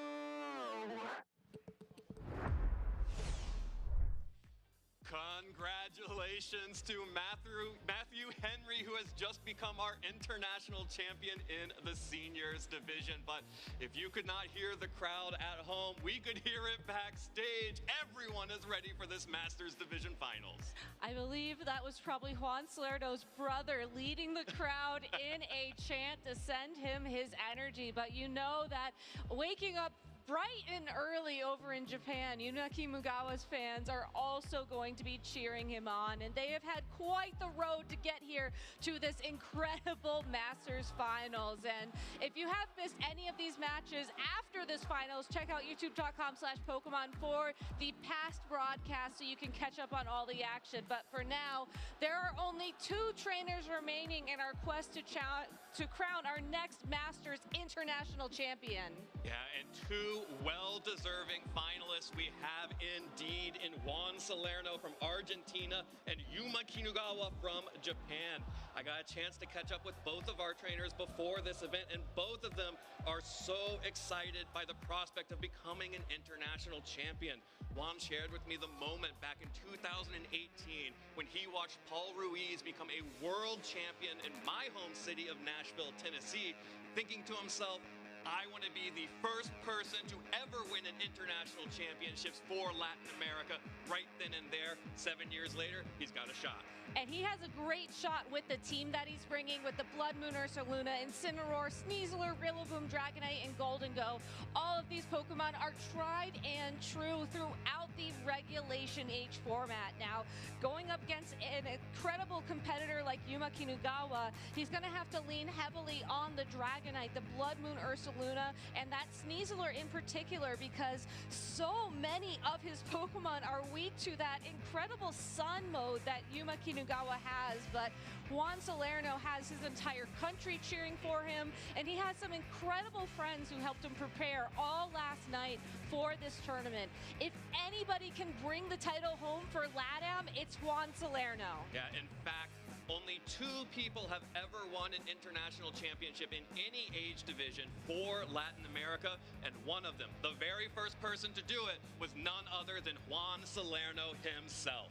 And here's a fun trivia fact for you all as well. That was back in Oceania. He's wearing the same t-shirt he won that day, hoping to carry that luck forward. Well, he is going to be an incredibly difficult trainer to beat, and someone that we have been seeing all over the globe compete. He traveled to Europe, competed in 2 European regionals just in the last month. Got top 4 at Gdansk, and he went there because he wanted to compete with the best of the best. And he knew he needed to keep his chops up if he was going to compete here in the international championships for the title. It's incredible that you mentioned that, because our other finalist, Yuma Kinugawa, has also been on an international quest, not just to become the next international champion, but to become the next world champion, competing just last week in Las Vegas at a regionals championship, and I think planning his trip across the globe to prepare for Worlds this upcoming summer. Yeah, absolutely. Yuma Kinugawa told me that his goal this season is to win the World Championships, and he is the 2025 Japanese national champion, and he told me it feels unreal to be here in the finals of the international championships in the same calendar year as the time he became the Japanese national champion. But he also told us he was inspired by the words of one of his friends who told him and wrote out there on a blog post that shared with the Japanese community that if you truly want to win, you have to be willing to put in the time and the effort and face uncomfortable choices. And that is exactly what Kinugawa has been doing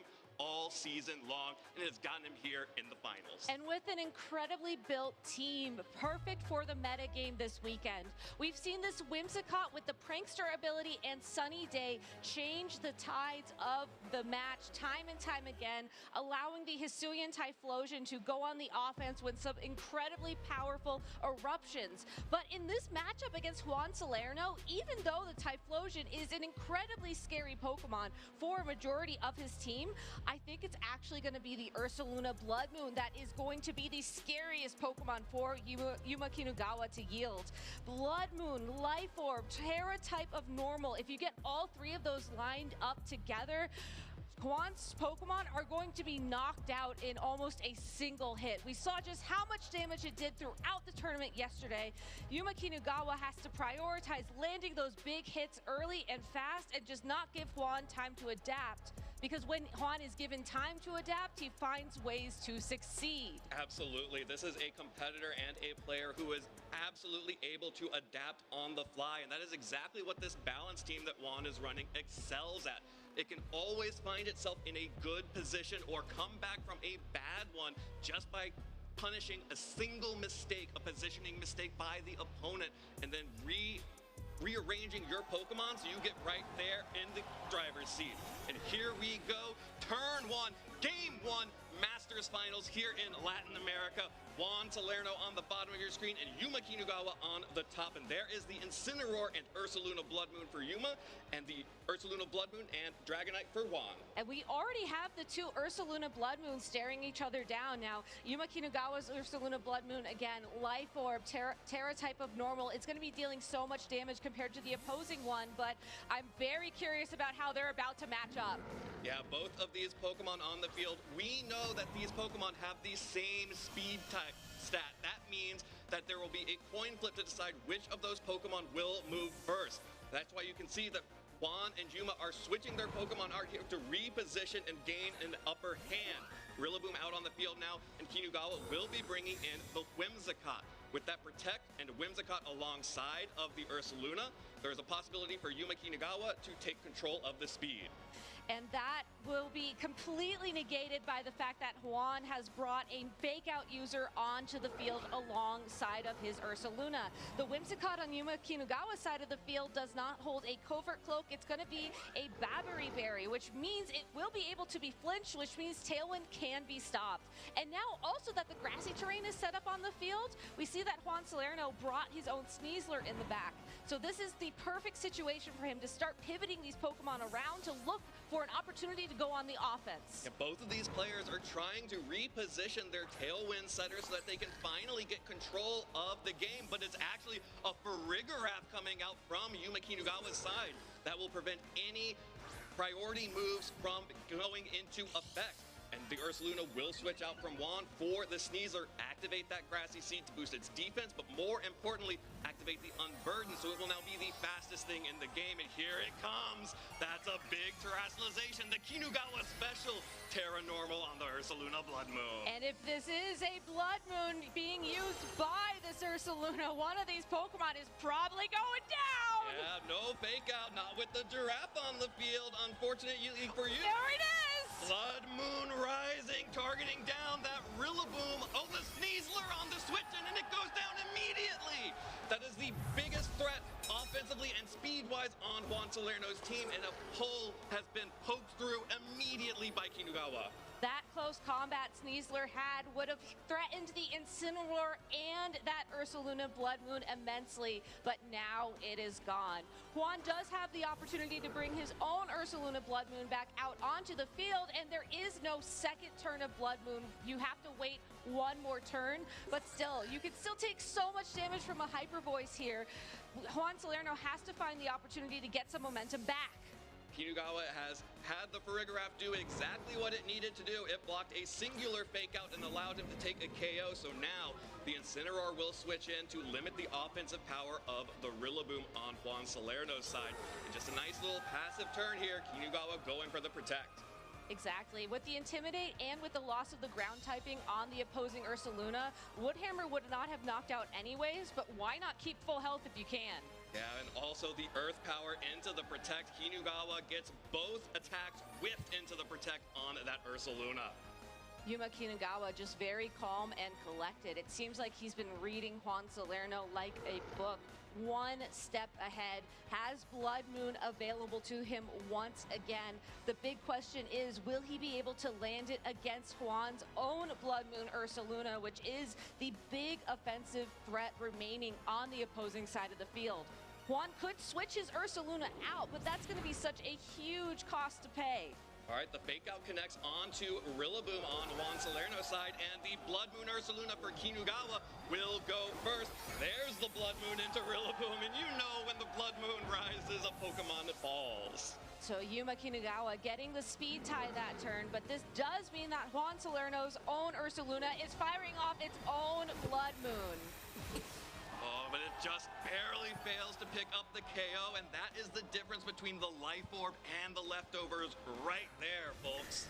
It's also that normal type terrestrialization as well. Juan Salerno opting to just invest a little bit more in bulk, which in your average matchup is very consistent, but Yuma Kinugawa's team is just so oppressive in its offense. I just can't believe this Pokemon is still on the field. The Ursaluna Blood Moon has been there from turn 1, just punching holes into Juan's team. Juan does have the opportunity now to try and set up some speed control on the field, but now there's Whimsicott here to match it. Yeah, Whimsicott will be totally able to set a tailwind of its own, but there's the scale shot into the Whimsicott, the fairy typing blocking all damage from that Dragonite, and in fact, that Dragonite cannot touch Whimsicott. Exactly. I think Juan making a very smart call there, knowing that speed control would not necessarily bail him out of this position, hoping to catch that Incineroar by surprise. Unfortunately, though, Whimsicott more than happy to take an Earth Power, definitely happy to take a Scale Shot, and now with its access to Prankster Tailwind, or maybe even Prankster Encore in this situation, Yuma Kinugawa should have the ability to once again go for one of those critical Blood Moons if that is what he chooses. Yeah, and Juan right now really needs to be thinking about what went wrong in this first game if he's going to force a third 3-game set here in our international championships, because things have just gone horribly wrong, starting from the moment that Farigiraf switched in to block that fake out. I think bringing the Farigiraf was a bit of a surprise for Juan, because we've seen the Farigiraf be used mostly as a Trick Room setter for Yuma Kinugawa in past matches, but in this matchup, it's just been a fake out stopper. Okay, 3 Blood Moons is that 3 KOs into the opposing Ursaluna. You already know. 3 for 3 on Kinugawa's Blood Moon Ursaluna. Tô começando a duvidar da integridade da minha equipe. Por que, Dragas? Tá tão ruim assim? Ai, cara. Ursaluna down, but Boa, it has done its job. It has certainly taken plenty of knockouts to earn its own rest until the next game. Absolutely. Ursaluna Blood Moon in the back, resting up for game 2 right now. Will allow this Whimsicott and the Incineroar and Farigiraf to finish this off. Now, like I mentioned, this Dragonite vai, Simon, tirei, vai. Whimsicott, so right now, não, eu tirei os 2 dali que eu tô falando. Era só tu fazer. Well, it looks Ai, like he me chutaram aqui, tá? not utilizing the time, but we are going to take a moment here to play through a couple of turns, and I'm really glad you brought that up, because you're absolutely right. That turn 1, the Farigiraf switching in to block the fake out was just a critical miss for Juan Salerno. So going into game number 2, you want to think of ways that you can avoid putting yourself in a position where a single missed fake out is enough to turn the tides. You do have Protect on your Sneasler. If you think about it, the Sneasler got caught on the switch-in as well, and that was absolutely detrimental. So you could try switching up your leads. Maybe Rillaboom next to Sneasler will buy you a little bit more time. You can also threaten a fake out directly to the Whimsicott, and if that does not work out, you can go straight for an Peraí, But you're going to have to do something completely different, because Yuma Kinugawa was just one step ahead. Não, tá resolvido ainda não, Matheus. Só tem que desempatar. Once Kinugawa got an advantage, he pressed it the entire way, and there are options there. Juan did have an opportunity to protect that herb, otherwise not let that Sneasler fall the moment it showed up on the field. É coisa, exatamente. Essa realmente é coisa. That's why Kinugawa has been one of the most exciting players to watch, and why I've been so thrilled to see him competing in our circuit. And I also think he has this incredible ability of knowing when to go on aggressive offense versus when to play it very slow and defensively. Because if you look at the Incineroar and the Farigiraf he brought to that match, those Pokemon can really slow the pace of play down. But I think we're jumping straight into game number 2. Yeah, we are absolutely jumping into game number 2, and there is a big adjustment Juan has shown in the back. Seeing the 4 Pokemon that Kinugawa decided to bring in game 1, Golden Go, which otherwise would be scared off by the Typhlosion, has made an appearance. You know, Golden Go is such a great adaptation as long as you are positive there is no Typhlosion in play. save the terrestrialization at least for that Golden Go. It was something that he did not have a chance to utilize previously in the game. So if you're able to get it out on the field and maybe sneak in a nasty plot or two, you can match some of the aggression that your opponent has. But it could potentially take a significant amount of damage on this switch. This is a risky play. The risky play and the big shakeup from Juan Salerno as a terrestrialization is going to come through from Kinugawa. You already know, Terra Normal on that Blood Moon Ursaluna. Now the Golden Go at least can resist the damage of normal type attacks, but it does not get to be immune to them because of the Ursaluna's ability, and the fake out this time connects onto the Dragonite, and here it comes, another Blood Moon. Is it going to be 4 for 4, Kinugawa? All right, it's actually going to connect with that Golden Go, but it brings it down into the red. No way, that's so much damage. Golden Go just barely hanging on there, but the Golden Go has gotten in, and it is fully capable of threatening big damage back itself. And it should be a little bit faster, especially knowing that Dragonite now has the opportunity to set up Tailwind for its partner. You're going to struggle to find some damage here, and I do think that it protects this turn to feel out what Yuma's doing here would be important, and I think that's exactly why we see the Whimsicott. You have to threaten to match Tailwind. Oh, take a look at that, a throwback. The Babiri Berry being eaten by the Whimsicott on the switch-in allows it to remove its steel-type weakness for one turn and one turn only, but that is all Kinugawa needs, as the scale shot is not going to deal any damage into that berry typing. All right, Incineroar has one opportunity to attack here, and will Parting Shot, giving Yuma Kinugawa yet another opportunity to pivot. Peraí, Sam, eu tenho que te mostrar um negócio. Bring in the Blood Moon Ursaluna once again and have the Tailwind pressure, or even just go on the offense with the Moonblast from Whimsicott. I think one was trying to see just about how much damage that Moonblast was going to do at the end of that first game, and let's see if that helps. Well, this is also a risky play now that he's considering. I saw him just hover over the Steel-type terrestrialization on the Dragonite, which would certainly help it take a Vou mandar aqui no chat da Cal, que aí o Matheus também vê essa obra de arte. Trying to ensure that Golden Go gets one more opportunity to attack, but will it be enough to change the tides? I'm not quite sure, as Ursaluna will then be free to just do whatever it wants. Well, that is the terrestrialization coming through from the Dragonite. The steel typing will allow it to resist the fairy type Moonblast and any normal type attacks from the Ursaluna on Kinugawa's side. But look, resisting attacks is good, but ask your buddy Golden Go how that went for it when it switched in on the Blood Moon.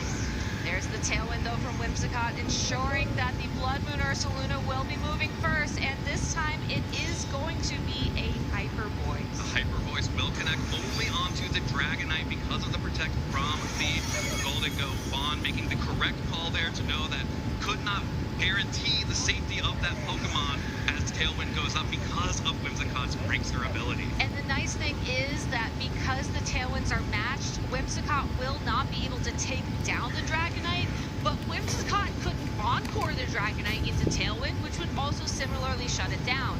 Juan needs to find a way to either let this Dragonite switch out and get something safely in, or otherwise just let it go down at this point in time so that whatever does come in can take advantage of the fact that the speeds are even once again. But Yuma Kinugawa, sensing that the Ursaluna Blood Moon is now in danger, will send in his own Incineroar to get an Intimidate down on the field and otherwise just make things that much harder for Juan. Yeah, very good Intimidate here. Here comes the Make It Rain, faster than the Whimsicott, so the Whimsicott now does go down. That will drop the special attack of the Golden Go, but Juan made an incredibly heads-up play here. Instead of going on the offensive, we'll be going, oh, but the Life Orb actually recoil will delete the Golden Go.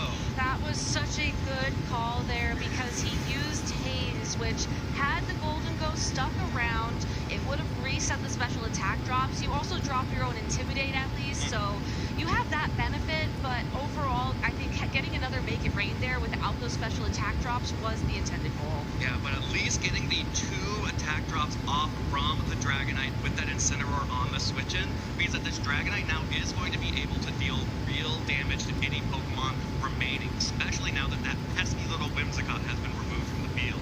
I think Juan's really stressing out about this decision on who to send in, as you you do still have your own Ursaluna Blood Moon, which does have the ability to deal a decent amount of damage. But here is another adaptation from Kinugawa. It's gonna be the Flamigo. Everybody's amigo Flamigo is out on the field now, and that is the other way you can punish that steel terrestrialization on Dragonite with the fighting type attacks coming out from the Flamigo, which doesn't care about Intimidate because of that scrappy ability. It doesn't care about the Intimidate. It's more than happy to use Detect for a turn to block a turn of Fake Out, and I think most importantly of all of those things, it's naturally fast and it's so powerful, it's going to be able to knock out, honestly, probably all of Pokemon at this point in time. It's very unfortunate that he lost that Steel type terrestrialization, because had he saved it for the water typing on that Ursaluna Blood Moon, he would be in such a better position. Well, this Flamigo is about to be a main attraction, the leading actor, the star itself, threatening super effective damage on all three Pokemon remaining on Juan's side. That's going to be a protect from the Dragonite to avoid the first close combat, but going to be risky to do it the next time around. And it looks like Incineroar did attack into that Dragonite as well. And Juan was able to sneak the Ursaluna Blood Moon onto the field for free, but that can't be something that's going to last for a long time. It's great that Juan was able to call that protect that previous turn. It did open things up for him once again, but now both of these Pokemon are susceptible to the attacks from the Flamigo. The speed is still also relatively similar. You know, there's no Tailwind staggered on the field just yet, so the Ursaluna is going to be stuck slower, and as long as Yuma Kinugawa targets down this Dragonite with a close combat to stop a Tailwind, things are going to be tricky. Things are getting real dire for Juan Salerno as we head into the end game here, and Kinugawa can taste it. The victory, the one step below the World Championships that he is seeking this season. The Earth Power will connect onto the Incineroar and knock that Pokemon out, bringing both players down to their final two.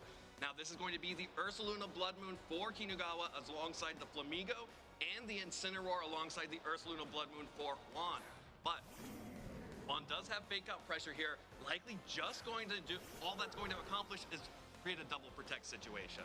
It's going to create a double protect situation. I absolutely agree. And then after that, we're once again in this weird position where we know that the Flamigo is the fastest thing on the field, probably going to try and target down the Ursaluna Blood Moon.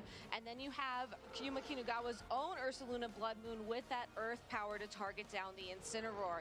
Juan has to think of something to catch his opponent off guard this turn if he can find his way back into this match. This is going to be it for Juan. Can he mix up Kinugawa here and seize victory from the jaws of defeat here? That's going to be a detect. He called it! The Flamigo. He called it!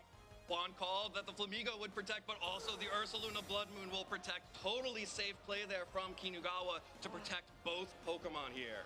Yeah, that Fake Out going into the double protect. I got a little bit excited there, but you're absolutely right. The Blood Moon was used up, though, on his Ursaluna, too, so that just makes his endgame even safer for Kinugawa. Yeah, and this Flamigo has to take 2 hits to be knocked out because of its Focus Sash as well. Kinugawa is so close to becoming a champion here in Brazil. Who would have thought that it was going to be a Flamigo and a will and a way to find his way closer to this title. The protection on the Ursaluna Blood Moon here was a good call, but Yuma Kinugawa one step ahead, picking up the KO with that close combat on the opposing Incineroar. Another one-hit KO from Yuma Kinugawa, but this time it's from the Flamigo, showing that it can deal just as much damage as its buddy, the Ursaluna Blood Moon. And an incredible moment here for Yuma Kinugawa as his fans out in the crowd are cheering for him. This is the longest trip he has ever taken internationally to attend the international championships, and with one final attack. Yuma Kinugawa, the Japanese national champion. Wait, hold on, hold on. Okay. We'll be able to take down the Ursaluna Blood Moon first. There is that one pesky speed tie here. And honestly, you know, I think that Juan Salerno does have to take a little bit of credit for that, because that Pokemon really was the key to Yuma Kinugawa's win conditions here. And I guess if you wanted to try and bring this game a little bit longer, you could consider if your opponent used enough PP ups on their Flamigo to max it out to the full 8. You could try and stall out the close combat. So it looks like Juan is searching for that out, and you have to respect it. When you have your entire country, your entire continent cheering for you, you take every single out you can. Absolutely. That is now 3 close combats used by, or 4 actually, because 1 went into the Protect. So 4 close combats used by the Flamigo. If it's possible, there would be another, but no. Gets the KO, and that's going to be Yuma Kinugawa as your Latin American International Champion, traveling all the way from Japan, competing globally in the circuit, and he has done it. One more stepping stone on his path to world champion. If you want to be the next world champion, sacrifices have to be made. You have to put in the time, you have to put in the dedication, and that's exactly what got Yuma Kinugawa here. Using this team last week at the regional championships as a test run, being able to fine-tune it so that he had this moment. Flamigo, the one adaptation he made after that tournament, being the Pokemon that allowed him to take home the title. Absolutely, the biggest change from the Las Vegas Regional Championships was that Flamigo, and that was why you saw exactly why Flamigo was added to this team, and it is why Yuma Kinugawa is our international champion. But congratulations to Juan Salerno as well. He really, truly tried to find every single out in that matchup, and he really had the tools he needed to try and take down Yuma Kinugawa's team. It's just the power of that Ursaluna Blood Moon cannot be understated. And when you are able to dedicate the other 2 or 3 Pokemon on your team solely to supporting that Pokemon to open up opportunities for it to go on the offense, you can see just how incredibly detrimental it can be. Absolutely. Kinugawa was so aggressive during that set, punching holes after hole in Juan Salerno's team, and there just was nothing that Juan could do to outpace the aggression that Kinugawa showed, and that is why he is one of the most exciting players to watch and why I have always loved watching him play. You have to wonder now if this was just his first international championship stop on his worldwide tour. Yeah. It'd be incredible to see him compete again at the European International Championships later on this year, and who knows, maybe even get closer to winning that title too. Yeah, that's right. You've got 2 more international championships before the World Championship, so let's go ahead and toss it down on stage to our newly crowned Latin American International Champion, Yuma Kinugawa. They're coming to us.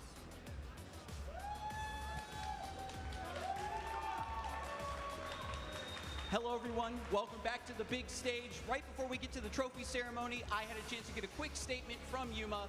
Congratulations, how are you feeling? Is there anyone you want to thank?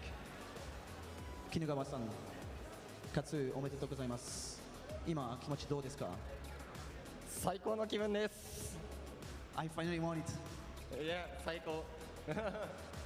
Short and sweet, he's feeling good, but now we're going to send him backstage so that we can head to our trophy ceremony. Let's go!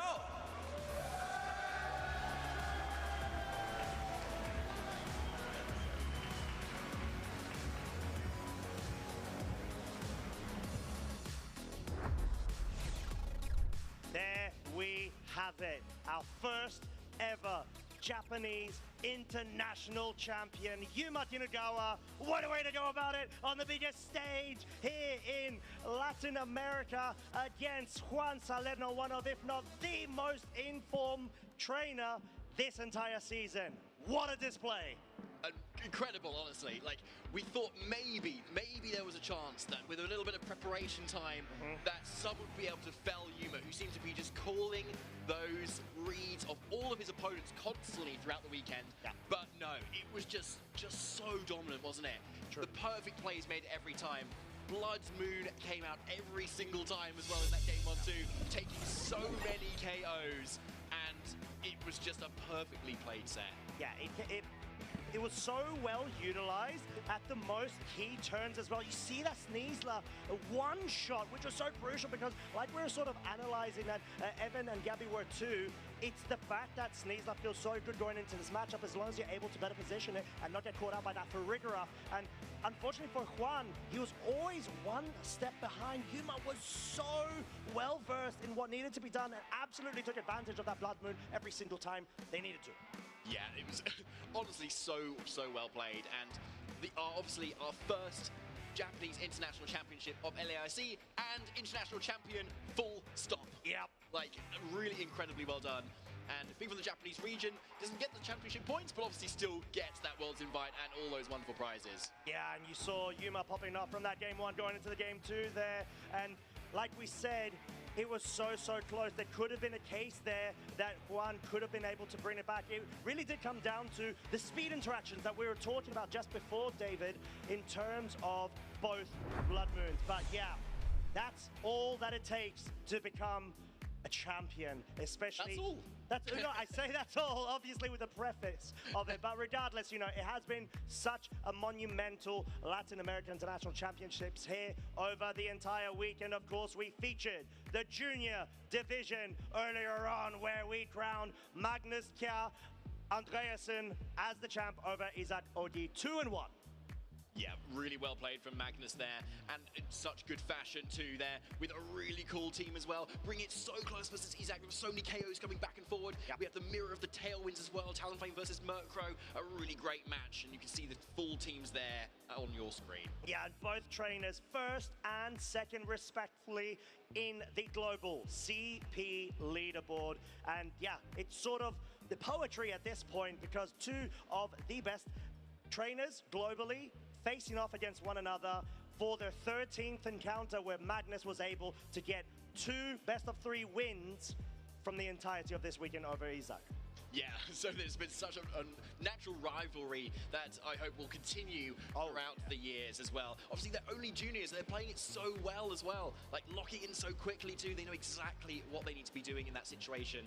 And Magnus, obviously, using that sneezer to great effect, even without that Ndidi to support it. Yeah, and it's so crucial, like we said, in terms of being able to take advantage of the board position with your aggressive pieces. But that wasn't the only division we were able to crown a champion in. We had the seniors, Matthew Henry versus Charlie Kim. Matthew, now our newly crowned international champion of the seniors, in what was a pure mirror match with all same 6 Pokemon and slight changes in terms of terrestrialization and item choice. Yeah, and those really small changes were so critical in how those matches were played. Charlie wanting to try and go for that Trick Room because he had the slower Ursaluna, whereas Matthew had to play the game and trying to deny it and make the most of it and get rid of that Ursaluna too. So you can see, yeah, there's the mirror there. And of the Oceania region, Matthew taking that title, really going for that win versus how Charlie actually beat him earlier in the Swiss rounds. Yeah, just absolutely capitalizing off of the consistency Matthew has been able to display, absolutely running riot in the Oceania region. Charlie put up such a powerful fight. Unfortunately, it just seems like it came down to the smallest of margins with the different modes that each of our trainers were trying to apply. Like you sort of said just now, David, Charlie going for the Trick Room game 1, game 2, Matthew bringing Trick Room of his own in anticipation and absolutely running away with that set, crowning himself as our new champion. Yeah, now, of course, we've just seen the Masters Division 2. So let's take a look at that top 8 bracket that we can see as well, and the journey that our trainers have made there. We had so many incredible trainers. We had multiple regional championships, top cut championships across the recent regionals that we've had. Yep. Han Solono making it all the way to the final, but just dropping at the last hurdle versus Yuma. Yeah, and Yuma running wild in that bracket. 2-0 wins all around. Wow. Not slowing down with this hyper-aggressive team that they've been able to feature and run away with. Who would have thought, David? Manuel Sun, Blood Moon Ursaluna, and wait for it, Flamigo is an international champion now too. Yep, it's just a Flamigo. Yep, it is just so good, and the perfect bring in that final game as well. But obviously, congratulations to all of our competitors here in that top cut. Yeah. Really well played. Yeah, it's not just a Flamigo, it is the Flamigo that's been able to rise above all. And there we have it, of course, our 3 champions across the video game championships here in Sao Paulo, Brazil, as we will be looking to crown them right now. So make sure to stay tuned for the award ceremony coming up very shortly. Yeah, with all those incredible prizes and those trophies as well. So our trainers can have their moments and celebrate. Acabou agora, moço. Basicamente vai ter acho que as premiações agora aí, ó, do pessoal. Caraca aí, o pessoal tá levando 15 mil.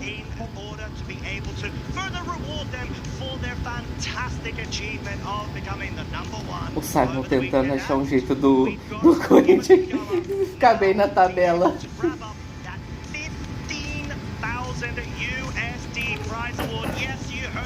É contra quem? Ah, o São Paulo ganhou? Que milagre é esse?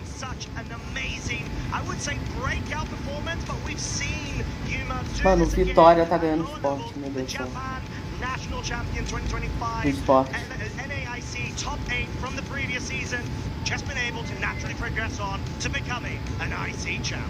Yeah, on top of all those prizes, Barcelona particularly has earned another 480 championship points on top of already 1,200 plus championship points. But Cara, he's eu detesto quando isso already acontece. number one in the world for championship points. He's now even further ahead. Yeah, it sort of reminds me of É pior que o Santos. É, o Santos tá entrando. O Santos tá entrando, tá? he was able to break the 2,000 championship point threshold. Juan Salerno really Eu tô sendo internacional. O Simon só quer ver o Santos pela segunda vez na Série B, não é possível, cara. Almost, yeah. So it's been like 2 and a bit months, and there's a lot more months in the year if I know correctly. I believe so. or at least in terms of the competitive season year. And yeah, what a way to be Simon, able to do it. só ah, não, cara. Não, se bem que tu pode falar. Region, but also of the Argentinian region. One step close to being able to be crowned the first. Coitado do Ceará, não fez nada pra tu. Able to do it, but has absolutely made everybody proud. Vocês também fazem isso pra eles, e aí? Now let's get into it. Let's crown our champions of the Ah, não sei se é isso ou não. International Championship. Ceará? Hello everyone, Championship Sunday is winding down, but please Oh, stick o around Atlético ganhou a because we Copa, still have a our Copa closing ceremony Sul-Americana? to give a final send-off to this beautiful weekend. Perdeu But pro Lanús? now we do have to give credit where credit is due, moving into our amazing video game finalists Mas perdeu? for LAIC, starting off with our video game junior finalist, Isaac. Pera, vai ter esse segundo jogo?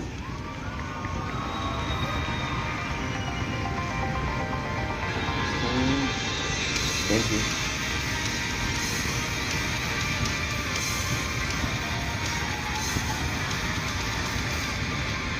And a round of applause and congratulations to our video game junior champion, Mano, nesse momento tá ele, Flamengo, Palmeiras, Cruzeiro, Mirassol, Botafogo e Bahia pra Libertadores.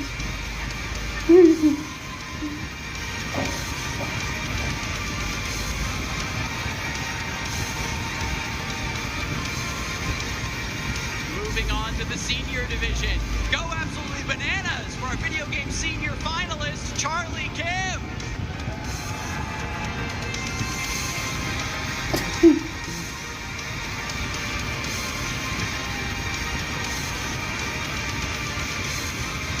Now let's hear it for our senior champion. Cala a boca.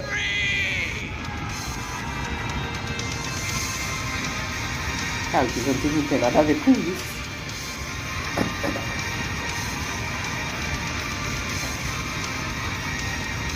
Cara, vocês sempre eliminam eles?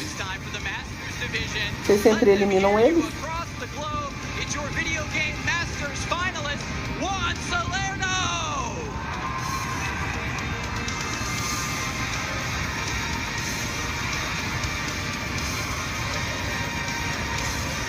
É, Salerno, não foi dessa vez, mas quem sabe no Mundial. Tá bom, vice-campeão, pô, tá ótimo. And a huge round of applause for your video game masters champion, Yuma Moleque, se pá, tá garantido.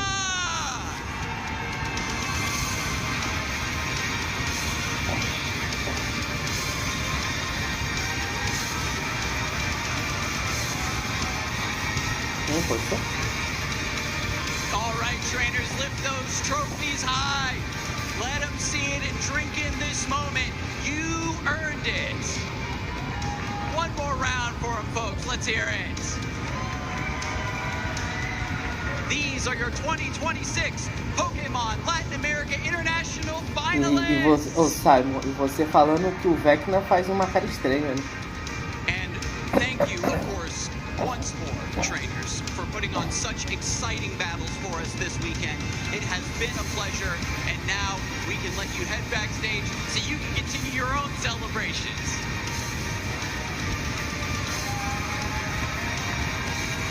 Oh, essa segunda foto é mais suja que a outra, tá? All right, you're free to go.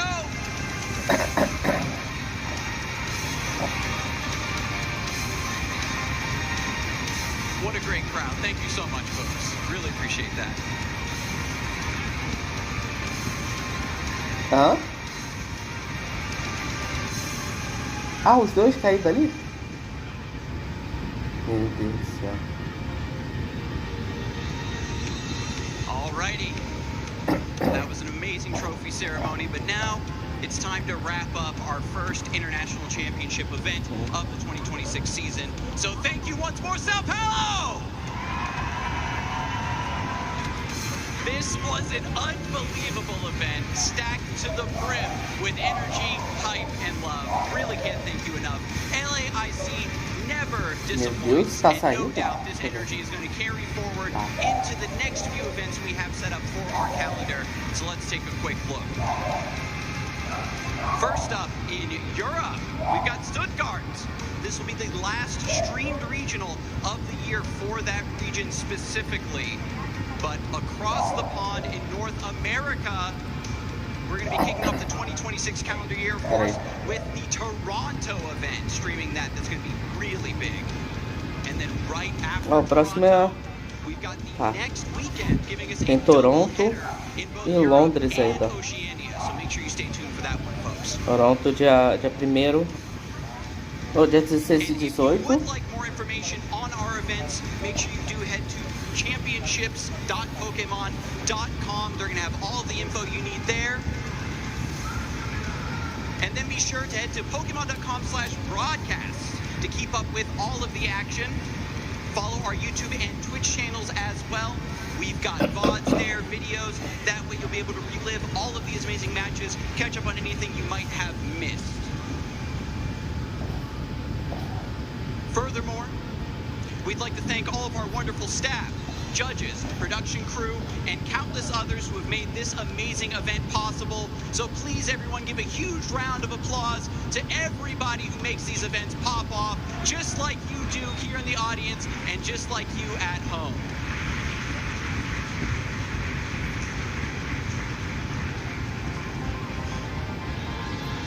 And lastly, we appreciate the hunger and passion of the Pokemon community itself, here supporting Pokemon Go, Pokemon Unite, the Pokemon trading card game, and the Pokemon video game. We're going to keep Ele basicamente está agradecendo a todo mundo, né? A todos que a todo mundo aí que fez isso acontecer e tal. Agora a comunidade, todo mundo. Good luck, have fun, and good night.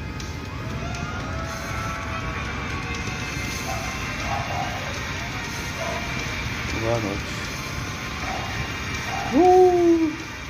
Eu acho que é isso, né?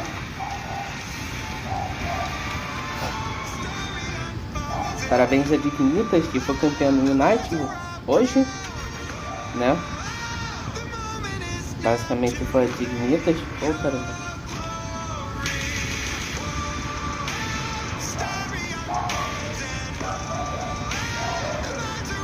Dignitas foi campeão no Unite aí, ó. Pra quem não viu a live aí, começou. O Batoman que foi pra final, né?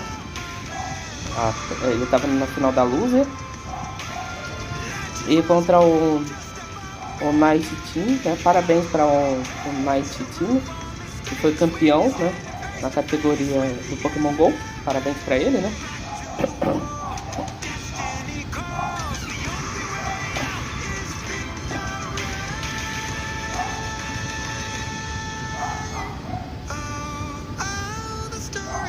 Parabéns ao Pedro Peturci, na categoria...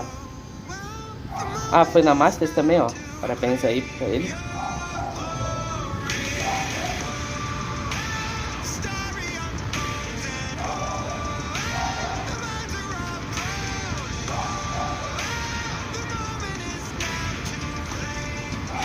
Não, empatou.